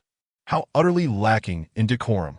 Uncle Zhang, I would like an order of egg fried rice, a serving of beef dumplings, a dish of fish-flavored shredded pork over rice, 2 fried eggs, and a bottle of cola, the rotund man declared, as if he were a starving ghost reborn. Can 2 people possibly finish all this? Jiang Xiaowu mused internally, but refrained from voicing his thoughts. Having agreed to treat, he feared being misinterpreted as stingy by the rotund man. Xiaowu, what would you like to eat? The rotund man suddenly turned to Jiang Xiaowu. Huh? Didn't you already order for me? Jiang Xiaowu was momentarily stunned, unsure of how to respond. The rotund man shamelessly replied, No, those were all for myself. Order whatever you wish. Jiang Xiaowu felt a throbbing pain in his head. Can you possibly consume all this food by yourself? Of course. This isn't even too much. If I ordered another round, I could finish it all. The rotund man boasted. Before Jiang Xiaowu, the rotund man showcased yet another one of his extraordinary talents, his insatiable appetite. Was he a reincarnation of a gluttonous ghost? How could he consume so much? The dishes he ordered were substantial enough for 3 people. Hey, I just need one satisfying meal, and I won't be hungry for 3 days. I could go without food or water for 3 days. My stomach can store food and gradually release the necessary energy for the body. How about that? Impressive, right? The rotund man proclaimed proudly. What on earth are you? Jiang Xiaowu's heart bled. Had he known this man had such an appetite, he would never have agreed to treat him. I was born in 1985, on the 16th day of the 8th month in the lunar calendar of Virgo, 33 years old in the traditional sense, and I belong to the year of the ox, the rotund man declared, revealing his birth date and zodiac sign. Why bother with all that unnecessary information? It's not like I'm trying to set you up on a blind date. Jiang Xiaowu retorted with irritation. An ox? I think you're more like a camel, with a stomach capable of storing food. With such an appetite, perhaps you are a hybrid of a pig and a camel. Having been tricked into treating this gluttonous man, Jiang Xiaowu felt he should at least gain some advantage in conversation. To his surprise, the rotund man showed no sign of shame. Rather, he appeared quite proud. A hybrid of a pig and a camel? Wow, then I must be an extraordinarily rare breed. A divine beast. A liger, the offspring of a lion and a tiger, is already a rarity. Then I must be even more impressive. Jiang Xiaowu stared blankly at the rotund man, completely defeated, and silently gave him a thumbs up. What is a hybrid breed? A hybrid breed, simply put, is a mongrel. Yet the rotund man seemed entirely unbothered by being called a mongrel, even appearing quite pleased with the notion. Jiang Xiaowu had no choice but to concede. Just bring me a bowl of noodles, Jiang Xiaowu said. In truth, he also desired a serving of beef dumplings, a fried egg, and a bottle of cola. But his funds were running low as he needed to purchase some toiletries as well, so he had to be frugal. Noodles? That requires Aunt Lu to prepare. Her noodles are quite delectable. The rotund man suddenly chimed in. Cough, cough, cough. Jiang Xiaowu wished he could strangle this gluttonous chatterbox. However, only he seemed to catch the innuendo in noodles, while the couple and the rotund man appeared oblivious. Indeed, I excel at stir-frying, and my wife is a master at making dumplings. Her noodles are truly exceptional. Don't underestimate the skill involved in preparing noodles. It's not as simple as boiling water and tossing in the noodles. Timing and temperature control are crucial. If you undercook them, they turn out too firm and chewy. If you overcook them, they become mushy. My wife is a true expert. Her noodles are beyond compare. How shall I put it? You will know once you taste them. Wife, please prepare some for Xiaowu. Your noodles are delicious, Uncle Zhang proclaimed earnestly, which to Jiang Xiaowu sounded like utter nonsense. All right, Jiang Xiaowu said, covering his face, feeling utterly defeated. Chapter 63. The rotund man takes charge. Uncle Zhang moved swiftly. Within a mere quarter of an hour, the rotund man's dumplings, rice dishes, and fried eggs were all prepared, steaming hot, and served at the table. The dishes were glossy and enticing, their aroma wafting through the air. While Jiang Xiaowu remained uncertain about the taste, the appealing colors and fragrances already suggested a delightful flavor, and he suspected it wouldn't disappoint. This Uncle Zhang truly had some culinary skills. The rotund man devoured his meal ravenously, wielding a spoon in one hand and chopsticks in the other, attacking the food with fervor, alternating between bites of rice and dumplings, as if he were in a fierce contest, leaving the world in darkness. Watching the rotund man gorge himself, Jiang Xiaowu concluded that the rotund man's mother must have been a gluttonous creature who had entangled herself with the father of Zhu Beiji, resulting in the birth of this hybrid, divine beast. Slow down. No one is competing with you. If you eat too fast, you might choke. Jiang Xiaowu admonished with exasperation. The rotund man merely chuckled and continued his relentless onslaught, head bowed as he consumed his meal. Soon, Jiang Xiaowu's noodles were ready, and when Aunt Lu brought them over, he lowered his head, deliberately avoiding her gaze, feeling guilty and unable to look her in the eye. Young man, hurry and eat. If the noodles sit too long, they will turn mushy and lose their flavor. Try my noodle skills. Are they flavorful enough? Aunt Lu encouraged. Jiang Xiaowu felt as if he had accidentally choked on something, coughing violently, drinking several gulps of water to compose himself. He picked up his chopsticks, furrowing his brow as he extracted a few strands of noodles to taste, chewing gently. To be honest, the noodles were indeed perfectly cooked with a delightful chewiness. Aunt Lu's noodle-making skill had undoubtedly reached the level of a master in Jiangnan. Cough, cough, the caliber of a skilled noodle chef. However, Jiang Xiaowu had lost his appetite today. Though he had been somewhat hungry, now he felt utterly devoid of desire, forcing down a couple more bites before setting down his chopsticks. The rotund man, truly a remarkable individual, finished 2 servings of rice, a portion of dumplings, and 2 fried eggs in no time, his mouth greasy as he noticed Jiang Xiaowu had barely touched his noodles. Xiao, why aren't you eating? Is Aunt Lou's cooking not to your liking? It can't be. I used to eat it all the time, and it was delicious. The rotund man queried. Eating it all the time? Jiang Xiaowu felt utterly drained, his head drooping in defeat, as if his very essence had been siphoned away, leaving him devoid of hope. I truly am not hungry. I simply can't eat anymore. Jiang Xiaowu forced a smile, though it was far from genuine. Why didn't you say so sooner? The rotund man smacked his lips and promptly snatched Jiang Xiaowu's bowl away. Under the midday sun, sweat drips into the soil of the rice. Who knows the toil that goes into our meals? We must never waste food, otherwise we shall face divine retribution. Oh well, let me help you alleviate this karmic burden. What can I say? I, the kind-hearted fat brother, am always ready to lend a hand to a friend. Upon finishing his words, he began to slurp the leftover noodles that Jiang Xiaowu had left behind, the sound of slurping resonating like a thunderous river, far more boisterous than the yellow river's tumultuous flow. The chubby fellow was indeed ravenously hungry, consuming even the remnants of others' meals, showing no concern for the possibility of Jiang Xiaowu carrying an infectious disease. Do you have a younger sister named Dangwu? If so, I wouldn't mind playing the role of a humble farmer, Jiang Xiaowu remarked with a chuckle. The chubby man, infuriated, retorted, Curse your sister. Jiang Xiaowu continued, Indeed, you have voiced my innermost thoughts. This is precisely what I wish to convey to you, brother of Dangwu. Although the chubby man was a struggling novelist, he was exceptionally skilled at banter. Yet, who was Jiang Xiaowu? In the realms of humor, cuteness, and pretentiousness, he was no lesser than anyone else. Get lost! The chubby man laughed, rebuking him. As they exchanged words, the chubby man's mouth was never idle. Within 3 minutes, he had devoured an entire bowl of noodles. He patted his belly, flicked his teeth with his fingers, and said, Well, I have barely satisfied my hunger. Barely? Jiang Xiaowu glanced at the table, which was a chaotic sight, strewn with empty plates and bowls. Despite consuming so much, the chubby man claimed to have only barely filled his stomach. The thought of his dwindling finances made Jiang Xiaowu wince, as if his very liver were aching. Chubby, is your belly akin to the pocket of Doraemon? How can it possibly hold so much? I, Jiang Xiaowu, rarely concede to anyone, but I am compelled to concede to you. Jiang Xiaowu expressed his admiration, albeit with a tinge of desperation as he faced the prospect of being financially drained. Chubby, which website are you currently contracted with for your writing? Jiang Xiaowu inquired. And what is your pen name? Or alias? I would like to search for your works and appreciate them. Alias? It's Wuming, the chubby man replied. Wuming?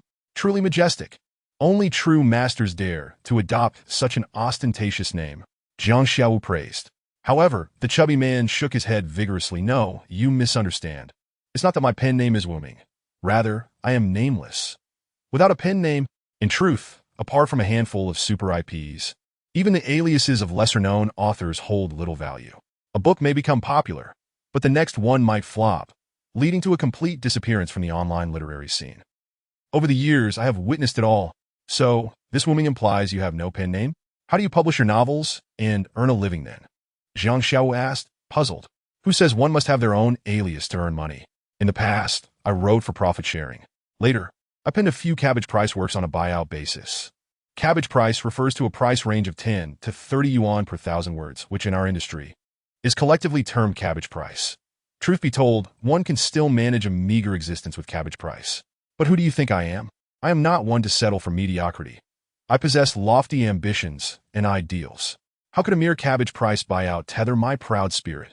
Many of my fellow authors, who once agreed to flop together, have quietly ascended to greatness, and even those who haven't are earning over 10,000 a month, leaving behind the realm of failure. How could I be content? The chubby man declared proudly, his face gleaming with a sheen reminiscent of lard. Jiang Xiaowu felt a surge of respect. Although the chubby man had yet to achieve success, and perhaps never would, he possessed an indomitable spirit, relentlessly pushing forward, battling through failure after failure, knowing full well he would emerge battered and bruised yet undeterred. This spirit of resilience was what Jiang Xiaowu held in the highest regard. However, before his admiration could linger for even a minute, the chubby man extinguished it. Thus, I resolutely abandoned the low-price buyouts and chose profit-sharing instead. I hope that one day, I can achieve success in a single stroke.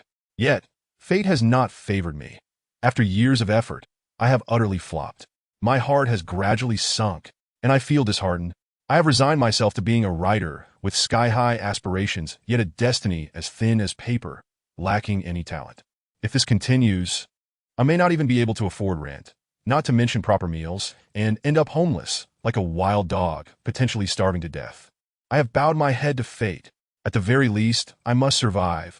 Only by living can there be hope. Therefore, I currently have no pen name. Everything I write is published under someone else's alias.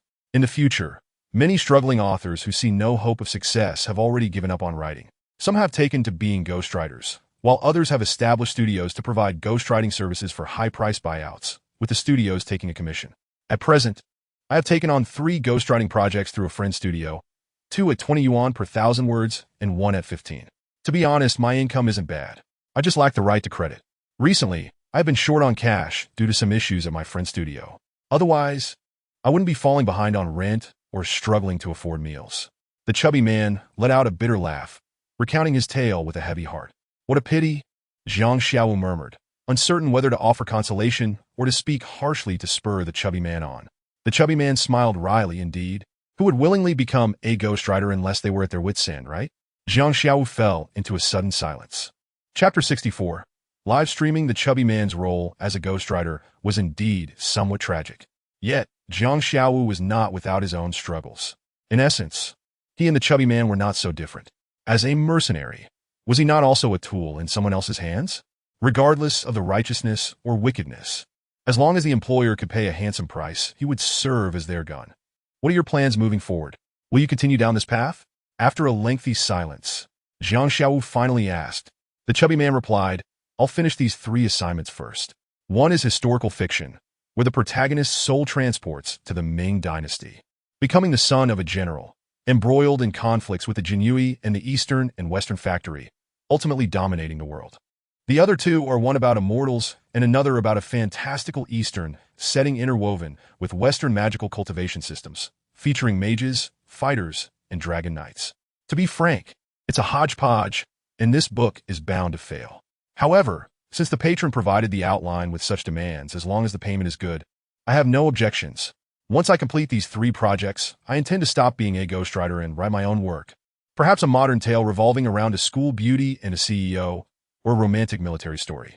The first 100,000 words could involve urban competition, defeating various wealthy young heirs, followed by urban cultivation or supernatural elements, or even urban fantasy. Urban literature has its limitations. It is quite challenging to achieve legendary status or create a phenomenon-level super IP. Unlike historical or fantasy genres, the former can be adapted into dramas, while the latter can be transformed into animations and online games. Even if an urban book succeeds, the second one may very well flop, leading to instability in its status. However, urban literature tends to yield quicker profits and is relatively easier to write, with lower demands on writing skills. Zhang Xiaowu listened, only partially comprehending, before posing a more pointed question. What if this book also fails and flops? Would you still persist? The chubby man paused, his expression dimming. If it fails again, then I will choose to give up. After so many years of perseverance, I have no regrets. If I flop again, it would simply signify that I am indeed unsuited for this industry and lack talent. To be honest, I have already contemplated what I would do next. What is it? Zhang Xiaowu inquired. Have you heard of online streaming? The chubby man replied mysteriously with a smile. Yes, I know there are many streamers on Douyu and Panda, with numerous beautiful women singing, dancing, and acting cute, revealing a hint of their assets and charmingly pouting, and many earn tens of thousands a month. Zhang Xiaowu glanced at the chubby man's disheveled appearance and unremarkable looks, thinking to himself, if the chubby man were to dance the hula with his upper body exposed, would he not be hunted down by water friends and beaten to death? Are you planning to become a gaming streamer? League of Legends? Hearthstone? I have heard that gaming streamers are currently the most popular. Earning millions monthly is not just a dream. Listening to the old man's son, you play League of Legends, right? That's great. You might want to give it a try, encouraged Zhang Xiaowu. The chubby man shook his head. I have no interest in becoming a gaming streamer. It's just dull. Then what type of streamer do you wish to be? I heard there's one called Tianyo, who sings remarkably well. Are you not a good singer yourself?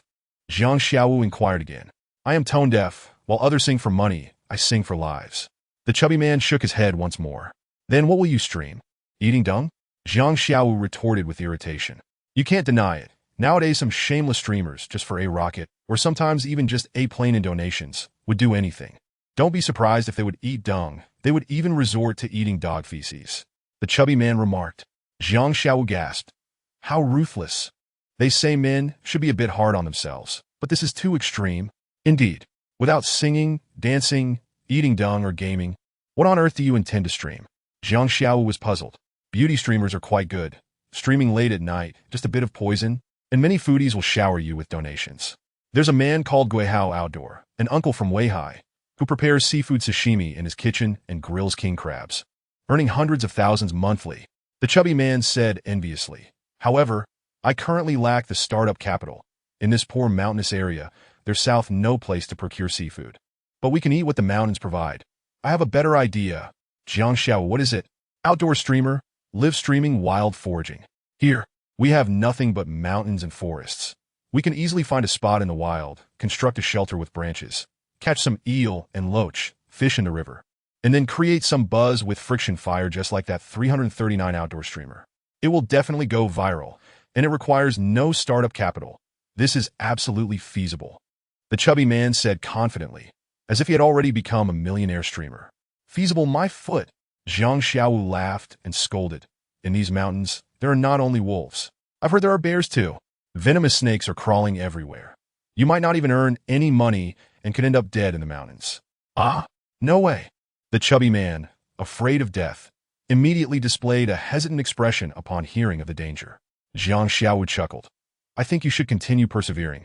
You've already held on for 15 years, transitioning from a 16 or 17-year-old youth to a 33-year-old middle-aged man.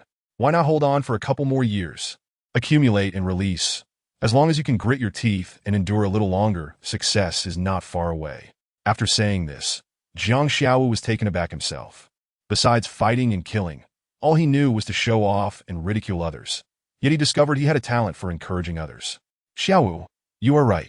Since I have already fallen for over a decade, why should I care about falling for a couple more years? The chubby man's mood brightened, as if Jiang Xiaowu's words had enlightened him, awakening him to a profound realization. Jiang Xiaowu felt a wave of shame in his heart. Wasn't he deceiving and harming the chubby man? Lacking even that 1% of talent, exhausting that 99% of effort would be futile, and success would be unattainable. The debate of talent versus hard work has always been a contentious topic, akin to the nature of humanity, whether it is inherently good or evil, or which came first, the chicken or the egg. Nevertheless, Jiang Xiaowu has always been a staunch supporter of the talent theory. Talent, effort, and luck lead to success. Without talent, no amount of effort is of any use. Perhaps through hard work, one can reach the upper middle tier in any field, but one can never become part of that small elite at the pinnacle of the pyramid. Take the chubby man as an example. He could exert 100% effort, and with a stroke of luck, perhaps he could do a bit better. Earning over 10,000 a month is not impossible. But he can never truly become a master. He simply lacks the talent for it. But could Jiang Xiaowu say such things? Could he bear to discourage the chubby man? Is Jiang Xiaowu that kind of person? The answer, of course, is a resounding yes. Chubby, let us pretend I didn't say anything earlier. Actually, you lack talent. Why not just go wild foraging instead? Jiang Xiaowu said with a mischievous smile. The chubby man replied emphatically with a single word. Chapter 065. A brief interlude with the courtesan. Go away. Go away. Come. Let us drink. Uncle Zhang placed a bottle of white liquor on the table. The chubby man stared at the bottle of liquor, his throat bobbing. Uncle Zhang, we didn't ask for liquor, Jiang Xiaowu said, as his pockets were nearly empty. At this moment, white liquor was an absolute luxury for him. Drink up, it's fine. This bottle is on me. No charge. Uncle Zhang cheerfully said. Why didn't you say so earlier? The chubby man reached for the bottle, confidently stating, Uncle, one bottle isn't enough. Bring another. Chubby, do you still have any shame? How can a person be so shameless? Jiang Xiaowu feigned outrage and scolded. It's nothing, just a bottle of Lao Tsunzhuang. It's not Mao Dai or Wu Yangye. Wait, I'll go grab you another bottle, Uncle Zhang said, turning to get more liquor. Jiang Xiaowu and the chubby man exchanged knowing glances and smiled, with Jiang Xiaowu secretly giving the chubby man a big thumbs up. Poor Uncle Zhang, the kind-hearted Uncle Zhang, was thus conned by Jiang Xiaowu and the chubby man, one playing the villain and the other the good guy, into giving them another bottle of Lao Tsunchuan. After one bottle of white liquor each, the chubby man was already visibly drunk, while Jiang Xiaowu remained composed, not to mention being tipsy. He appeared completely unaffected after consuming a pound of white liquor. "Young man, you have quite the drinking capacity," Uncle Zhang remarked, looking at Jiang Xiaowu with a smile. Burp! The chubby man let out a loud belch, the unpleasant smell of food and liquor wafting from his mouth. "Uncle Zhang, you flatter me. It's not like drinking a bottle of white liquor is anything special. Bring 2 more bottles and I'd still be fine. If you don't believe me, just bring them, and I'll blow the horn directly." The chubby man thought Uncle Zhang was praising his drinking prowess, and he became animated, thumping his chest and exclaiming, "Spare me!" Jiang Xiaowu kicked the chubby man on his backside, laughing and scolding. "If you're blowing the horn, I think you might as well play the flute." "Ha!" The chubby man spat, then said, "Every time you mention playing the flute, I think of the sauna. I haven't bathed in a month. I need to go to the only moon bay bath house in town for a soak." The chubby man, satisfied with his meal, seemed to be indulging in youthful fantasies. However, he could only think about it, as he lacked the financial means to act on it. "Xiaowu, let us go soak," the chubby man said, belching again. "Not going. I have things to do this afternoon." Jiang Xiaowu covered his pocket with one hand, as if the money left in his pocket might vanish and end up in the chubby man's hands. "Then lend me $20 first, all right?" the chubby man asked. 20? Does a small bathhouse in the gossip town really charge $20 for a wash? A wash costs 6 yuan. I still need to buy a pack of cigarettes." The chubby man shamelessly stated, extending his hand, as if a son were asking his father for money, completely devoid of any shame.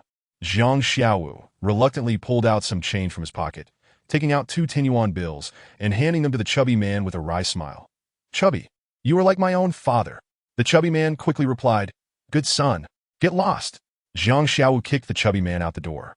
"You promised to fall to the ground together, yet you quietly rose above. Noble lords and generals, do they possess innate qualities? Is platinum supreme born of heaven?" The chubby man muttered indistinctly, even composing a little tune, unsure whether he was truly drunk or just babbling under the influence. A meal cost Jiang Xiaowu a full 46 yuan, with 2 bottles of Lao Tsunjuan courtesy of Uncle Zhang, who did not accept payment. Even so, Jiang Xiaowu's heart ached slightly. That chubby man, had he known you could eat this much, not even if it meant death, would he have invited you to dinner? After the chubby man went to the Moon Bay for a bath, Jiang Xiaowu parted ways with him and headed to a small supermarket to purchase a basin, foot bath cup, toothpaste, toothbrush, towels, and other daily necessities. By the time it was 2 in the afternoon, Jiang Xiaowu, carrying these items, decided to return to his accommodation to tidy up the room and perhaps take a short nap. As Jiang Xiaowu unlocked the door, he immediately sensed an unusual presence. His instincts told him that someone was upstairs. What could be happening? Could it be that the people from Qingyou had come to pay him a visit? If that were the case, it would mean that the events that transpired in Qingyou village had been completely exposed, and they had traced everything back to him, now seeking vengeance. Jiang Xiaowu, however, was unafraid. He was ready to resolve both new grievances and old grudges in one fell swoop. Yet his primary concern lay with his uncle, aunt, and the kind-hearted villagers. The Qingyou group was known for their ruthless methods, seeking to eradicate any trace of their adversaries. He dreaded the thought that his uncle and aunt might have already fallen victim to their cruel hands, or worse, that the entire village had been slaughtered. This was the outcome Jiang Xiaowu most wished to avoid. He stealthily ascended the staircase, his footsteps lighter than that of a nimble cat. Even a feline would have made a creaking sound on the wooden stairs, yet Jiang Xiaowu managed to tread silently, reaching the 2nd floor without a whisper. Soon, he heard noises emanating from the shared bathroom, a gentle sound of running water. With quickened steps, he lunged towards the bathroom, kicking the wooden door open with a swift motion. Inside the bathroom, there were no vicious assassins lying in wait, but rather a beautiful young girl. She appeared to be in her late teens, sporting a charming bob haircut that exuded a vintage, Republican-era vibe. With delicate willow-shaped eyebrows, pale lips revealing pearly teeth, and a neck as fair as jade, her bright eyes sparkled with a lively intelligence. Upon seeing such a girl, Jiang Xiaowu was momentarily taken aback. But as he took in her current posture and the activity she was engaged in, he became utterly flustered. The adorable and innocent girl was seated on the toilet.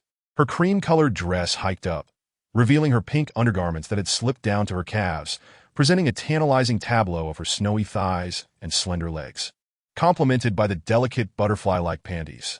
A scene reminiscent of a classical beauty's moment of relief. This girl, at first glance, seemed to embody the essence of a refined young lady. She appeared taken aback by Jiang Xiaowu's sudden intrusion, her mind unguarded, as she froze in place, neglecting to cover her graceful legs with the hem of her dress. They locked eyes for a good 10 seconds, both equally startled.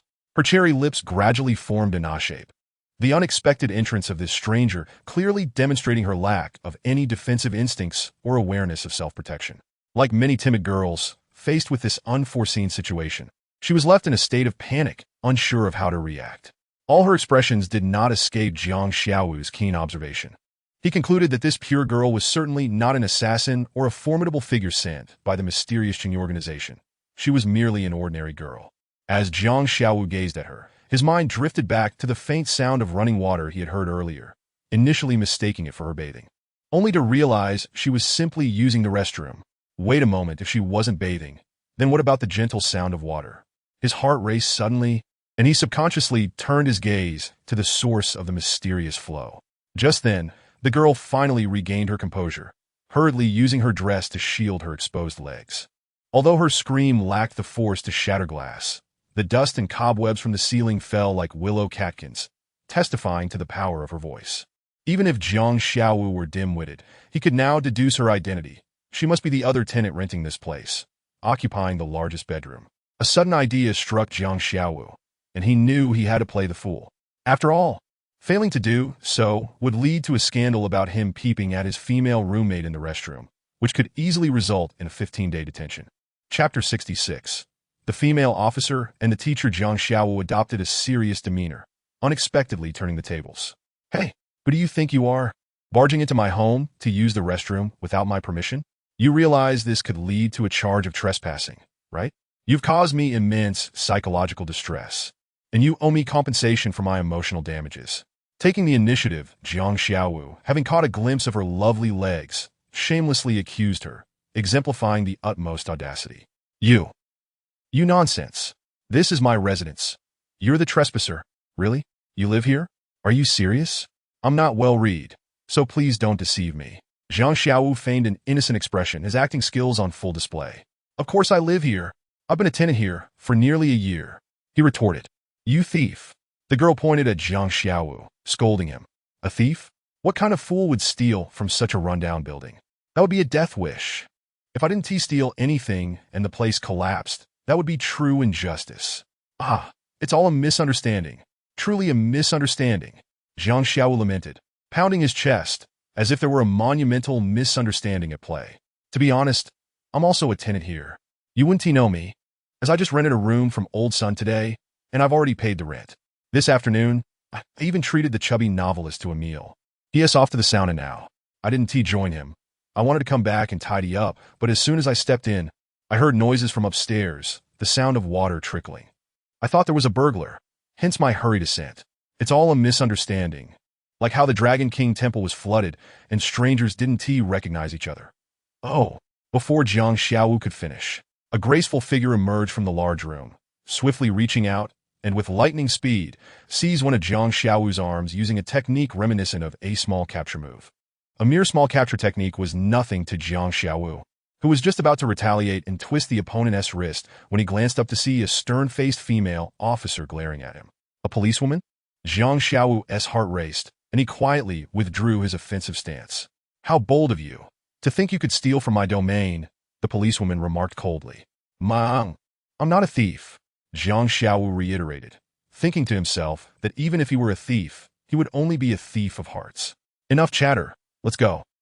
If there's anything to discuss, we'll do so at the station, the policewoman declared, attempting to escort Jiang Xiaowu to the Bagua Town police station.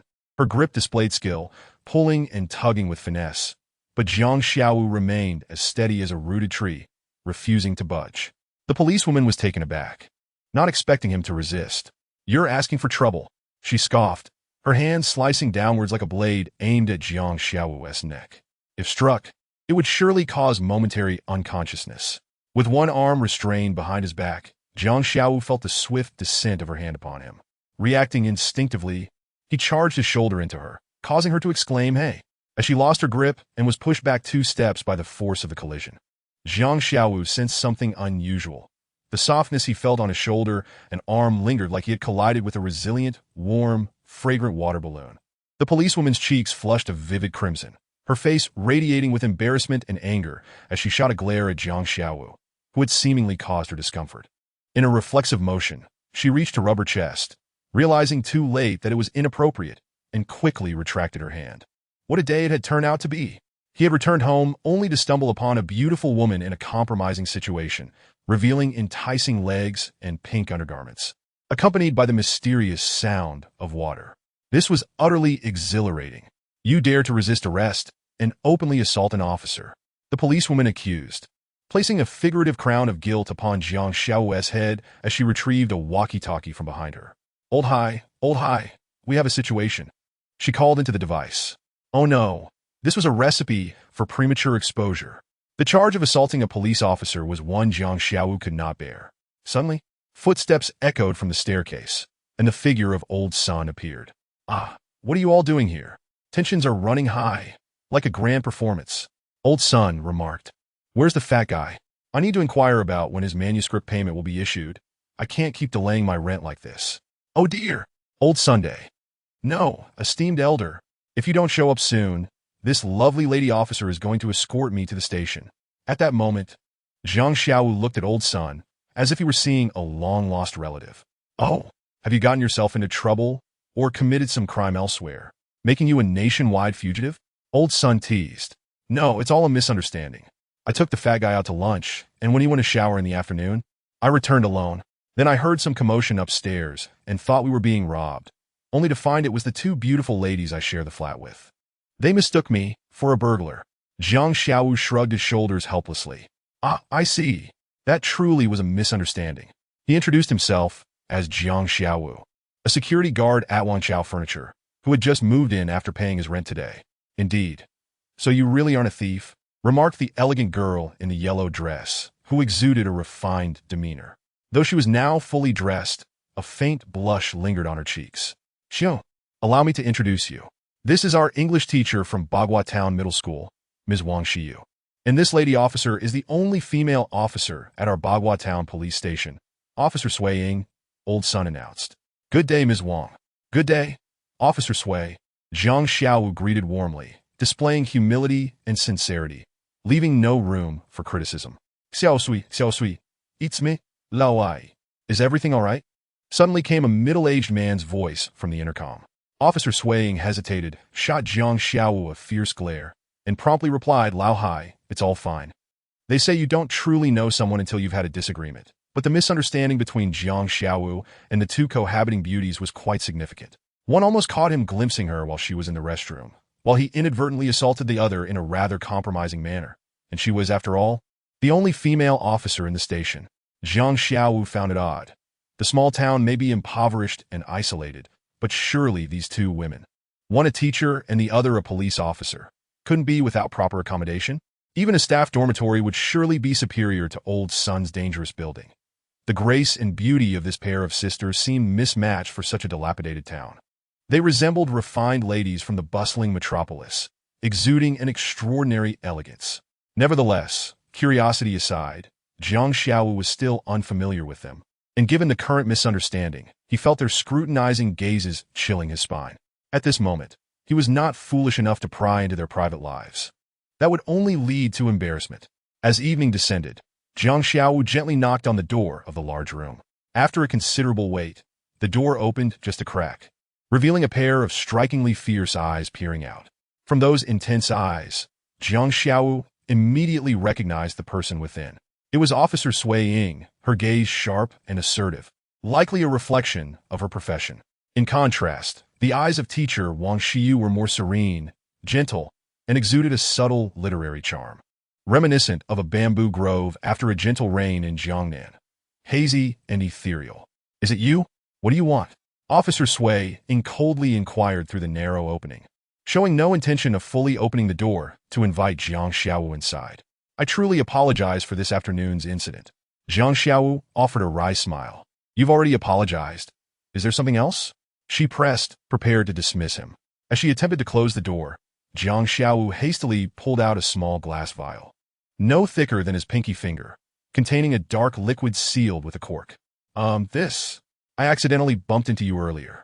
This is a topical medicinal wine, a family secret passed down from my grandfather. I only brought a small bottle with me. You can apply this on the affected area and massage it clockwise for 5 minutes. It will work wonders on the bruise. Please give it a try. The icy facade of Officer Sui Ying's face flushed crimson in an instant. Luckily, she had only opened the door a crack. Otherwise, if Jiang Xiaowu had seen her blushing, she would have wished for death. Scoundrel! Get lost! Officer Sui Ying shouted angrily. Jiang Xiaowu quickly shoved the small glass bottle through the gap in the door and dashed away. Sui Ying picked up the bottle from the floor, ready to throw it out, when suddenly a pleasant herbal aroma wafted into her nostrils.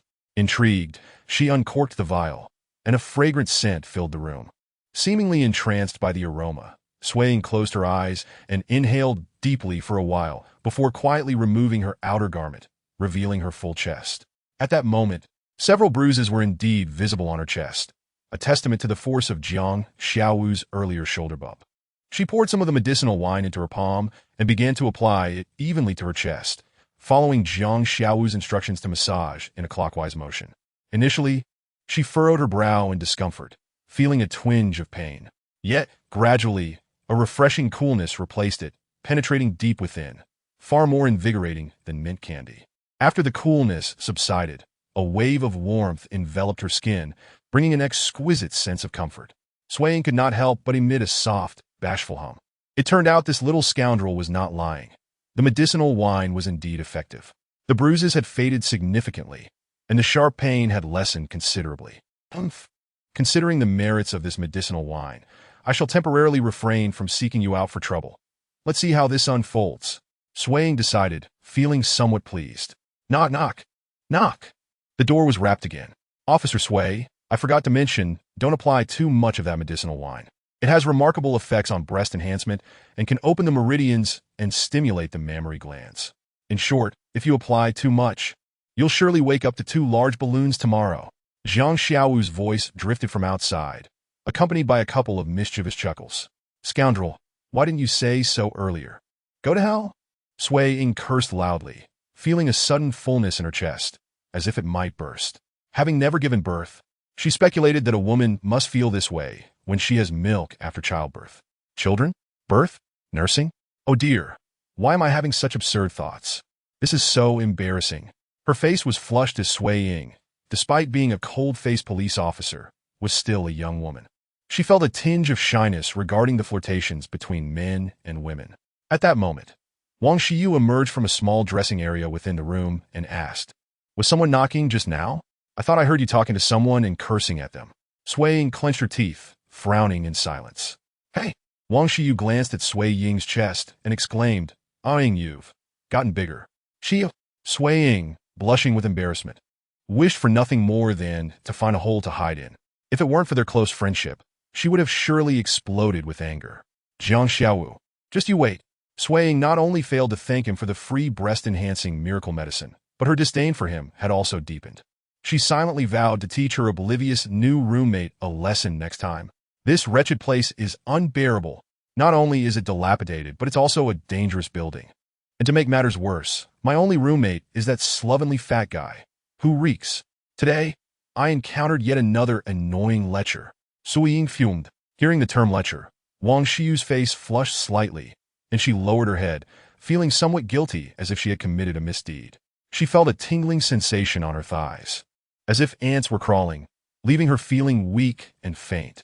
I harbor the belief that Jiang Xiaowu does not resemble a villain.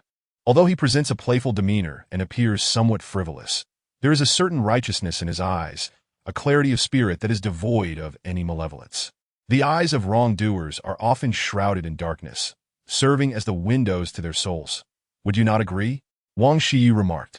If Jiang Xiaowu were to overhear such sentiments, he would undoubtedly be moved to tears, cherishing Wang Xiyu as a confidant, perhaps even offering a ceremonial gesture of gratitude, akin to a bond of brotherhood, in response to her kindness. Righteousness? No malevolence? Teacher Xiuyu, have you considered a career change, perhaps pursuing a path as a detective? Your skills in discerning the morality of a person with merely a glance could outshine even my own as a police officer. As long as we have individuals like you, we might not need our police force at all. Sui jested, casting a glance at the somewhat bashful Wang Shiyu. See, you little imp?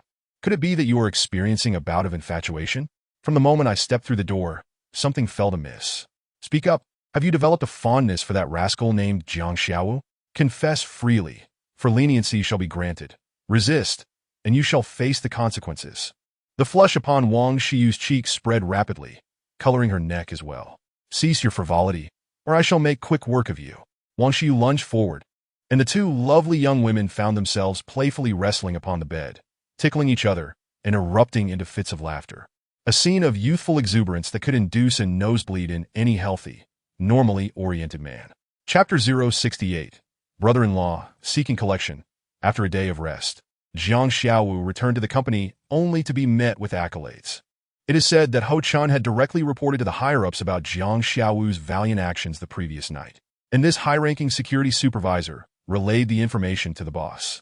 Upon hearing the news, General Manager Wang summoned Ho Chun, requesting a detailed account of the events, ultimately deciding to personally commend this outstanding new employee who had only been with the company for a day. Thus, when Jiang Xiaowu arrived at the factory gates early in the morning, he was greeted by the beaming faces of Ho Chun and Lu Meng. Hey, Brother Ho, has your wife gotten married? Jiang Xiaowu teased, noticing their joyful expressions. Lu Meng, have you been drinking your mother's wedding wine? Why are you both so elated? Upon seeing their delighted demeanor, he couldn't resist making light of the situation. Can we not have a decent conversation? Ho Chun retorted. Indeed, can we not enjoy ourselves? Lu Meng chimed in. Jiang Xiaowu laughed and inquired, what joyous occasion has prompted such merriment? Have salaries been raised, or has the company granted you an extended holiday? Salary raise? Extended holiday? Don't be ridiculous. Lu Meng scoffed. We are elated for you. For me? What is there for me to be happy about that I am unaware of? I haven't rented a place next door to you. Nor have I met your newlywed wife, Jiang Xiaowu replied with mock seriousness. You dare to claim such things? Do you not believe I could bestow upon you the sunflower scripture, enabling you to cultivate divine skills? Lu Meng shot back, glaring at Jiang Xiaowu. Enough of that nonsense. Ho Chun interjected, halting the antics of the two jesters. Xiaowu, congratulations, he said earnestly. Jiang Xiaowu was at a loss, unsure of what Ho Chun was congratulating him for. Xiaowu, you ought to thank Brother Ho. Had he not reported your heroic deeds from the previous night to the company's upper management, how would General Manager Wang have known, and how could he decide to personally commend you? Lu Meng explained with a grin. General Manager Wang? Which General Manager Wang? Jiang Xiaowu asked without hesitation. Which one could it be? Of course, it's General Manager Wang Pengfei, the owner and founder of our dynasty company. Lu Meng declared proudly, as if he held deep admiration for this general manager. Jiang Xiaowu's heart swelled with excitement as he pondered how to quickly approach this general manager, never anticipating that the opportunity would present itself so soon. Truly, a case of hard work yielding unexpected rewards. Jiang Xiaowu maintained a composed smile, though a hint of embarrassment flickered. Brother Ho, the big boss wishes to personally commend me? This. Do not be anxious. You fearlessly confront even the fierce old Kuei and his gang. Do you truly fear meeting the boss? This is a splendid opportunity, so make sure to impress him. Your future prospects are boundless. Ho Chun encouraged as he patted Jiang Xiaowu on the shoulder. Jiang Xiaowu inwardly scoffed. Boundless prospects? What prospects? As a mere security guard, the highest I could aspire to be is a security team leader. And is that truly a prospect? A king among beggars remains a beggar. A king among security guards stays a security guard. One cannot become a bodyguard for Zhongnan Hai. Let us go. The boss is waiting for you, Lu Meng urged.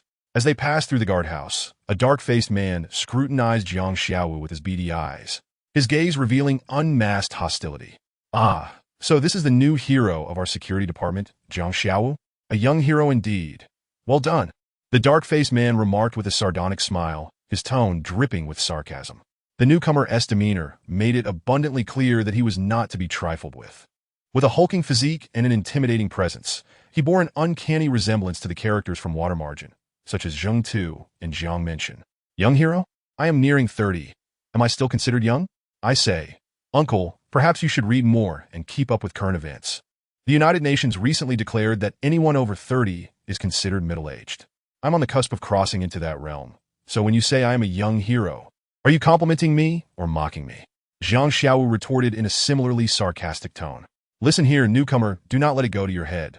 If you wish to survive in the security department, it would be wise to keep your tail tucked between your legs. Otherwise, the good days are yet to come. The dark-faced captain threatened ominously. Keep my tail tucked. Are those with tails even human? That would make them monsters. Haven't you heard that animals are not allowed to become spirits since the founding of the nation? Besides, where's my tail? Where is it? Jiang Xiaowu twisted his hips and glanced back, as if genuinely searching for a tail, his exaggerated antics eliciting laughter from the other security personnel. Seeing the situation escalate, Ho Chun quickly intervened. Xiaowu, this is our security department's leader, Captain Ma Guoron. I forgot to introduce you earlier, he added, casting furtive glances to signal Jiang Xiaowu to ease the tension. His words were laden with subtext. By implying he had merely forgotten the introduction, he sought to smooth over the situation, allowing Jiang Xiaowu to apologize and offer some flattering remarks to move past this awkward moment. Having navigated the social scene for many years, Ho Chun was quite adept at such maneuvers. However, Jiang Xiaowu appeared unimpressed, disregarding Ho Chun's subtle hints. Good days? Excellent. I am indeed looking forward to those good days. Who doesn't he wish to live well? Captain Ma, I await your promise of good days. Jiang Xiaowu countered with a smile that barely concealed his sarcasm.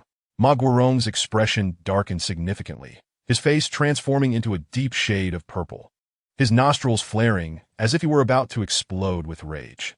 You're asking for it, Ma Guoron bellowed, rolling up his sleeves and raising his formidable fist, poised to teach this newcomer a lesson in decorum.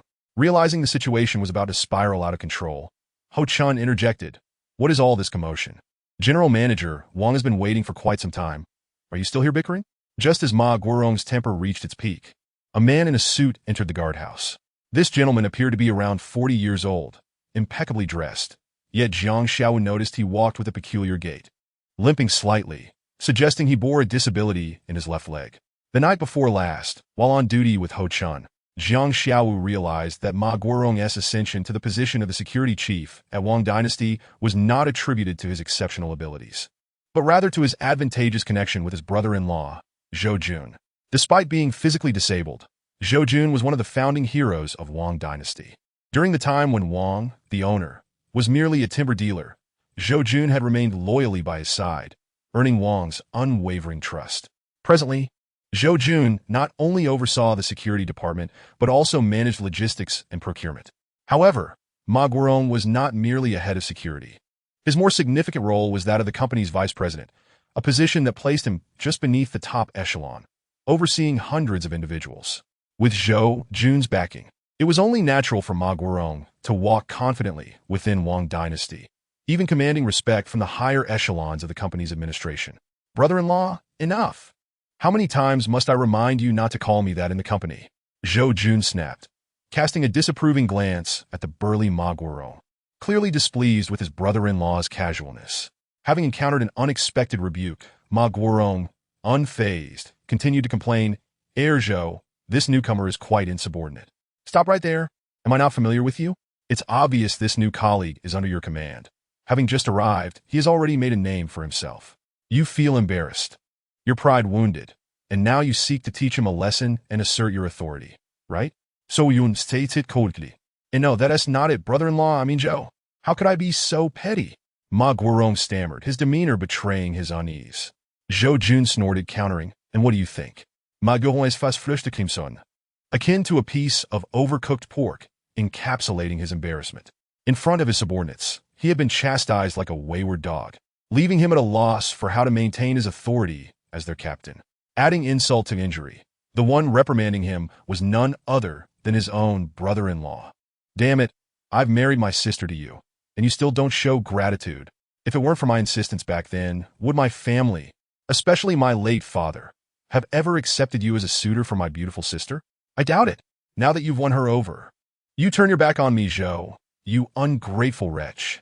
In his heart, Ma Guoron berated his vice president brother-in-law, while outwardly he remained submissive, not daring to resist. In truth, Ma Guoron and his sister bore little resemblance.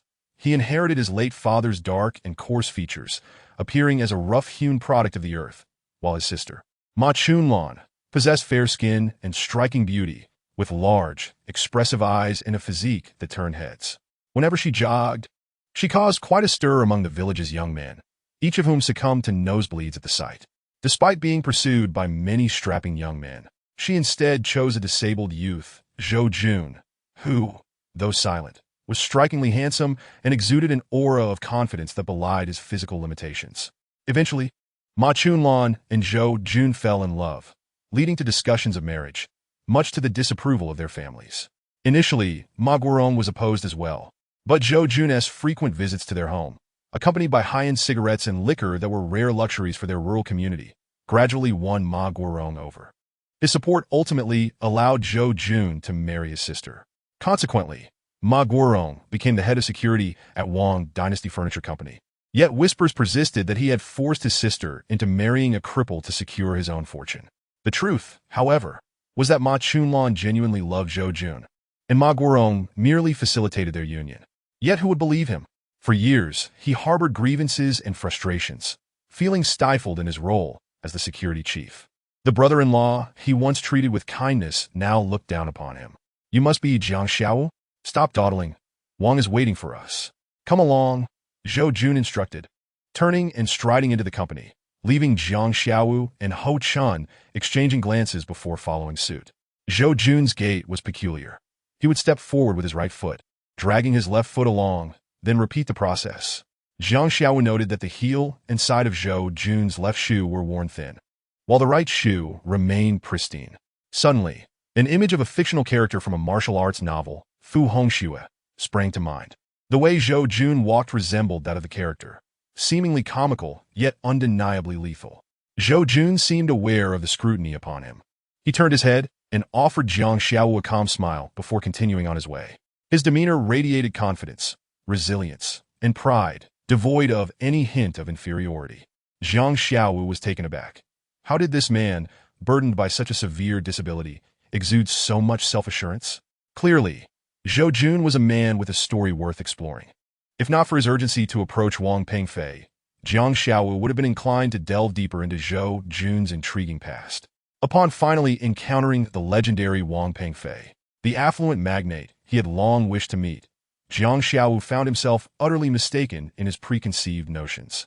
In his mind, a man who had risen from humble beginnings as a timber dealer to amass a fortune of billions would surely be a crude, unrefined buffoon. Yet, the figure before him was anything but lean, sagacious, and impeccably dressed in a suit. He exuded the charm of a true gentleman. His smile radiated warmth, while the absence of it commanded a formidable presence. Most striking were his piercing eyes, sharp and bright like an eagle's, seemingly capable of penetrating the very soul, including Jiang Xiao's hidden intentions. The moment Jiang Xiao stepped through the door and laid eyes on Wang Pengfei, doubt crept in. Could such a formidable character truly be a mindless nouveau riche? Was he really a puppet in someone else's hands, a mere pawn to be manipulated? It didn't seem likely.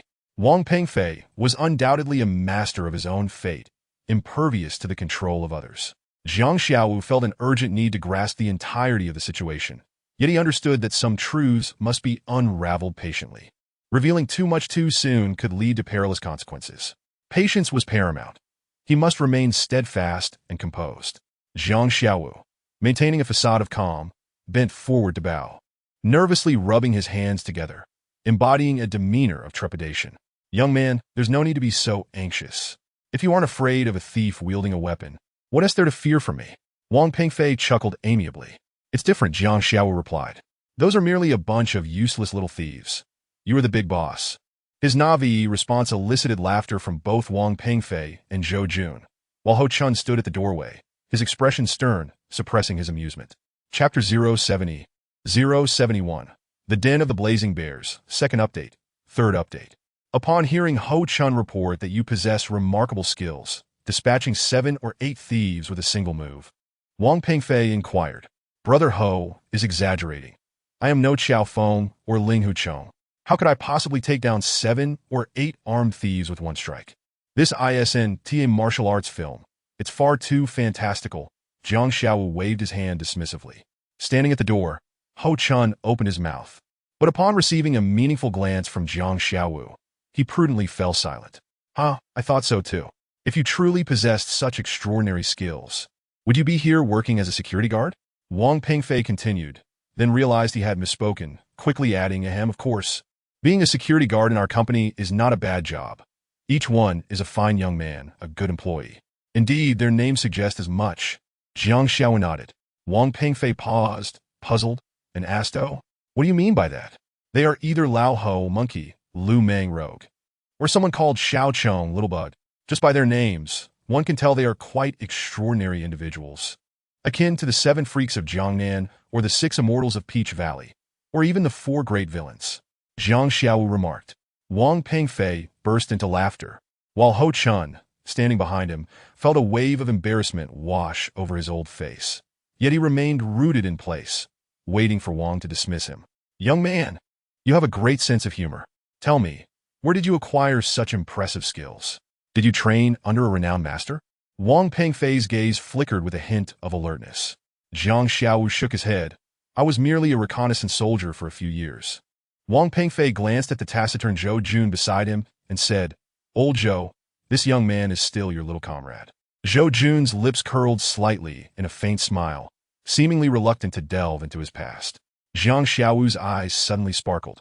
He had not expected that the crippled individual before him had once served in the military, likely not just in any ordinary capacity, but as a reconnaissance soldier or even a special forces operative, commonly referred to as a special soldier by the masses. It was certain that he could not have been a cripple in his youth, as one with such a disability would not have passed the physical examination, let alone serve as a reconnaissance or special forces soldier. Thus, how did he come to be lame? Did he sustain a severe injury during a mission? Or did it happen after his discharge? Jiang Xiaowu suddenly realized that Zhou Jun was shrouded in mystery. To contend with Wang Pengfei, he must first uncover the truth of this man's background. Subsequently, Wang Pengfei offered numerous words of encouragement, allowing Jiang Xiaowu to bypass the probationary period and become a permanent employee with salary and benefits equivalent to those of veteran employees like Ho Chun. Not only that, but he also presented Jiang Xiaowu with a generous red envelope as a reward, which upon inspection felt quite substantial, likely amounting to around 5,000 yuan. For the currently destitute Jiang Xiaowu, this sum was indeed a timely windfall. Naturally, he was not foolish enough to refuse it and accepted it with gratitude. Xiao, can you drive? Wang Pengfei suddenly asked. Yes, I learned while in the military, Jiang Xiaowu replied without hesitation, as if he had genuinely served in the military of Huaxia. My driver, Old Lu, has been hospitalized recently. Would you mind filling in for him temporarily? Wang Pengfei proposed. Jiang Xiaowu was taken aback. He had not anticipated such an opportunity to draw closer to Wang Pengfei would present itself so quickly. A flicker of doubt crossed his mind, sensing that everything was proceeding too smoothly, which could be concerning. Was there a hidden agenda? Had Wang Pengfei and Zhou Jun discovered something and set a trap for him? However, given the situation, even if there were ulterior motives, Jiang Xiaowu would never choose to retreat. All right, thank you for your trust, President Wang, Jiang Xiaowu replied. Then it's settled. Keep up the good work, young man. Your future is boundless, Wang Pengfei said, patting Jiang Xiaowu's shoulder in admiration. After Jiang Xiaowu and Ho Chun left the president's office, only Wang Pengfei and Zhou Jun remained. The scholarly demeanor and gentlemanly smile of Wang Pengfei vanished without a trace, replaced by a cold expression as he smoked his cigarette, his gaze icy. Old Zhou, have you discerned anything? After a moment of silence, Wang Pengfei broke the quiet. Zhou Jun shook his head. He appears calm, seemingly humble, yet there is an underlying pride. So Yun says Tiang Xiaowu Kuli. His footsteps are remarkably light. He stands there, seemingly completely unguarded, with numerous vulnerabilities. Yet if one were to launch a sudden attack, those vulnerabilities would paradoxically render him unassailable. When you patted him on the shoulder earlier, he exhibited none of the reflexes one would expect from a master. His muscles did not tense even slightly, not even a twitch of his fingers. He possesses the demeanor of a master, yet somehow does not fully fit the mold. This young man is truly enigmatic. I sense he is not to be underestimated. Upon hearing Zhou Jun's evaluation of Jiang Xiaowu, Wang Pengfei suddenly laughed. If even you find this young man intriguing, then he must indeed be remarkable. Wang Pengfei remarked, how delightful, it has been many years since I encountered someone so fascinating and an event so captivating. Rather than being concerned, Wang Pengfei seemed genuinely amused, laughing heartily. Pengfei, do you truly intend to make him your driver?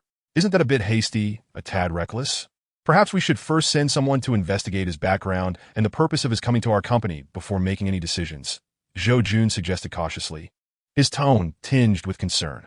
Where has the audacious old Zhou, who once single-handedly held the fort against 1,000 foes, gone? When did you become so cautious and timid? Wang Pengfei retorted. I am no longer the young Zhou Jun of your. Look at my leg. Zhou Jun's expression darkened as he responded. Now, I must tread carefully, those people. Zhou Jun's voice trailed off. Old Zhou, rest assured, we will avenge this grievance. Those individuals will one day find themselves groveling at our feet, Wang Pengfei declared. Perhaps this mysterious young man will bring unexpected surprises. It's time to stir the stagnant waters. Throwing a stone into this still pond may just create ripples of a different kind. Let us hope so, Zhou Jun sighed, revealing his hesitation and trepidation. Having been suppressed for so many years, perhaps it was indeed time to take action. Any news on Huang Youfa and the others? Wang Pengfei suddenly inquired. Zhou Jun shook his head. We have dispatched 2 teams to investigate, but they have gone silent. I suspect someone is deliberately erasing traces. The longtime partners, Wang Pengfei and Zhou Jun, shared a silent understanding, inhaling and exhaling smoke in the office. The curling tendrils of tobacco faintly illuminating their weathered yet resolute faces, marked by the trials of time. Upon exiting Wang Pengfei's office, Ho Chun excitedly grasped Jiang Xiaowu's hand, convinced that Jiang Xiaowu was destined for greatness, having gained the president's favor, with prosperity just around the corner. However, Jiang Xiaowu appeared quite composed, gripping the red envelope tightly in his hand.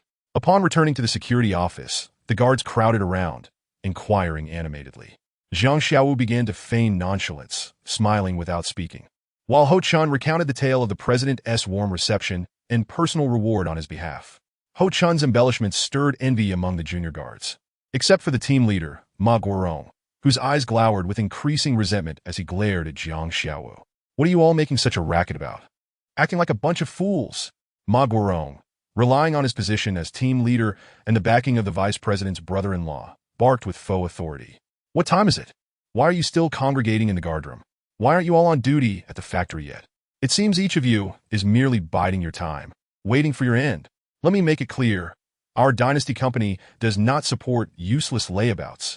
Ma Guorong said coldly. TCH, you're the biggest layabout in the company. Without a doubt, Lu Meng muttered defiantly. Lu Meng, what are you muttering about over there? Are you speaking ill of me? You little troublemaker. Don't make things difficult for yourself. Ma Guorong glared, clearly intending to assert his authority, to make an example out of someone. How could I possibly speak ill of you? You are so formidable and invincible, with a splendid brother-in-law. Who would dare to provoke you? Lu Meng replied with a sarcastic tone. Ma Guorong was furious. You little brat. Captain, please don't lose your temper, Ho Chun interjected, sensing the situation escalating and stepping in as a peacemaker. What are you all doing standing around? Shouldn't you be taking your positions and patrolling the factory? Ho Chun feigned a fierce demeanor, secretly winking at the young security guards. The guards, having grown accustomed to such scenes, dispersed instantly as though they had rehearsed it, whistling and humming as they went on their patrols. Such a lack of organization and discipline, whistling and humming.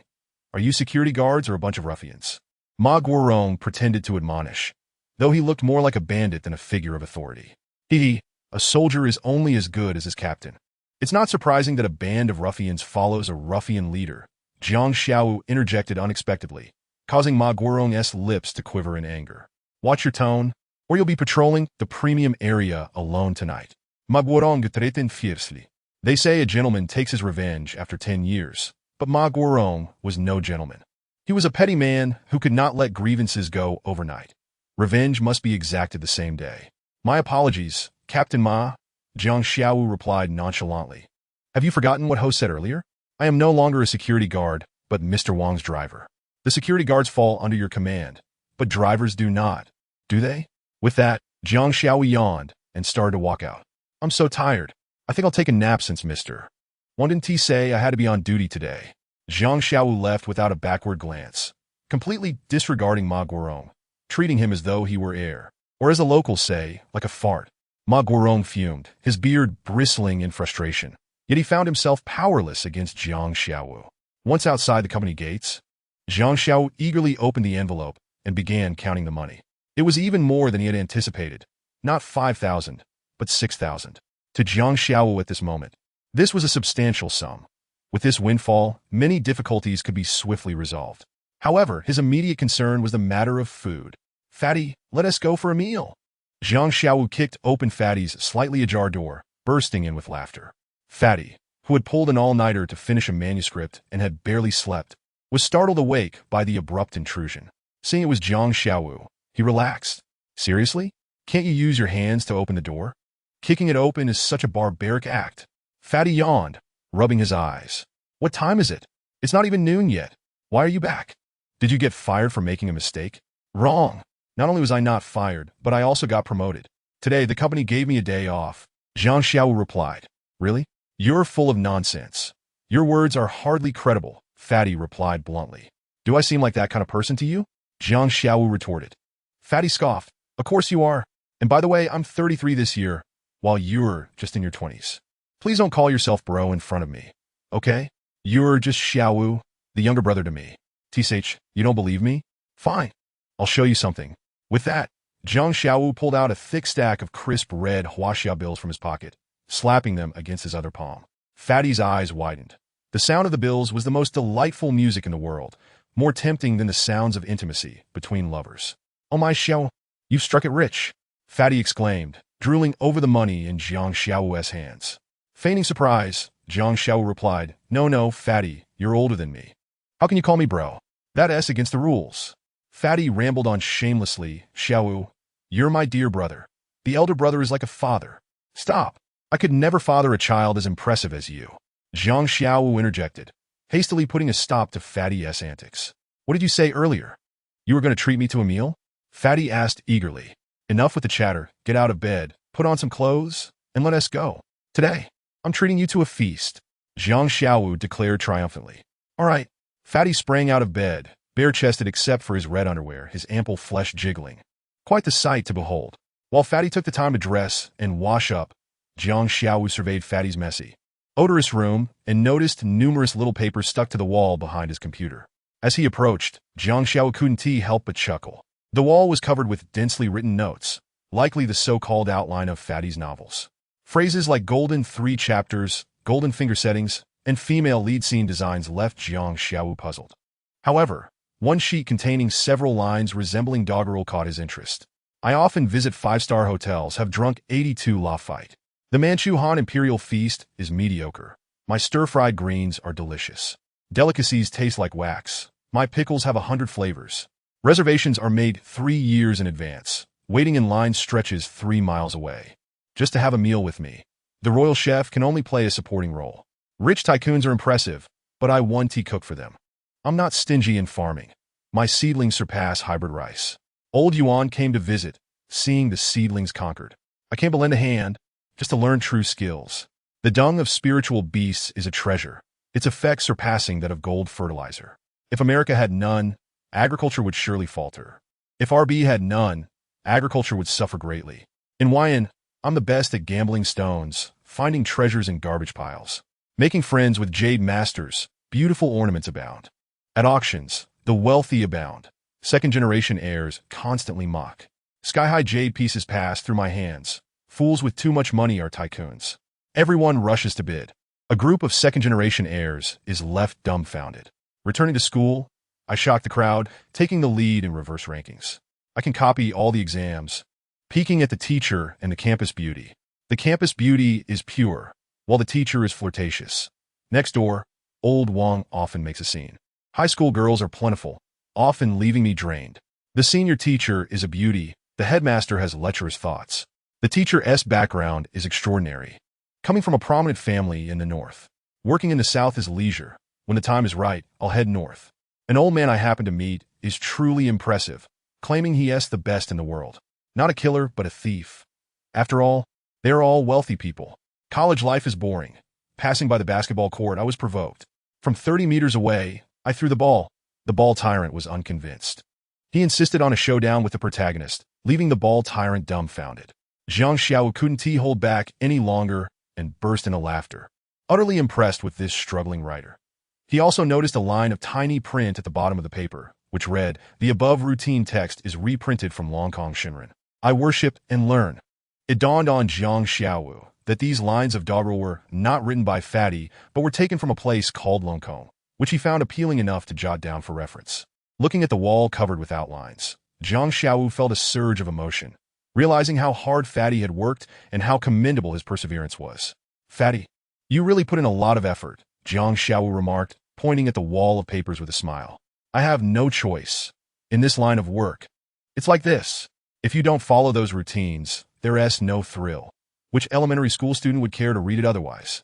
Fatty replied with a shrug. "Therefore, I jot down some good lines from online sources or forums. They might come in handy during my future writing process," Fatty added. "You've really put your heart into it, my friend," Jiang Xiaowu praised. "Just average, ranking third in the world," Fatty replied modestly. The rotund fellow unabashedly proclaimed, "You call me fat, and yet you're panting." Jiang Xiaowu delivered a swift kick to the portly man's behind, jesting, "By the way, how did you affix these papers to the wall? I see no glue or double-sided tape around here." This sudden inquiry struck Jiang Xiaowu. "Guess," the portly man replied with a mysterious grin, exuding an air of mischief and debauchery. Jiang Xiaowu cast a glance at the crumpled napkins strewn across the floor, and an alarming image of the rotund man engaging in a rather unsightly act to create glue flashed before his mind, sending a shiver down his spine, making him fear he might vomit on the spot. "Let us leave at once." Jiang Xiaowu thought it prudent to vacate the premises without delay. Chapter 072, A Past Encounter, 4th Update. With newfound wealth in his pockets, Jiang Xiaowu walked as though he were treading on clouds, feeling light and carefree, akin to a leisurely stroll. This led the rotund fellow to conclude that Jiang Xiaowu was inherently a boastful individual, easily swayed by a mere 5,000 yuan. Almost forgetting his own identity, little did the rotund man know, during Jiang Xiaowu's time in Las Vegas, he had once lost 50 to 60 million pounds in a single night while playing blackjack, without even batting an eyelash. "Old place?" the rotund man inquired cautiously, accompanied by a forced smile. With money now within Jiang Xiaowu's grasp, he felt obliged to cater to this master. "What old place are you referring to? Dining on slop and dumplings again? Your taste and standards are exceedingly low," Jiang Xiaowu mocked. "Having spent so long in Bagua Town, have you ever visited Zuyenju?" "Of course I have. It's the finest restaurant in Bagua Town," the rotund man retorted defiantly. However, under the piercing gaze of Jiang Xiaowu, he ultimately lowered his head in defeat. I truly have been there just a few months ago. I happened to pass by Zuyenju and suddenly had a stomachache, so I used their restroom on the second floor," he admitted sheepishly. "Huh, using their second-floor restroom qualifies as having visited Zuyenju? You're a real character. Your AQ spirit is commendable." Jiang Xiaowu laughed heartily. "Using the restroom counts as a visit, doesn't it?" the rotund man insisted, unwilling to concede. Jiang Xiaowu jested. "By your logic, if I were to visit the second floor of a shopping mall, then all the lovely ladies on the first floor have never been visited by me. I'm right above them. Impressive, truly impressive. Xiaowu, your insights are profound, and your creativity surpasses even mine. I advise you to change careers and join me in writing. You might accidentally become a deity, with monthly earnings reaching millions, surrounded by luxury cars and beautiful women, transforming from a nobody to a tycoon, thus ascending to the pinnacle of life." "Cut it out. The pinnacle of life? Why not aim for cosmic dominance? Wouldn't that be even greater?" Jiang Xiaowu chuckled before adding, "Look at you. You can barely manage your basic needs, living from meal to meal, and yet you wish to drag me down with you. Is that even possible? Luxury cars and beautiful women. Oh, right. I almost forgot. You do indeed possess them. In your room, there is a toy model car, and it seems to be a BMW. As for beautiful women, the wall beside your bed is adorned with an array of risque posters featuring women of all shades, white, black, and every hue in between. There is the wild golden retriever, the gentle island lamb, and the robust black pearl, larger than Kardashian, capable of playing mahjong atop her. You refer to these as your luxury cars and beautiful women? Huh. Even with my imagination running wild, I cannot indulge in fantasies of toy cars and poster beauties. Enjoy them at your leisure, for I, Jiang Xiaowu, am but a fragile soul, unworthy of such luxuries." The rotund man, utterly humiliated by Jiang Xiaowu's relentless mockery, could only manage an awkward laugh as they approached Zuyenju. This three-story establishment, perhaps merely an ordinary hotel in a bustling city, stood as a beacon of luxury in this remote mountain town. At the entrance, two staff members donned in hotel attire stood ready to greet guests, a young man and woman flanking the glass doors. Upon seeing the disheveled rotund man approach, the male attendant frowned, his expression dripping with disdain. "Hey, it's you again. What? Are you back to use our restroom?" The attendant sneered. "Is it true that you lack even a latrine at home and must come here to relieve yourself? We previously allowed you to use the restroom, and now you seem to be addicted. If you can't use our facilities, can you even manage to go at all? I'll have you know, we cater to high-class guests only. The entrance is strictly forbidden to the impoverished and their mutts." The attendant continued, "Last time, who knows what you ingested, but the restroom was left in a horrendous state, depleting 3 bottles of air freshener. Even now, the stench lingers. Today, you want to step foot inside for a free toilet." The rotund man's face flushed crimson. Though his skin was thick, he could hardly endure such humiliation. While he dared not offend Jiang Xiaowu, he refused to be cowed by a mere hotel attendant. "What did you say?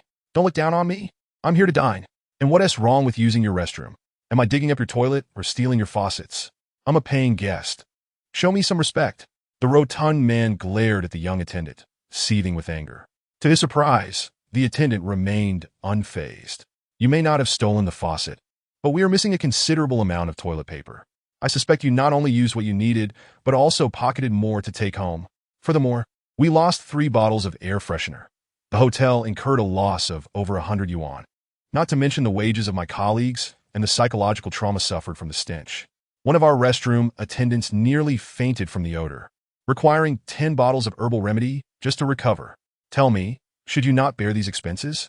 The rotund man was rendered speechless, his earlier bravado dissipating in an instant.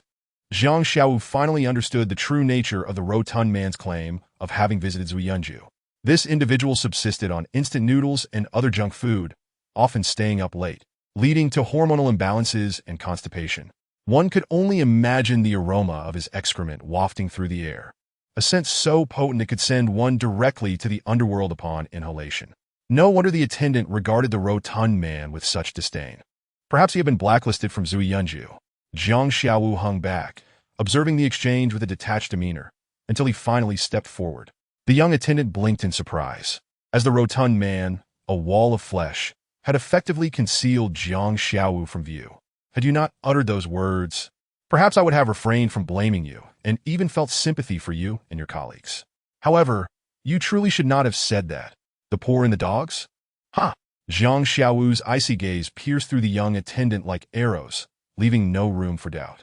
The arrogant and ostentatious male waiter, observing the young man before him, who was neither tall nor imposing, nor did he possess a visage marked by excess flesh, adorned instead with tattoos of dragons and the god of war, along with an eclectic mix of Pikachu, Mickey Mouse, and the Gourd brothers, felt an inexplicable unease. This young man, seemingly of a similar age to the waiter, was rather handsome, a delicate-looking youth clad in ordinary attire, lacking any ostentatious wealth or domineering presence. Yet, for reasons unknown, upon locking eyes with this young man, the waiter felt his heart flutter and his resolve waver, as if he were in the presence of a sovereign of this realm, where he alone reigned supreme. This encapsulated the male waiter's initial impression of Jiang Xiaowu. Chapter 073. Don't get agitated, 5th update. What do you want?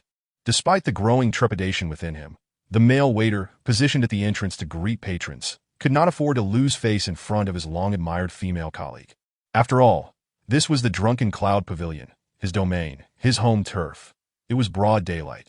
Did he truly fear that Jiang Xiaowu would dare to act violently?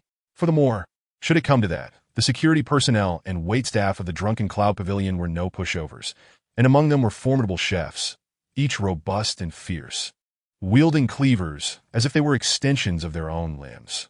With such culinary warriors present, even the local gang leaders would hesitate to extort protection fees from the Drunken Cloud Pavilion, let alone fear a mere pretty boy before him. "So, you want to let me and my friend in?" Jiang Xiaowu inquired coldly. "Indeed, you shall not enter today. What are you going to do about it?" The male waiter retorted.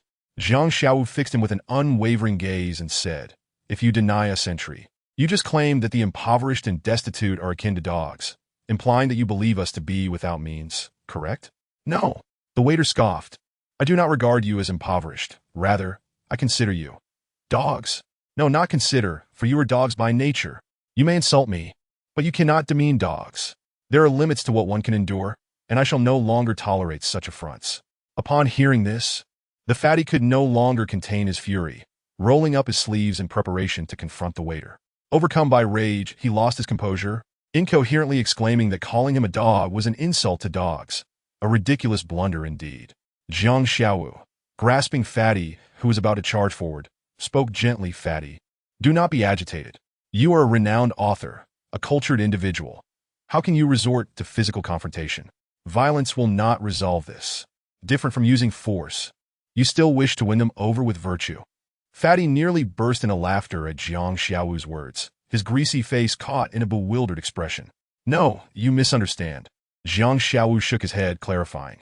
"My point is that violence will not solve the problem. But some individuals simply must be taught a lesson.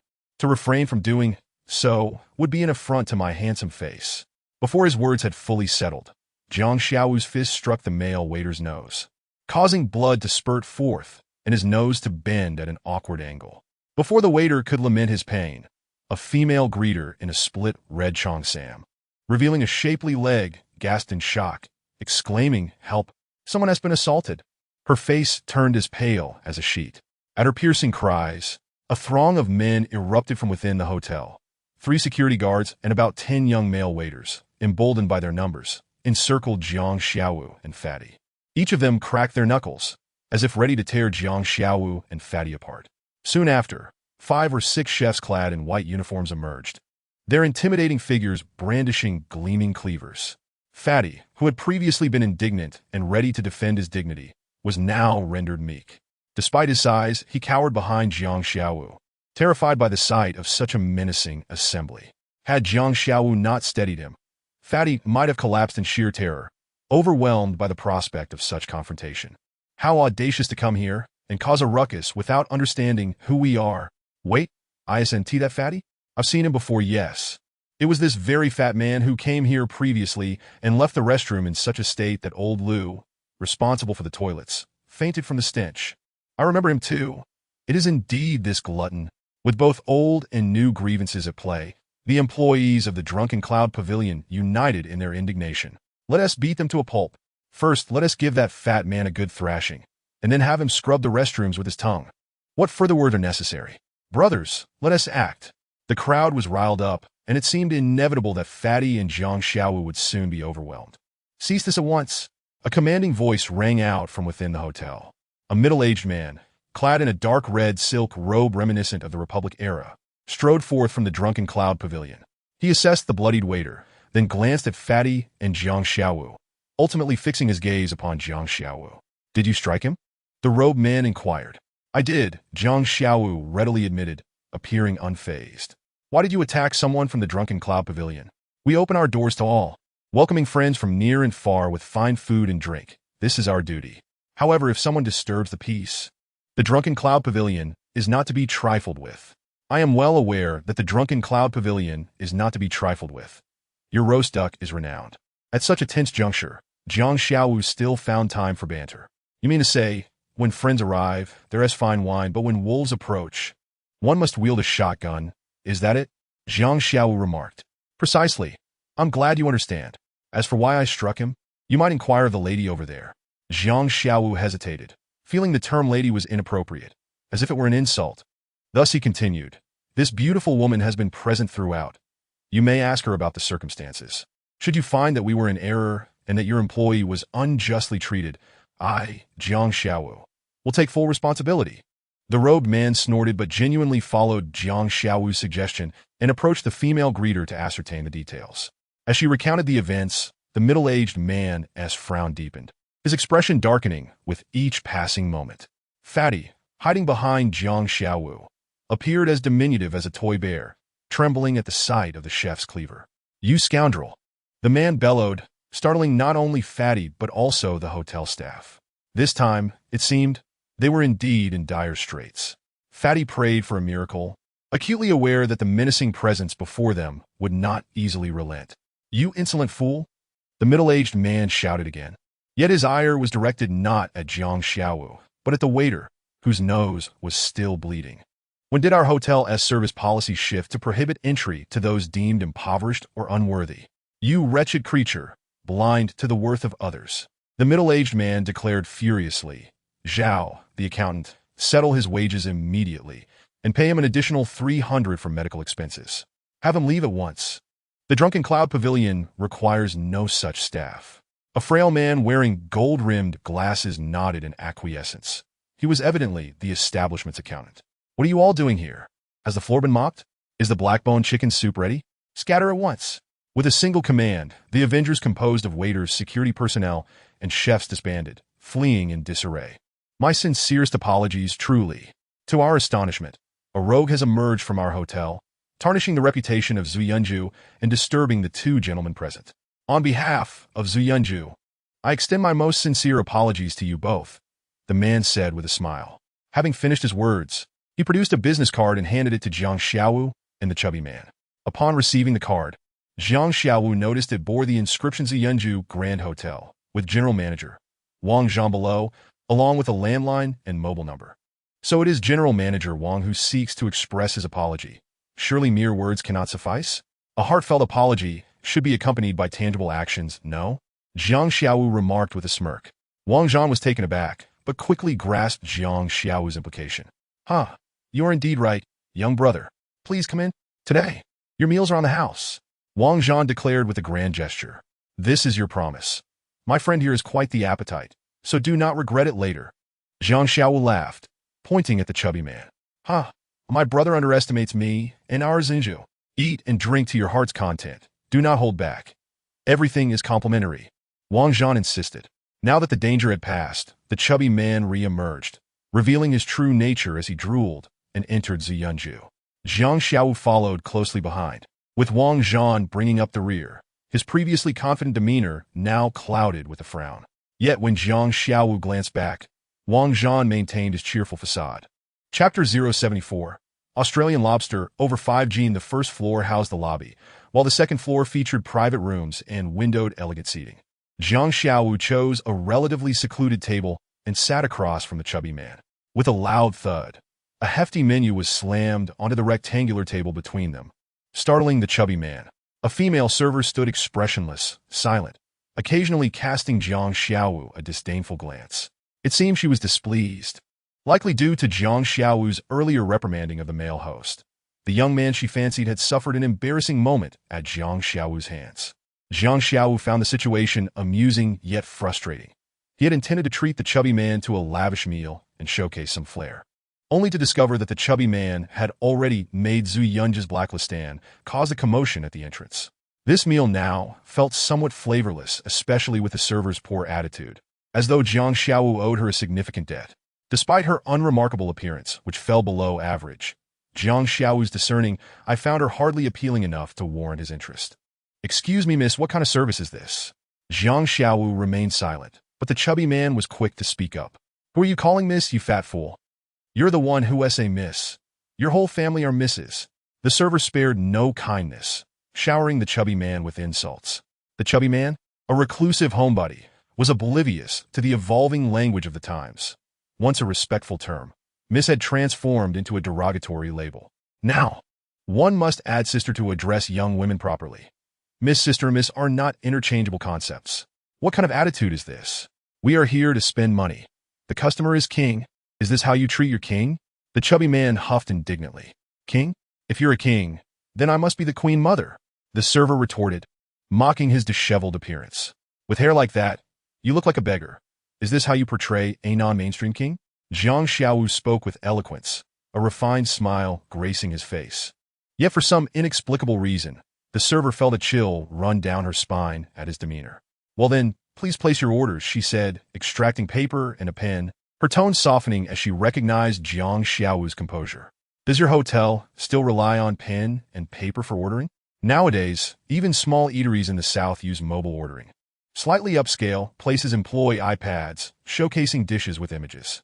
Here, one confirms orders with a tap, and the kitchen starts preparing immediately. The finest restaurants and star-rated hotels have even begun using virtual reality for ordering. Don't you think Zhu Yunju, being the premier establishment in Bagua Town, should be more in tune with the times? The chubby man seized the opportunity to ridicule. Seeing the server produce paper and a pen, he couldn't resist mocking her. Aren't you a five-star establishment? Why resort to such outdated methods? Even the simplest dishes at high-end hotels cost 70 or 80 yuan. Can you afford that? With your unkempt attire, you wouldn't even get past the door of a five-star hotel. The server shot back, unafraid of the chubby man. How dare you? Do I look like a beggar? He retorted, his face flushed. You've never seen a wealthy beggar, have you? Who knows? Maybe you've had too much gutter oil. The server quipped. Now hurry up and order. Several tables of customers are waiting. The chubby man was at a loss, initially hoping to pass the ordering responsibility to Jiang Xiaowu, but he realized that if he didn't respond, he would only weaken his position and be ridiculed further. Thus, he reluctantly opened the thick menu. Upon perusing the selections, he was taken aback. Not only were the hot dishes like pan-seared yellow croaker and black pepper short ribs priced at 40 to 50 yuan, but even cold dishes like duck feet, lotus seeds with red dates, and braised beef range from 12 to 25 yuan. Even the cheapest dish, cucumber with sauce, cost 8 yuan. As he scanned the menu, he wiped his forehead profusely. As the saying goes, love can cloud one's judgment, but a lack of funds can defeat even the mightiest. While many consumers might find these prices rather ordinary, for the chubby man, they were exorbitantly steep. 8 yuan for cucumber with sauce? Good grief. I can get a whole plate of stir-fried green peppers and pork for just 6 yuan. 25 for a few slices of braised beef? With that sum, I could buy a whole case of white elephant bone noodles from a local shop, ensuring a week's worth of meals. He lamented, feeling the pinch. The server observed him closely. Noting his nervous sweat and recognizing that the disheveled beggar was clearly out of his depth, shocked by the menu prices. With a mocking smile, she taunted, "What is the matter, king? Are these simple dishes not to your taste? No worries, we still have an abundance of seafood here, including Australian lobsters and geoduck clams, although the prices are somewhat steep. After all, we are in a mountainous region, far removed from the sea, and thus the costs exceed those at grand hotels in the south. The Australian lobster is priced at 780 per pound, while the geoduck clam is 660 per pound. The smallest Australian lobster here weighs over 3 pounds, and the geoduck clam is 4 pounds. Dear God, would you care to try one?" The hefty man was incessantly swallowing his saliva, his plump face flushed with embarrassment. At that moment, he felt akin to a rider on the back of a tiger, truly caught in a predicament. He steeled himself to act impressive. After all, it was Jiang Xiaowu treating, and he was short on funds. If he were to back down now, he feared it would leave a psychological scar, rendering him incapable of ever being bold again. The man glanced at the menu, settling on the cheapest dish, stir-fried choy sum, commonly known as little green vegetable, priced at 6 yuan. Gritting his teeth, he seemed to resolve to order the vegetable, eat quickly, and leave. Unless he became a literary master, earning at least 10,000 a month, he vowed never to set foot in this establishment again. How embarrassing! It was utterly humiliating. Were it not for his financial constraints, alas. His anger ultimately dissipated into a faint sigh. Jiang Xiaowu, who had been quietly disinterested in geoduck clams, suddenly spoke up. The waitress was just about to smile, her eyes still harboring an air of disdain, when Jiang Xiaowu's following words left her utterly bewildered. "The Australian lobster is splendid. Make sure to select the largest. Anything under 5 pounds won't do. It's simply too small, lacking in substance." Jiang Xiaowu remarked nonchalantly. "Are you certain? You do mean an Australian lobster, not the spiced or spicy crayfish, right?" The waitress asked, concerned that Jiang Xiaowu might be confusing the two. Crayfish, even at 45 per pound, would only amount to a couple of hundred for 5 pounds, a completely different price range. "Of course, I know it's the Australian lobster," Jiang Xiaowu replied with indifference. "You just mentioned 780 per pound, correct?" The waitress numbly nodded. "Very well, choose a large one for me, and prepare it in 3 ways.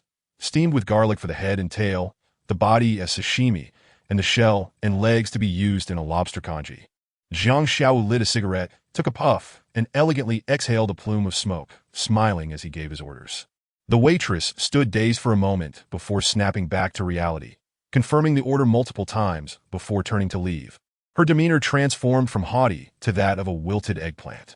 Her retreating figure resembled that of a once fierce mother teddy dog who had suddenly been struck silent. Before long, a chef approached Jiang Xiaowu's elegant booth, carrying a bucket. "Boss, this Australian lobster weighs 5 pounds and 1 ounce. It's the largest we have in the restaurant. What do you think?"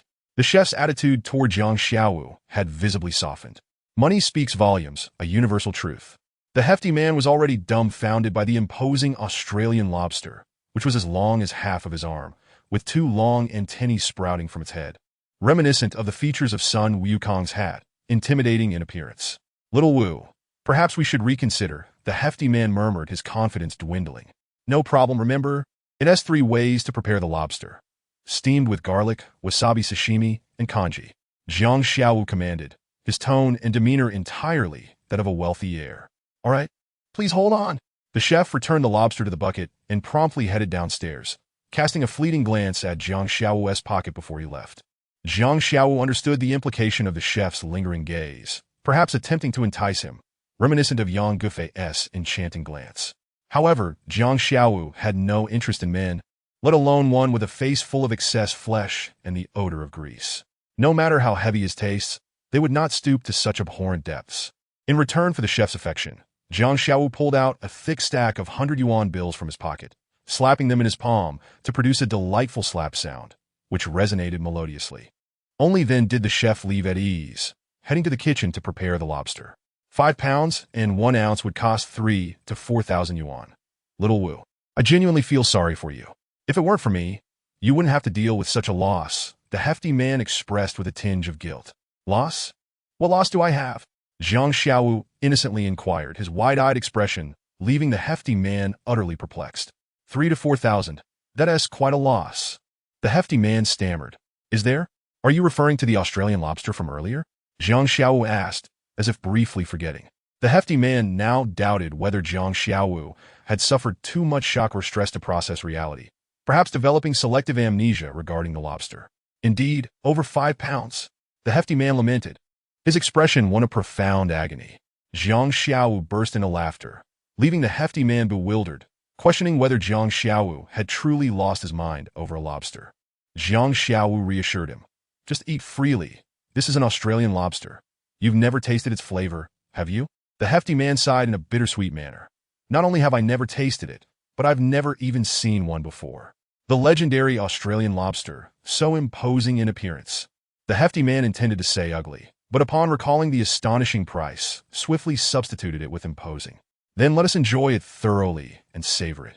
As for the so-called loss, I have not lost a single penny. Jiang Xiaowu grinned mischievously, his expression more cunning than a fox, his eyes gleaming with mischief. No loss? What did Jiang Xiaowu mean by that? Did he truly believe it was worth the price, thus not feeling cheated? Little Wu is indeed generous, dignified, and possesses great insight. The hefty man, you don't naively think that after the meal I'll be paying, do you? Jiang Xiaowu queried. Are you planning to dine and dash? Is that really acceptable? The hefty man exclaimed.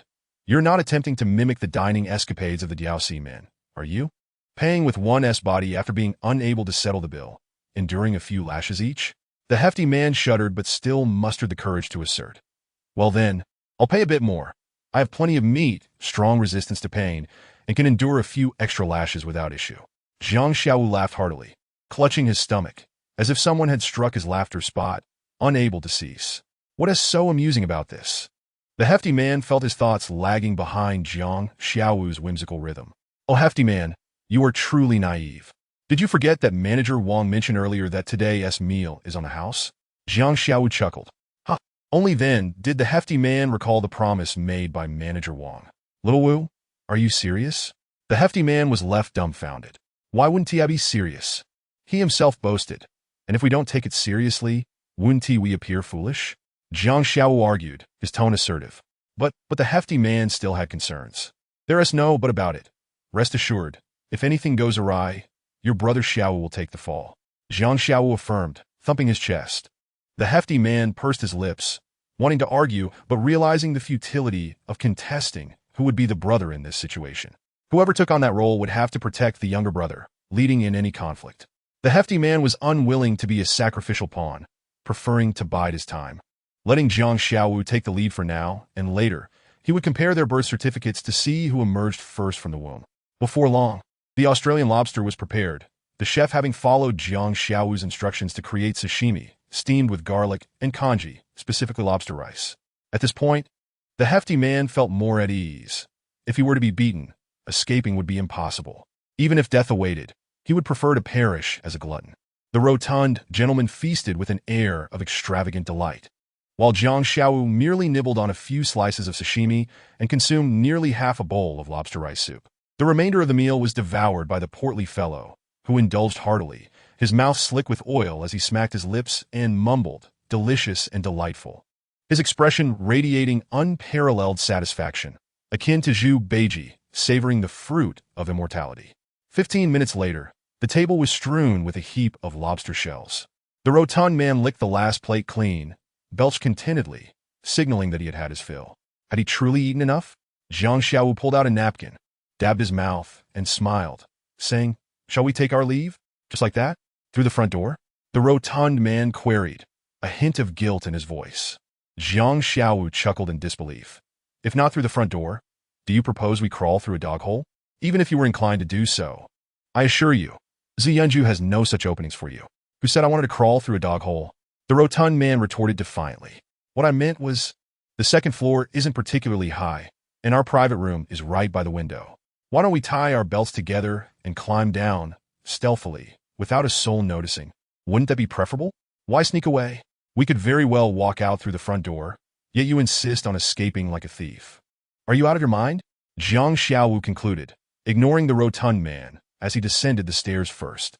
The rotund man cast a lingering glance out the window, reluctant yet resigned to follow Jiang Xiaowu's lead. As Jiang Xiaowu approached the cashier's desk, he resolutely focused on the exit, treating all the hotel staff as if they were mere air. The rotund man trailed behind, head bowed, convinced that if he did not see others, they would not see him, a quintessential example of a burying one's head in the sand mentality. "Excuse me, sir, but you haven't settled your bill." A female attendant at the cashier's desk called out, "Are you addressing me?" Jiang Xiaowu turned, flashing a charming smile. The rotund man hung his head low, pondering how Jiang Xiaowu could remain so audacious, so nonchalant, and so thick-skinned, even in such a predicament. He admired him to the point of wanting to kneel in reverence. "Sir, you ordered an Australian lobster, dry pot hand-torn cabbage, black pepper beef ribs, several hot dishes, along with 2 bottles of beer and a bottle of Sprite, totaling 4,300. Will you be paying by card or cash? WeChat payment is also available. Please scan this QR code." The cashier, appearing quite courteous, added an official smile for good measure. "Go fetch your manager, the one named Wang Zhan," Jiang Xiaowu boldly declared. Before long, Manager Wang appeared before them. "Hello, gentlemen. Have you finished your meal so soon?" he asked with a beaming smile. "Yes, we've completed our meal. This lady insists we pay the bill. But I seem to recall you mentioning that our meal would be complimentary, regardless of the total. Is that correct?" Jiang Xiaowu inquired. Manager Wang's expression darkened slightly as he forced a smile, saying, "Indeed, I did say that. Once promised, I shall not retract my word. While Ziyunju may not rival the grand hotels in the city, it does hold a certain reputation in Bagua Town, and as the manager, I do possess the authority to waive your bill." "Exemplary. Manager Wang certainly has clout," Jiang Xiaowu praised, raising a thumb in approval, then added, "If there is nothing else, shall we take our leave? Goodbye." Manager Wang replied with firmness. The rotund man had initially wanted to utter a farewell akin to, "The mountains remain green, and the waters flow long, until we meet again," but he lacked the courage to step back into Ziyunju. He believed that Manager Wang, along with the hotel staff, security, cleaning personnel, and chefs, would have no desire to see him and Jiang Xiaowu, 2 freeloaders, ever again, thus swallowing his words back down. "Manager," the female cashier's face reflected discomfort as she glanced at Wang Zhan, hesitating to speak. "What is it?" Manager Wang asked tersely, sensing that the cashier was undermining his authority. "Their consumption is rather substantial." "Substantial? How much? 300 or 500? Manager Wang demanded, feeling his authority challenged. "Manager, it's not that simple. Their total is indeed quite high." "High? More than 500? Just 2 of them, and it appears they haven't indulged excessively in drink, showing no signs of inebriation. How much could they possibly have spent? Could it really exceed 500? Manager Wang's brow furrowed. Are these 2 gentlemen perhaps pigs, or reincarnated from starving ghosts, with such a voracious appetite? Manager Wang's mood fluctuated, but having spoken, he could not take back his words. "I said, waive the bill." He gritted through clenched teeth. "Manager, your authority to waive bills applies to amounts under 800. If we exempt this one, the finance department will struggle to process it and explain it to the owner. The cashier explained. What? Their total exceeds 800? Manager Wang exclaimed, incredulous. I'm not mistaken. Their total expenditure is 4,300. For 1,003? Their combined consumption of 4,300 means 2,150 per person. Such figures are considered exorbitant even in upscale restaurants in major cities. They ordered the largest Australian lobster, over 5 pounds. The cashier clarified. Over 5 pounds? An Australian lobster? Manager Wang could hardly believe his ears. The 5-pound lobster was reserved for visiting dignitaries or local tycoons like Wang Zong of Wanchao Furniture, already nurtured in the tank for nearly a week. Ordinary workers in Bagua Town, even small business owners, could not afford such a delicacy. Yet here it was consumed by just 2 individuals. Furthermore, this bill would fall squarely on Manager Wang's shoulders, as he had previously promised a complimentary meal. He never anticipated that these 2 would possess such an insatiable appetite and audacity to indulge so freely. Had he foreseen this, he would have rather bitten his tongue than utter the words complimentary. It was a slap in the face, one he had delivered to himself. Manager Wang felt an immense displeasure, akin to lifting a stone only to drop it on his own foot. Pray tell, what are your astrological signs, that you dine with such fervor? Manager Wang asked with a sardonic smirk. I am an ox, 33 years old, the rotund man replied candidly. Ox? You seem rather foolish now, considering how clever you usually are. Does your mother know how dim-witted you can be? Do you think Manager Wang truly cares about your astrological sign? Huh, you're not a handsome man like me. Even if he had a daughter, wouldn't consider you as a potential son-in-law. Regardless of whether you're an ox or a sheep, in his eyes, you're merely a pig. Only pigs eat with such abandon. Am I right, Manager Wang? Zhang Xiaowu inquired with a grin. Manager Wang's facial muscles twitched slightly, a subtle acknowledgement of Zhang Xiaowu's jest. In his eyes, both the rotund man and Zhang Xiaowu were pigs. You 2 must have come to Zuiyunju to stir up trouble, Manager Wang said coldly. Manager, your accusation is unfounded. I did not coerce you into waiving the bill. You voluntarily offered us a complimentary meal. How can you now suggest we are seeking trouble? Zhang Xiaowu countered assertively. I agreed to waive your bill, but you 2 dared to order an Australian lobster, and the largest one at that, the king of lobsters. Manager Wang seethed. But you never said we couldn't order the lobster. I originally intended to order a geoduck clam, but since I'm not fond of it, I refrained. See, I'm being considerate, saving you some money, Zhang Xiaowu retorted. Puff. Wang Zhan was on the verge of spewing 3 pounds of old blood. He had encountered shameless individuals before, but it was the first time in his life that he had met someone so utterly brazen. So, is this bill going to be waived or not? Zhang Xiaowu inquired directly, unwilling to engage in further trivialities. Waive? When did I ever say it would be waived? You must have misheard. Perhaps your ears are faulty. Wang Zhan brazenly denied having agreed to exempt Zhang Xiaowu and the fatty from paying. Upon hearing this, the fatty became agitated. How could you not agree? You promised it with your own mouth, right at the entrance. I heard it clearly, he exclaimed. You 2 are in cahoots. Who would believe your words? Wang Zhan sneered. Hey everyone, did you hear me say I would cover their bill? No, we didn't hear that. The staff on the first floor responded in unison. The chefs had already emerged from the kitchen, brandishing meat cleavers, and coldly blocked the entrance. At that moment, Zhang Xiaowu and the fatty had become like fish in a barrel, ripe for slaughter. Chapter 077. Disrobing and recording this intimidating scene startled the fatty, who typically upheld the principle of a gentleman speaks but does not resort to violence. Xiaowu, how about we just pay the bill? You have that 5,000 yuan bonus on you, right? You can pay first, and I'll treat you this time. Once I receive my manuscript payment, I'll reimburse you.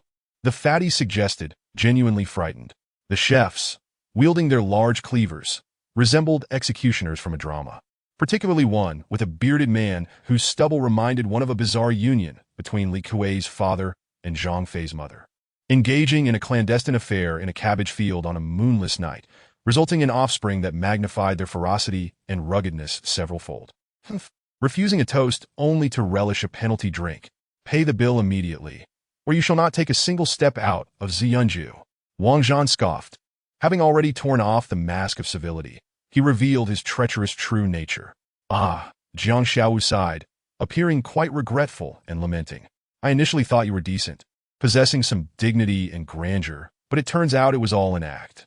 A mere 4,000 yuan has revealed your true colors. How dull. Truly too dull. A mere 4,000? You little brat. Your words carry a weighty tone. The average monthly income of ordinary residents in Bagua town is about 1,000 yuan. 4,000 is equivalent to 4 months' salary. In the impoverished villages under Bagua town, where a few acres of barren land yield barely over 5,000 yuan in a year, this meal you devoured is akin to their hard-earned savings over a year of toil, without eating or drinking, and you treat it so lightly, as if you were some wealthy second generation with a monthly allowance exceeding 1 million. Are you surnamed Wang? Is your father Jinlin? Wang Zhan retorted mockingly. My father is neither Jinlin nor Li Gang. I certainly do not bear the surname Wang, and it is of no consequence to inform you that I am simply a lowly security guard at Wangchao Furniture in this town, Jiang Xiaowu replied, maintaining an air of dignity.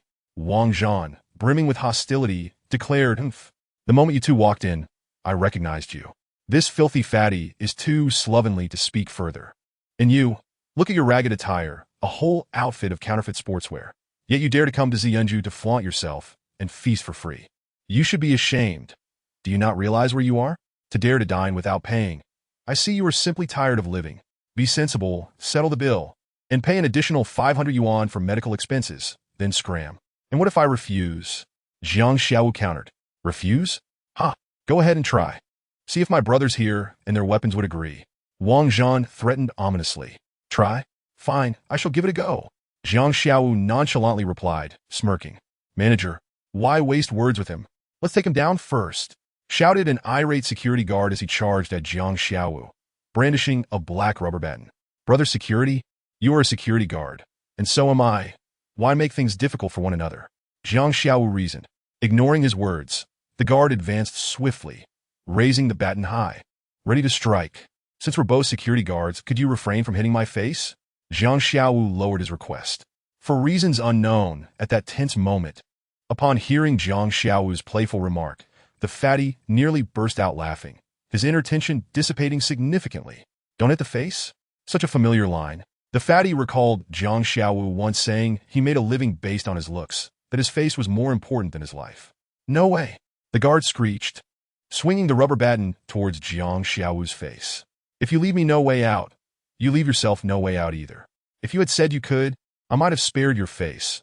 Jiang Xiaowu shook his head, and as he did so, his left fist had already struck out. The guard, caught off guard, received a heavy blow to the face. Ah!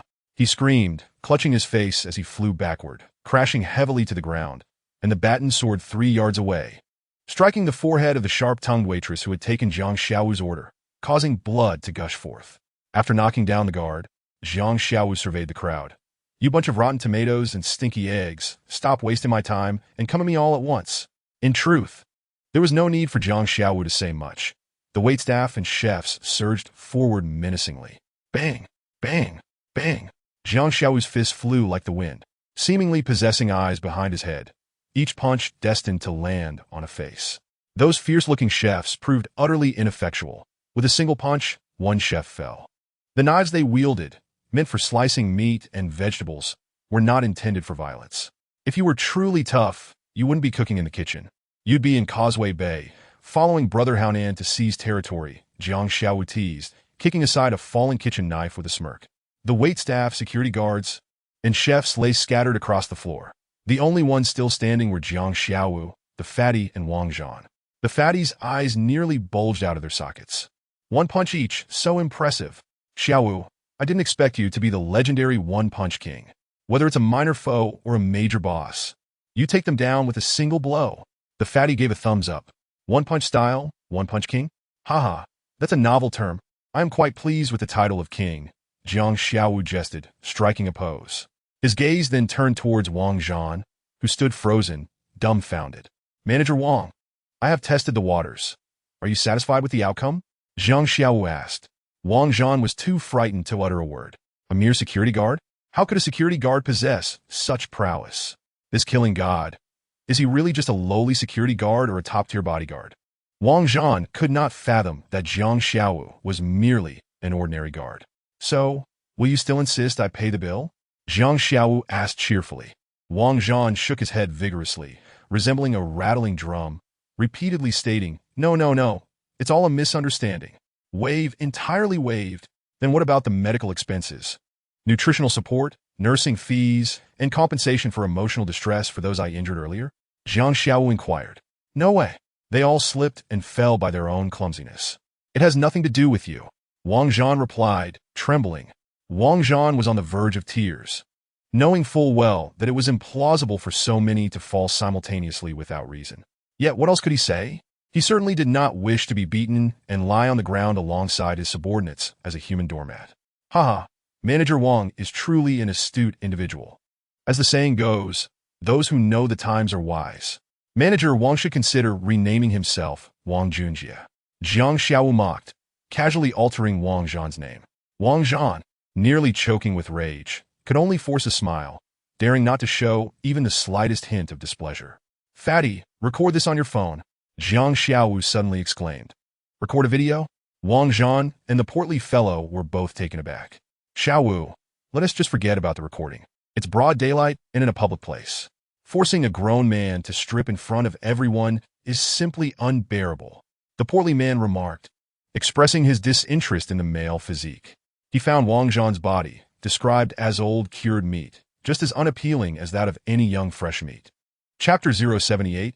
I simply enjoy being a lowly dog. Wang Zhan was horrified. A recording? What on earth is this about? In public, no less. How can I bear such humiliation? Despite his overwhelming reluctance, fear of retribution compelled him to awkwardly remove his outer jacket and shirt, exposing his bare torso. And he began to unfasten his belt. "Stop!" Jiang Xiaowu immediately intervened, fearing that a truly scandalous scene was about to unfold. "Why on earth are you undressing?" Jiang Xiaowu exclaimed, exasperated. "But you wanted to record it, didn't you?" Wang Zhan protested, utterly confused and almost in tears. "Indeed, Xiaowu, you did ask me to record with my phone," the portly man chimed in. He held up his phone, camera ready, adopting the demeanor of a dedicated photographer, reminiscent of a certain renowned celebrity. Jiang Xiaowu was infuriated by the antics of the two, scolding them with a laugh. "Who the hell said anything about taking that kind of photo? Just look at yourself, with all that sagging flesh and wrinkles. Not only would you be ridiculed here in Huaxia, but even if sent to Africa, the local women would scorn you for your lack of prowess and flaccid physique." Wang Zhan felt utterly humiliated by Jiang Xiaowu's sharp words, left feeling exposed and ashamed. "Hurry up and fasten your belt. Put your clothes back on. It's broad daylight. This is indecent. If the city management sees you, they might arrest you for disturbing public order." Jiang Xiaowu covered his eyes, making a mockery of the situation. Wang Zhan hastily donned his clothing, wanting to argue that such matters were not under the jurisdiction of city management. But he quickly swallowed his words, fearing that Jiang Xiaowu would seize the opportunity to humiliate him further. "Manager Wang, kindly repeat what you just said," Jiang Xiaowu said with a grin. What did I say?" Wang Zhan stuttered, momentarily at a loss. "Feigning ignorance, are we? Very well. Allow me to jog your memory." With that, Jiang Xiaowu delivered a punch to Wang Zhan's left eye, eliciting a pained scream as it immediately bruised. "Ouch!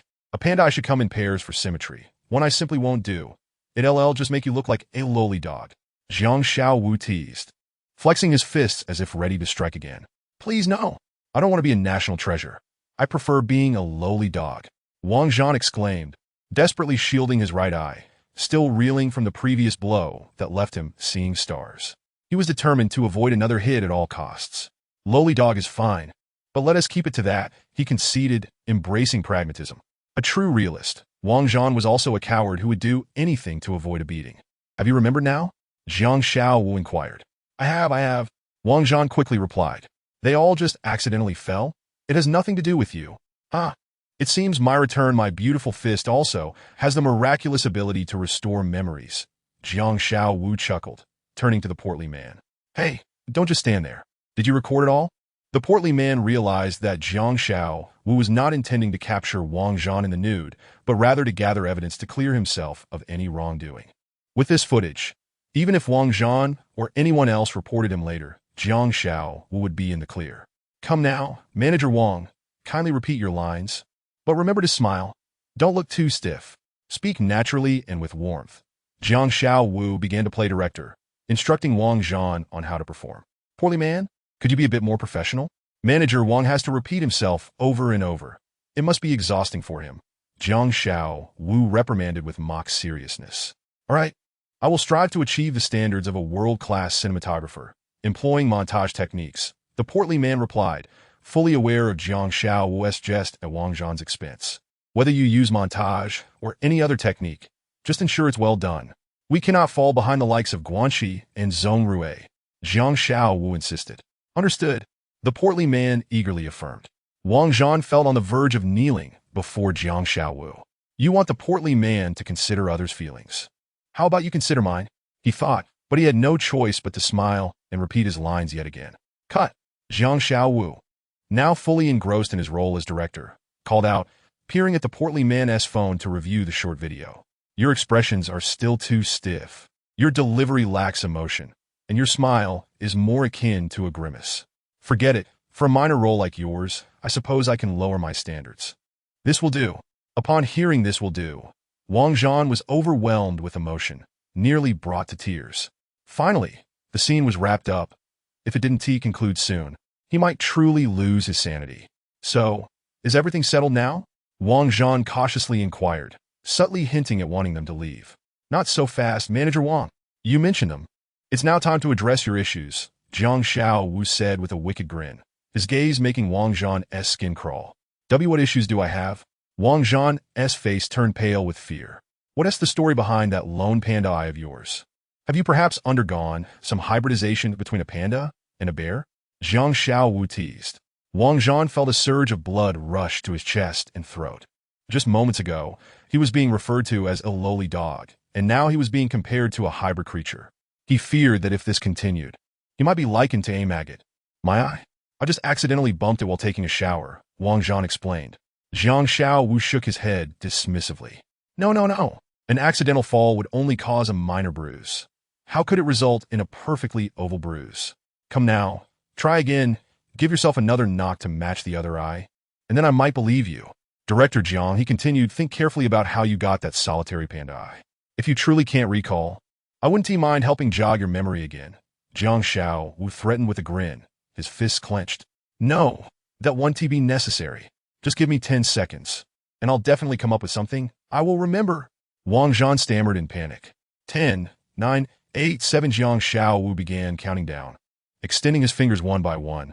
Chapter 079. Moved to kneel. Wang Zhan wiped the sweat from his brow. I slipped while taking a shower last night and accidentally hit my eye on the stainless steel doorknob. Jiang Xiao Wu was unimpressed with Wang Zhan's narrative. Same old story. Different day, low rating. Manager Wang, why not think outside the box? Broaden your imagination a bit. Time is running out. 6-5. Wang Zhan was drenched in sweat. Suddenly, an idea struck him. With newfound determination, he gritted his teeth and declared, I remember. Last night, while having an affair with Xiao Wan next door, her husband unexpectedly returned. Caught in the act, I was punched in the eye while trying to escape. Wang Zhan resorted to self-deprecation as a means of saving himself. He finished his tale and looked at Jiang Xiao Wu with hopeful eyes, as if seeking approval for his fabricated excuse. Jiang Xiao Wu replied, nodding slightly, and almost instinctively began to show off, as if he were a brilliant strategist. If someone were to hand him a feather fan at that moment, he could easily transform into Zhuge Liang. Upon hearing Jiang Xiaowu's utterance of him, Wang Zhan felt an immense relief wash over him. Yet, before he could fully bask in his joy, Jiang Xiaowu's brow furrowed slightly, causing Wang Zhan's heart to leap into his throat once more. The plot was indeed intriguing, but it teetered on the edge of being overly cliché. A dramatic twist in the storyline would have elevated it significantly. At present, it merely scored 59 points, one shy of the passing mark of 60, lacking the surprise of a plot twist. Jiang Xiaowu stroked his chin thoughtfully. Wang Zhan felt an overwhelming urge to kneel before Jiang Xiaowu. The man had a knack for concocting storylines with little provocation, rivaling even the likes of Wang Shiren and Zhou Bapi in their ruthlessness. Jiang Xiaowu coaxingly advised, remember, your imagination must know no bounds.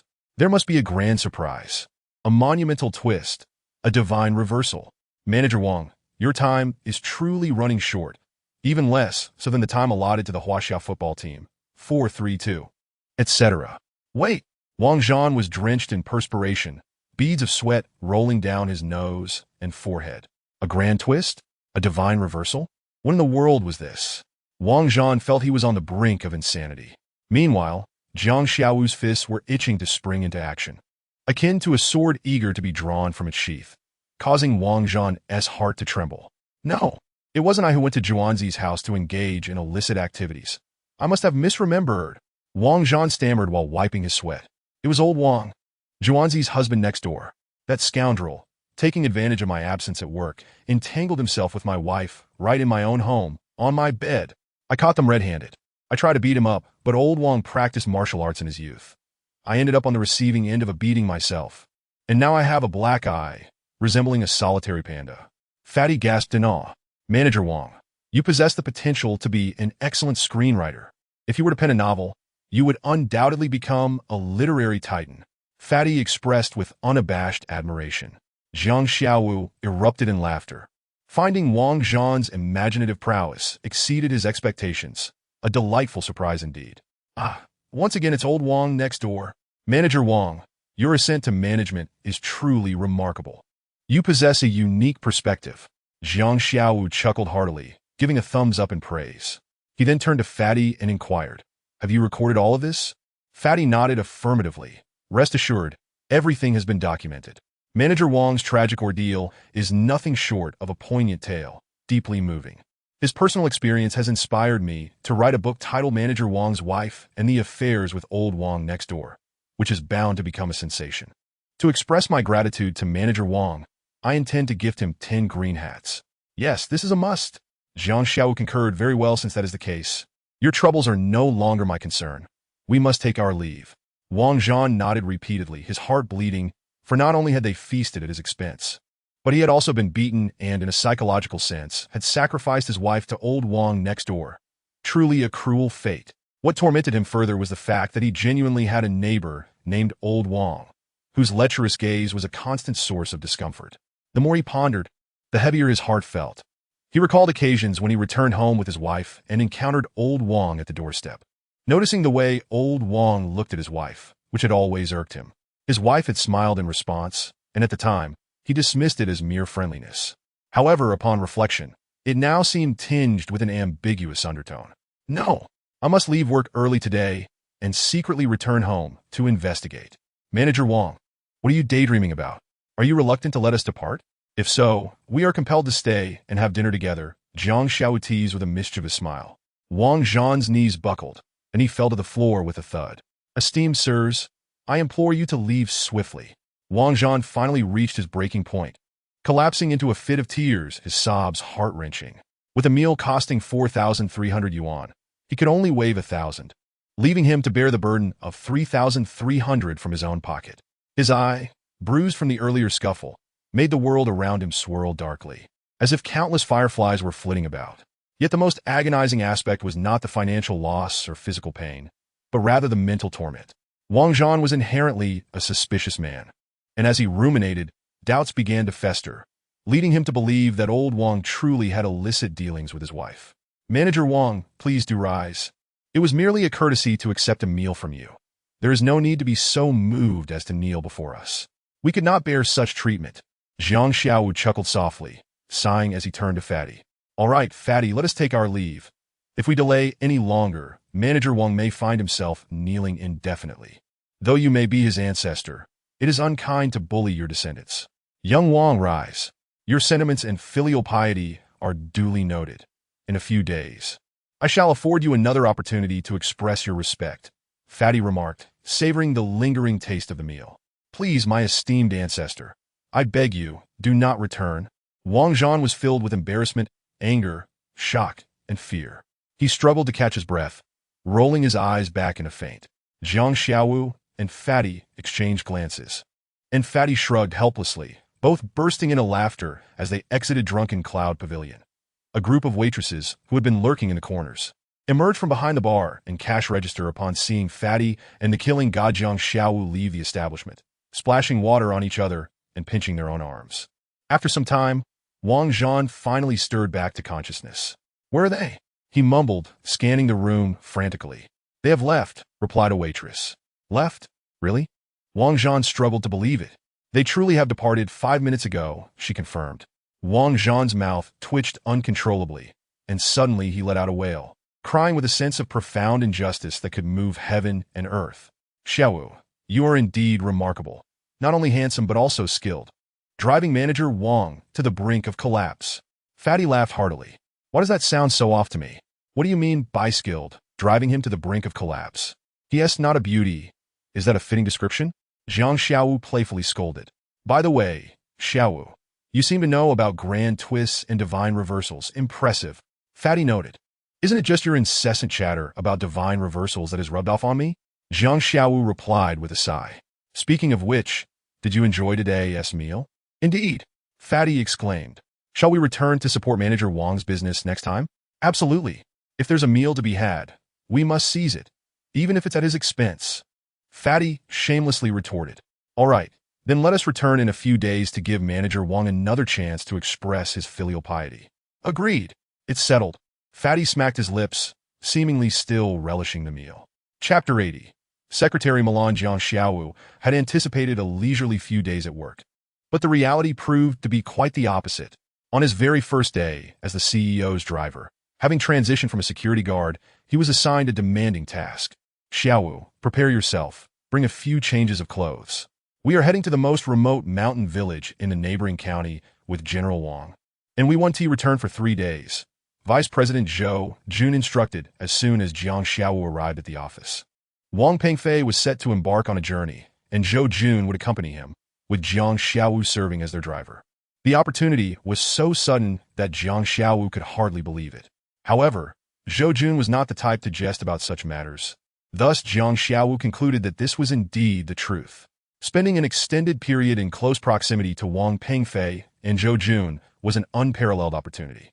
Perhaps he could soon uncover leads regarding Qingyou and, ultimately, trace the whereabouts of his beloved Xiaoxue. All right, I'll return shortly with a couple of changes of clothes.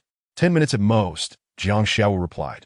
20 minutes later, a Land Rover SUV emerged from the garage, driven by a young man accompanied by 2 men and a woman. The passenger in the front seat was the company's vice president, Zhou Jun, while the back seat housed Wang Pengfei, the CEO of Wang Dynasty Furniture Company, alongside a stunning woman in her 20s. This lady, surnamed Mi and named Lan, stood over 7 meters tall, elegantly attired in a striking red OL dress that accentuated her long, shapely legs, perfectly embodying the phrase, legs for days. This pair of beautiful legs could undoubtedly captivate for an entire year without ever becoming tiresome. Milan served as Wang Pengfei's dedicated secretary, a beauty with a lovely name to match, an undeniable enchantress who even garnered a high score of 90 from the discerning Jiang Xiaowu. However, Jiang Xiaowu harbored a mixture of confusion and misinterpretation regarding the role of a dedicated secretary. What does dedicated truly mean? Is it merely a euphemism for engaging in other roles such as a mistress? The line between a secretary and a mistress is often blurred. During the day, the secretary has tasks to fulfill. At night, she remains available. In certain circles of CEOs, this unwritten rule prevails, with some transforming their mistresses into secretaries, while others cultivate their secretaries into mistresses. Thus, while Jiang Xiaowu acknowledged Milan's beauty, he was not particularly fond of her, viewing her through a lens of prejudice. Having prematurely categorized her as Wang Pengfei's lover, Jiang Xiaowu was unfamiliar with the route, relying on his phone's Baidu maps for navigation. Throughout the journey, Zhou Jun and Milan exchanged few words, while CEO Wang Pengfei maintained a cheerful demeanor, engaging Jiang Xiaowu in casual conversation. Zhou Jun seemed wary of Jiang Xiaowu.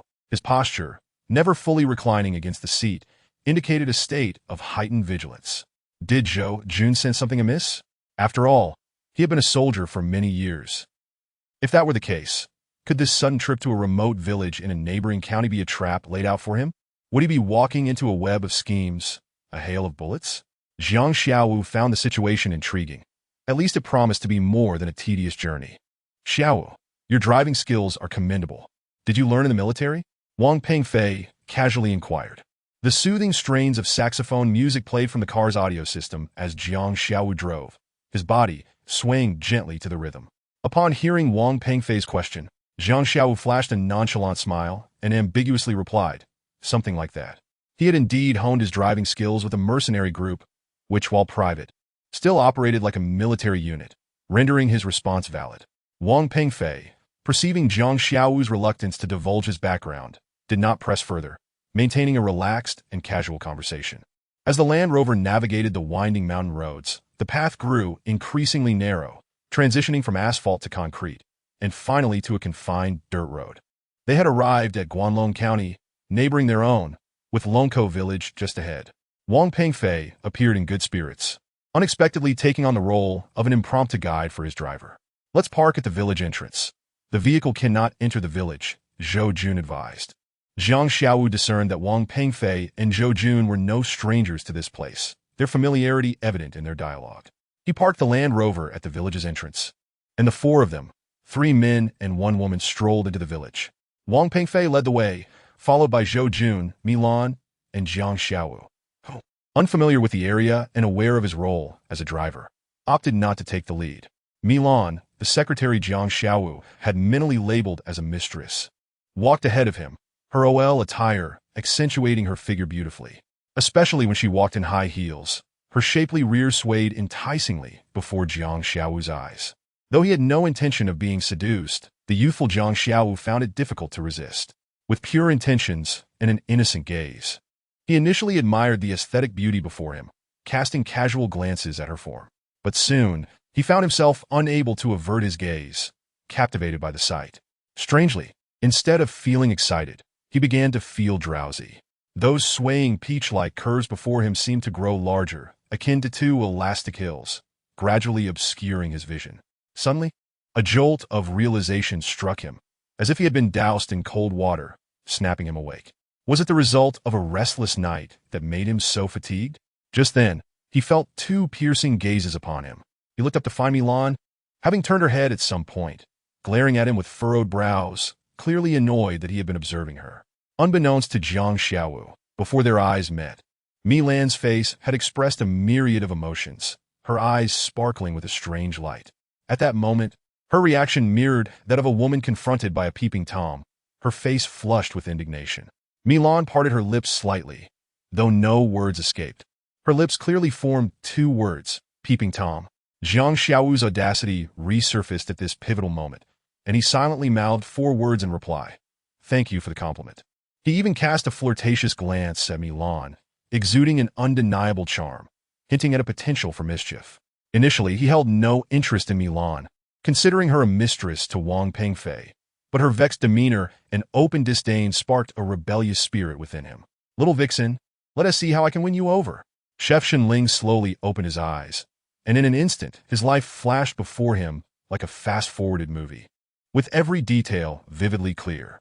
He was once a poor boy from a mountain village who, through hard work and talent, ascended to become a top chef, ultimately reaching the pinnacle of his career as the executive chef at the renowned Burj Al Arab Hotel, the only 7-star hotel in the world. Shenling should have been basking in the glory of his achievements, especially at the golden age of 33, a time worthy of pride. Thus, after completing an interview with the esteemed Time magazine, he couldn't help but feel elated, indulging in a few extra drinks in his room. Recalling the moment when the Time magazine journalist had given him a thumbs up, lauding his rise from Asian culinary god to global culinary god. A subtle smile crept across Shenling's lips as he tilted his head back, finishing his glass of cognac. After a few drinks, Shenling felt the urge to relieve himself, standing up from the sofa. But suddenly, he was engulfed by dizziness, the world spinning around him. Thud! Shenling collapsed, his head striking the edge of the marble table. Before he could open his eyes, he sensed he was bound tightly, unable to move. Moreover, he realized he was entirely undraped below the waist, limbs sprawled in an undignified manner, resembling a big two-character, an utterly awkward and humiliating position. Shenling yearned to speak, yet lamentably discovered that his mouth was obstructed by a foul-smelling piece of fabric, twisted tightly and rendering him unable to utter anything beyond muffled sounds. Before him stood a middle-aged eunuch, clad in a resplendent sapphire blue embroidered robe adorned with celestial herons, wielding a whisk and donning a hat embellished with peacock feathers and gemstones. At this moment, upon noticing Shenling's feeble awakening, he croaked, "Shenling, the cook of Xiao Yashuan, has been negligent in his duties, resulting in a miscalculation in the ingredients, thereby causing the esteemed Lin Chongzai of Xiao Yashuan to fall ill. This is an unforgivable offense. Considering his youth, Death may be spared, yet living punishment cannot be forgiven. He shall be sent to the office of ceremonial affairs, under the care of the respectful affairs room. Thunderous. At this point, Shun Ling's mind went blank. He could not comprehend a single word that followed. He realized, with a touch of absurdity, that he had transmigrated. Moreover, it was the cursed soul transference, where his spirit had inhabited the body of an unfortunate lad facing castration, a boy who had died from fright at the sight of a blade meant for such horrific purposes. His current identity was that of a mere kitchen assistant in the imperial palace, tasked with preparing ingredients for a seventh-rank consort surnamed Lin. Alas, he was not even the chief cook, nor the deputy, but simply a lowly kitchen worker. Regrettably, he had erred in his preparation, leading to the consort's discomfort after her meal. And now he was to be punished by the severing of his little root. Destined to become a small eunuch in the harem, what was to be done? Others who transmigrated indulged in wealth and prestige. Even those who began as impoverished scholars or border soldiers eventually rose to greatness, whether as emperors or as the shadowy prime ministers behind them. How had he ended up facing castration? Shun Ling felt a profound bitterness. Transmigration? Ancient times? Imperial palace? Kitchen? A cascade of words swirled around in Shun Ling's mind. What an opportunity! I, Shun Ling, am the god of cuisine, the only chef to grace the cover of Time magazine. What does it matter if he is an emperor? Once he tastes my culinary creations, he shall have no choice but to appreciate my talents. However, cursed be it, at this moment, I cannot even prepare a meal for the emperor, let alone save my own little root. That is the pressing concern at hand. Yet my mouth is sealed, and my limbs are bound, rendering me a helpless fish upon the chopping board, susceptible to slaughter. Old dog, why do you not make your move? I must return to Xiao Yashuan and report to the young master. The middle-aged eunuch displayed a hint of displeasure, remarking. From behind him emerged a hunchbacked old eunuch, reminiscent of the hunchback of Notre Dame, gripping a gleaming, cold metallic knife that was neither gold nor bronze. The knife bore an odd shape, somewhat resembling a boomerang. Even the dimmest intellect could deduce its purpose. This was the legendary deer-cutting knife. Shun Ling trembled all over, as if doused in icy water during winter. The sight of his exposed little root, threatened by this specialized instrument of castration, sent his vigor plummeting, almost retracting into his abdomen. The hunchbacked old eunuch, referred to as Old Dog, approached Shun Ling step by step, his squinted eyes fixated ominously between Shun Ling's legs. What to do? What should I do? Shun Ling was filled with a sense of injustice. While eunuchs could achieve greatness, like the famed Zheng He, the humorous Wei Xiaobao, the cunning Lao Ai, the formidable Li Lianying, and the invincible Dongfang Bubi, he was utterly unprepared to become one himself. What worth is there in conquering the world if he were to lose his very essence? What is the ultimate goal for a man seeking to conquer the world? Ultimately, it is for the sake of conquering women. Women conquer men, thereby conquering the world. Men conquer the world to conquer women. But if one were to lose his essence, what purpose does it serve to conquer the world? Is there any meaning left? Whether out of frustration or fury, tears welled in the corners of Shun Ling's eyes. Alas, he was indeed a pitiable soul, orphaned at a tender age, bereft of kin, truly a tragic figure. The middle-aged eunuch clicked his tongue in disapproval and then added, very well, I shall grant you half a tea's time. Speak your mind. With that, he took a step closer and pulled the fabric from Shun Ling's mouth. Spare me, my lord. Please, let me keep my life. Now let me keep my root. Shun Ling cried, tears streaming, as his instinct for survival surged. Nobody seeks your life. We merely desire your essence. The middle-aged eunuch chuckled, continuing with a croaking voice. Your pleas are in vain. This is the will of young Master Lin, and even the esteemed Wan Guipin has been informed. Ordinarily, a mere order from young Master Lin would suffice to deal with a lowly servant like you. Yet, it has even drawn the attention of Wan Guipin. You should consider yourself fortunate even to receive a death sentence. We only require the severing of your essence. To sever my essence is no different than taking my life. Shun Ling lamented. What nonsense is this? I entered the palace at 8 and have lived well for 46 years. After so many years, why would I be unable to continue living without that bothersome thought? Life remains, even if the essence is lost. Is it truly more important than your very life? The middle-aged eunuch retorted, displeased. Shun Ling blurted out, of course, it is not. However, I am not prepared to become a gong yet. I beseech you, kind sir, to show mercy. In that moment, Xunling was a picture of sorrow, half genuine and half feigned, evoking pity from all who beheld him. Oh, the anguish in my heart! What use is this life if I lose my essence? To live on would be akin to being a mere shell of a man. I have no interest in the affections of men. To be made a eunuch is a fate worse than death. Even 100 volumes of the Sunflower Manual cannot mend the wounds inflicted upon my body and soul. May I inquire, sir, what is your name? Xunling endeavored to regain his composure and asked. My surname is Zhang, with a given name of Shou, replied the middle-aged eunuch. Ah, so you are Zhang Gonggong. Xunling exclaimed. Might I speak to you privately? What words do you wish to convey to me? Zhang Shou inquired, a flicker of annoyance crossing his face. As he regarded the anxious Xunling, he gestured to the hunchbacked eunuch responsible for the castration, saying, You may step outside. Return in half a tea's time. The hunchback hesitated a moment, but bowed and exited the purification room, leaving the door slightly ajar. Speak quickly. I must return to report to the young master. Cook, I implore you to convey a message to the young master. If you would be so kind, Xunling pleaded earnestly. Zhang Shou glanced at the youthful Xunling, who appeared pitifully delicate, sighed, Alas, when I underwent the procedure, I was much younger than you. Only those who have experienced it can truly understand the pain. His expression darkened, lips quivering slightly. After all these years, the memories of that fateful day still haunted him. A scar upon his soul that would never fade unless reborn anew. Physical suffering and permanent mutilation are indeed significant. Yet perhaps the wounds of the heart are the true torment. Bodily pain is fleeting, but psychological scars last a lifetime. It is not that I wish to deny your request.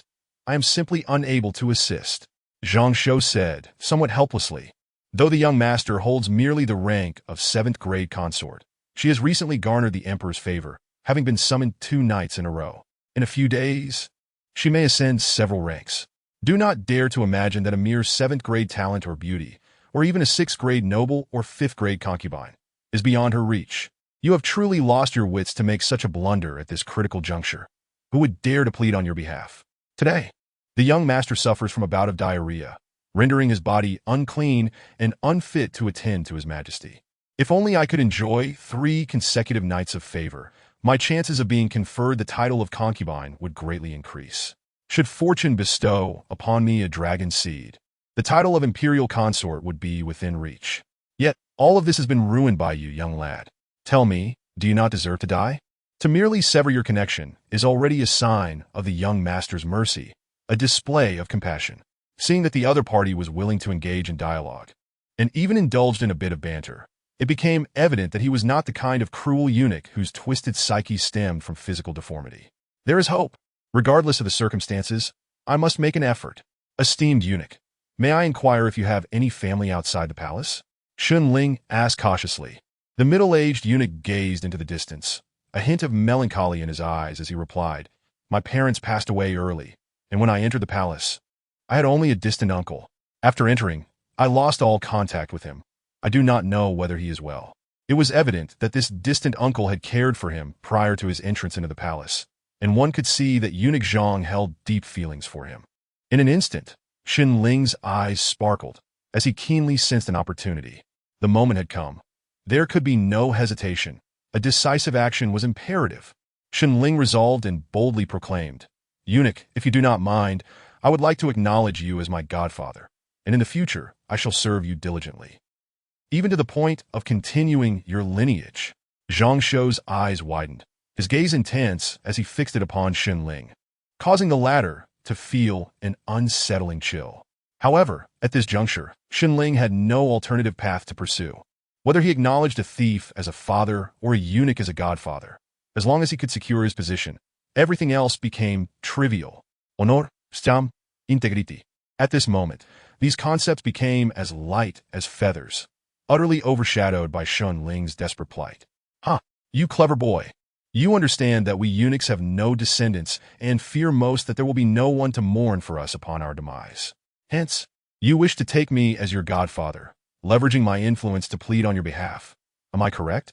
Alas, even if I were just a lowly servant beside the young master, it would be futile for the maid Jeaner, who often accompanies the young master from the outer residences, to intercede for you. There is no way to evade this punishment. Calling you godfather is a kindness I extend, my dear child. What more can be said? Fear not. Once I close my eyes, it shall soon pass. Godfather, I do not seek to absolve myself of all blame. I merely request that you convey a message to the young master. As long as the message reaches her, Xinling shall bear any punishment without a trace of resentment. As he spoke of his sorrow, Xinling seemed to be genuinely moved, his eyes glistening with tears as he choked out. Even if I become a little eunuch, you shall still be my godfather. In this life, I shall toil endlessly to repay your kindness. The middle-aged eunuch Zhang Shou appeared to be touched by Xinling's sincerity. After a moment of contemplation, he gritted his teeth and said, "Very well. From the moment I laid eyes on you, I felt a connection. You possess a certain cleverness that may lead to great achievements. Forget about everything else. You must simply serve faithfully in the imperial harem. It is truly a shame. Now, what message do you wish for me to convey?" "Thank you, eunuch." "No, godfather." Xinling restrained his excitement and composed himself. "Please tell the young master that I have a way to stop her affliction." Eunuch Zhang Shou anticipated grand revelations, only to find that Xinling's claim was quite mundane. "If that is all you wish to say, then I can spare myself the trouble of walking. The imperial physicians have already examined the young master and declared that the imbalance of food ingredients has led to her condition. After Dr. Zhong's diagnosis and Gina are preparing the medicine, the young master has taken it. She is unharmed, merely weakened. Regardless of whether your method is effective. Even if it is too late. There are numerous physicians in the palace. They do not simply idle away their time." Eunuch Zhang shook his head, asserting that with such scant evidence, Xinling could not hope to exonerate himself. Xinling pondered this and realized the truth. In the realm of common folk, which physician was not a master of life and death? If one could not even remedy food poisoning, how could they treat the emperor and the myriad of his consorts? Serving the emperor was akin to courting danger. A physician lacking true skill would have been executed long ago. No, it seems I must reveal my trump card and take a gamble. Though I have little confidence. Godfather, tell the young master that I have a method to ensure her conception of a dragon heir," Xinling declared. With a clatter, the feather duster in eunuch Zhang Shou's hand fell to the ground, astonished by Xinling's bold statement. "Young man, this is no jest. At present, you are merely undergoing a cleansing, losing a small piece of flesh, but you remain alive, able to hear, see, and eat. If you speak nonsense, weaving grand lies, even if you manage to survive a few more days, you will inevitably face a fatal reckoning. At that point, you will lose not only your head, but your very life. Your demise will not only implicate you, but may also drag me down with you. It is no small matter, and I fear I might accompany you into the afterlife. Young man, you must think this through." Zhang Shou's eyes glinted with a predatory light, fixated on Xinling as if trying to see through him. Xinling felt a shiver run down his spine, yet at this juncture, to preserve his prospects, he had no choice but to stand firm.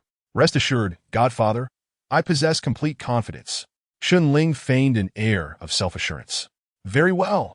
Whether your intentions are genuine or feigned, now that you have called me godfather, I shall uphold my end of the bargain. For your sake, and for my own, let us take this chance."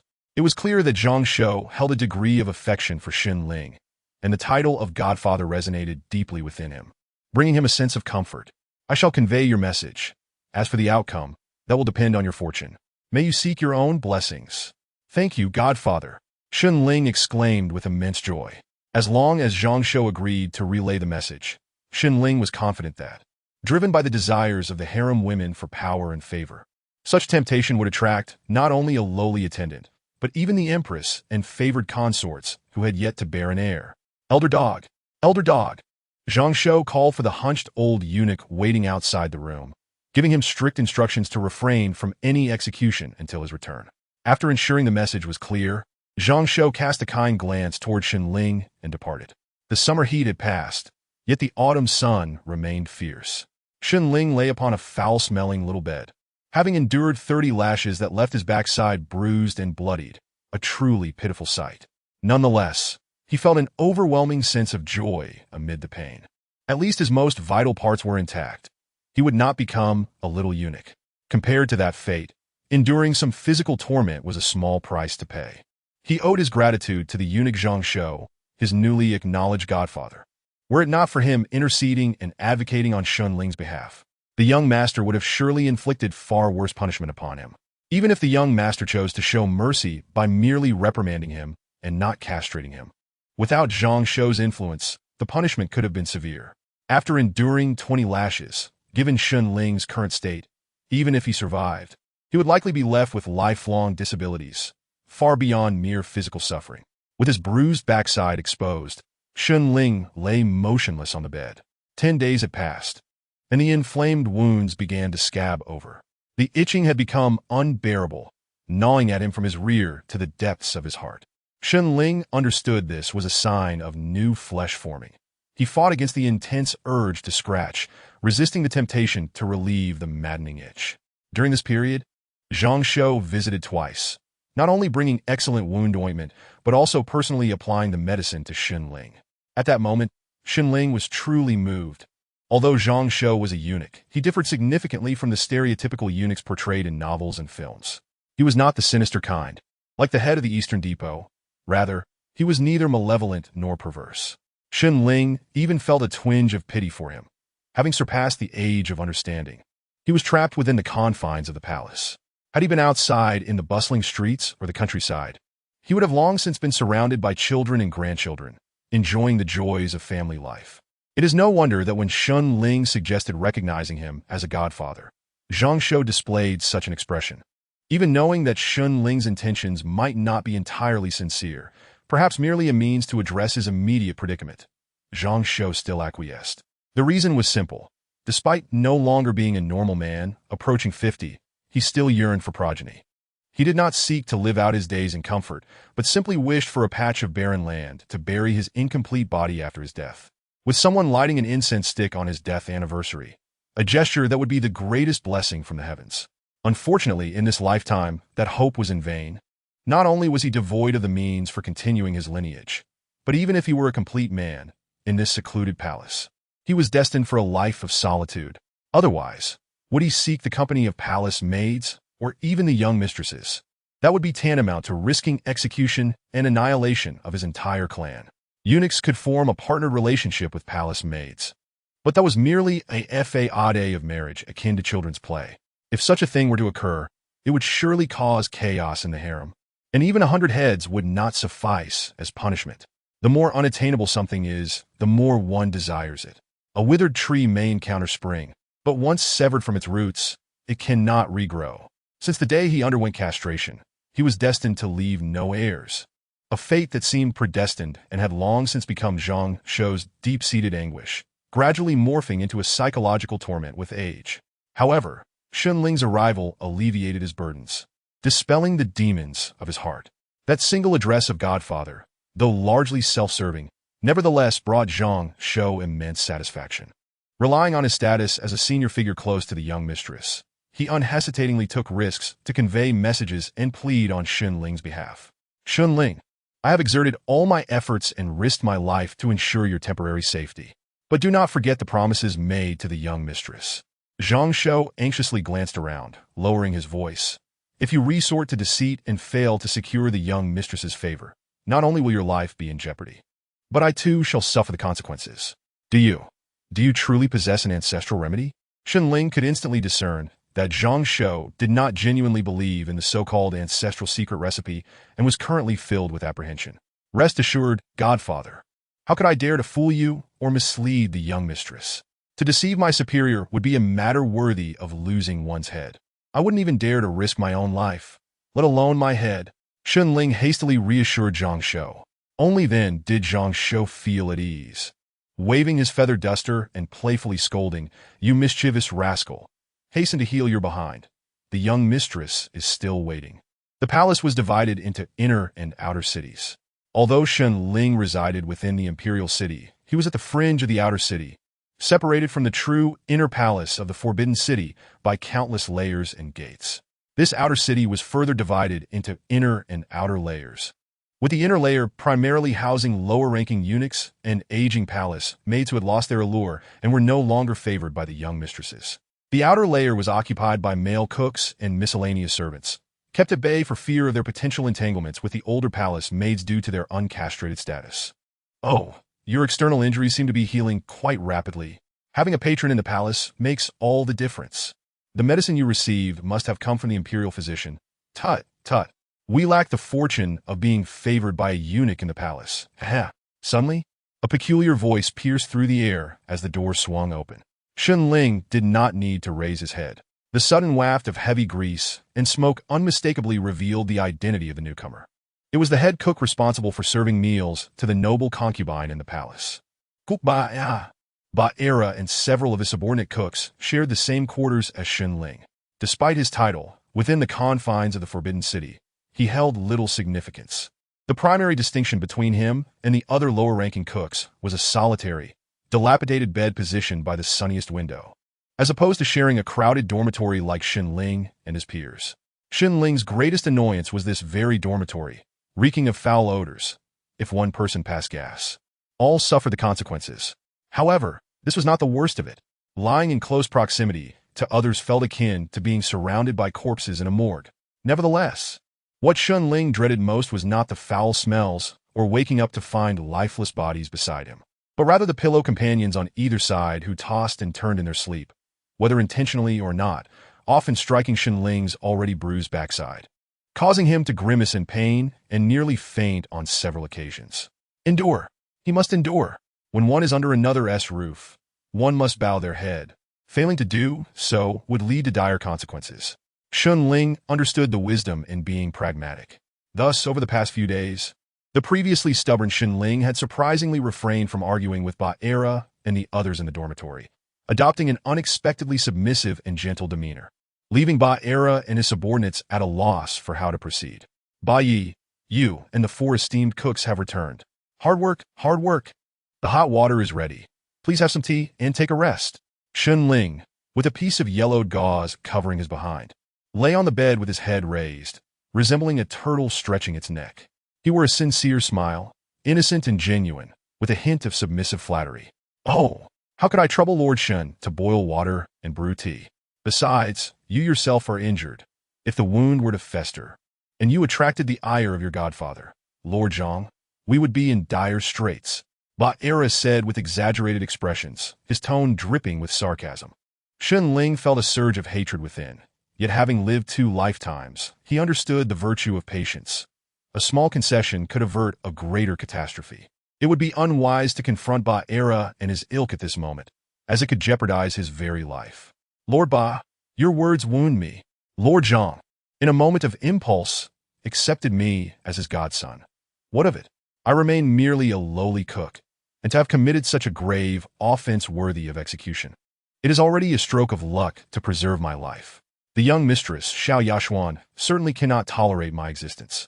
I hope, henceforth, that Lord Ba will extend a helping hand and provide me with a meal.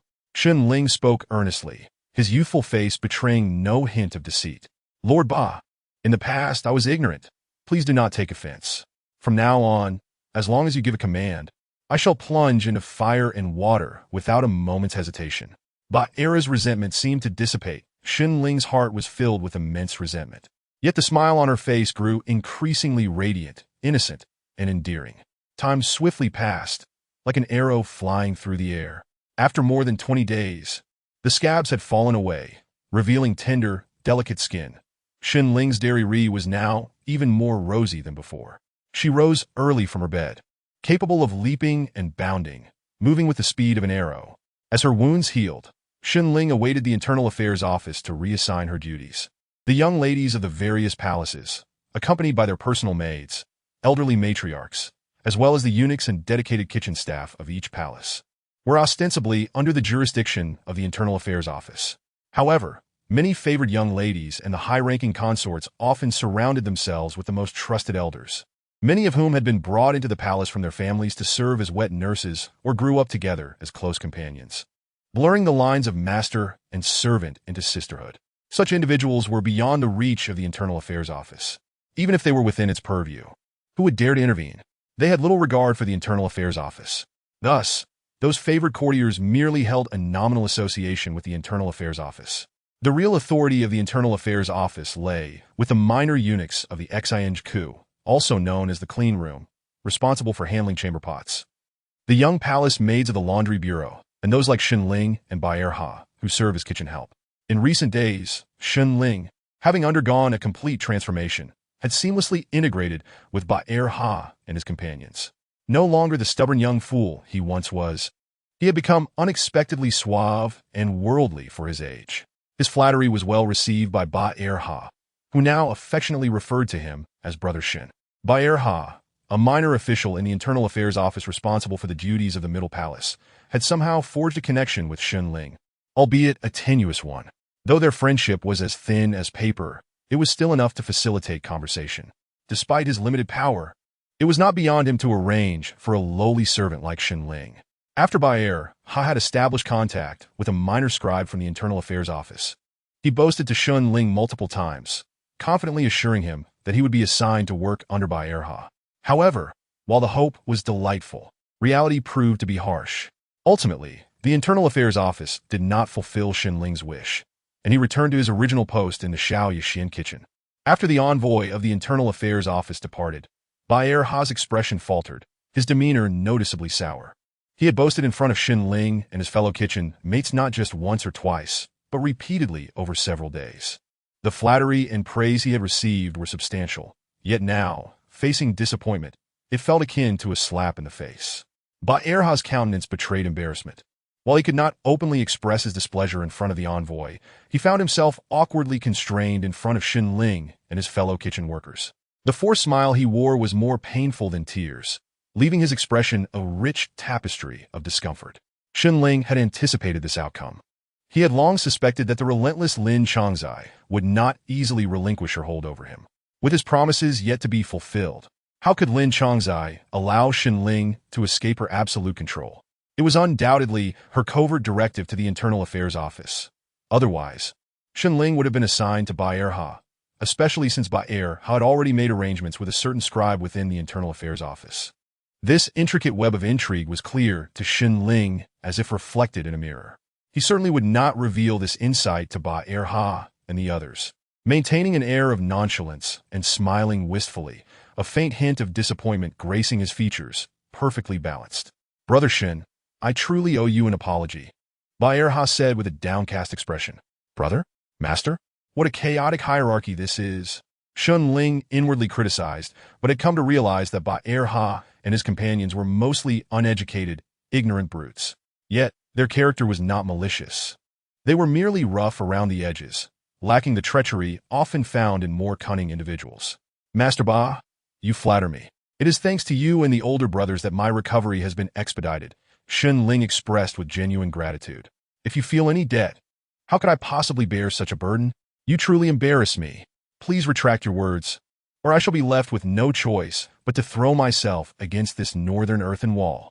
Shen Ling spoke with a mixture of sincerity and jest, managing to convey his feelings without revealing any insincerity. Ba'er Ha stroked his beard and laughed heartily. Excellent, excellent.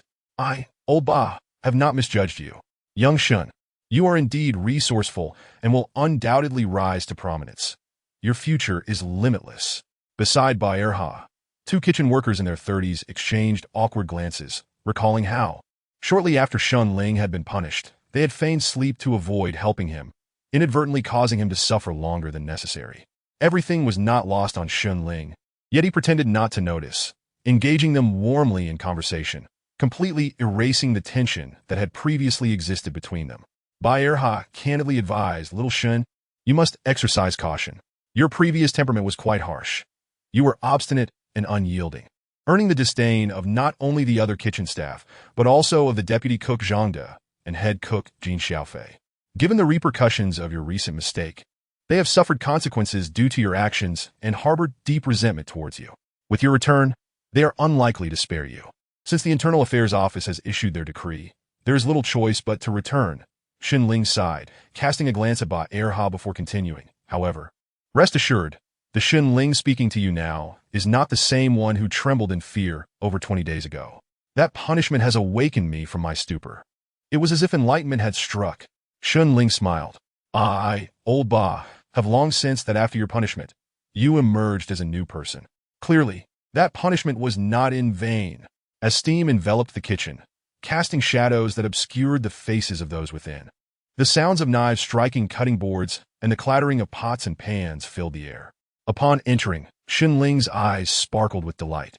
Akin to a lascivious man beholding the most beautiful woman in the world, a greedy person discovering the greatest treasure, or a power-hungry individual seizing unparalleled authority.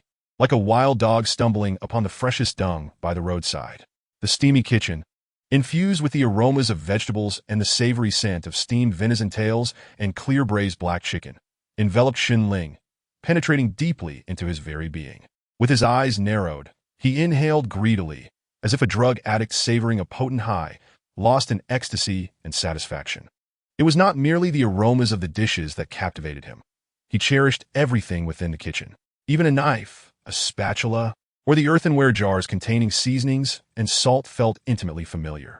As if reuniting with a long-lost friend or encountering a childhood sweetheart with whom he had played house and harbored innocent affection. The kitchen to Xinling was even more cherished than a beloved. His profound love for cooking and his obsession with the culinary arts ran deep, an irreplaceable passion that defined his very essence. Some individuals are innately drawn to power, reveling in their elevated positions above the masses, casting a disdainful gaze upon the world as multitudes submit to their will, surveying the vast expanse from celestial heights where all else appears diminutive. Others are born with an insatiable thirst for wealth, amassing fortunes that rival nations, finding solace only in slumber amidst towering piles of jewels. There are those who are inherently inclined towards sensual pleasures, surrounded by a bevy of beauties, all gathered in their chambers. Even as age diminishes their vigor and the joys of the bedchamber fade, merely gazing upon these enchantresses serves as a delightful pastime. However, Xinling is neither enamored with power nor avaricious for riches. His only inclination lies with the fairer sex. In a past life in Dubai, he indulged in revelries with alluring blondes, often engaging in extravagant pleasures. When the mood struck, he would entertain multiple partners simultaneously, and on occasion, he would even take on 8 at once. Yet Xinling does not obsess over such pursuits. To him, beautiful women are akin to tennis balls or bowling pins. Sleeping with them is merely a leisure activity, not his entire existence. If women are indeed the harbingers of misfortune, then they're like water. Water is transient and devoid of sentiment. Thus, Xinling does not linger over any particular cup, for water exists to quench thirst, serving as a necessity rather than an object of reverence. Drinking water is a physiological need, and there is no need to enshrine a cup, admiring and worshipping it daily. Such behavior is foolish and detracts from life's beauty. The barracks are forged of iron, yet the companions by Xinling's side are as changeable as flowing water, ranging from pure to wild, from enchanting to sultry. No woman, regardless of her beauty or skills, has ever remained in Xinling's bed for longer than 7 days. Even if a celestial maiden graced him, 7 days would be the limit for changing companions. While Xinling likens them to flowing water, in their eyes, he is the true embodiment of impermanence, reflecting his own indifference. This cool detachment is a unanimous assessment from his countless female companions. In summary, Xinling does not crave power, nor does he covet wealth, and he is not a slave to lust. His sole passion resides within the confines of a modest kitchen, where he finds joy amidst pots and pans, relishing in the art of frying, boiling, and cooking. The aromas that others find unpleasant, the scent of oil, the tang of meat, and the intricate processes of marinating and preparing, are, to Xinling, exquisite delights. Each dish he completes feels akin to the creation of a remarkable work of art, filling his heart with joy and gratitude for the divine gift of culinary perfection. Cooking, much like writing, is a natural talent, and both the poet and the chef stumble upon their craft through serendipity. Suddenly, a leaf stripped bare, leaving only its bare stem, flew from the steam towards Xinling, striking his left temple as he savored the meaty fragrance wafting through the air, occasionally nodding in approval for his adept handling of the heat. Yet, he furrowed his brow in dismay. Too many aromatic leaves in the black-bone chicken soup, cloves that should not have been included, embellishing the dish unnecessarily. The steamed venison tail, too, lacked sufficient magnolia and angelica. What a pity! Xinling mused, fully immersed in the culinary world. Thus, when he slightly opened his eyes and saw the vegetable stem hurtling towards him, it was too late to evade. With gritted teeth, he closed his eyes and took the blow. You little wretch, your life is surprisingly resilient. After such a significant blunder, not only do you escape execution, but even castration. enduring a few slaps before bouncing back. Are you an unkillable cockroach in this kitchen? A bane, dragging me and the head chef down with you. If you had perished, I would have accepted it as fate, a misfortune destined to be. The forfeited wages would be a charitable gesture, a tribute to your demise. Yet here you are, alive and well, even plumper than before. What madness is this? Do you wish to drive us to our graves? The speaker, a gaunt man in his 40s with a sharp, monkey-like face, was named Wang Danian, the deputy chef of the kitchen, known for his acerbic demeanor. Shun Ling rubbed his forehead, chuckling at the absurdity of Wang Danian's name. How could someone with such a face be called Big Man? It was truly ironic. He felt that Little Monkey would be more fitting. In the kitchen, the most challenging aspect for Xin Ling was indeed this deputy chef Wang. It was no surprise. The former Xin Ling was obstinate and unyielding, a mere passerby without power or influence, lacking the awareness typical of lesser figures. Who else but him could be the target of Wang's frustrations? Xin Ling's face bore no trace of anger. He merely smiled and bowed deeply. Wang Danian, resembling a scrawny monkey, was taken aback, staring at the youth before him who had been struck by a vegetable stem yet was still smiling and bowing as if he had seen a ghost. Was this truly the same Xin Ling, once stubborn and oblivious to social graces? Had he finally learned his lesson? Chef Jean, this bane has returned to our midst. Is he not driving us toward despair? Deputy Chef Wang Danian exclaimed, ingratiatingly addressing Jean Xiaofei.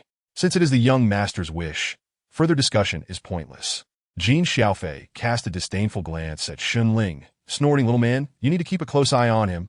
If anything like last time occurs, it won't just be a matter of docked wages. There's only one head. If it's severed, it's gone for good. Stay vigilant. Wang Danian, now referred to as little man, nodded fervently. Rest assured, brother, I will watch Xin Ling like a hawk. Jean Xiaofei chuckled. You need not monitor him during his most private moments. Once he steps into this kitchen, every action he takes is your responsibility. The moment this troublemaker sets foot in here, your eyes must never leave him. Understood?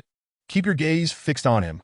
Xin Ling could only smile wryly, realizing he had become the bane and troublemaker. There was no escaping it. After all, who could blame him for the naivety of his former self? The kitchen consisted of 7 individuals, with Jean Xiaofei and Wang Danian as the head and deputy chefs. The remaining 4, including Xin Ling, were ordinary kitchen staff, tasked with washing rice, cutting vegetables, and preparing ingredients. The true culinary artists were Jean Xiaofei and Wang Danian. Of course, aside from these 7, there were the eunuchs who carried dishes in and out of the palace. These 7 were responsible solely for the meals of the young master, Lin Simu. However, the young master's attendants and eunuchs also received their meals from this kitchen, albeit of a lesser quality compared to what the young master enjoyed. Moreover, the young masters in the harem often had familiar friendships, exchanging visits and meals. Today I visit you, and tomorrow you visit me, leading to shared meals, at which point the young master would instruct the attending eunuchs to inform the kitchen to prepare extra dishes. Thus, while each young master, from the Empress Dowager to the consorts and maidens, had their own kitchens, each was bustling with activity, not merely serving one individual in leisurely fashion. If any respite existed, it was only when the emperor dined with a young master, at which point the kitchen would relax. As there was no need to prepare for the young master, his meals would be provided by the imperial kitchen. Consequently, the numerous kitchens, interconnected in a sprawling network, revealed which young master had recently gained favor by the hustle and bustle observed within. The kitchens that were busy all day belonged to aged and unappreciated masters, while those that seemed idle were likely serving favored masters enjoying the emperor's grace. Chefs basking in the sun or resting in the shade were not being lazy. Rather, it was a mark of honor, indicating their master's recent favor, as they were enjoying the exquisite delicacies prepared by the imperial kitchen. Due to Shun Ling's misallocation of dishes, Lin Chongzai, the favored concubine, suffered from prolonged bouts of diarrhea, rendering her unable to attend to the emperor. Consequently, she was compelled to report to the Internal Affairs Court, which was tantamount to pushing the emperor into another's embrace. How could Lin Xiaozhu not harbor resentment? The emperor's affections are as fickle as the wind, especially with the abundance of beauties in the harem. If she does not seize the opportunity to solidify the emperor's favor during this prosperous time and strive to conceive a dragon heir, who can predict whether the emperor will remember this once favored companion in days to come? Who can guarantee that the emperor's grace will be everlasting? The rise and fall of favor in the harem is a common affair, as familiar as the changing seasons. Predictably, after Lin Chongzai reported her ailment of diarrhea and uncleanliness, the Emperor Zhu Chong did not visit Xiao Yashuan for nearly a month, despite Lin Simu's recovery from her illness and subsequent notifications to the Internal Affairs Court. It seems the Jinglong Emperor has long forgotten her. Rumor has it that he has recently taken a liking to a 14-year-old Liu Xiaozhu, skilled in playing the flute. Though the latter is the lowest-ranking Dang, news has already spread that this morning she was elevated to the status of noble, surpassing Lin Chongzai's rank. Thus, Lin Simu's spirits have been in a state of disarray, prompting her attendants to tread cautiously in their duties. Even the kitchen staff, situated at a distance, have felt the tension, as everyone moves as if walking on thin ice. Lin Xiaozhu has already reprimanded her servants several times, complaining about the food being too salty or lacking flavor, imposing penalties, and even having a eunuch administer a slap to the head chef. Although it was merely a light reprimand, Jin Xiaofei remains infuriated, attributing all blame to Shun Ling. Ironically, it is not the acerbic Wang Danan who harbors the deepest animosity towards Shun Ling, but rather the head chef, Jin Xiaofei. His restraint in not retaliating immediately does not stem from a benevolent heart, but rather from a desire to wait for the opportune moment to sink Shun Ling, the harbinger of misfortune, into despair, denying him any chance of redemption. On the 8th day of the 2nd month, the onset of the awakening of insects occurred. In the early morning, a gentle rain fell, and the air was rich with the fragrance of earth and grass. Wangmang Mountain, located in the eastern region of the Tianyuan continent, is the highest peak within the territory of the Chu Kingdom, one of the 16 kingdoms of the East. Although this mountain is tall, it lacks historical attractions and rarely attracts tourists. Yet, on this particular day, it bustled with activity. At the summit, a flat area revealed a swordswoman, her expression as somber as still waters, facing 6 men. Among them were individuals of varying ages, some clad in brocade, others in animal skins, from dapper young gentlemen wielding folding fans to burly men brandishing wolf's fawn clubs. The 6 villains of the Wild Valley. Today marks your end, the swordswoman declared coldly. She was a paragon of beauty, her delicate features akin to jade, flawless and ethereal. Alas, her demeanor was so frigid that it deterred any attempts to approach her. Yin Bingji, do not press us too hard. We have fled from the Wild Valley to this desolate Wang Mang Mountain. What do you intend to do? Growled one of the men in animal skins. You are steeped in evil, having committed countless atrocities, and today, you shall not escape. The heroine Yin Bingji retorted. Boss, for the past 3 months, we have been chased by this woman like lost dogs. It is utterly humiliating. The 6 villains of the Wild Valley have never endured such disgrace. Let us end this today, exclaimed a dapper young gentleman, unfurling his fan with a flourish. The artwork on his fan, however, depicted lewd scenes rather than landscapes. A disturbing contrast to his otherwise handsome appearance, marred only by his flirtatious, almond-shaped eyes, which now fixated on Yin Bingji as though he intended to consume her whole. A flash of anger and embarrassment crossed Yin Bingji's face, morphing into an overwhelming aura of killing intent. Lu Gongzi, you vile flower thief! How many innocent maidens have you defiled? Not only have you deceived them of their purity, but you have also savored their blood as wine, leaving them to perish. Allowing you to live is a transgression against justice. Yin Bingji's voice was icy. Heh, those foolish women were drawn to my charm and wit, willingly following me after a few sweet words. It is their naivety that is to blame, not I, Lu Gongzi smirked. However, the blood of a maiden is a potent elixir. Tell me, cold-faced Guanyin, has your virtue been compromised? If you remain pure, I would not mind partaking of your blood. You seek death. Yin Bingji shouted in indignation. Bark, bark, bark. A chorus of dog barks emerged from beneath a nearby tree.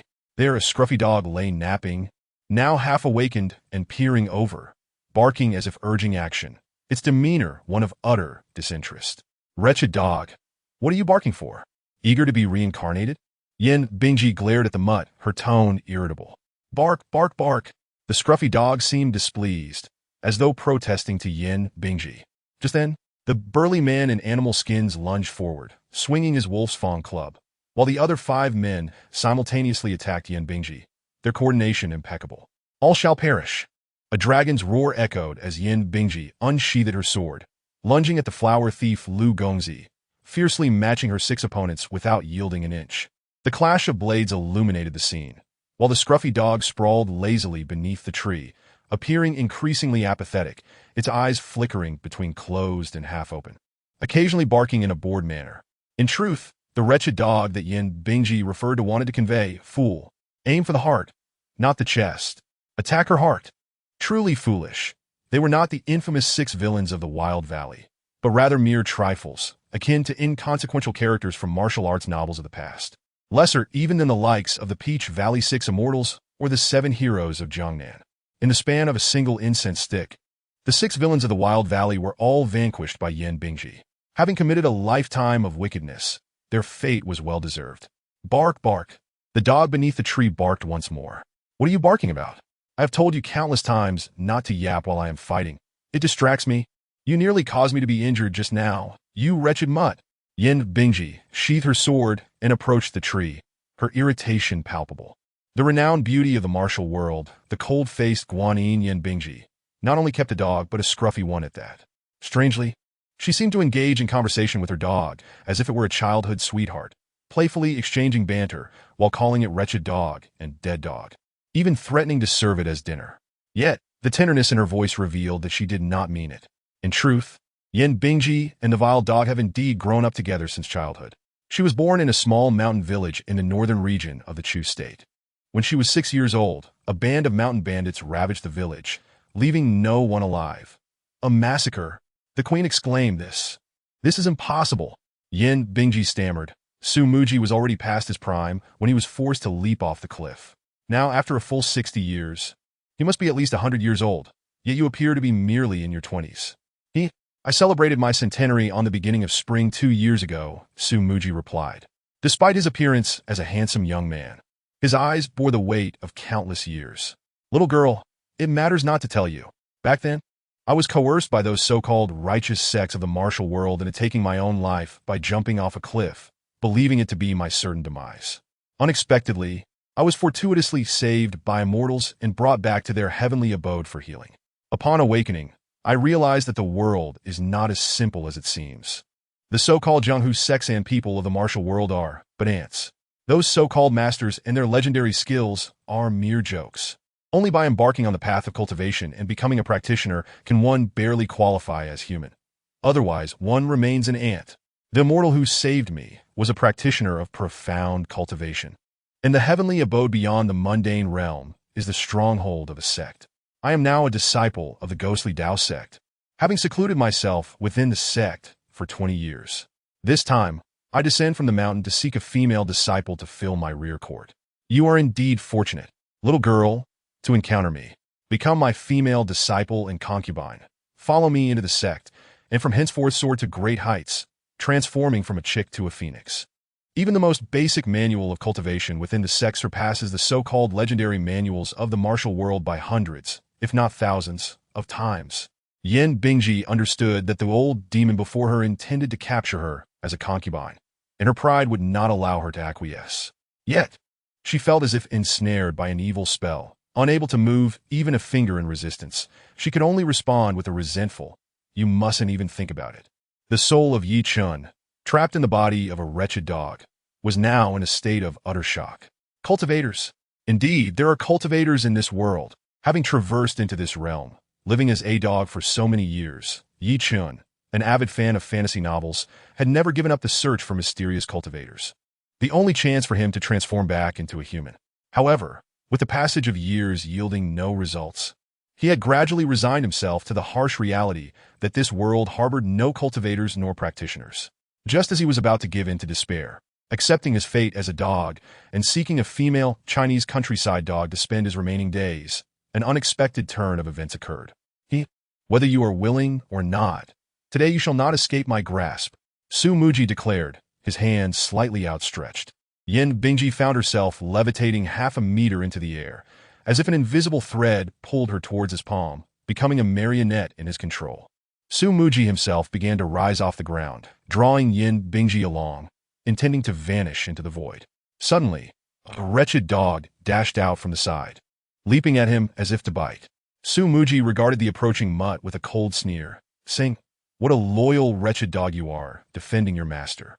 In his heart, Yi Chen retorted, I am loyal to your mother's big-headed ghost.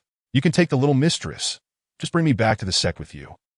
At that moment, a flying sword shot through the air from a distance, aiming directly at Su Muji.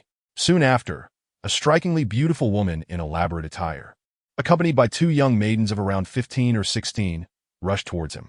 The elegant woman shouted with authority, You, vile minion of the ghostly Dao sect, have come to wreak havoc in the mundane world again. Prepare to meet your end. Su Muji's countenance darkened, gritting his teeth as he cursed, Damn that Wanwago. Ruining my plans, truly cursed. Though he muttered curses, he regarded the female practitioners of Wanwago with great caution, abandoning his hold on Yin Bingji and soaring into the air.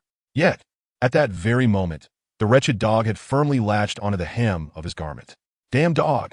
I have released your mistress. Let go at once. Su Muji bellowed in anger, but the mutt clung tenaciously to his clothing, showing no sign of relinquishing its grip. Just as Su Muji prepared to strike down Yi Chen's canine life with a palm, the three from Wanwago closed in swiftly, now within 50 zhang of him. In the eyes of a practitioner, 50 zhang was as close as a hair's breadth. With no time to act, he allowed the wretched dog to remain attached to him as he concentrated his energy and fled into the sky. Vidal! Yin Bingji cried out in alarm, her heart racing as she attempted to pursue, only to be blocked by the approaching woman. Do not pursue a desperate foe. But my dog. It is merely a wretched dog, not a divine beast. Why bother? The woman replied. You do not understand. It is my only kin in this world. Yin Bingji lamented, tears streaming down her cheeks as she gazed up at the pair of man and dog growing distant in the sky. Little mistress, I hope you can join Wanwago and become a female practitioner, and take care of yourself. This is my only chance to shed my canine form and reclaim my humanity. I will not give up, even if I must fall from great heights and shatter into pieces. Once I regain my human form, I shall seek you out in Baiwa Valley and become your dual cultivation partner. Yi Chun understood that Wanwago seemed to only accept female disciples, while he remained a mere dog, and a repugnant wretched dog at that. If he were an adorable and charming chihuahua, perhaps he would have some chance. But in his current form, the female practitioners of Wanwago would likely be repulsed, let alone take him back to the mountain gate. Without Yin Bingji's protection, within 3 days, he would either be devoured by wild beasts or slaughtered for dog meat. A once proud science student from Yinbei University, finding himself inexplicably transformed into a wretched dog in another world, was already deeply frustrating. He could not bear the thought of being turned into dog stew. So Yi Chun resolved to take a gamble. Even if Su Muji were to slap him from the sky, smashing him to pieces, he would not hesitate. As for the ghostly Dao sect, whether it was a malevolent sect or a wicked cult mattered not to him. Yi Chun held no concern for notions of righteousness or evil. For in this world, there is no absolute good or absolute evil. Black and white are but twin siblings, all driven by self-interest. Moreover, Yi Chun was merely a dog, a lowly, wretched dog at that. How could he choose between good and evil? To ask a dog to discern right from wrong is the most absurd joke in the world. No, in the entire universe. In less than the time it takes to burn a stick of incense, Su Muji had flown 100 miles away, gathering his strength and propelling his true essence, moving as swiftly as lightning. Yi Chun felt the wind howling past his ears, as if riding the clouds, never daring to open his canine eyes. In his mind, one thought remained. Even if his teeth were to shatter, he would not let go. After flying 100 miles, Su Muji also felt fatigue setting in. Not sensing any pursuers behind him, he landed on the trunk of a phoenix tree. Wretched dog, if you do not release your grip, I shall cleave you in two. Su Muji, who had surpassed a century, yet still retained the appearance of a youthful man in his late 20s, glared at the tenacious dog clinging to the hem of his fine robe, growling in frustration. What ill fortune! Not only did I fail to capture the girl I desired, but I am also being pursued by those hags from Wanwago. And to top it all off, I am being carried 100 miles by a wretched dog. What in the world is happening? I had intended to casually end this mutt's life with a wave of my hand, but upon glancing at it, I lost all interest in even slaughtering a dog. The mangy dog, covered in filth, appeared utterly repulsive, making even the thought of putting it down seem unclean. Begone! Today, consider yourself fortunate to have escaped with your life. Disappear from my sight at once. Su Muji spoke with evident irritation. Having lost his cherished female disciple and being pursued by the ferocious woman from Baiwa Valley, his spirits were far from high. The mangy dog released its grip on the thick trunk of the phoenix tree, barked twice, and then, astonishingly, clamped its jaws on Su Muji's pant leg. "You wretched beast! Why do you cling to me? I have spared your mistress. What more do you want from me?" Su Muji said. "Spare? Do you not have any shame? You were clearly rescued by the female cultivator from Baiwa Valley. You fled like a stray dog, even more disheveled than I, and yet you have the audacity to claim you let me go. Even if I were a dog, you cannot deceive me so easily." After barking twice, the dog, Yi Chun, regarded Su Muji with a peculiar expression. Su Muji was momentarily taken aback. What does that look mean? Is it mocking me? And that droopy dog face, twisted in such a way, why do I feel as though it's laughing at me? Am I seeing things?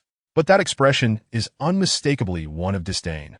Good heavens, have I been scorned by a mangy dog? Su Muji stared at the dog's face, rubbed his eyes several times, and ultimately confirmed this was not a mere figment of his imagination. You audacious mutt, how dare you mock me? The very idea of being ridiculed by a dog pushed Su Muji to the brink of madness. The mangy dog, still clutching Su Muji's pant leg and unable to bark loudly, emitted a series of soft whines, confirming its derision. "You dare to laugh at me while clinging to my trousers, do you? Fine, if you prefer to fly, I shall see to it you soar, and perhaps fall to your demise." With renewed focus, Su Muji gathered his vital essence and soared into the air, leaving the phoenix tree behind. Resembling a great rock soaring through the heavens, with a mangy dog dangling from his left leg. After flying for 2 hours, he arrived at an unnamed mountain range in the northern region, far removed from the bustling world. This place was a true no-man's land, with peaks no taller than 100 feet, rendering it quite inconspicuous. "You tenacious beast, I concede." Su Muji landed at the foot of the mountain, panting heavily. Truth be told, after such a prolonged flight, his vital essence was nearly exhausted, and he felt genuinely fatigued. He contemplated letting the dog plummet from several hundred feet in the air to shatter into a million pieces, leaving only a pile of fur behind. Yet the dog, with remarkable perseverance, refused to relinquish its grip, enduring the entire 2 hours. At that moment, Su Muji found himself begrudgingly impressed by the dog's tenacity, despite its unsightly appearance. "I believe I have discerned your intentions. You cling to me because you wish to accompany me back to the sect. Am I correct?" Su Muji addressed the dog. However, as soon as the words left his mouth, he regretted them.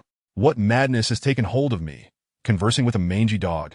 If my fellow disciples were to witness this, I would become a source of ridicule." But then, an astonishing scene unfolded. The mangy dog seemed to comprehend his words, nodding its head and barking 3 times. You can understand me?" Su Muji exclaimed in disbelief. "Woof woof. Do you truly understand me? Woof woof. Understand? Bark twice. Woof woof. Do not understand? Bark twice." The dog remained silent, yet a curious expression emerged on its droopy face, as if mocking Su Muji for engaging in such trivial wordplay, a clear affront to the intellect of canines. Su Muji, bewildered, continued his inquiry. "You can comprehend? Bark 4 times. Vwiff, vwiff, vwiff, vwiff. 7 barks. Woof, woof, woof, woof, woof, woof, woof. For -1 bark. Woof, woof, woof. For +2 barks. Woof, woof, woof, woof, woof, woof. You can truly understand. What manner of creature are you? A dog demon that has cultivated for 1,000 years?" Su Muji gasped in astonishment. "A dog demon? Nonsense. I am a distinguished student from Yinbei University, a master of King of Glory. How dare you regard me as a dog demon? This is a blatant insult." At this moment, the mangy dog, Yi Chun, cast a disdainful glance at Su Muji, its eyes clearly conveying a sense of childishness. Su Muji finally grasped the meaning behind the phrase, "A dog's eye looks down on people." After staring at the dog for a considerable time, Su Muji solemnly declared, "Wretched beast, you cling to me, entangling yourself with me. Do you truly wish to follow me back to the sect?" "Woof woof." The dog barked excitedly while nodding its head. "Very well. I shall take you back to the sect, regardless of what you are. But I have but one condition. Remember my kindness today, and should I ever find myself in peril, I hope you will lend me your full support." Su Muji stated. "Woof woof." The dog barked twice, its face exhibiting an unusual seriousness. Su Muji was taken aback for a moment, then burst into laughter. In my past, I was a fearsome cult leader, and now I am a disciple in the ghostly path sect. As a member of a sinister sect, I am accustomed to bullying others. Who would dare bully me? Even when faced with formidable foes, there are always elders from the sect to intervene. Why would I rely on a mere mangy dog for assistance? Yet, a strange premonition began to stir within me, as if sensing that I might encounter grave danger in the future, and this mangy dog could indeed be of aid. It was a peculiar feeling, elusive yet palpable, as if it were a matter of fate. Let us swear an oath. Su Muji extended his hand, only to freeze mid-motion. Swear an oath? What am I to pledge with a mangy dog? Besides, does it even possess paws? Just as he was about to retract his hand, a paw met his halfway, sealing the oath. Su Muji's jaw nearly dropped in disbelief. What on earth is this creature? It is more extraordinary than any demon. Woof, woof, woof. The mangy dog impatiently urged him on. Yichen muttered, "Are you done yet? I have already agreed. What more do you want? Should we sacrifice a chicken, burn yellow paper, or light candles to cement our brotherhood?" Fortunately, Su Muji was oblivious to canine language. Otherwise, he might have been driven mad by Yi Chen's antics. Brotherhood with a mangy dog? The thought of one human and one dog kneeling side by side before candles, uttering vows like not asking to be born on the same day, month, and year, only asking to die on the same day, month, and year while bowing together. The image is simply too exquisite to contemplate. You mangy beast, consider yourself fortunate to have encountered me. Let us be off. Su Muji glanced back at the unremarkable little hill and said, "The sect lies atop that mountain." That mountain? This paltry little hill? Yichen raised its head, incredulously regarding the sparse hilltop. Goodness, while it may be a sinister sect, it is still a cultivation sect. Is it not? Must it be so shabby and desolate? I do not seek grandeur, but surely it cannot be this haphazard. The mountain featured only a few sparse trees and some bushes. There was not even a thatched hut in sight. Were these ghostly path sect cultivators truly primitive cave dwellers, dwelling in caves? After a brief acquaintance, Su Muji seemed to understand the mangy dog before him and could vaguely decipher the confusion and disdain reflected in its eyes. He kicked the dog in its rear and snorted, "Your perspective is as low as your gaze. Come, let me show you what a true cultivation sect looks like." "Fortunate dog, you are in for a treat." A howl echoed, expressing Yi Chen's disdain for Su Muji. "Dead dog, what kind of expression is that? Dare to look down upon me, Su Muji? Do you believe I will tear off your dog skin?" Su Muji et golim in bigangti. Internally, he was in turmoil. The fearsome leader of the demonic sect who instilled dread in the secular world 60 years ago was now, after 6 decades, a distinguished disciple of the Ghost Path sect. Yet, Su Muji found himself repeatedly disregarded and scorned by a mangy dog, leading him to question his very existence. Lowering his gaze, he shot a threatening glare at the mangy dog, Yi Chun, and suddenly produced an odd token that resembled jade but was not. On both sides of this token, the character was engraved, symbolizing the Ghost Path sect. As Su Muji held up the token, he began to mutter incantations, akin to a somnambulist speaking in his sleep. Yi Chen thought to himself, "What is this fool trying to do? Perform a ritual? Is he high or something?" Suddenly, a brilliant emerald green light shot forth from the token as Su Muji chanted. What unfolded next was truly blinding to Yi Chen's titanium alloy dog eyes. The originally void space rippled, and a portal abruptly split open, revealing towering mountains and vague palatial structures, barely discernible. It was apparent that the hill was merely a ruse to obscure the truth. Within lay a hidden realm. This secret space was indeed the true entrance of the Ghost Path sect. Traversing the mountain paths, passing by peak after peak and palace after palace, Yi Chen felt an overwhelming sense of awe. A sect, a place of cultivation, a celestial gateway. After so many years in this world, he had never ceased his quest, yet had found nothing until he was on the verge of giving up, when this opportunity finally presented itself. Su Shixiang has returned? Su Cd. Why did you bring back a dog? And a mangy one at that? Are you planning a dog meat feast? Su Cd. Could this dog possess the bloodline of a demonic beast, capable of being trained as a companion? It doesn't look like it. Along the way, disciples of the Ghost Path sect, upon seeing Su Muji returning from his journey, greeted him, but their expressions turned to disbelief upon noticing the mangy dog trailing behind him. Su Muji felt utterly humiliated. He regretted bringing the dead dog back to the sect. After hastily exchanging a few words, he fled back to his place of cultivation in embarrassment. Within the sect, there were various ranks: menial disciples, outer disciples, inner disciples, and core disciples, with elders, the grand elder, and the sect leader above them. As an inner disciple, Sumuji no longer had to share a dormitory like the menial and outer disciples. He possessed his own independent residence. Should he advance further to become a core disciple, he would be granted his own mountain peak and palatial residence. The peaks and palaces Yi-chun had seen earlier belonged to the core disciples of the sect. Sumuji sighed heavily, locking eyes with the mangy dog, and sighed even more deeply. I can't believe it. Your father is still alive, and you're sighing for what? Yi-chun silently grumbled to himself. I do not know whether bringing you from the mundane world into the celestial gate was right or wrong. Whether I helped you or harmed you, Sumuji said while preparing a cup of tea to moisten his lips. Yi-chun twisted his neck, thinking, of course, this is helping me. How could it be harming me?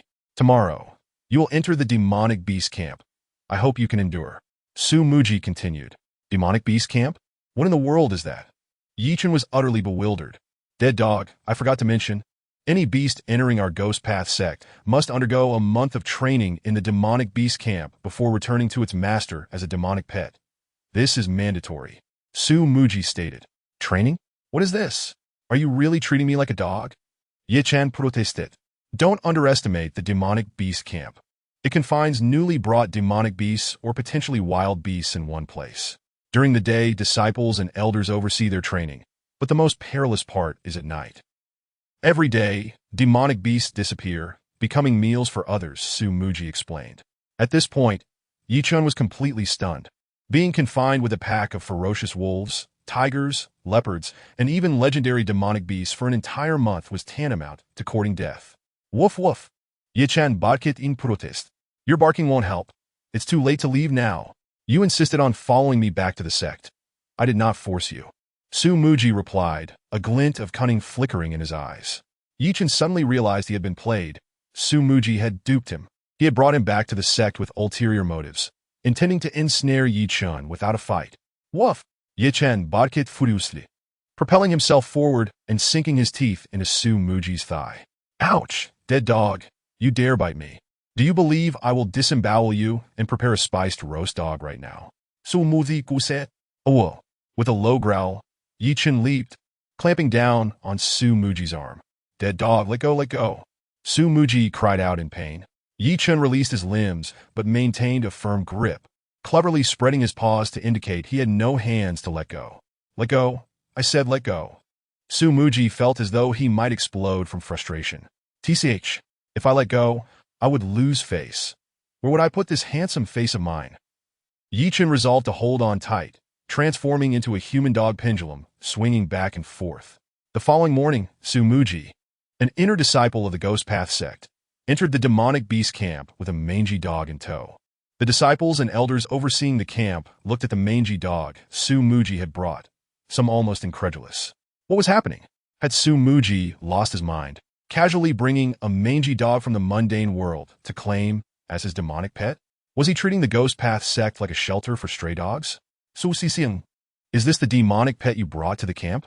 One disciple on duty asked, swallowing hard. Sumuji could clearly perceive the confusion and shock on his face. At that moment, his cheeks burned with embarrassment. If he admitted it, he would become the greatest laughingstock in the entire sect. After a brief hesitation, Sumuji steeled himself and acknowledged it. Ha! Su-shi-xiang, I never expected your taste to be so unique, finding such a divine beast as your demonic pet. I truly admire you. I am utterly in awe. A 15 or 16-year-old boy, accompanied by a creature that resembled a cross between a cow and a horse, sporting a single horn on its head akin to the unicorns of Western mythology, approached the demonic beast camp. He regarded Sumuji, calling him Shi-xiang but lacking any genuine respect. Jin Xiaofei, what demonic beast I choose as my pet has nothing to do with you. Although we are both inner disciples, I am still your senior. Please mind your words. Sumuji Viplitstenli. Senior? Ha ha ha. Sumuji, I call you senior because you entered the inner sect a few days before me. But do not forget, you are over 100 years old now. While I am merely 17, our Ghost Path sect is unlike other celestial sects. We adhere to the law of the jungle, where the strong dominate the weak. If I recall correctly, you are still at the 3rd level of the innate realm, right? I broke through to the 5th level of the innate realm just last month. Jin Xiaofei sneered. What? When I went out for training, you had just reached the 4th level of the innate realm. How? How did you break through again? Su Muji's expression changed dramatically. This is the difference between genius and mediocrity. If my memory serves me right, Su Shixiang has been confined at the 3rd level of the innate realm for a full 6 years without any progress. Has he not? Jin Xiaofei's face bore a hint of mockery. You. Su Muji was nearly beside himself with fury. Although both were inner disciples and brothers in the same sect. Su Muji was over 90 years older than Jin Xiaofei, practically his ancestor. To be ridiculed by a descendant of such a distant lineage left Su Muji's dignity somewhat compromised. Jin Xiaofei, do not delude yourself into thinking you are a genius. Had it not been for your esteemed ancestor, a grand elder of our sect, would you have been able to bypass the chores and outer disciples to become an inner disciple? Furthermore, your rapid advancement in strength is not due to your innate talent, but rather because your ancestor has amassed the sect's rare treasures to elevate your prowess. Were it not for that, you would probably still be stuck at the 8th or 9th level of the acquired stage, utterly incapable of breaking through to the innate realm, much less reaching the 5th level of the innate. Su Muji stated bluntly. Given his youth and impetuous spirit, Jin Xiaofei was easily provoked. He had always considered himself a genius, and being exposed by Su Muji, who revealed his shortcomings, was intolerable. Su Muji, I address you as Shixiang out of respect, but if you fail to appreciate my courtesy, do not blame me for being impolite. I am aware of your origins in the mundane world. As the leader of a demonic cult, yet this is the Ghost Path sect, a sanctuary for cultivation, not a gathering of mundane rabble. To slaughter you at the 3rd level of the innate realm would be as easy as slaughtering a dog. Jin Xiaofei spat venomously, seemingly on the verge of striking. Su Muji replied coldly, Do you intend to make a move? Do not forget the sect's regulations. Disciples are strictly forbidden from engaging in private duels unless both parties ascend to the life and death platform to accept fate. Should you dare to act now, you should be aware of the consequences. Even the Grand Elder may not be able to shield you from harm. Coward, you dare to threaten me with the sect's rules? What sort of hero do you consider yourself? Jin Xiaofei gritted his teeth, yet he truly did not dare to act, clearly wary of the sect's regulations. A hero? Naive. Do not forget this is the Ghost Path sect, labeled as an evil sect by the righteous paths of the celestial gates. If you wish to play the hero, you would be better off seeking refuge at the Tiantai sect or Facian sect, where you will find the heroes you so admire, the chivalrous figures of the immortal world. We, practitioners of the evil sect, are unworthy to associate with you, young Master Jin. Su Muji seized upon a flaw in Jin Xiaofei's rhetoric, coldly mocking him. You! Jin Xiaofei, being young and brash, could not hope to compete with Su Muji, a seasoned-old monster, in wit and cunning. Anger was evident on his youthful face, a mixture of indignation and malice. Yi Chun, observing from the sidelines, could discern that Jin Xiaofei, despite his arrogance, lacked the subtlety to conceal his inner emotions. Such a person, regardless of their cultivation level, was not to be feared. While Jin Xiaofei was consumed by rage, he suddenly caught a whiff of an unbearable stench emanating from beneath him. Looking down, he was instantly infuriated. Su Muji's mangy dog had, unbeknownst to him, left a thick, foul deposit upon his shoe, the odor utterly revolting. You insolent beast, you dare to defile my footwear? I shall annihilate your entire lineage. Jin Xiaofei raged, bellowing at the prostrate Yi Chun. Su Muji burst into hearty laughter, while Yi Chun's dog face wore an expression of mockery. Jin Xiaofei was indeed beside himself with rage, threatening a dog that had emerged from some corner of the world with a vow of extermination. Ha ha, junior brother Jin. Even I do not know the lineage of this dog, its father, mother, or ancestors. If you manage to find them, I would like to thank you on behalf of the dead dog and express my gratitude to your entire family. Su Muji was nearly doubled over with laughter. Jin Xiaofei, filled with unbridled fury, allowed his anger to swell, recklessly disregarding the sect rules as he prepared to strike. Do you dare to make a move? Su Muji braced himself, questioning coldly. The sect merely stipulates that disciples are strictly prohibited from engaging in private disputes. Should there be enmity, both parties may ascend the life and death platform to resolve their differences. Surely, Xixiang Su lacks the courage to accept my challenge to duel on the life and death platform. However, this dog does not belong to the sect disciples, nor is it recognized as my demonic pet. Although it was brought back by you, Xixiao, it has yet to be registered and has not undergone the beast training, so it is merely a stray mutt, and I shall do as I please. Jin Xiaofei, unwilling to engage Su Muji in a private duel, resolved to vent his anger on Yi Chun, the mangy dog. What a farce! A mere stray dog dares to act with such impunity upon me, defecating on my foot. Is there no sense of justice? If this is known, how can I, a distinguished inner disciple, an adept at the 5th level of the innate realm, still hold my head high in the cultivation world? Bound by the sect's regulations, I cannot slay Su Muji, but surely I can deal with a stray dog. A surge of energy suddenly manifested in Jin Xiaofei's palm, resembling a miniature tornado that he controlled within his grasp. Su Muji's expression shifted in surprise. True essence is formless and invisible to the naked eye, and only at the 5th level of the innate realm can one convert true essence into tangible energy. The 5th level represents a true watershed. Su Muji, at the 3rd level of the innate realm, was at a distinct disadvantage, and should they truly engage, he would undoubtedly be the one crushed. Yet, Su Muji stepped forward, positioning himself protectively in front of the mangy dog, Yi Chun. At that moment, Yi Chun felt a flicker of gratitude surge within him. The kindness of being brought into the sect and the current act of protection were both etched in his heart. The two sides stood poised before the beast training camp. Tension palpable.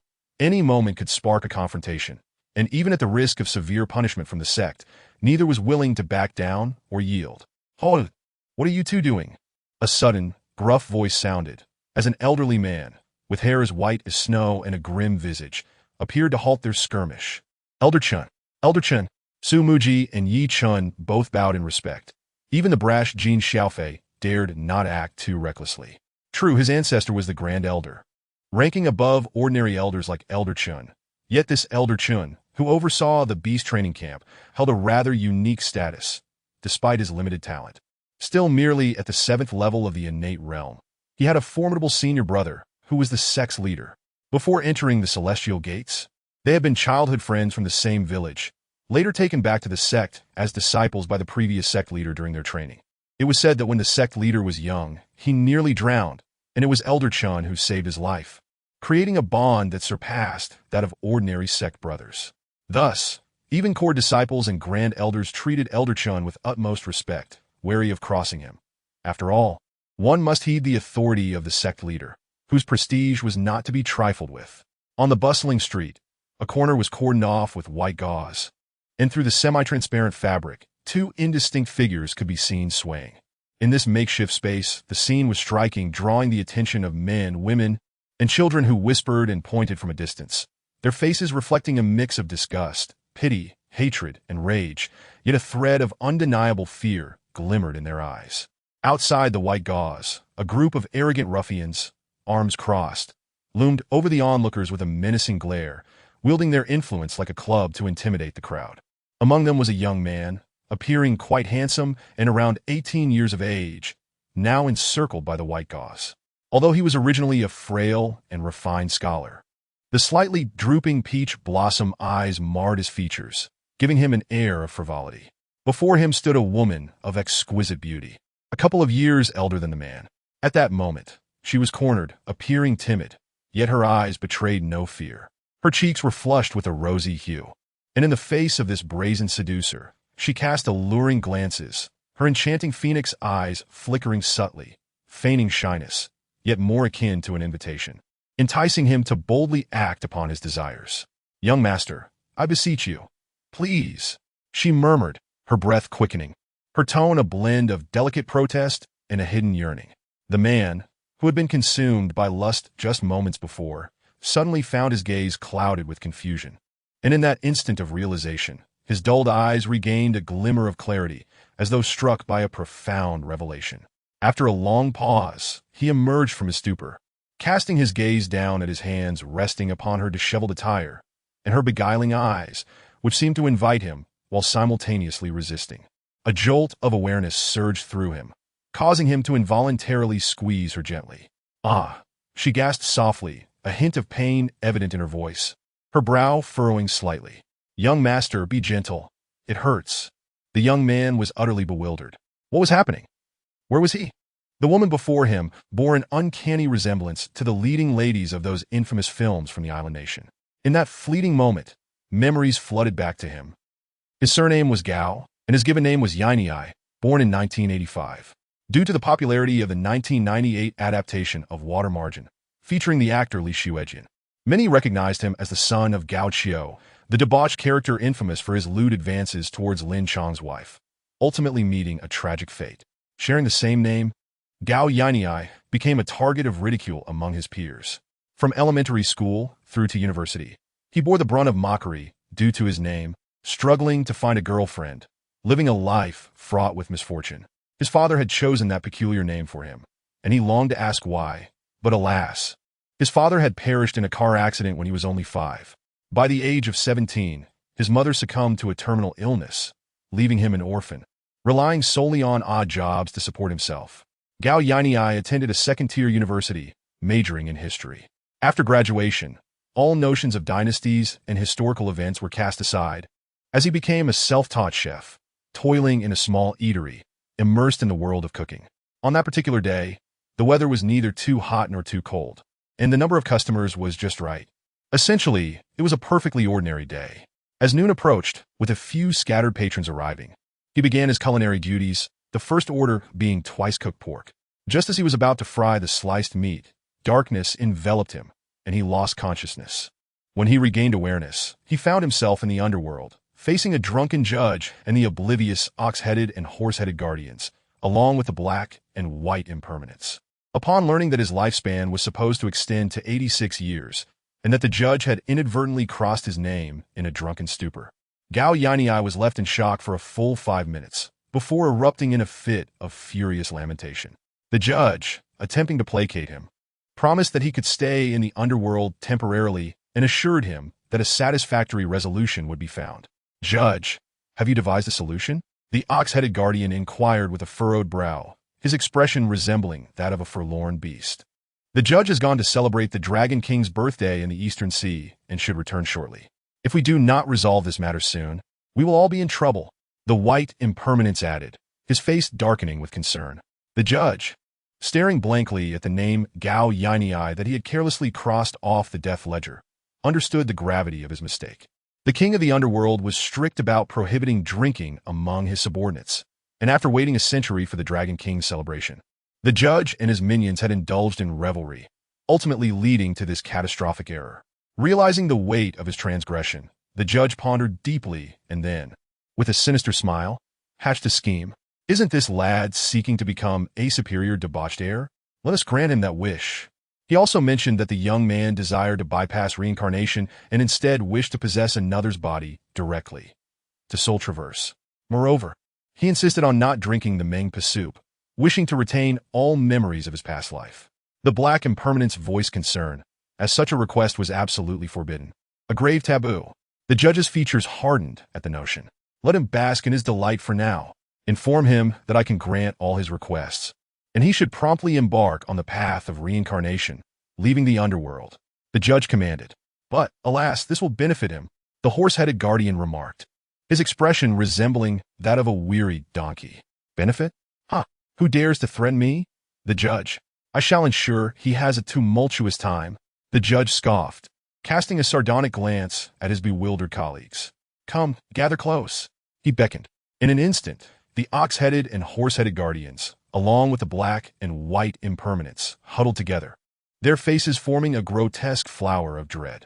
The judge leaned in, whispering his devious plan. "Is this truly feasible? What if it backfires?"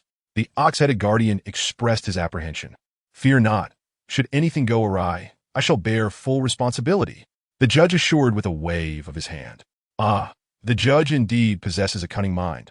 Crafting such a wickedly clever scheme, we are in awe, the horse-headed guardian flattered. "Indeed, truly remarkable," the black impermanence chimed in, giving a thumbs up. Thus, Gao Yinei was coaxed and deceived by the ox-headed and horse-headed guardians into the reincarnation pathway. The judge kept his word. He not only spared Gao Yinei from the Mengpa soup, but also allowed him to retain his past memories, granting him the peculiar privilege of soul traversing. Standing at the threshold of a kaleidoscopic passage, Gao Yinei felt a mix of trepidation and hesitation. Hey, you aren't deceiving me, are you? Have you truly arranged for me to inhabit the body of a wealthy scion, destined to live a life of indulgence amidst a harem of beauties? He sought reassurance, fearing the judge and his ghostly companions were playing tricks on him. Having endured a life of poverty and hardship, Gao Yinei's greatest desire was to become a carefree spendthrift, unable to squander all his wealth. Rest assured, everything is arranged to your satisfaction, the ox-headed guardian replied, his gaze evasive, as if guilty. Wait, where is the judge? Why isn't he present? I demand to see him. Gao Yinei insisted at the passage's entrance, refusing to proceed. Exchanging knowing glances, the ox-headed and horse-headed guardians simultaneously pushed him forcefully from behind. Ah! Gao Yinei cried as he tumbled into the passage, the world spinning around him until he succumbed to unconsciousness once more. In a state of confusion, upon awakening once more, I found myself ensconced within a space swathed in white cloth. My hands, positioned in a manner reminiscent of two dragons surfacing from the sea, rested upon the bosom of a young woman. As I felt the softness and warmth emanating from her, I remained in a daze for a considerable time before regaining my senses. The lady before me unmistakably exuded an air of promiscuity, seemingly enjoying the attention of passers-by on the street, her lips uttering a reluctant no while her demeanor beckoned enticingly. In former times, I would have succumbed to temptation long before this, and although she possessed a certain allure, even the sister Ehua from the small eatery nearby, dressed in a minuscule skirt, would have left me blushing and flustered, my blood surging in response to her provocative displays. Alas, at this moment, I lacked the inclination for such distractions. I was compelled to ascertain my whereabouts. Observing her ancient attire, a sense of foreboding crept over me. I attempted to retract my hand, but before I could withdraw even a fraction, she seized my wrist, pulling me towards her chest, her body leaning forward. A tumult of confusion surged within me. What kind of game was this? Was I the one exerting dominance, or was she? My reluctance seemed to only heighten her interest. Please, sir, don't, she pouted, her voice dripping with feigned innocence. She did not utter a simple no, but rather not, subtly indicating her desire for my hand to remain. Laughter erupted from beyond the veil of white fabric, imbued with a hint of jealousy.